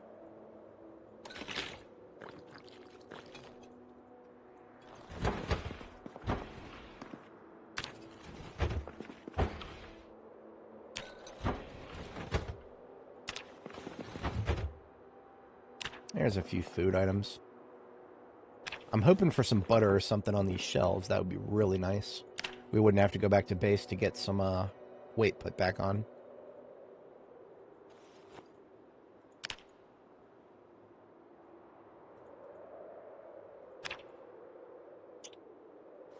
Running out of chances here.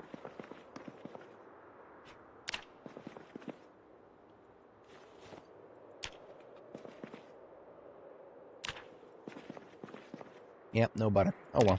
It's a convenience store. Butter is one of those turnover items, I guess. It's not like it goes bad, but it does melt. I do not look forward to the butter melting update. I'm sure it's coming. It doesn't make sense that butter would have a freshness stat, so I'm glad they haven't done that, but I could absolutely see them coming up with a system where butter has to have a has to be refrigerated, otherwise it'll be melted. That sounds exactly like something the devs of this game would do. Especially since butter is proving to be very useful. A lot of other no-lifers like me swear by it. Swear to me.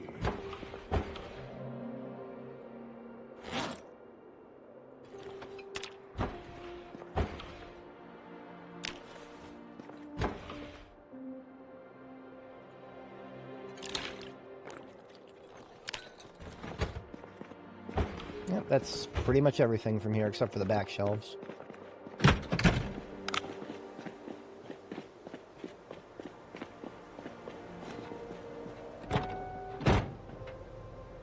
We don't have enough room in the ambulance for anything else, so we'll just go back to base. It's fine.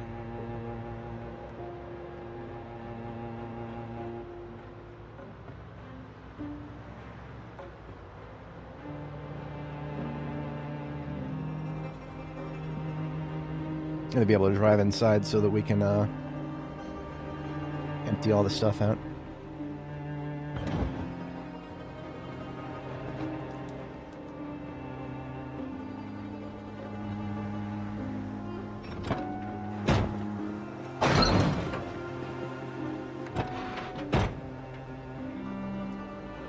covered on a plate with a bit of salt. That makes sense. I actually keep mine in my freezer. I'm a little paranoid because I did actually have a power outage that lasted a couple days a little ways back, and I ended up having to throw out some butter because it went, it actually started melting a little bit.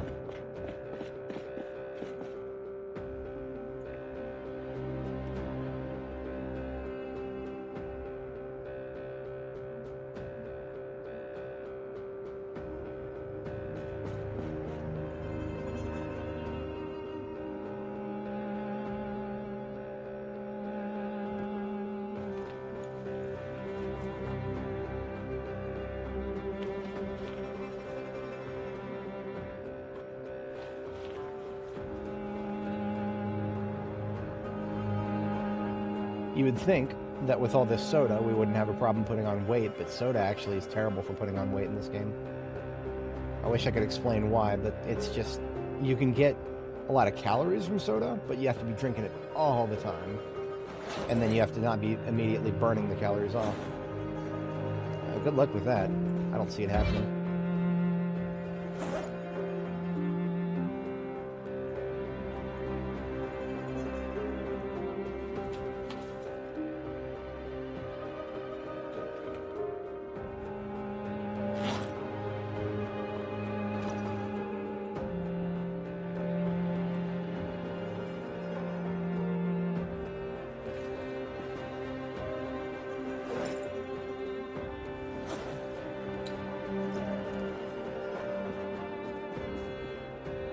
I'm putting it all on the floor right here because we'll have a home for it within spitting distance of this spot not long from now.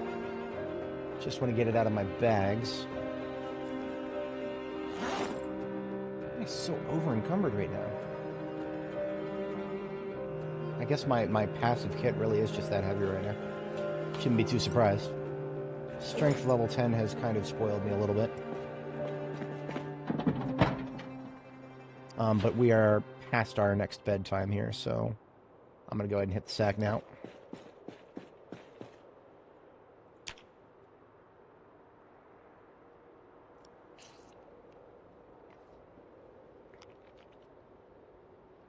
Right.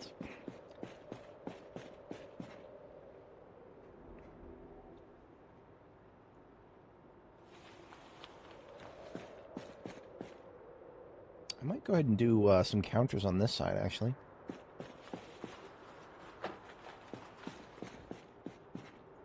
No, I can't do it there.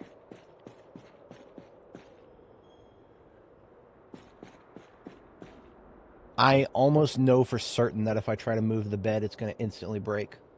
I just feel it in my bones. I can feel the bed being a liability right now. So I'm going to be real with you guys. Don't even know if I'm going to use these counters that I stole.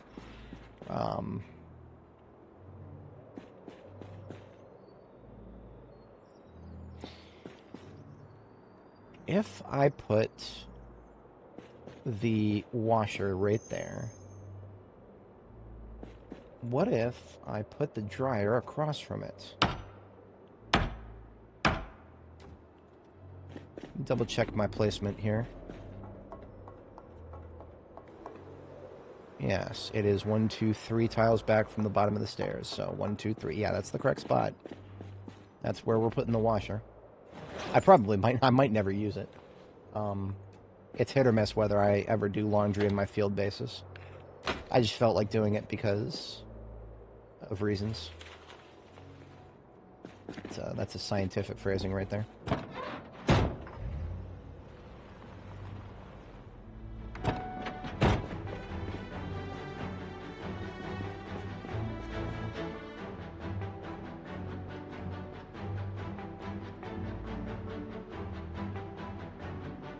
I know, knowing my luck, this is going to break. Okay, we're good. Whew. I would believe it if it broke right there and then.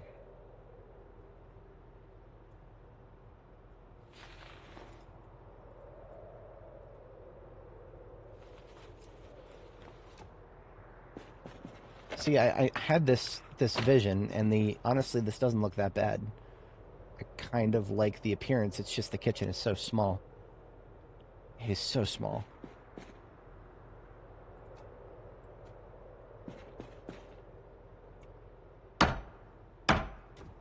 You know, I don't hate it. I actually kind of like it. It would be a little silly to have the only way in and out of the bed right here. But you know what? It's functional. It works. I'm going to do it. Yeah.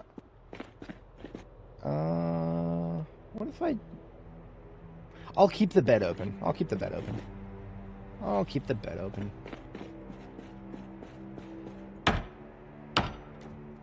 You would think with all this real estate, it wouldn't be such a challenge, but the problem is, unless I feel like going really far out of my way, optimally, water sources are best placed in this back corner. And I just say that because, you know, second floor access is kind of limited to right here. So you could put water collectors all the way over here, or maybe on this wall where the bed is. But beyond that, you're starting to get into territory where you need to build your own floors and whatnot, and I don't want to go that far with this place right now.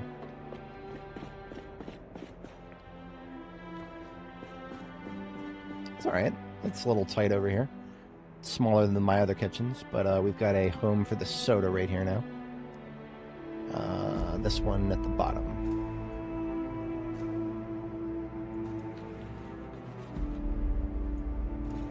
And then we'll put small form food.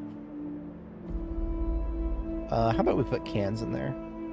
I do kind of like to keep a distance between small form food and the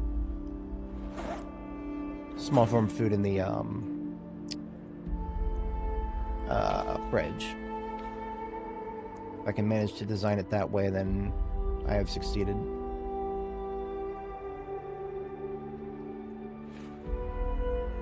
So, like I said, lots of junk food. Some of it is calorie dense, but we need either a lot of carbs or a lot of fat if we want to get in a rapid weight gain, and I'm not seeing it here. I'm not seeing it.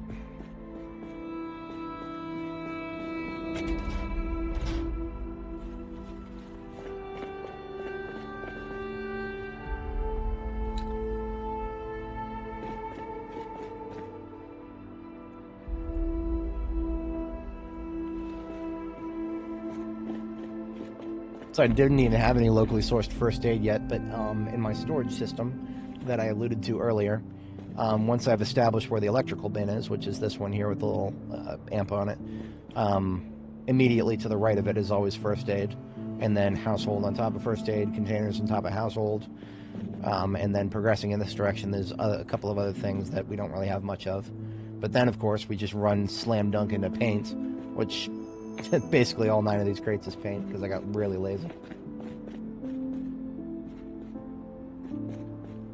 Yeah, that's not the worst idea in the world, Kraken. And yeah, the devs have been dead set on keeping the break it when you pick it up bullshit. They've been dead set on that for way too long. I don't even think our new game director could convince the Brits to get rid of that bullshit. I mean, especially... they've added so many other reasons for carpentry to be an essential thing. I feel like the breaking shit when trying to pick it up, I feel like that's an element of times past when carpentry didn't have as many reasons to level it up. That's long gone now. There are millions of reasons to level carpentry now. It's gotten to the point where it's a little bit too essential of a skill. So, yeah. But we've also got fog today. And that's stupid. I don't like it. I actually kind of hate it.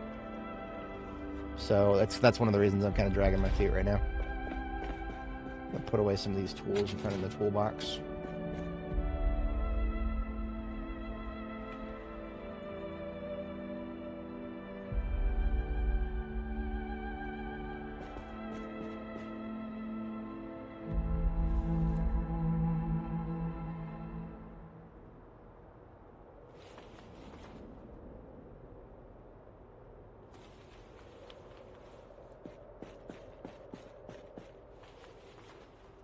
You know what else I might do? We're gonna go out and secure access to the lake. In the past I have actually gone without even doing that, but I'm gonna go ahead and do it. It's fine. The lake is a useful resource. I don't think you're going to get too many big fish out of it. There are fish, but I don't think they're going to be big ones. It's a smaller lake. I'm going to put these cans of water up top. Or will I? I can't reach the other crates anymore. Let's fix that. Let's get the rest of our second floor put in. I mean, I still need a level carpentry. I often forget, despite how much time has passed, I still haven't gotten to max level carpentry because I don't have the book. And that has been holding me back in various ways. That 7.5% chance to break is only because of that.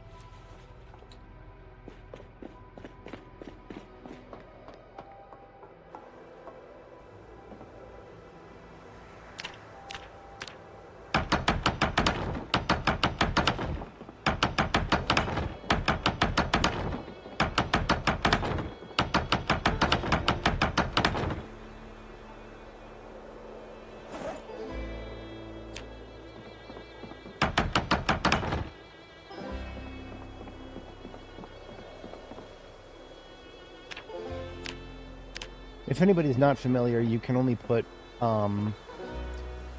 rain barrels in a 3x3 grid directly above a water source. So what that means is by putting the water sources on these back walls, we basically can only put a row directly next to the wall here. That's the only way to get a water source to actually reach indoors like that. Multi-floor plumbing, I don't think was ever added back to B42. In 41, you could do it, and it would work, but when it comes to adding things back to B42 that 41 had, the devs kind of really dropped the ball when it comes to plumbing.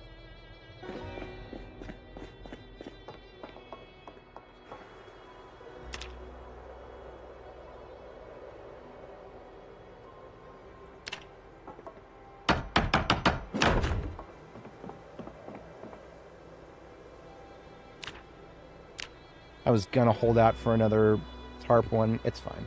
Not really mad about it.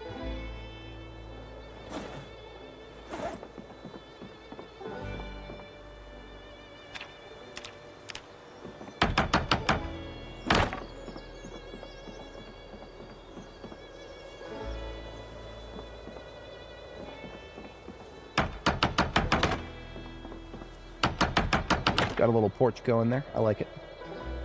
It's a good expenditure of resources to get those planks off of my floor and to get us a little bit more carpentry experience. Now we have no trouble putting this water into the correct bin here. This one right here. Okay, so a little more info on plumbing. This tarp one right here is the directly or closest to the sink. However, it's not actually the first one that it will pull from. The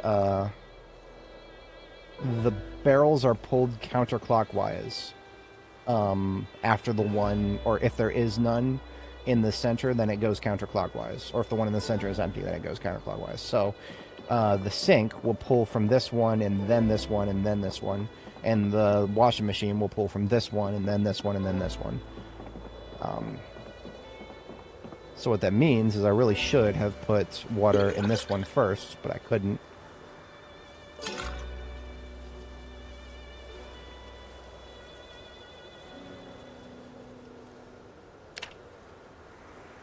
Wait a minute. What if I just do this? It's been a little while since I've tried this, but I think we can still do it. I think the devs have just nerfed our ability to put more water into a carried water container than we can fit in our inventory. Yeah, so the fact that there's 28 liters in here, that should be fine. I can fit 28 liters in my inventory. Yeah, we're good. So I've basically made it so that all the water is now in this one right here.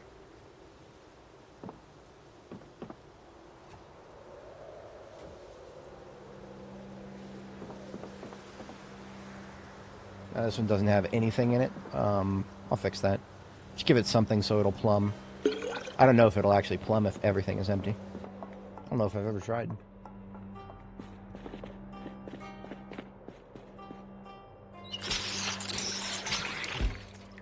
Pipe wrench. Plumb the washing machine.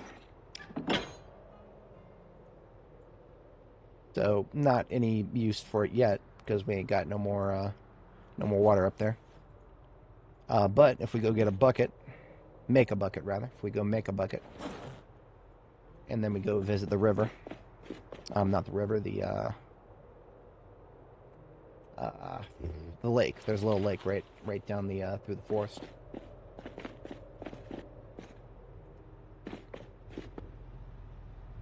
Did I leave this thing running? I hate it when I do that. I hate it when I do that. I have no idea how long it's been running.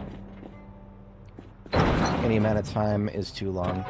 Because this ambulance has a 100 engine quality. So it will start almost 100% of the time.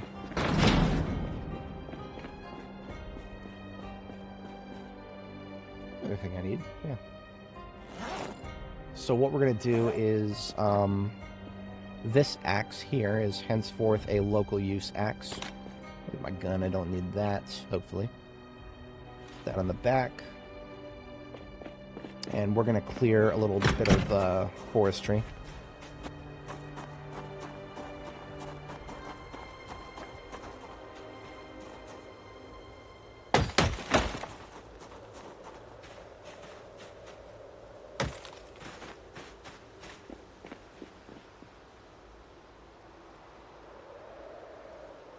That's a lot of forestry. We're not going to be clearing path necessarily. I just want to be able to reach the... There's a little dirt path that you can use.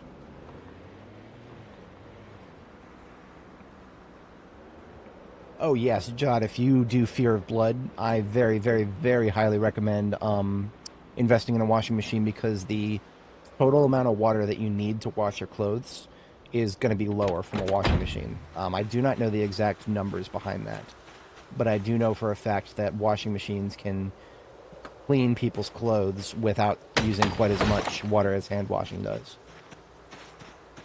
So we've got a dirt road here, but as you can see, there's these little pissy trees that spawn into the wilderness overgrowth. So what we're going to do is get a crafting surface here, a chopping block. And then I'm going to make 2 buckets, which is my privilege as an expert carver. We just need a log, and then a log, and then 2 medium handles. Can I turn a sapling into a medium handle? Somehow I can't.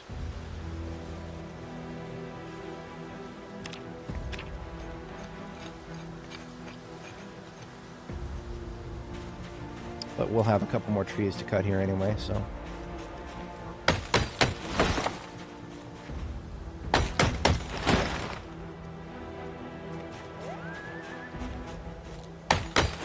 There we go.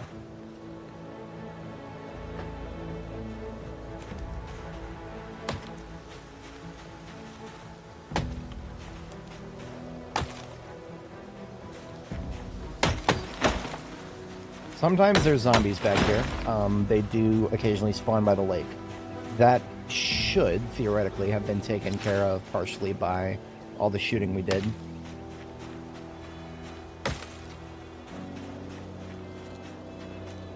Now, I'm not trying to make this road drivable. I just want to make it traversable on foot without ever having to worry about taking a scratch from a bush. We want to make like Obama in 2008 and remove bush.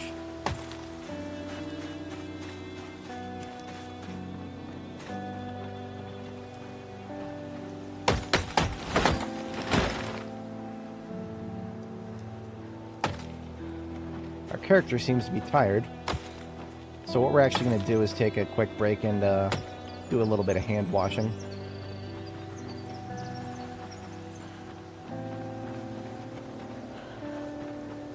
When you're not 100% sure if there's zombies nearby, something you can do is stand like this and then click on the water tile under your feet, and you can still face the correct direction so you're not showing your ass to the zombies who could approach from behind.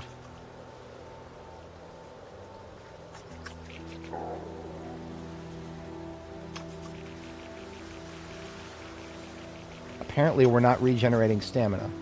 That's kind of fucking annoying. That's really fucking annoying. Whatever. I mean, I get that we're not going to regenerate it very fast while standing. But, I mean, we're fitness 10. Come on, fuck you.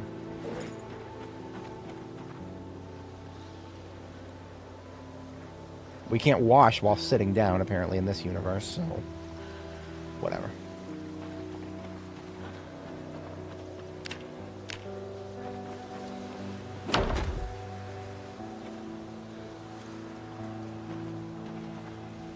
We can carve while sitting.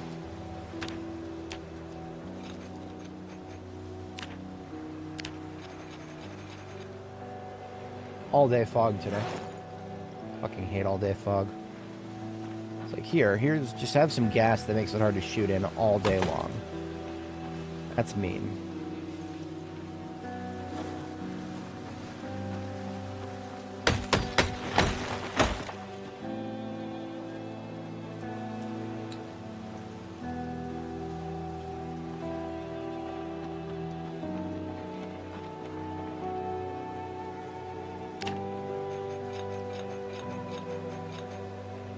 I should be using my... I should not... okay. I should have done this a long time ago. I'm going to right-click on my machete, and I'm going to click Set to be Unusable in Recipes. Because I am so fucking sick of the crafting menu using my machete to carve with. I carry around a hunting knife specifically so that I don't have to use my machete for that.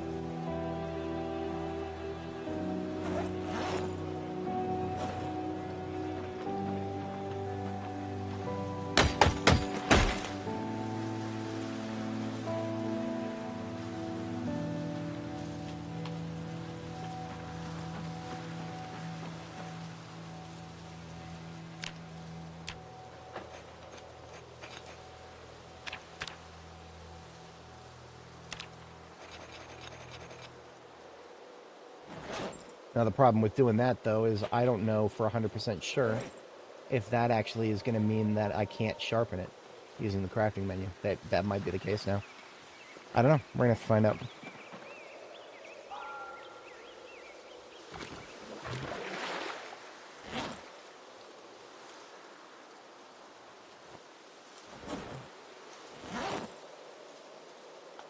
So we ended up making 3 wooden buckets and filling them up while we're out here. So not only have we cleared a path to get down here easily on foot, we have also gotten ourselves some water so that we can top up our washing machine.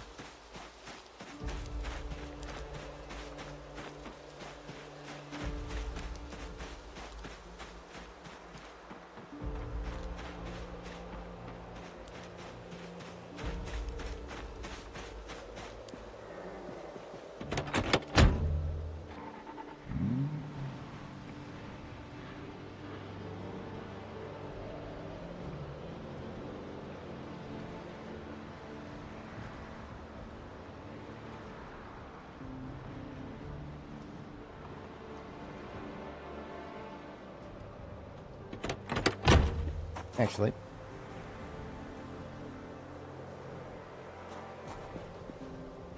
forgot that there was a little bit of blood on this Biffo-mobile there.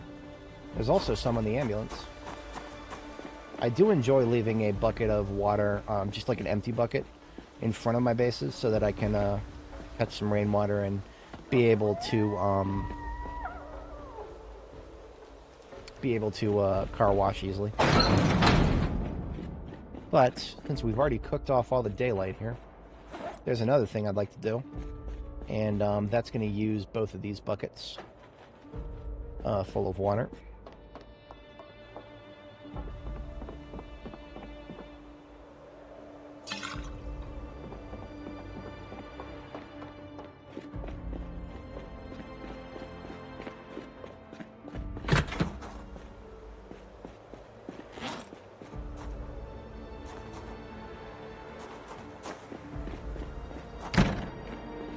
don't think we found a single mop or broom in here.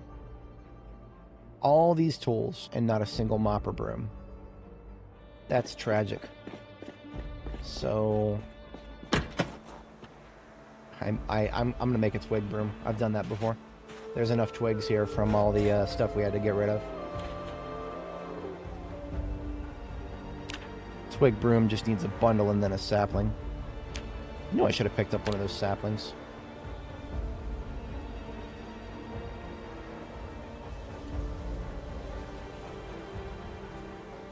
I think this tree right here might give a sapling, actually.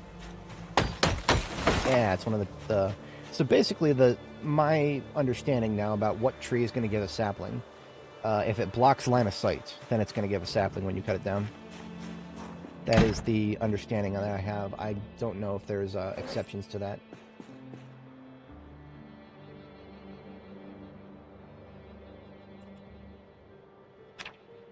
Now I just need a rag. Yeah, that's the best material to use for it.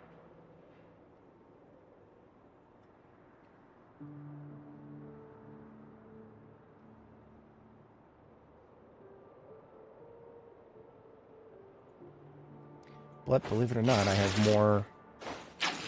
have more leather strips with me right now than anything else. Just gonna use that.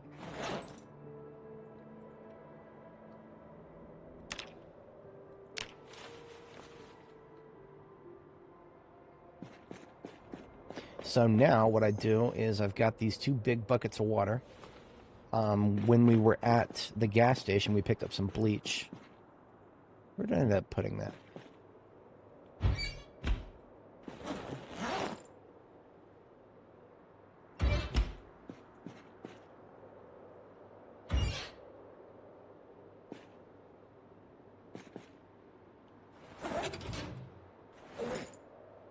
Huh. What would I have done with the bleach?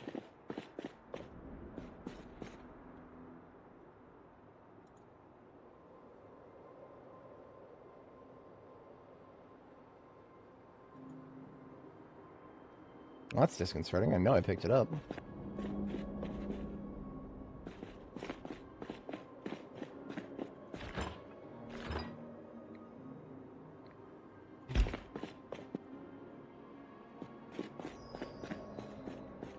In multiplayer, this would be a massive red flag. If you put some bleach somewhere, but then it disappears. Yeah, that is a massive red flag right there. That's your homies possibly coming around to fuck with you. Oh no, don't worry about that food right there. It's full of doesn't have any bleach in it. I don't know what you're talking about.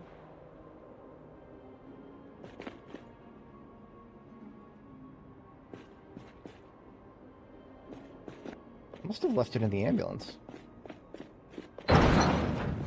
Or my backpack. No, I'm not that stupid, am I? Oh, not my backpack, but my satchel. Okay.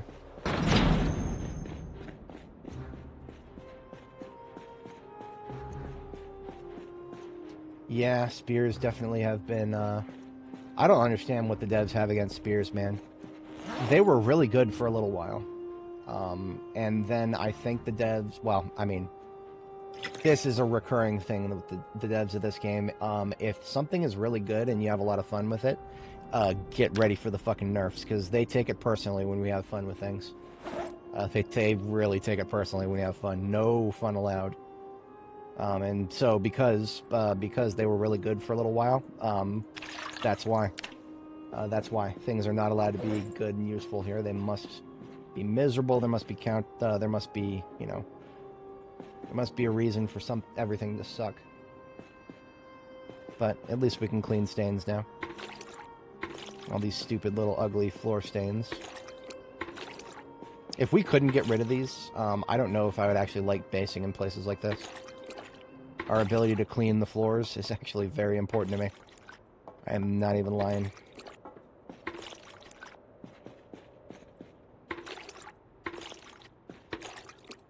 Some of this that we're actually cleaning is actually a little bit of leftover bloodstain.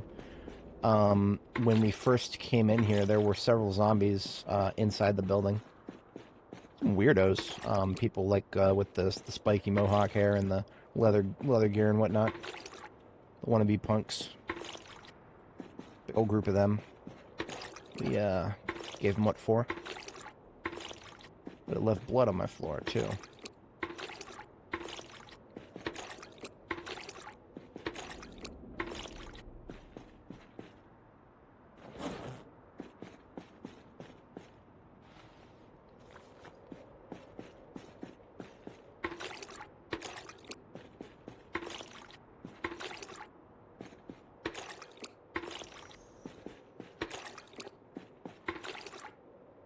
And we're out of water.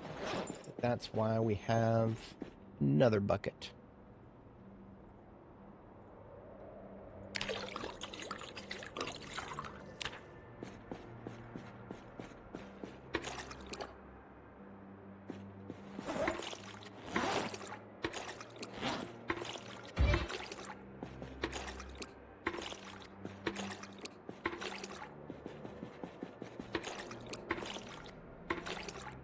Yeah, there's plenty more of that I could do, but the kitchen, the bedroom, and the big, major, ugly, noticeable stains, that's good enough for me for now. That's good enough for me. Let's put the tainted bucket next to the bleach here, along with our broom.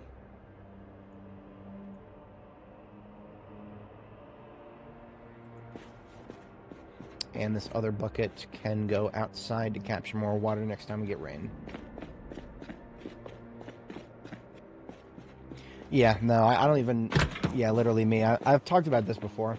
I don't even want to think about PvP in a game like this. At the end of the day, it's just... Everything eventually degrades into rotating security shifts. Because anyone who doesn't manually protect things, you're going to get fucked with to the point of absurdity. Eventually, it's a question of when, not if.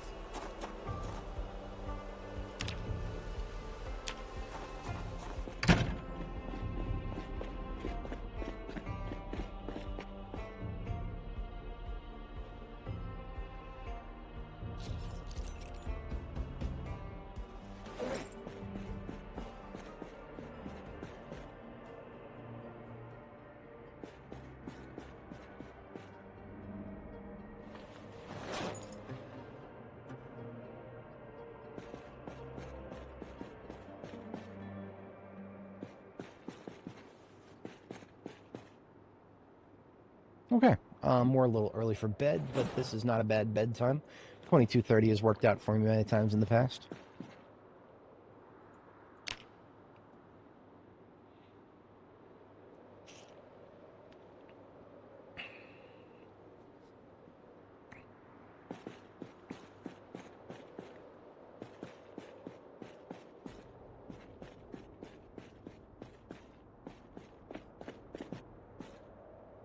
There's a few electrical things we can disassemble here.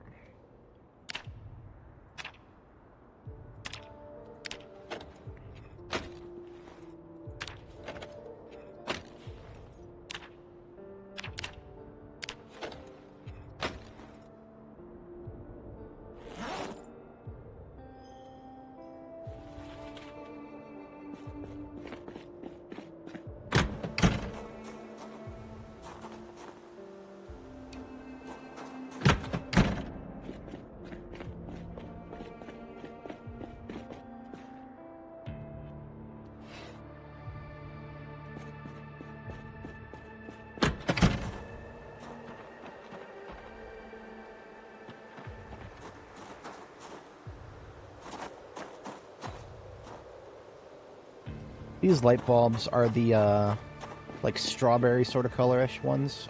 They're not bright white, but they're like, there's like a reddish tint to them. I actually kind of like putting these outdoor bulbs into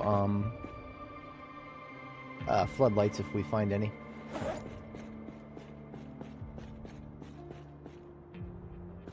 I don't think I have any books I can read right now. Otherwise, this would be a perfect time to curl up with a good book for the rest of the overnight hour here. Oh, I do. I have First Aid here. This is a spare copy of First Aid 1. We have... I'm going to knock on wood here. We're 0 out of 75 on First Aid because we have never had blood drawn. We have never needed to heal any sort of injury here. I'm going to knock on wood because If it's not a zombie, it better not be a zombie. It's probably going to be my own stupidity that causes us to have our blood drawn at some point. But yeah, I do also have to step away briefly IRL here. Ooh. Now this is an email I'm okay with getting. Steam will let me know when things are on my wish list or on sale here. I was looking at the recent reviews for Space Engineers 2. It's V-Rage 2, everybody. Yeah, it's truly not impressing a lot of people. Heart of the Machine. This was an interesting one. Apparently, you play as a sentient AI, and you're supposed to fuck with other AI enemies, I think. I was probably gonna pick this one up. Yeah, I'm gonna look into it a little further later on. I might pick this one up.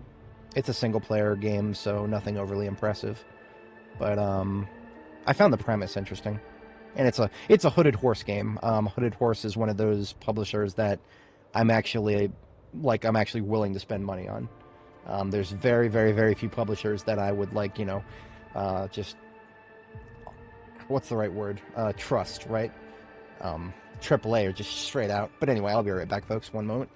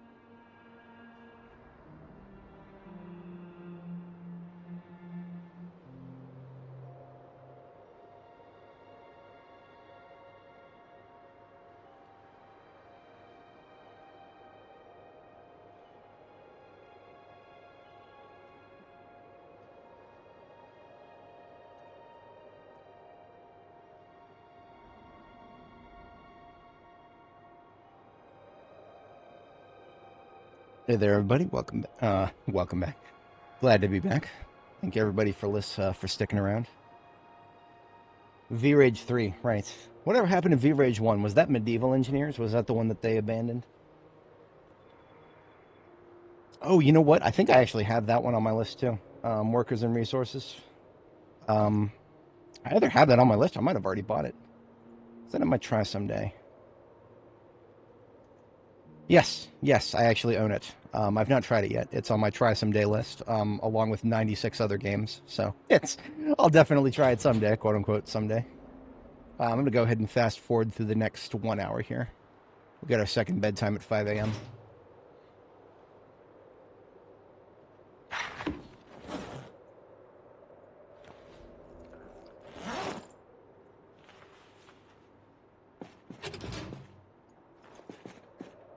I'm going to leave our copy of First Aid on the couch here.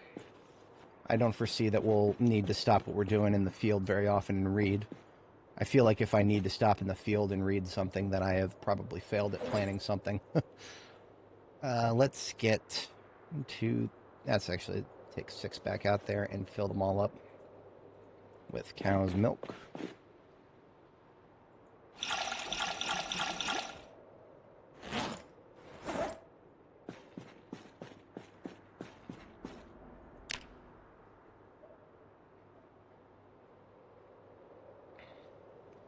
We're pretty close to the next level of running.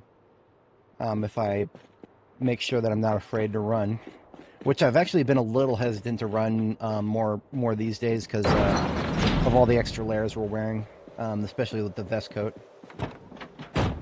It keeps us warm, but sometimes it keeps us too warm. I know I've said this a few times, but it's definitely not unrealistic for us to actually start feeling very hot while we're running around, and even if it's extremely cold, like it is. It's currently several degrees, actually more than a dozen degrees below freezing outside right now, and yet that doesn't necessarily matter. I know this from personal experience. I do a lot of winter sports when I get the opportunity. And the last time I went snowboarding, it was just a little warm to be wearing a leather duster, which is usually my get up for snowboarding is a leather duster with a hoodie. And it was way too warm for that. I ended up sweating so much. I was like, why are my fucking goggles fogging up? They don't usually fog up that bad on me. No, it was all body heat. It was entirely body heat. And I didn't realize it until... the cat crap stopped working and all the other things I tried stopped working. I was like, wait a minute. I'm going to try going down without the jacket this time. And problem solved. It's just a fucking one too many layers.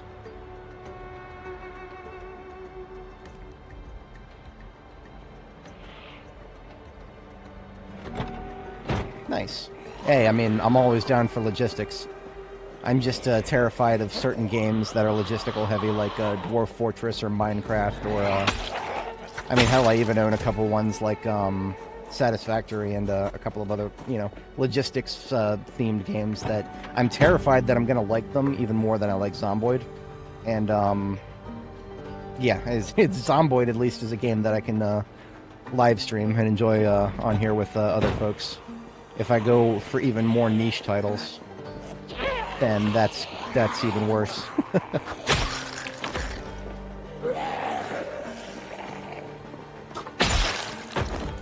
That wasn't a cop, was it? Oh, it is. But she did not have a gun. Sue Hudson. Factorio win. Oh god, man. Oh man, I'm terrified of Factorio. I'm downright terrified of it. It's not a question of whether I'll like it. It's a question of will I be able to stop.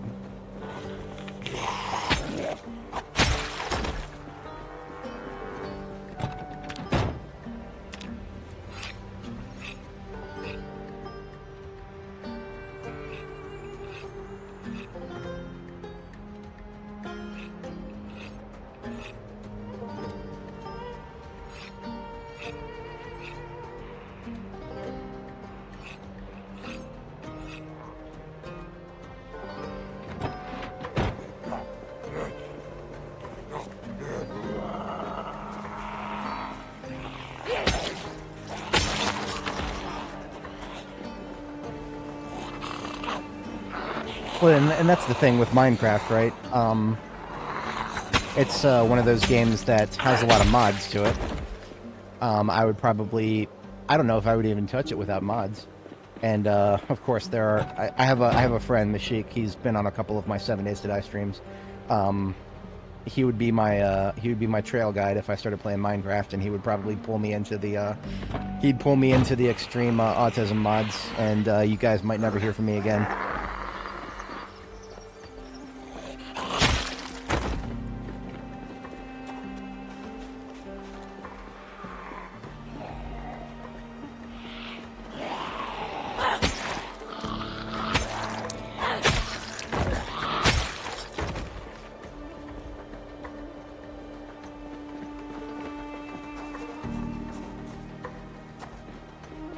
Nothing particularly compelling in there. It's about 80% perishable, if I'm not mistaken.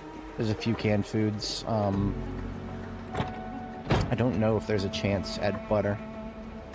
It's been a long time since I've been in that greens, actually. I think I completely ignored it on Nora.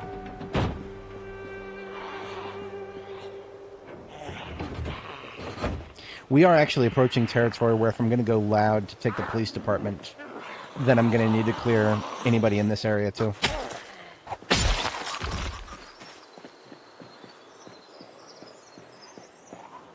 Oi, you don't have to hit the fence. I'm right here.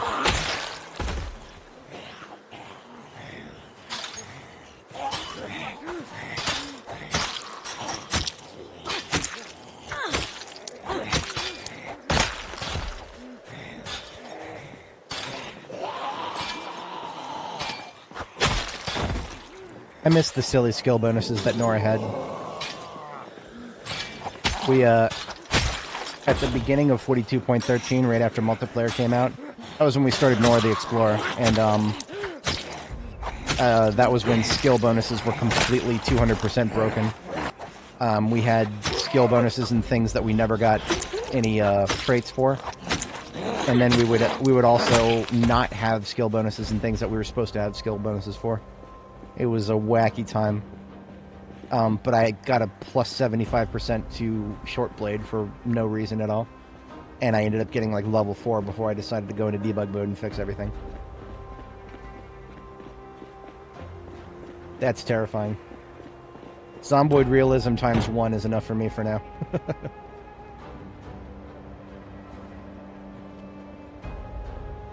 So you remember, one of the reasons that I'm playing this game is I am okay with something that spends a lot of time. I am literally quite literally trying to pass the time. I recently crashed you usually talk about finances, right? But the whole point, I'm trying to pass time. I'm trying not to spend any money that I don't have to spend. So Zomboid is great for that. The devs of this game don't monetize literally anything. It's even better than Darktide for that. And I've been successful in that regard. Quite successful. I have saved up. Since I've started streaming Zomboid, I've saved up almost 5 figures. And that's still not enough, anywhere near enough, for a down payment on a house. So that's the state of the United States right now. So, yeah. But the fact that I've made that much progress in about... when did I start streaming? That was late 2025, so we're definitely... I think we're definitely getting close. Wait, no, it wasn't late 2025. It was early 2025 is what I meant to say. We're definitely getting close to that 1-year mark. Rusting weapons? No, thank you. If we live that long, there are about 60 other mechanics I'd like to see in the game before we see rust.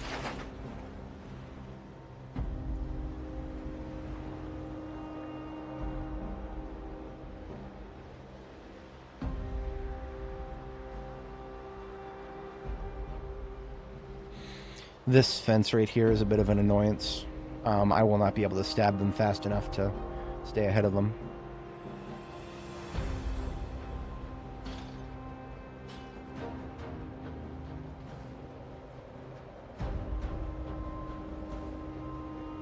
I'm just gonna probably kill them all by hand. Or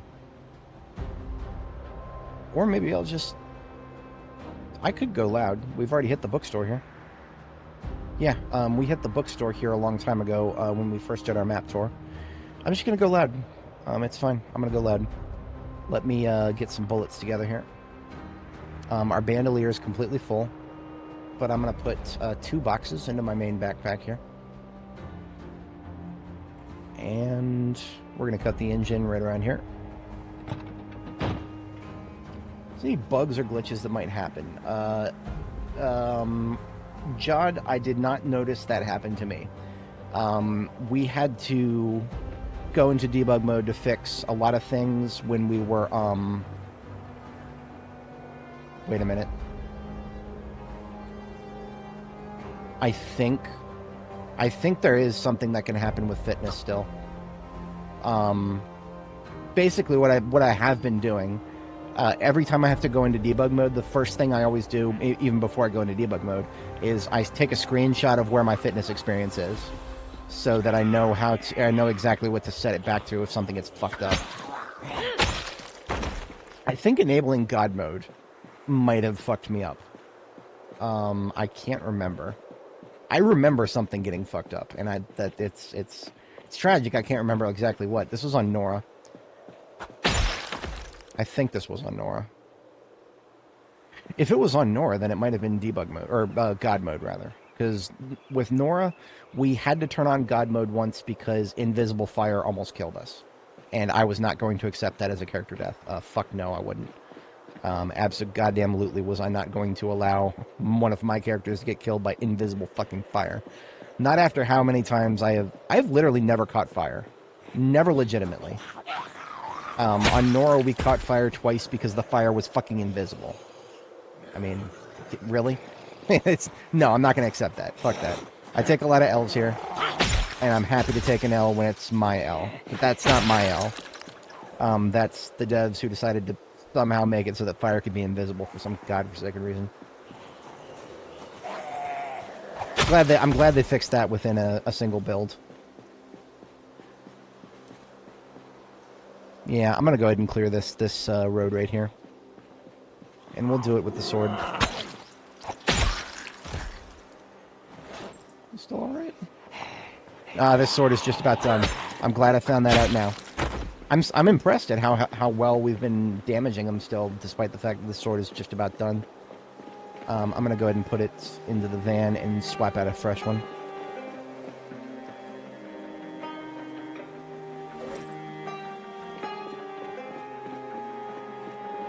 Wait a minute. Jod, if you're still watching, I think I might actually have it in my notes still.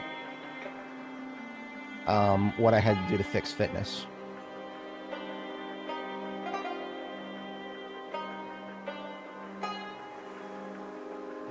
If I did, it should be here. Shit, I might not have it.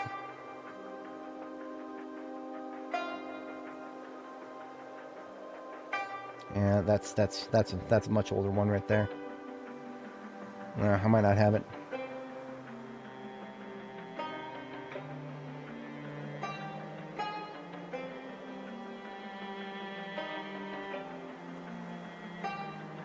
If I find it, I'll post it in chat at some point. But I don't think I would know where it is at this point.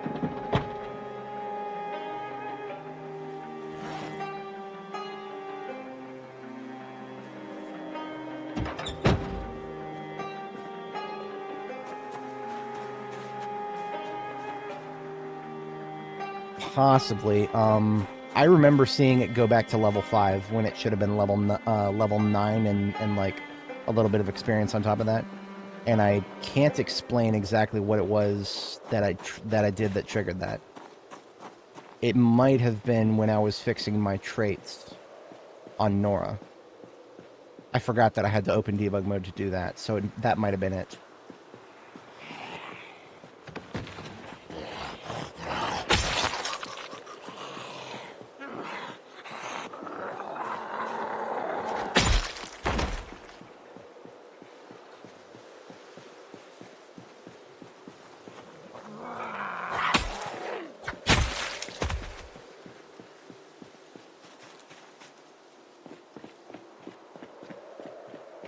Ooh, there's peanut butter and jelly on the table there.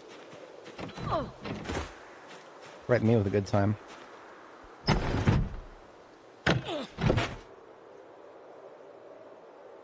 Yeah, that's right. I broke into somebody's house just to steal the peanut butter and jelly on their table. Face it, you've looted residential for less.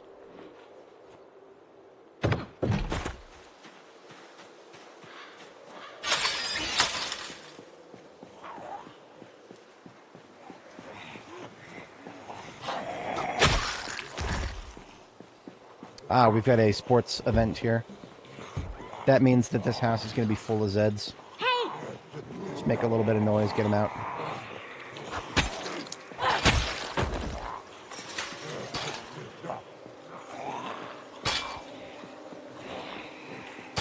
I knew it the moment I saw the chips on the floor.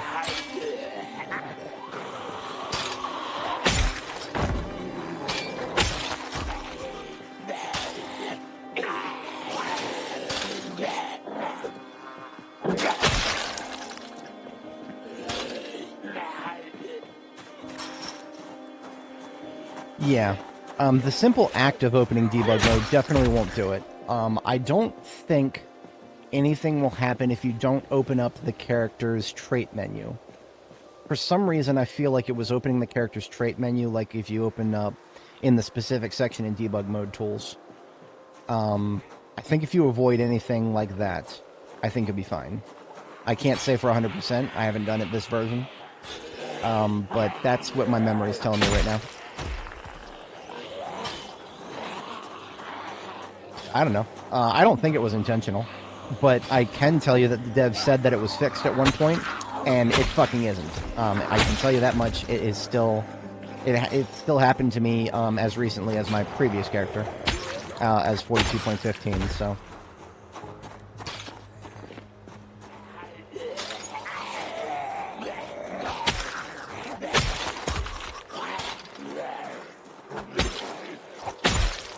Now, even though I have been pretty diligent about this little area here, I get the feeling that when we start discharging the firearm on the other side of the street here, I think we're still going to get a lot of Zeds.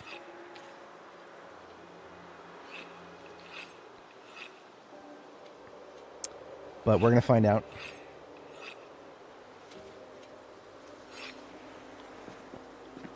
Alright, so here's the deal. We're just going to shoot like one up here, and I'm going to study their movements.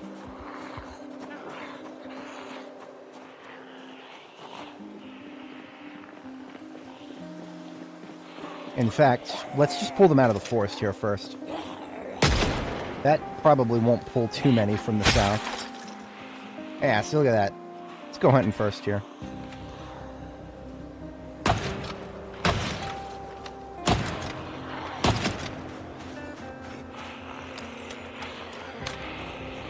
Always the fuckers hiding in the trees, isn't it?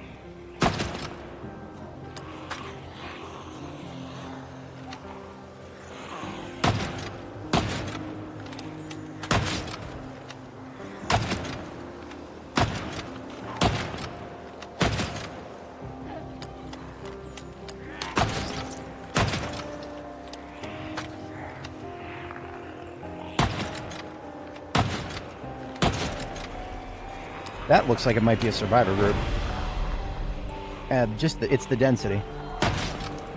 That is unusually dense. I might be pulling out the 9 for this.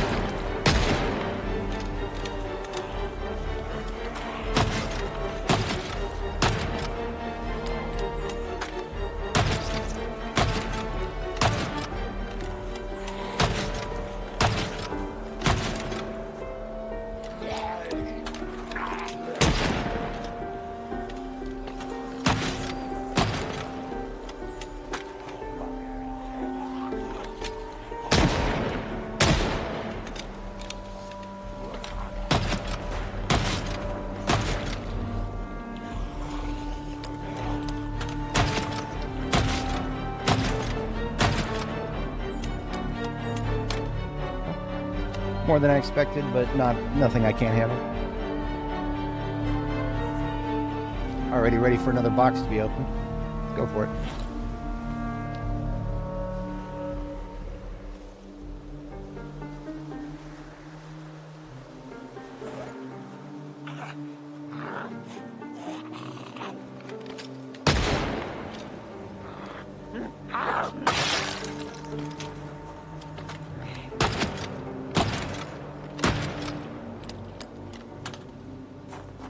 And this is what I was afraid of.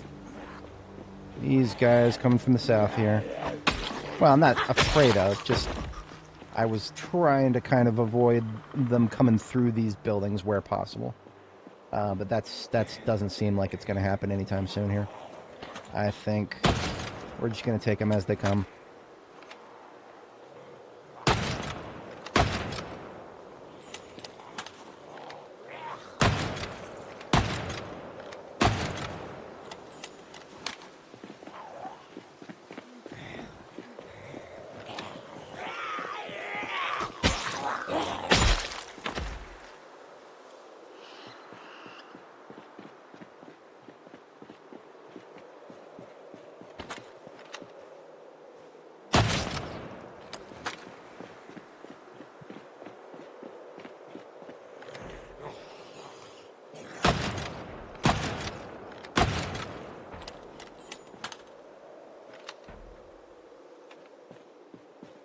Alright, we're now approaching the actual police department area while going loud, so more like this young lady here. Let's check around back real quick. Because if none of the doors have been broken yet... did that one just break? Hang on. No, that one's still good. So, if none of the back doors are open yet, we've avoided the biggest part of the problem that I've been trying to avoid. Yeah, see, look at that. We only got a couple back here.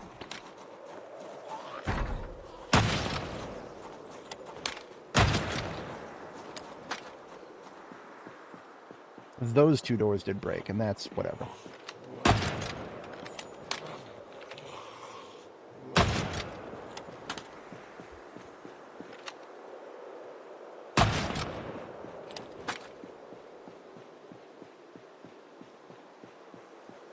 Now, if somebody comes through this building and ching-a-lings over the fence there, we'll hear it. That's a very, very distinct sound of zombie flipping over a chain-link fence.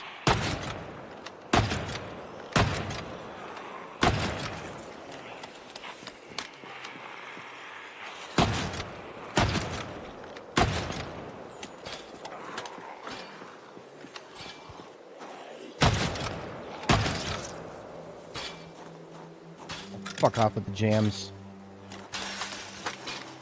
See that sound right there. Fucking rare at me. Because you're a cop, you think you can rare at me? Fuck no. Nobody rares at me. Hello! Woo! I did not hear her. That's not good.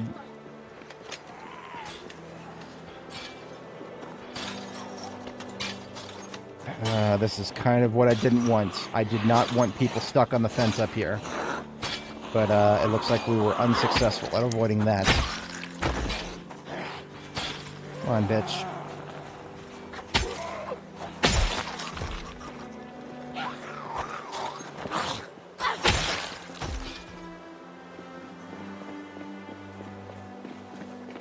What made you stop, I wonder? If I could understand what made her stop slapping the fence just now, I feel like I would ascend a little bit.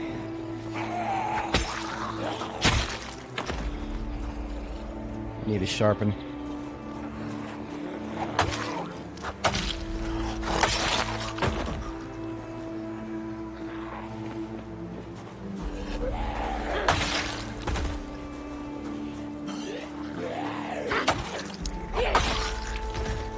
I'm gonna go sharpen. Assholes, I said I need to sharpen. Fucking whatever.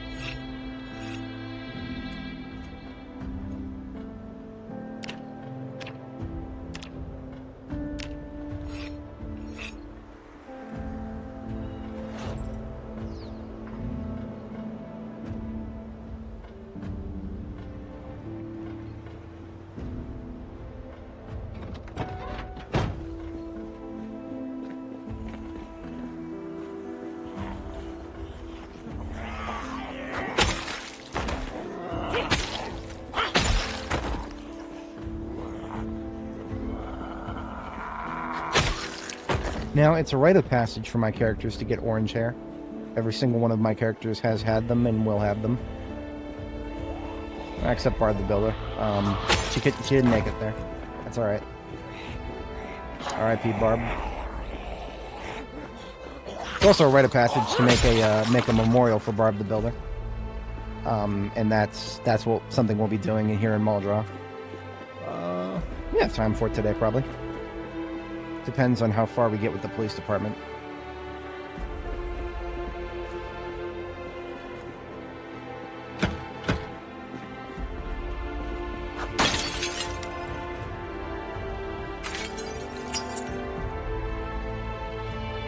What are you doing?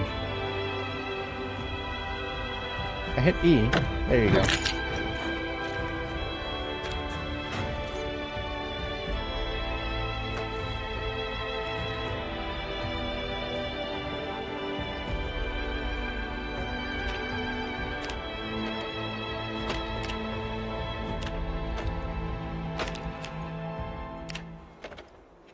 Salons are full of things that you can dismantle for electrical, like hair irons and whatchamacallit, hair dryers. It's also full of hairspray, but it doesn't matter to us right now. We ain't got no recipe for aerosol can bombs. Ooh, look at that. That's a nice rich brown right there. That's a rich brown. We can turn that into a good orange relatively easily. We'll just need a couple of foils. This is a blonde. We're already halfway there. I just need something to darken it without losing any saturation.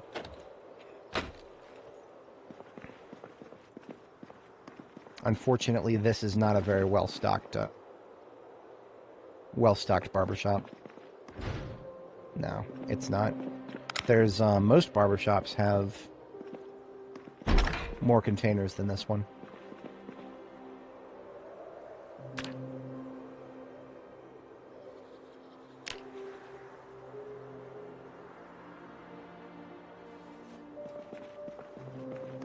I'll fuck around with that, to be honest. That's not a bad start. That's not a bad start at all. In fact, I'm so curious that I want to take a look at it right now. We just need a bottle of some kind here. Isn't there a convenience store here? Oh, there's also these guys. Let's kill these guys. You're not allowed.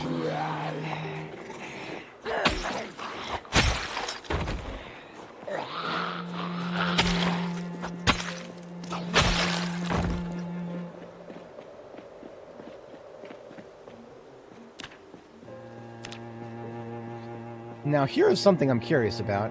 In the character creation menu for our character, we set her hair to ponytail. We've never untied it. So what does it look like when we untie it? We go straight to curly long. So apparently Dani has curly hair. That's interesting. That's very interesting. Didn't know that. I wonder if that's just random. Because if you start a character with a ponytail, then you never get to actually define what their hair texture is.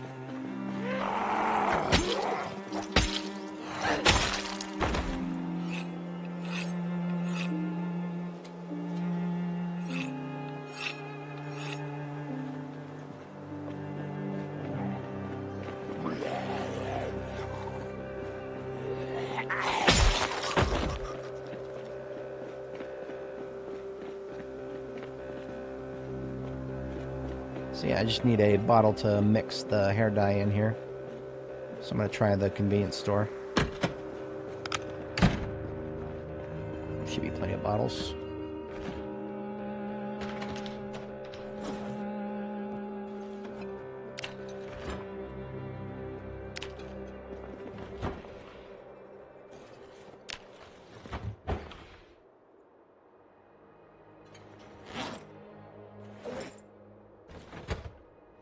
I'm not one to waste seltzer water if I don't have to, so I'll transfer that.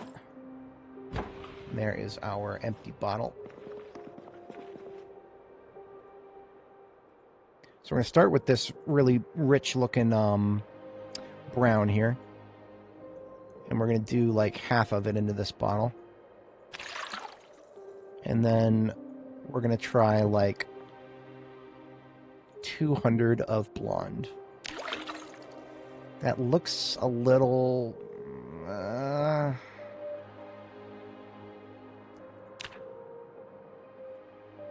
it looks like a nice... It looks like a light brown is what it looks like. It looks like a light brown. It doesn't look like it has enough saturation to be considered an orange. So we're close, but we're not there yet. And that's okay. We'll find more. Just because there's not very many... Ooh, lighter fluid. Hell yeah.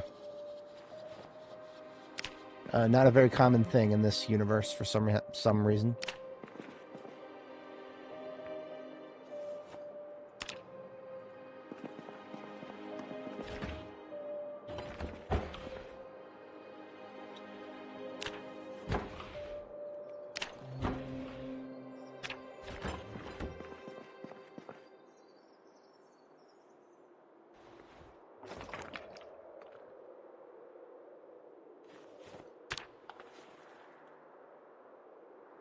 We've already got tons of soda at base, so I'm actually okay with a little bit of over-drinking of soda here.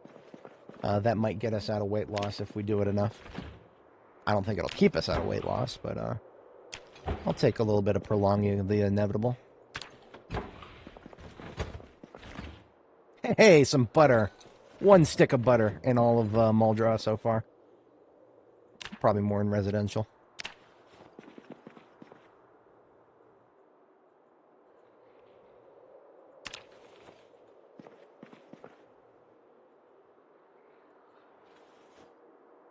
I'm actually going to move the soda we've picked up into a garbage bag so that we can keep it separate.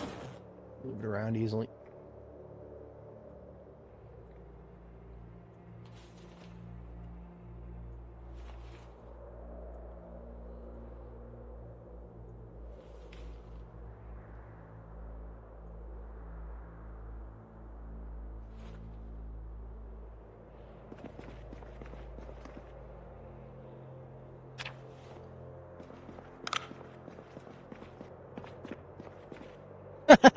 Okay, that's funny. This is a shoe shelf, clearly, and yet it's got soda on it. You ever drank Bailey's from a shoe?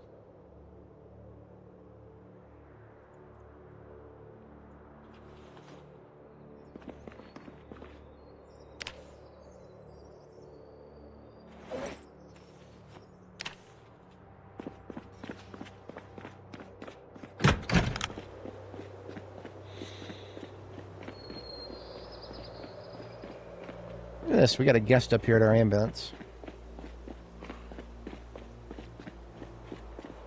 Somebody with a party hat.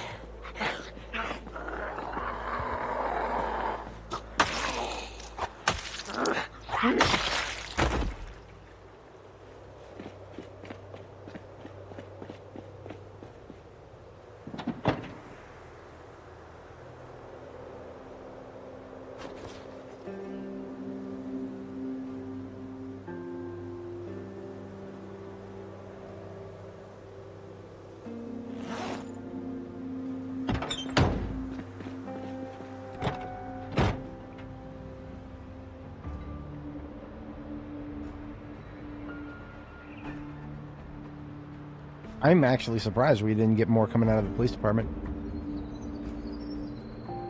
We definitely had... Wait, is this looted and trashed?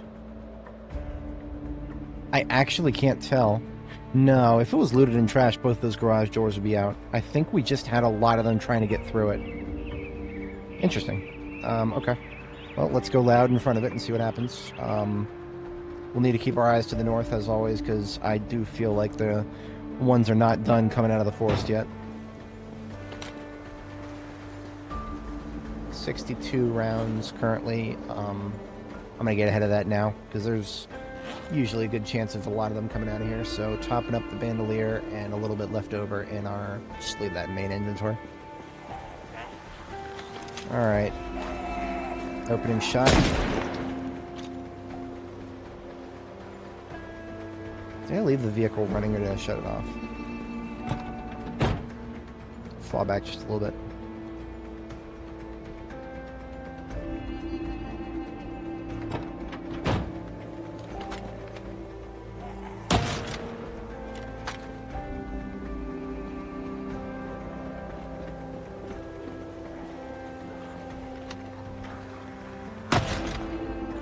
So, know your law enforcement. Your beat cops and your standard patrolmen don't have anything other than a shotgun or a 9mm. But your detectives can have all sorts of revolvers on them. That's what I'm talking about right there. That's a police department. That's a jam.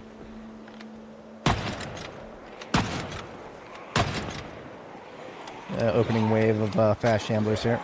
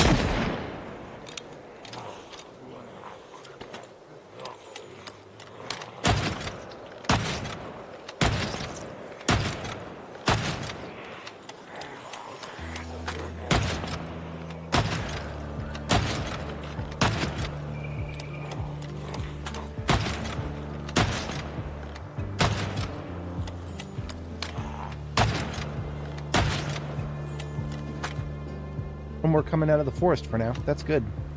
I'm here for it. I'm gonna try the whatchamacallit, dust mask. I haven't tried that in a little while. It might not be that good, but I think it'll slow the process of getting sick. Hello.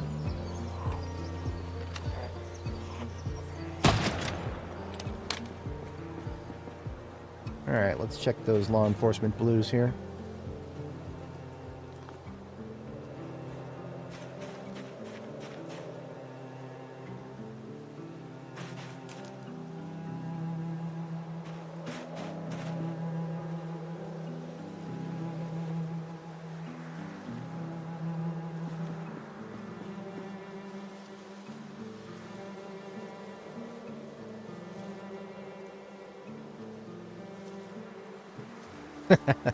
There was a guy called Cesar Wilhelm, and I feel morally obligated to keep that one because he's going to have...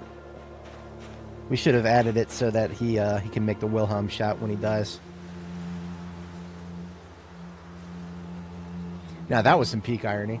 That was a cop with a speeding ticket on him. 10 out of 10. Hopefully he wasn't a traffic cop.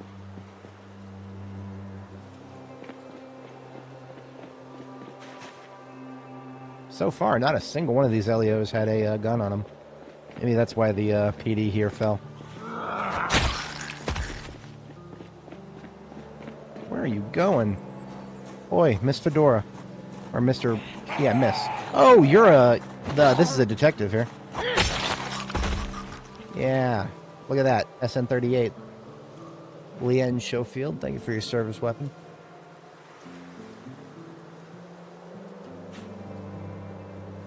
I've tried fedoras, they just don't seem to match any of the other shades of gray in this game. Definitely not as well as my LBMW here. It's just the perfect balance of black, white, and red if I ever saw one.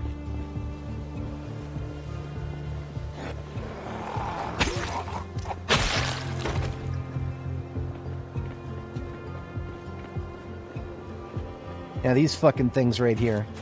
I despise these fucking things. I hate everything about them. I will be sledgehammering them, because that is the only way to get rid of them. I need to be able to drive on this road. And can't have these really hard to see barricades. See, the devs are nice. They put these little traffic cones here, but no. That's not enough. I hate these things still. Hello. Wasn't sure what we'd be running into up here.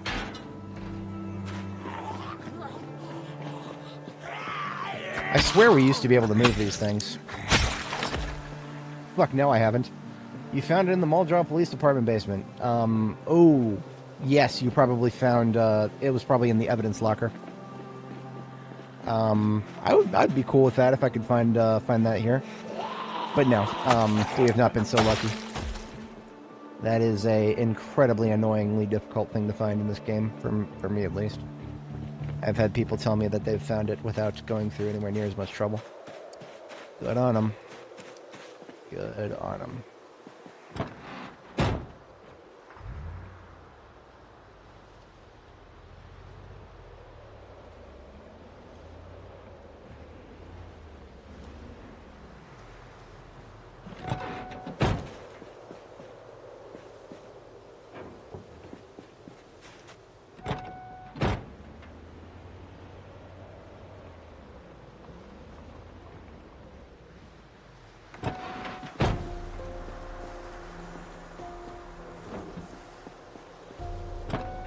From a forced sale house. Now that sounds astronomical. That sounds quite astronomical. Oh, cardboard box. Yeah, no, that makes sense. Cardboard boxes are, those are the true wild cards of this game. We found Longplay 5 on this character in a cardboard box in Irvington. Weren't even looking for anything close to that, but we got it, and I'm here for it.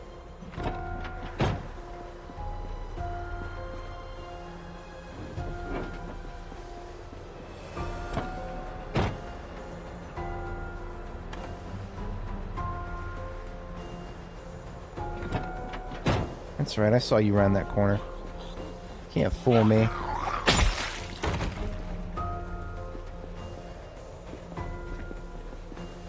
Alright, it's time to remove the obstructions. I took it personally because on Nora, I think it was Nora. It was either Nora or Annie. Probably Nora. We took a front collision on one of these and it fucked us up. Lost a windshield over that.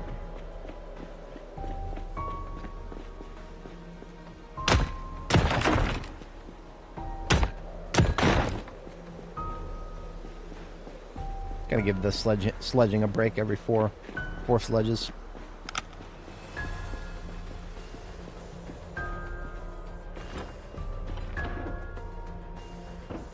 Oops. Goes in there. I think this is one of those famed ham radios. It's not a ham radio here. Oh no, it is. There's a few in the world that are not, like, they look like ham radios, but they're actually not. Most recently spotted in Louisville. And I don't think I'm going to have room for this. I'll drop it here.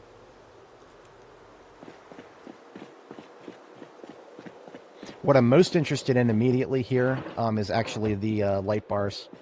As a law enforcement building with a garage, it will have a chance for light bars to be in the garage.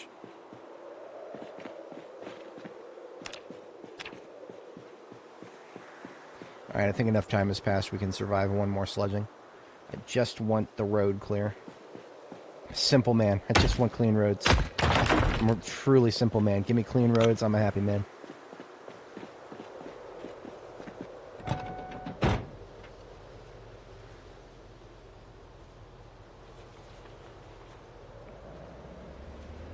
After all the use we've given it, we only just now took a little bit of handle damage to the sledgehammer.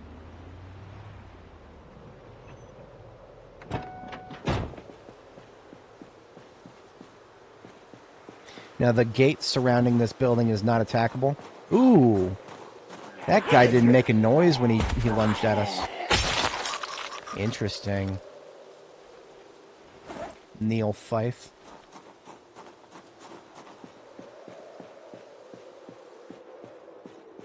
Yeah, I don't check mailboxes enough.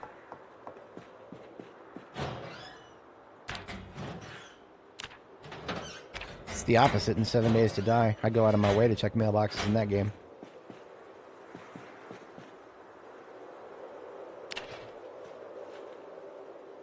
I'm not feeling it, boys. Ah! I shouldn't have said nothing. There's 3 of them right there. Oh, hell yeah. Unfortunately, I can't use them right away because I want to wait until my mechanics is max level. I don't want to fuck around with these. They're just too rare. We will not be doing light bar repairs until my mechanics is, like, what, 10 out of 10?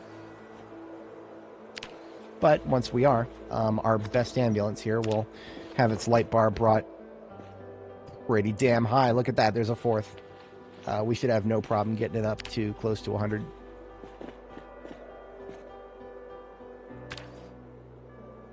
Beautiful. That was everything I wanted out of this place already. I'm definitely going to get some guns. We'll also check through the evidence locker, but that was the single most important thing here.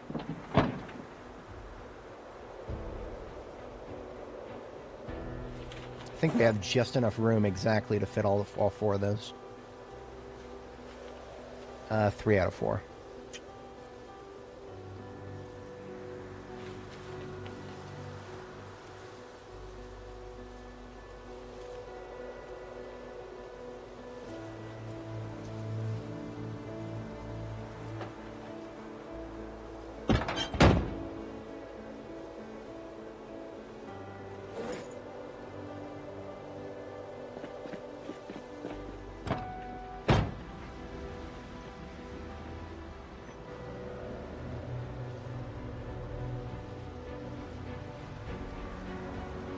I might actually try to set up a place to sleep here in the PD. The second floor has an office with its own door, and you can barricade the windows, and it's not the worst place. Second floor behind a door. But if I was going to do such a thing, I would need a bed, and the nearest residential is over here.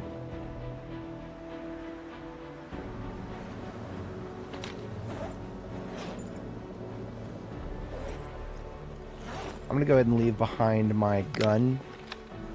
I won't be doing any shooting down here.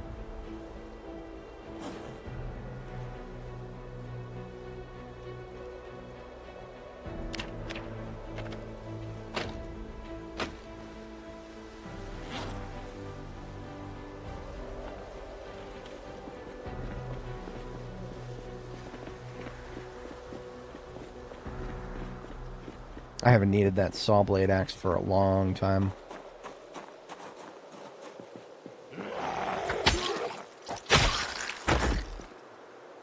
Hey, there's an M9.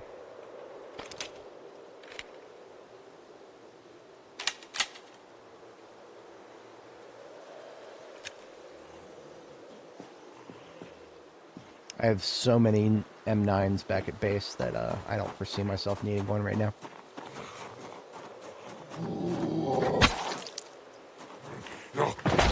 Oops. Get out the fucking machete! There you go. How many more times do I have to hit 2?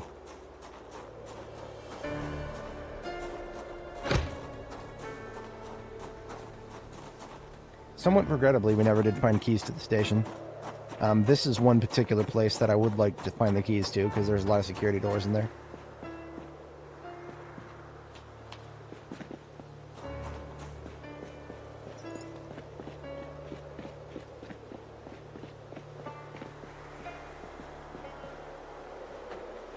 Gonna leave things that are like optional as to whether I really need to bring them back. I'll leave them on a pile out here somewhere.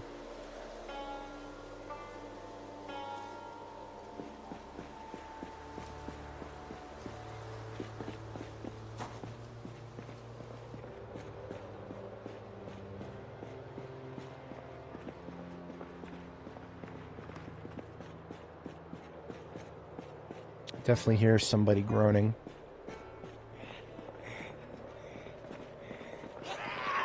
You wouldn't happen to have the keys to this establishment, would you? No, she's got a double holster and a doll, but nothing else.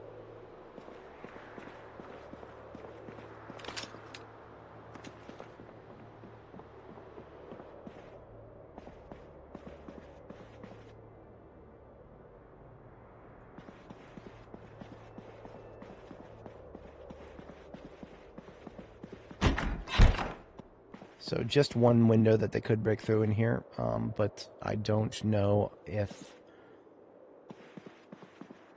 we'll be able to easily score a bed in this area.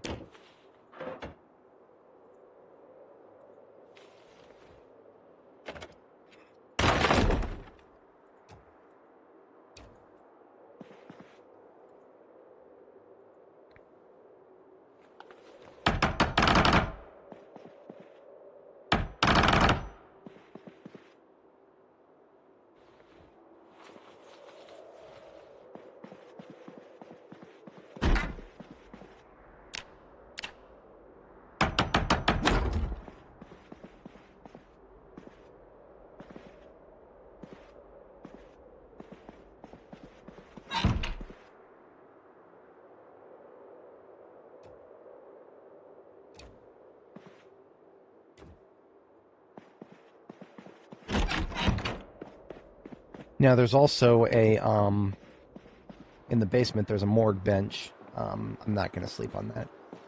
It's only average at best. You know what we could do? And this is silly, but we got a tent. We got a tent, we got a sleeping bag.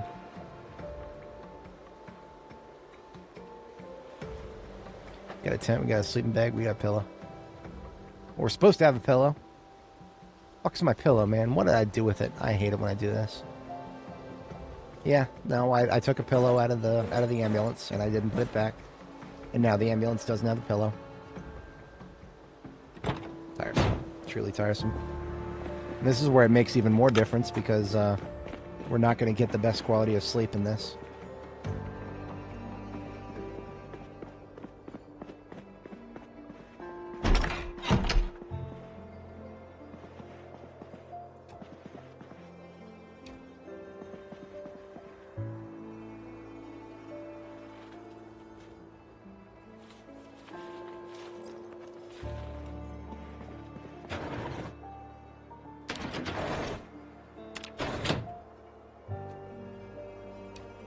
This right here, this is camping in the field.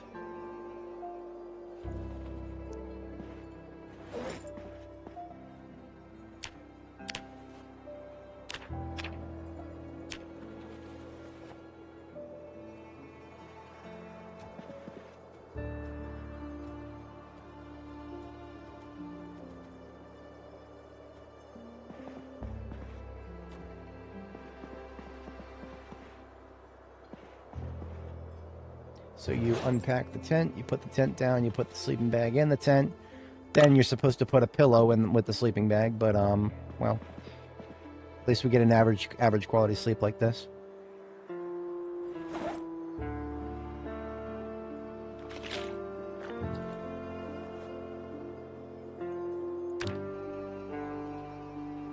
I should have taken the stupid mask off.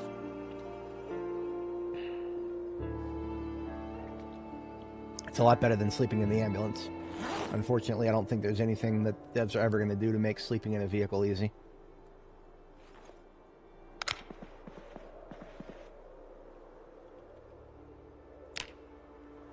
Now that will shut up the fatigue for a little while, but that barely counts as a night's sleep. For a restless sleeper, a average without a pillow, that's not a night's sleep. That's just shutting the fatigue up for a little while. That's all that is. So we are definitely not... We're just combat effective for a little while now. That's the most important thing. I'm going to go ahead and leave that deployed just in case I don't quite make it. Because, I mean, getting a couple of, like, you know, just a few low-quality sleeps back-to-back as needed, that's not the worst thing in the world. As long as it's safe. So this is the chief's office. Not the worst chance in the world of a key to the place, but as you can see, no key. You can't even get some coffee here. I think there's a non-zero chance of some keys in the desks, but I'm not holding my breath for it. Glue. I'll always take glue. Yeah, in this game, yeah. In real life, I used to sleep in my car, twice a week back in my university days. See, I live, about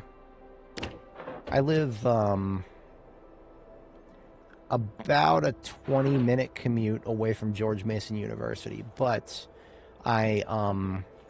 I've never liked that drive. It's Northern Virginia traffic. It's never been good. Even a decade and a half ago, it's never been good. So I would always look for ways to optimize my commute. And one of them would be to just go late at night or like early morning, like super fucking early morning, and then just sleep in my car for a little bit. There was a girl who lived on campus who I was... I don't know if I would ever say that we were close to dating or anything like that. We were kind of like hanging out a lot, but then things didn't go right.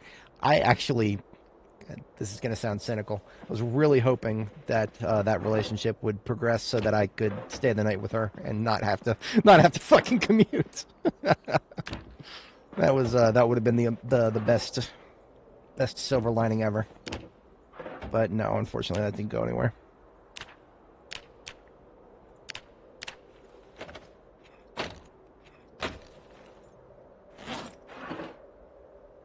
Alright, that's anything we could get out of the upper floor. And we did not get a key, so we've got to go get the sledgehammer.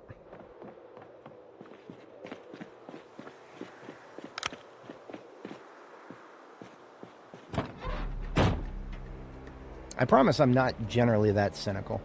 I did actually like her, but unfortunately, can't always get what you want.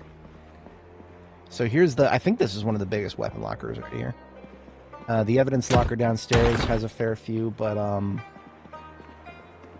yeah, a little chance at stuff in the lockers here, but usually not weapons.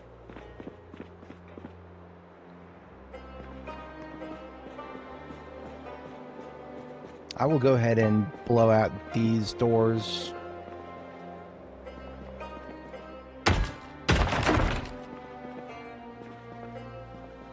But that will be it. I'm not going to blow out anymore.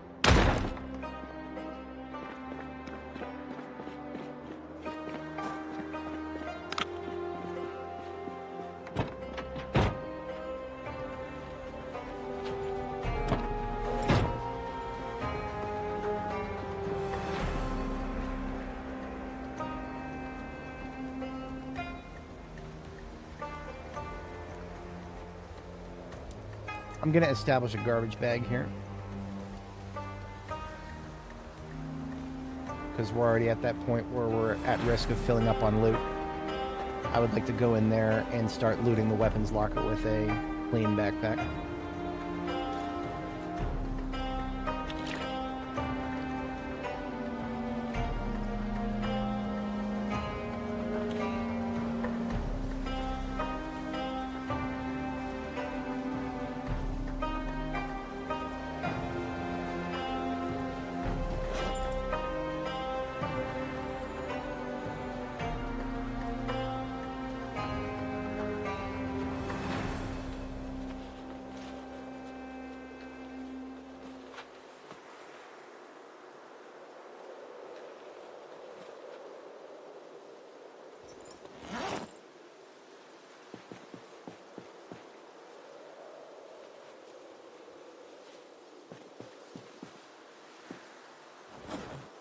It's about as clean as I can get it. I don't even really need this sink. It was in my way.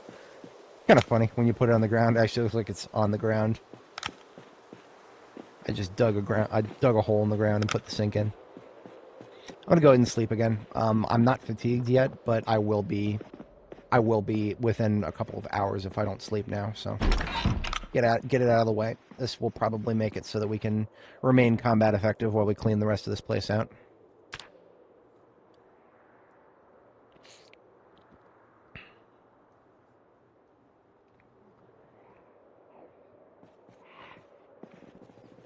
Would you look at that? Somebody saw me last night, but she didn't know how to get to me.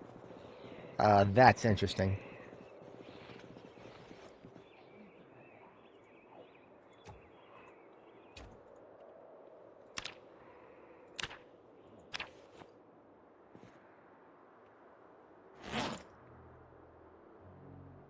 This beholds one of the very few times I actually have my backpack slot useful for something.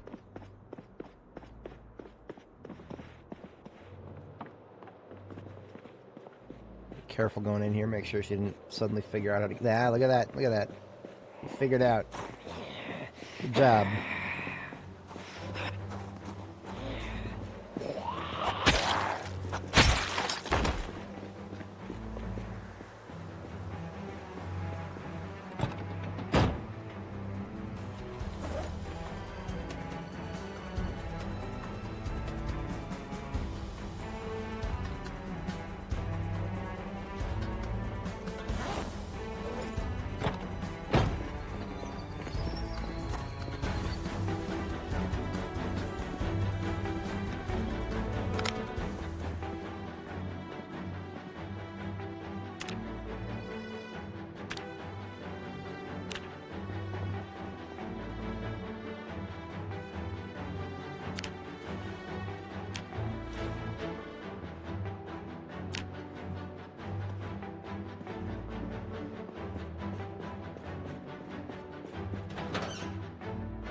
Lots of knee pads, lots of elbow pads, all in the correct colors. Always down for a backup pair.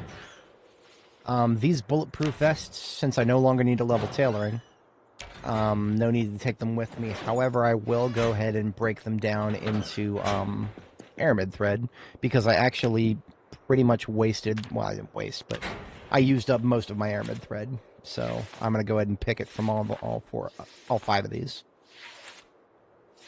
That reduces the weight of each of these from 5 encumbrance down to 0.2.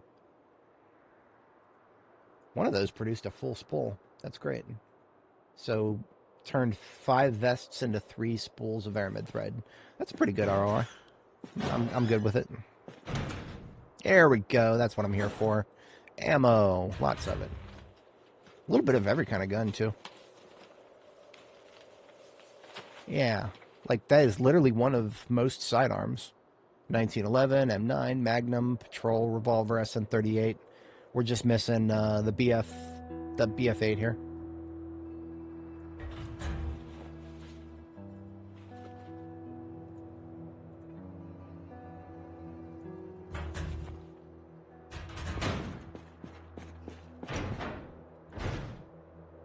Hey, JS3T. We're going to prioritize ammo before guns, because of course we got billions of guns.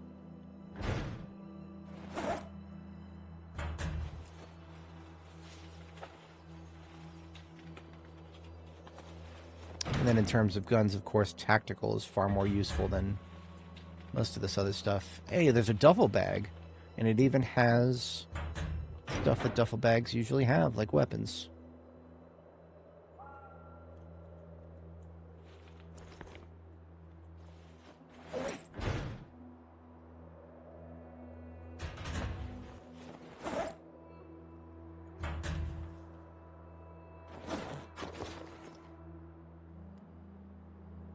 That's regrettable.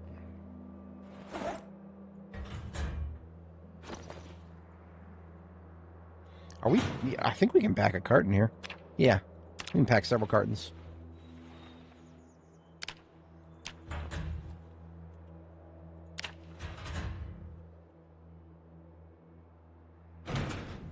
That makes it easier to transport. Carton of 357, boys. We're eating good. We're eating real good.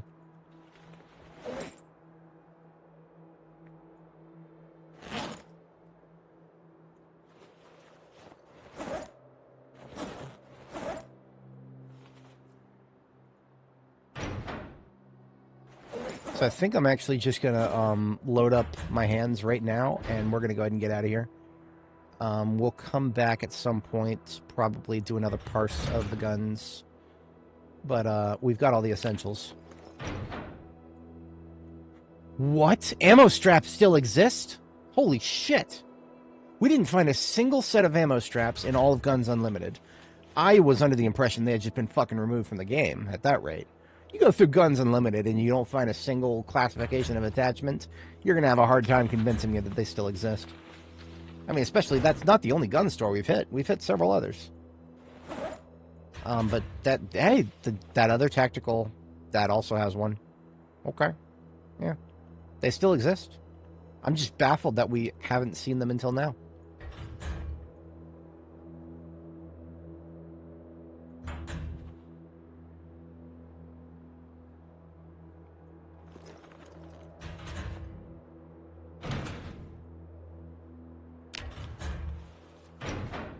Now we have a little bit of room for hand carry. I will take a couple of patrol revolvers because those are good guns, very good guns, and we're actively using 38 special, or it's called 357 Magnum right now. But we otherwise don't have room for anything else anymore at the moment because we are completely full in every respect. I literally can't take this garbage bag.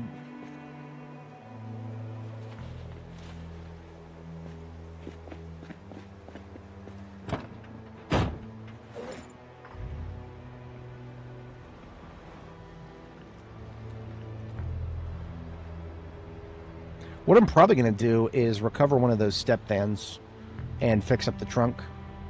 And we'll take one of those down here and fill that bad boy up. Do you guys have to be road blocking me right now?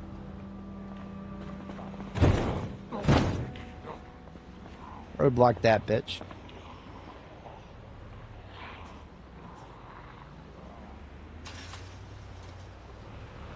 I almost missed that one right there, the blonde one.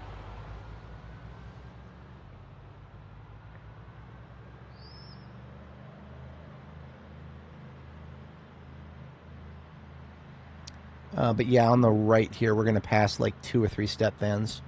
And I don't even know if I ever even looked into their trunks to see what they got. It'd be quite provincial if all of a sudden we look at one now and see a pipe bomb recipe.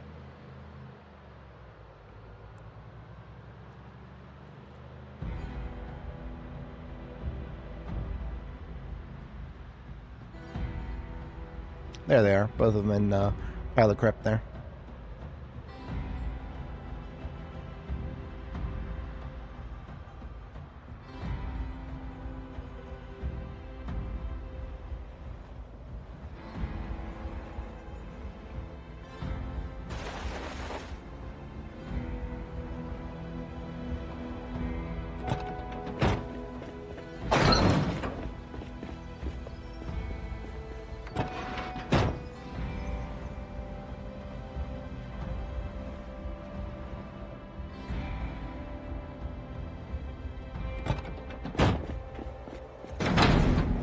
Let's do a stack of weaponry right here.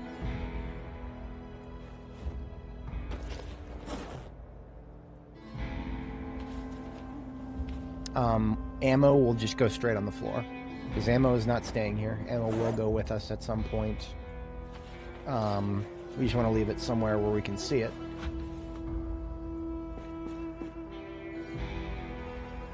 Guns can stay here. Except for those ammo straps. Those are coming off. Those are going... those need to go on the carbine that I'm using. The carbine that I'm using can take ammo. It's the only attachment you can put on carbines. So yeah, we're doing that for 100%.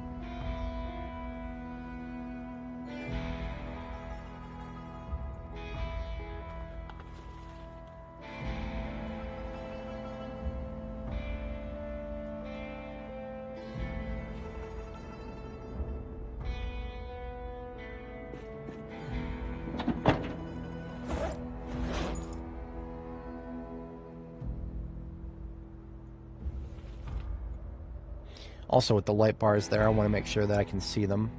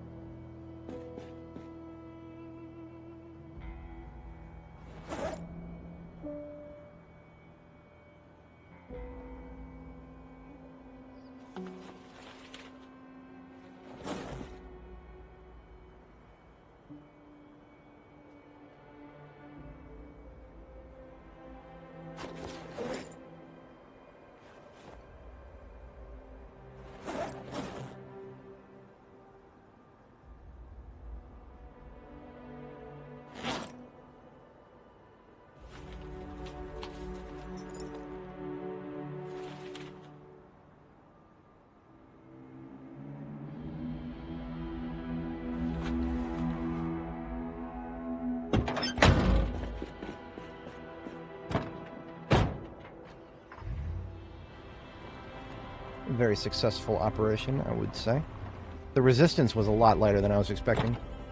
It's probably because we spawned in all the Zeds that were gonna be there. We spawned them all in early game.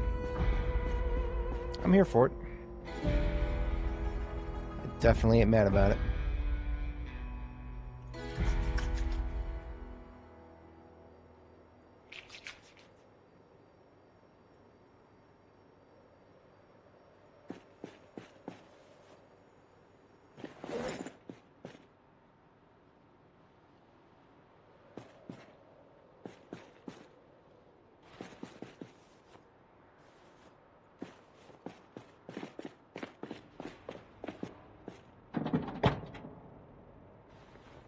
Okay, that's all of the non-standard kit out of the trunk here. We do have coffee that we're carrying around. I forgot about that. Cool.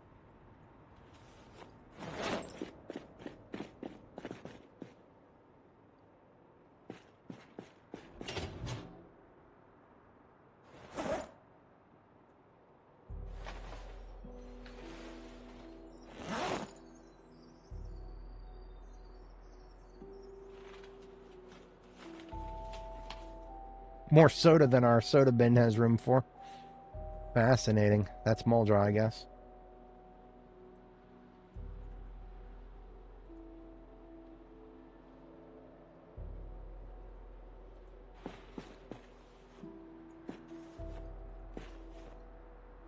But that just means no more soda coming home with us.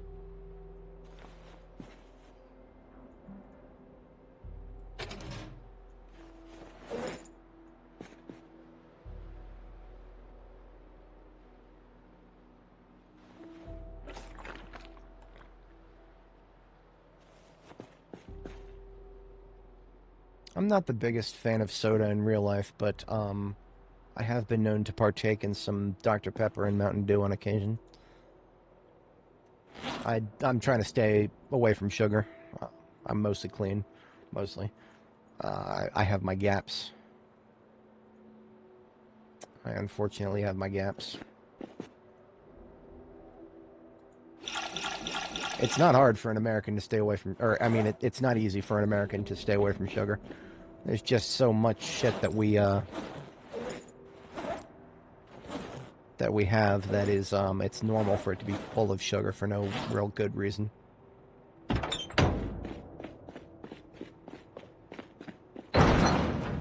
You know what?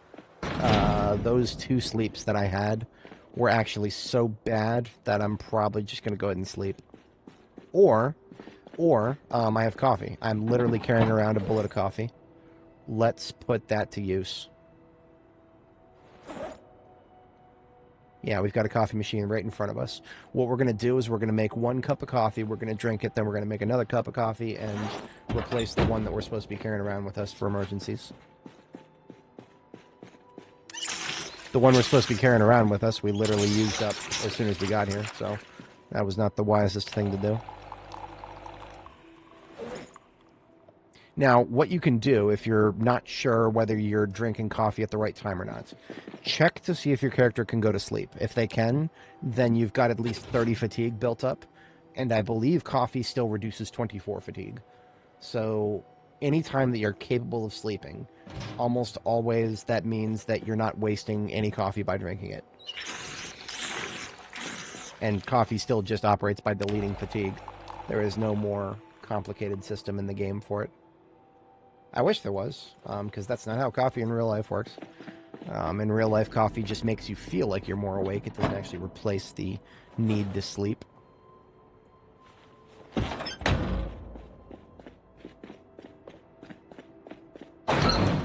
But I also wish that this game had adrenaline. Adrenaline should completely annihilate your feeling of fatigue for a short period of time. You'd think a character like us who gets panicked all the time.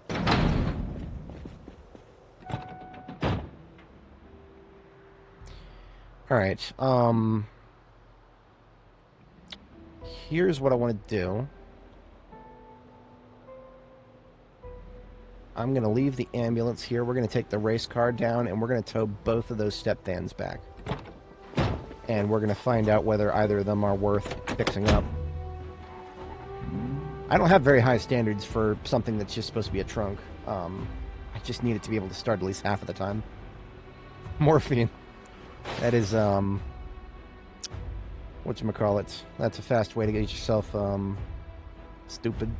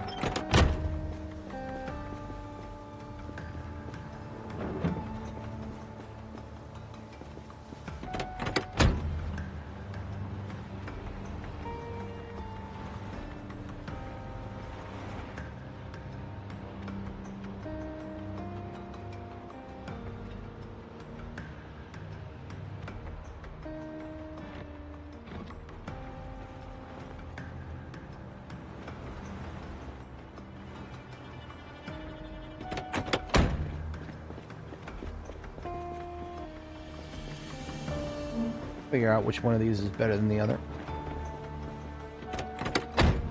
Looks like they at least got good glasswork.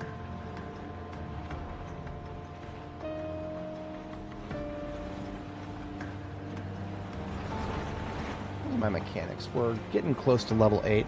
We've got a book to read once we get to level 8. The Mechanics Volume 5.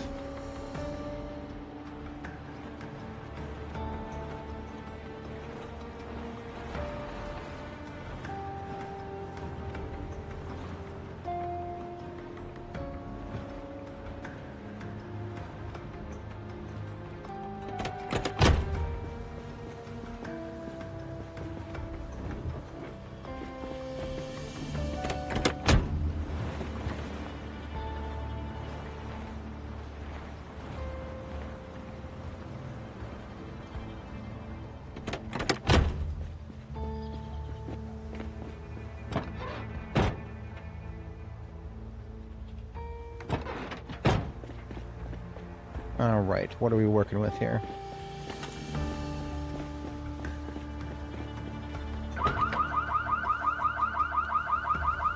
Really? Okay. Your 35 quality engine car decided to have a car alarm. 32 quality. So these are both absolute fucking dog water. I guess I'm gonna put that gun back on my back. I mean, we've had a generator running in this area for a while after doing lots of shooting. But that doesn't mean there's not some assholes just waiting out here in the forest somewhere.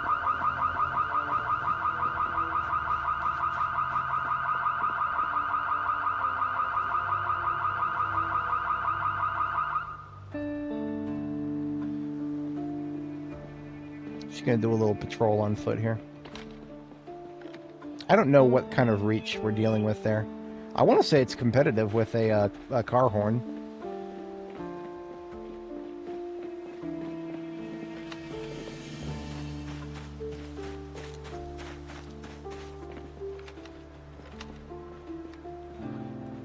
Yeah, I don't see any incoming. Like I said, lots of shooting in the area, so I would be impressed if we had any pockets of large amounts of them.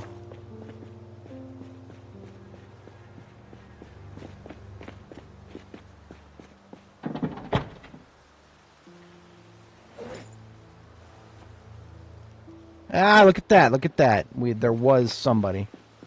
Hello, somebody. Hey, look at that, there's more than somebody. I'm impressed. Yeah, that's right. You heard the gunshot. Get your bitch ass over here.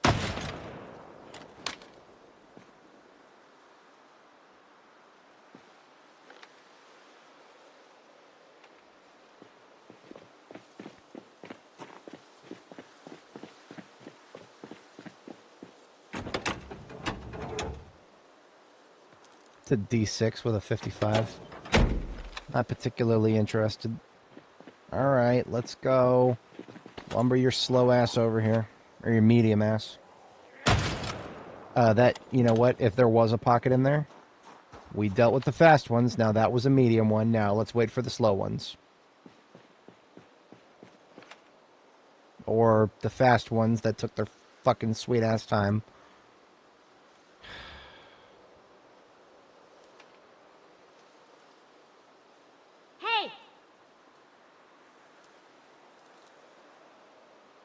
Oh, there was one from the north. 2 from the north. All right. We're just operating on a delayed reaction here. Okay, let's go.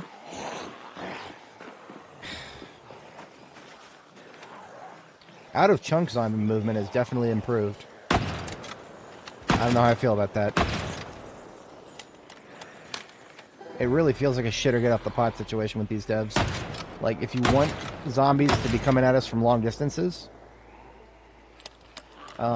do it.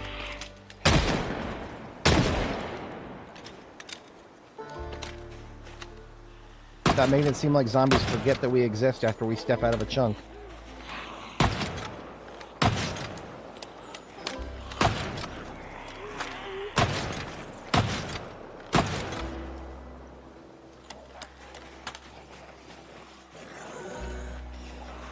You gotta be fucking kidding me.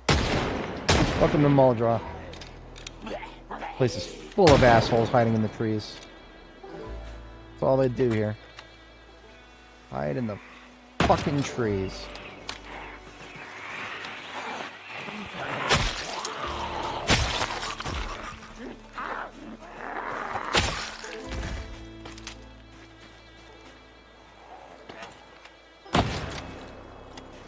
One north. Fast. Come on, slow fuck.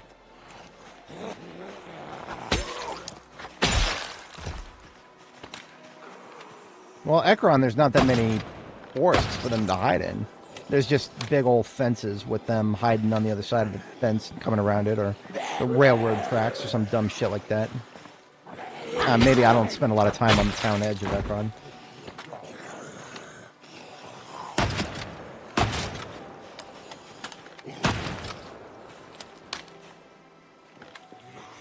Just I thought I was going to have a nice place to do some mechanics today.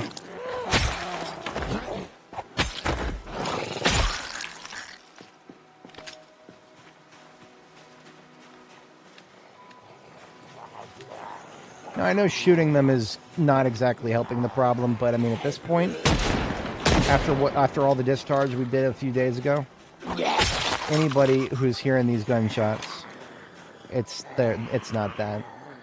It's the car alarm. I had a feeling that that was something that would attract them from far away.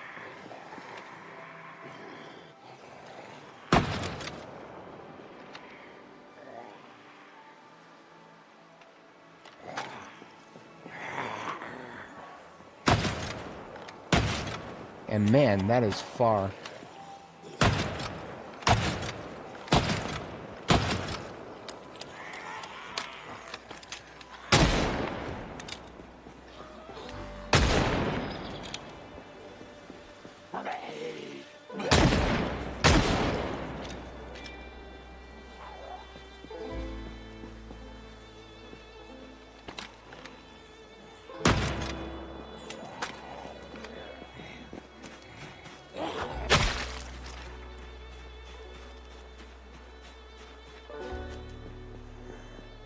This is tedious.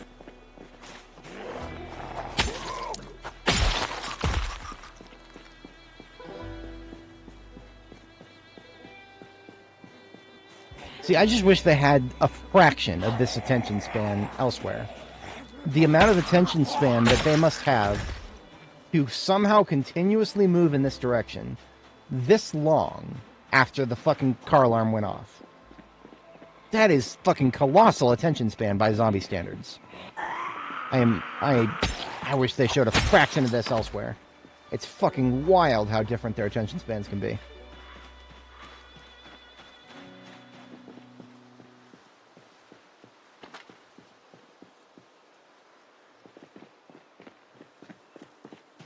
Are we done yet? How many more are coming out of the forest right now?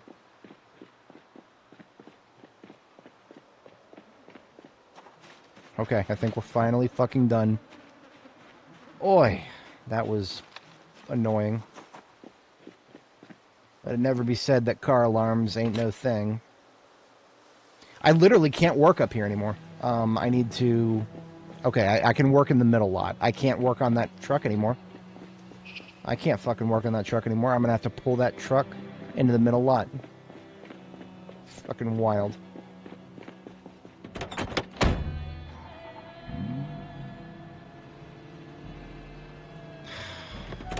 I said, are we done yet? No, we had to have Fred crawl out of the woodwork here. Come on, Fred. Anyone else? I'm sure there will be. I don't know why I'm asking. They'll show up when they feel like it.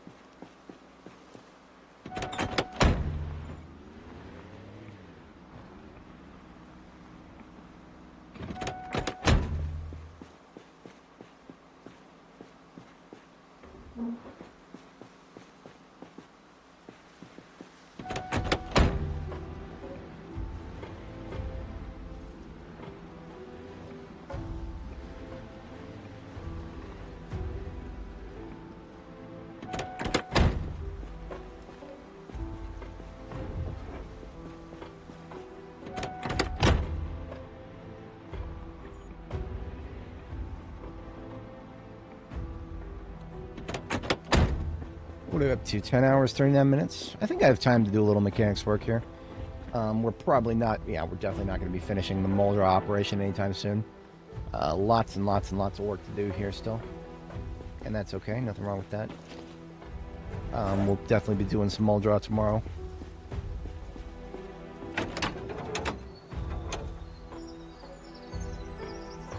Performance tire, 100%. I'm here for it.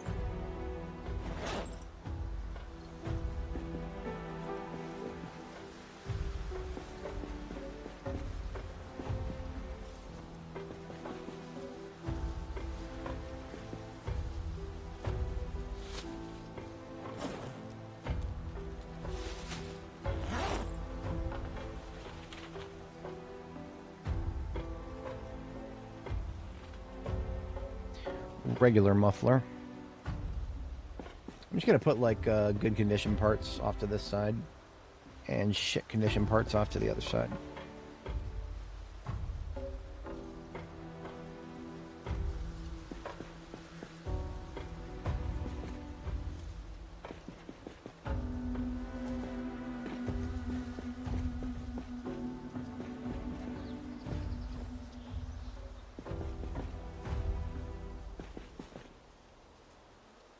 We're still in a phase where I'm trying to get experience, so even if I don't immediately need the parts, we're pulling them out anyway. The simple act of pulling the part out is experience gaining.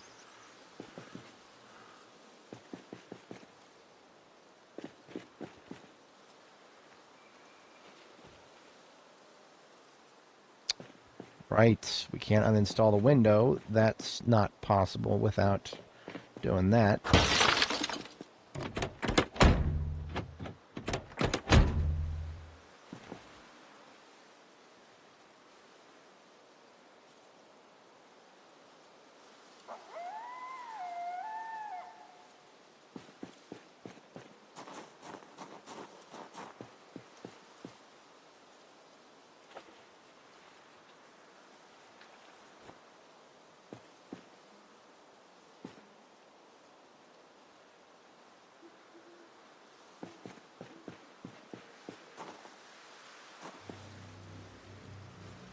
Regular gas tank.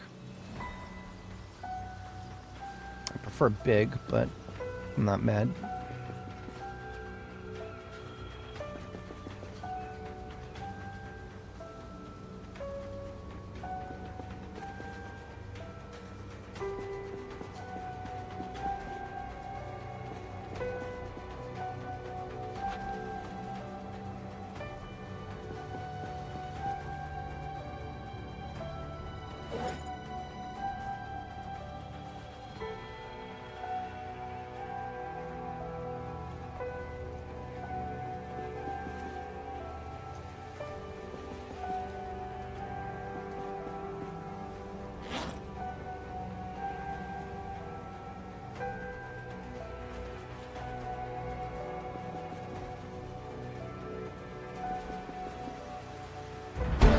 That's what I'm talking about. That's what I was waiting for. Let's go read a book, shall we? We are now mechanics level 8.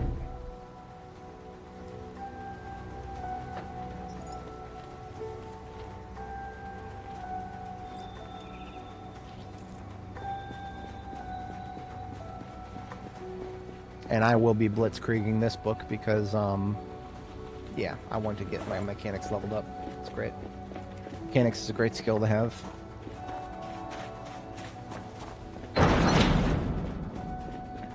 If I get it leveled up high enough, then I don't even have to bring those light bars home with me. I can just use them right now. That would be the goat.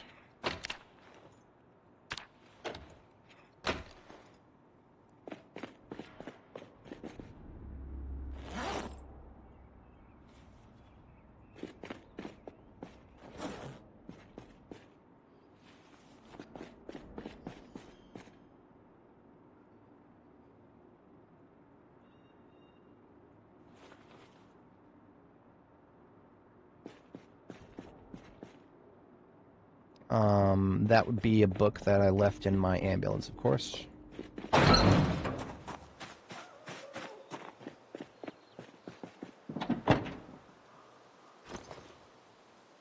Ready for another box 357 here. Let's just open both.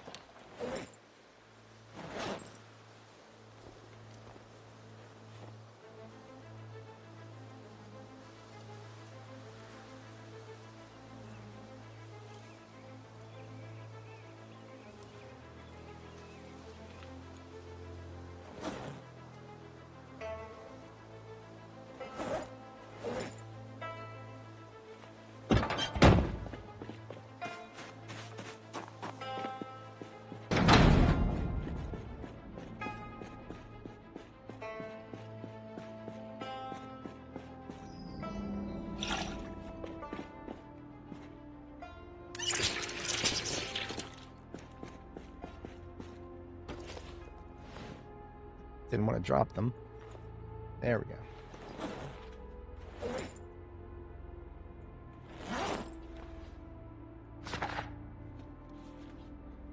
This will probably take a full day. It is a level 5 book, and we are a slow reader.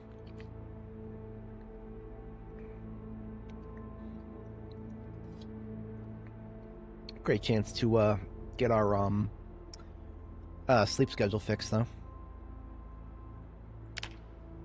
We're at 76 kilo. This is also probably a great opportunity to just start getting our weight put back in.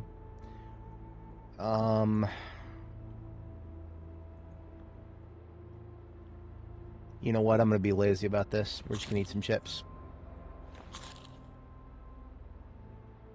Yeah, I'm just going to be lazy about it. Chips will work.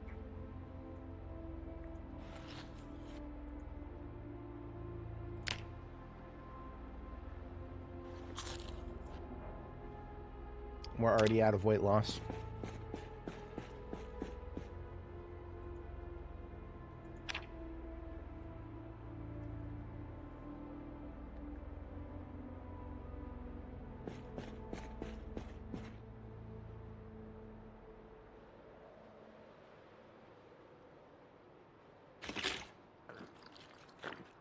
Probably got us to weight gain. Yep, so we're gaining weight, and it's going to be slow for a while. I don't predict we'll be able to get ourselves into rapid weight gain anytime soon. We've got a few sticks of butter, but no. No, we've definitely cooked off enough fats that we're not going to be able to get into rapid weight gain anytime soon. It's fine. Just trying to keep the chevrons in the up direction so that we don't get too deep into a calorie deficit. With all the soda we have, we should have no problem eventually staying in weight gain for a bit. And here we go with the not tired enough to sleep shit. So, still working on correcting that sleep schedule.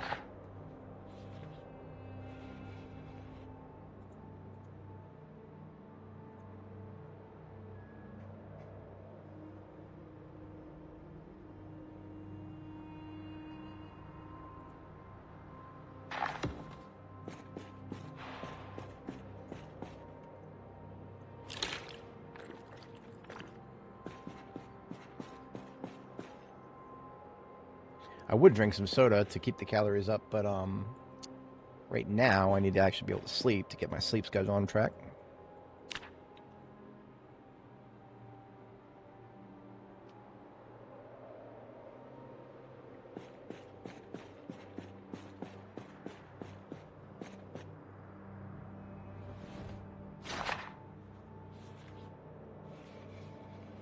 February 4th, 1994.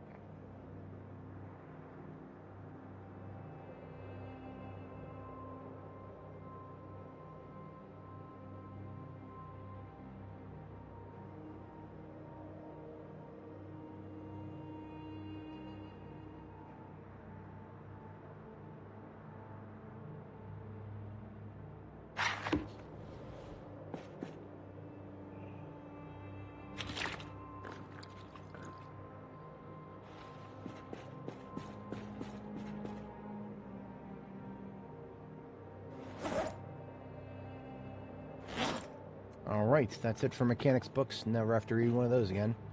Let us go and continue disassembling vehicles.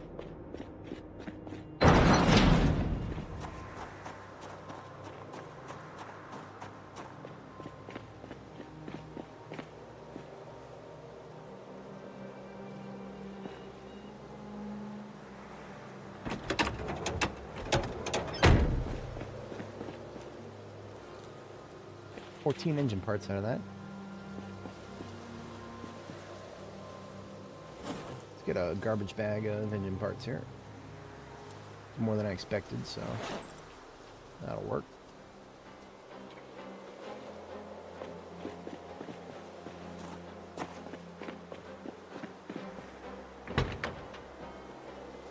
See, the parts over here are really pretty, and that's the most deceptive part about it. But I am not, under any circumstances, ever going to fix up a 35 engine quality. I'm not going to ever use a vehicle that is going to have a 60% chance of failing to start. Fuck that. Never. And that's what I hate about step vans right now in the current build. They just have such a shit engine quality by default. Gotta have miserable time. Can't have a good time. That's not allowed.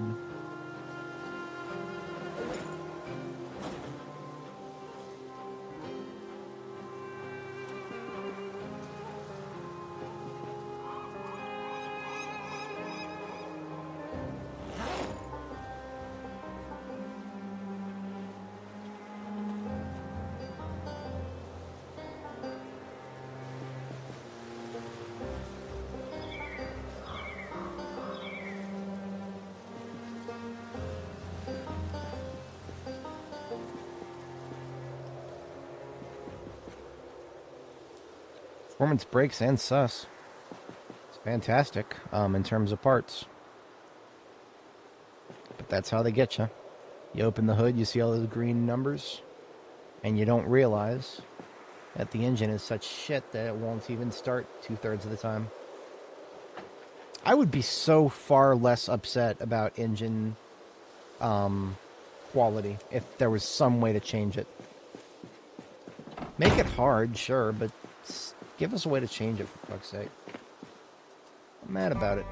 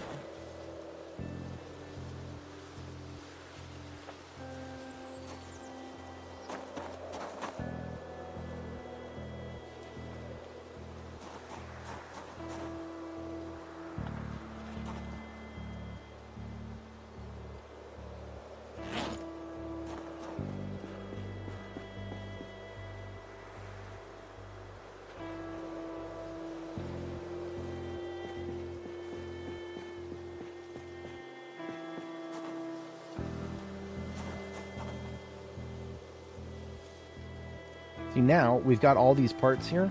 I literally just got to find a good vehicle, tow it to this exact spot right here, and all perfect performance everything is just laying on the floor right here, waiting for it.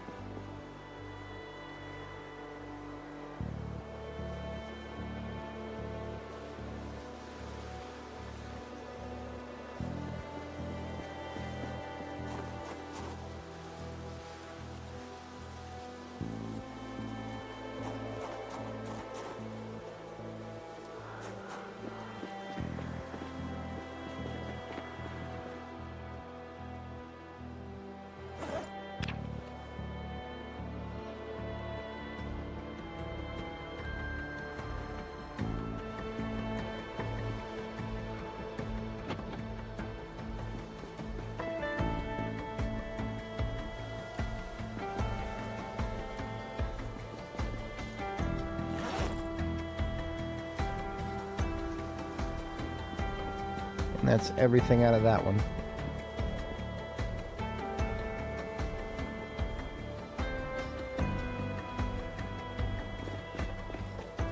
What we got over here? Construction vehicle. That's cool.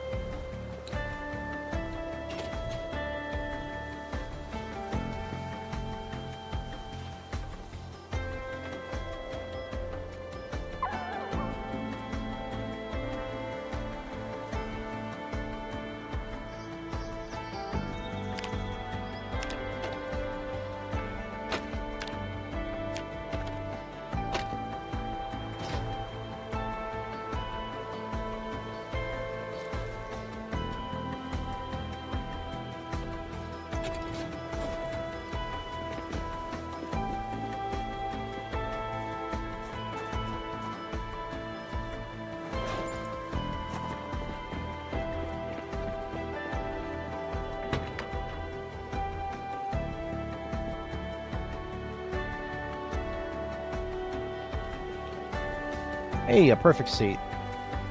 Only one I've found so far in this lot.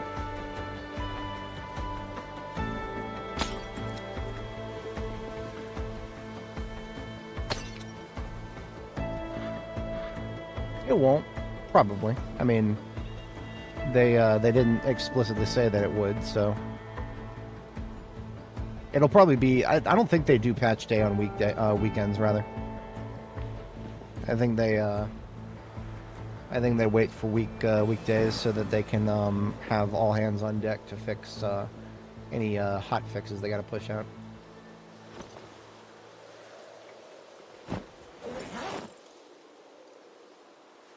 At least that's what the fun pimps do. The Andy Stone aren't quite as vocal about what they do.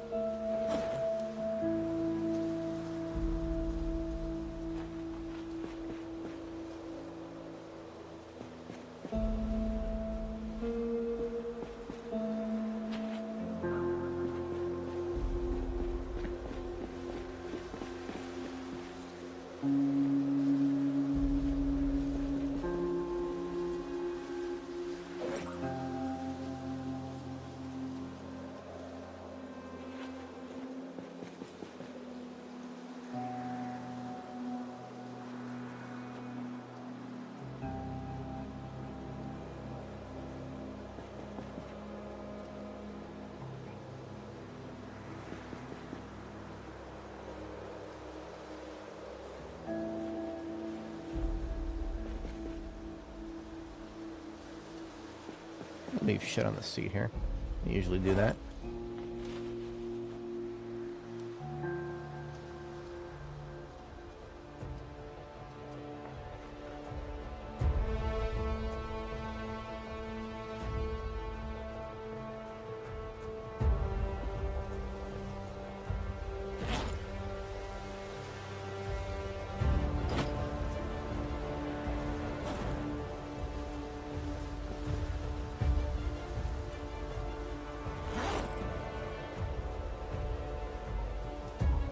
More performance sus.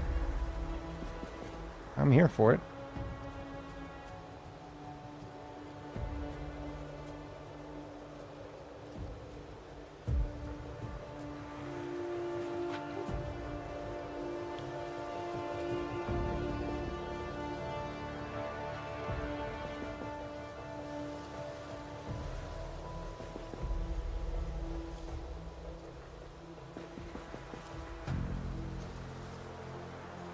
Alright, that's everything we could find so far. That got us a grand total of 1/4 of the way through the level. Regrettable. Truly regrettable. It feels like mechanics is harder than it used to be. I don't know why. I don't think it actually is, but it feels like it is. People don't think it'd be like it'd be, but it do.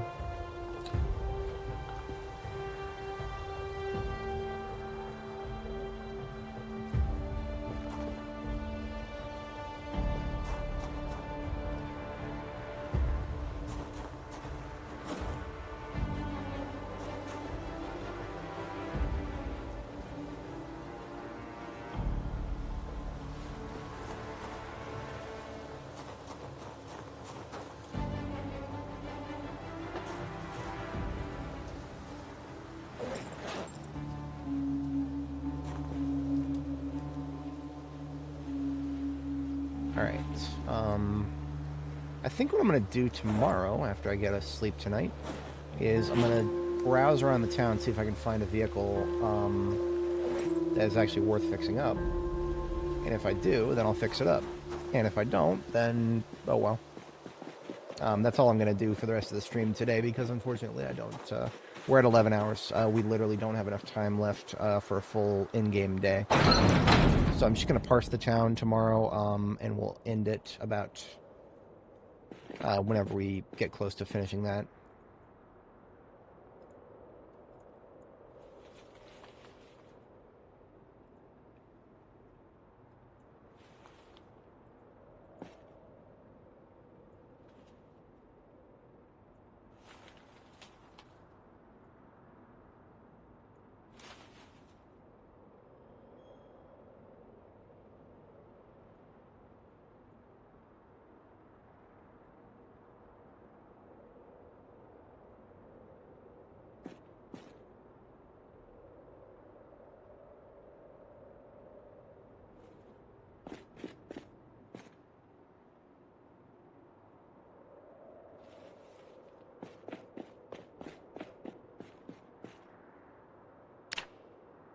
Still in weight gain, that's good.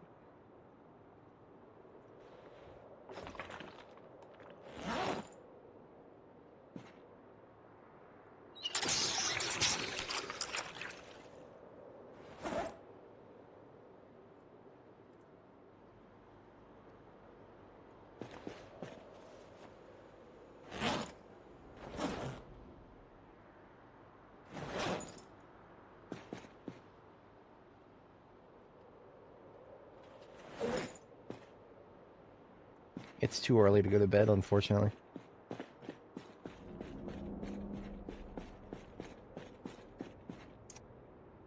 Let's see how much integrity I get for doing a light bar repair. I'll chance one. Just one. If I don't get at least 10%, then it's not worth it. So if anybody wasn't familiar, this ambulance was a wreck when we found it.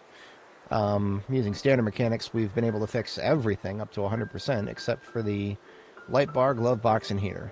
Glove box and heater are literally impossible to repair. Light bar is just really rare, because you got to find actual pre-built light bars, which only spawn in fire departments and police departments. So we're going to give this a shot.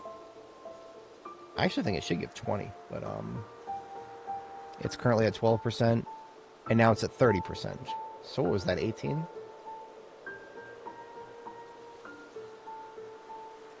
Yeah. You know what? That's okay. We're only losing out on like 2%. Yeah, that's okay. That's acceptable. I just want my light bar to not be like close to the single digits.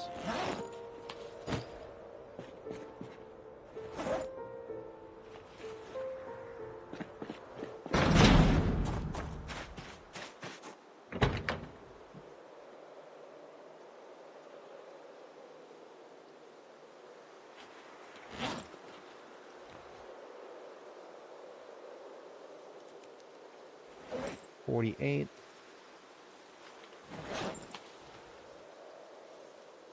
$66. 84. 84% on the light bar. Overall condition is brought up to 90.4%. See if you bastards can do 90.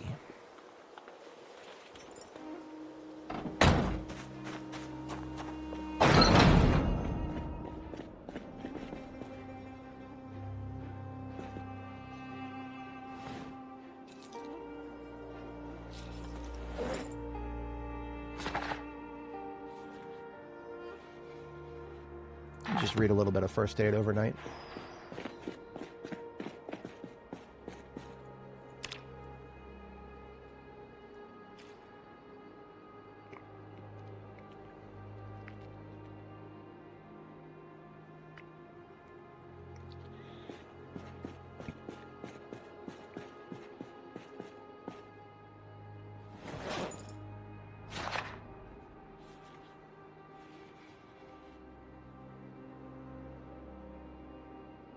You know, I'm going to be real with you guys. The responsible thing would be to go ahead and end it tomorrow morning. Because I know that if I get locked in, then I'm going to have to scramble to get out. And that's not good. I don't want to put myself in that situation. So here's what I'm going to do. I'm just going to go and take a bath tomorrow morning, and then we're going to go call it there. That's how we're going to play this. Still gaining weight. I fucking hate this. Not tired enough to sleep yet. Alright, fine. I'll go take a bath now. We don't have enough water built up in the laundry machine, so I can't use that. So we're just going to go visit the river, or the lake out here.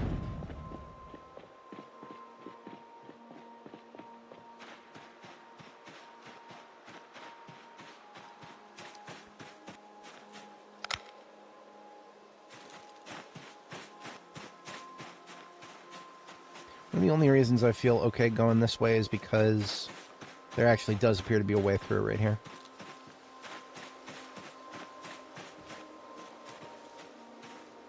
I'm actually going to leave a garbage bag on the floor right here. Because the only reason I saw that way through is because of the unexplored darkness here.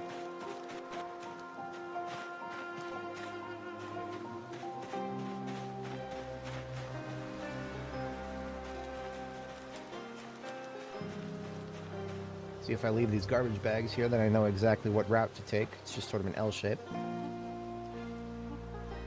And if I use the walk to hotkey, then we don't have to worry about getting scrapes because your character will automatically path to avoid those.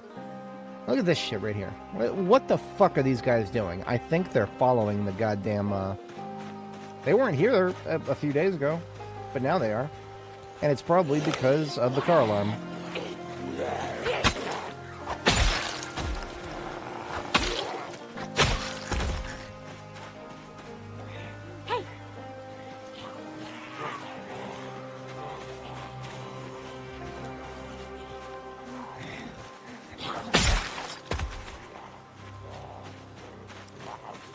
Girls sometimes just can't even take a bath these days.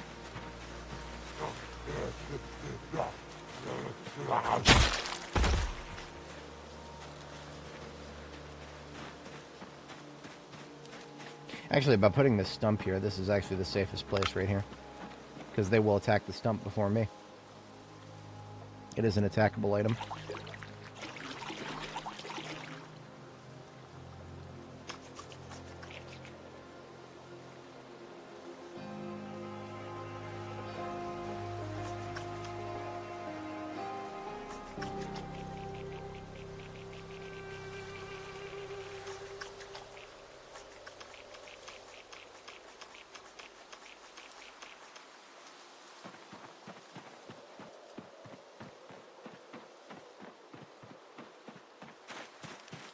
Hey, Richard, you caught us right near the end here.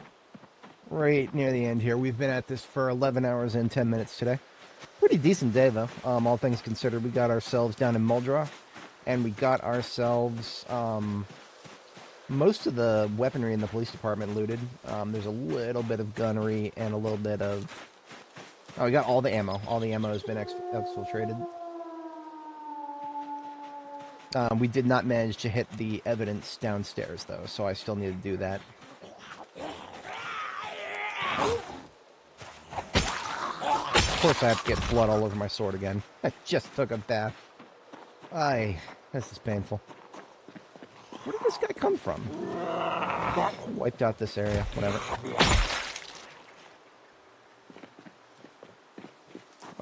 Whatever. Oh yeah, that sucks. That is no good. I'm not a fan of the night shift personally. I have not been asked to cover it for a while. I'm perfectly okay with that. Alright, folks. I think we've done good things here, and we're definitely set for another day here. So tomorrow morning, our goal is going to be to find a vehicle that is worth recovering, because those three we just found, those were not worth recovering in the slightest.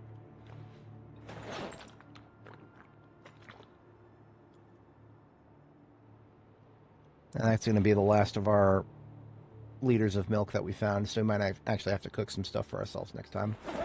So that's a thing. I'm going to go ahead and put away the mechanics book too. We don't need to be carrying around anymore.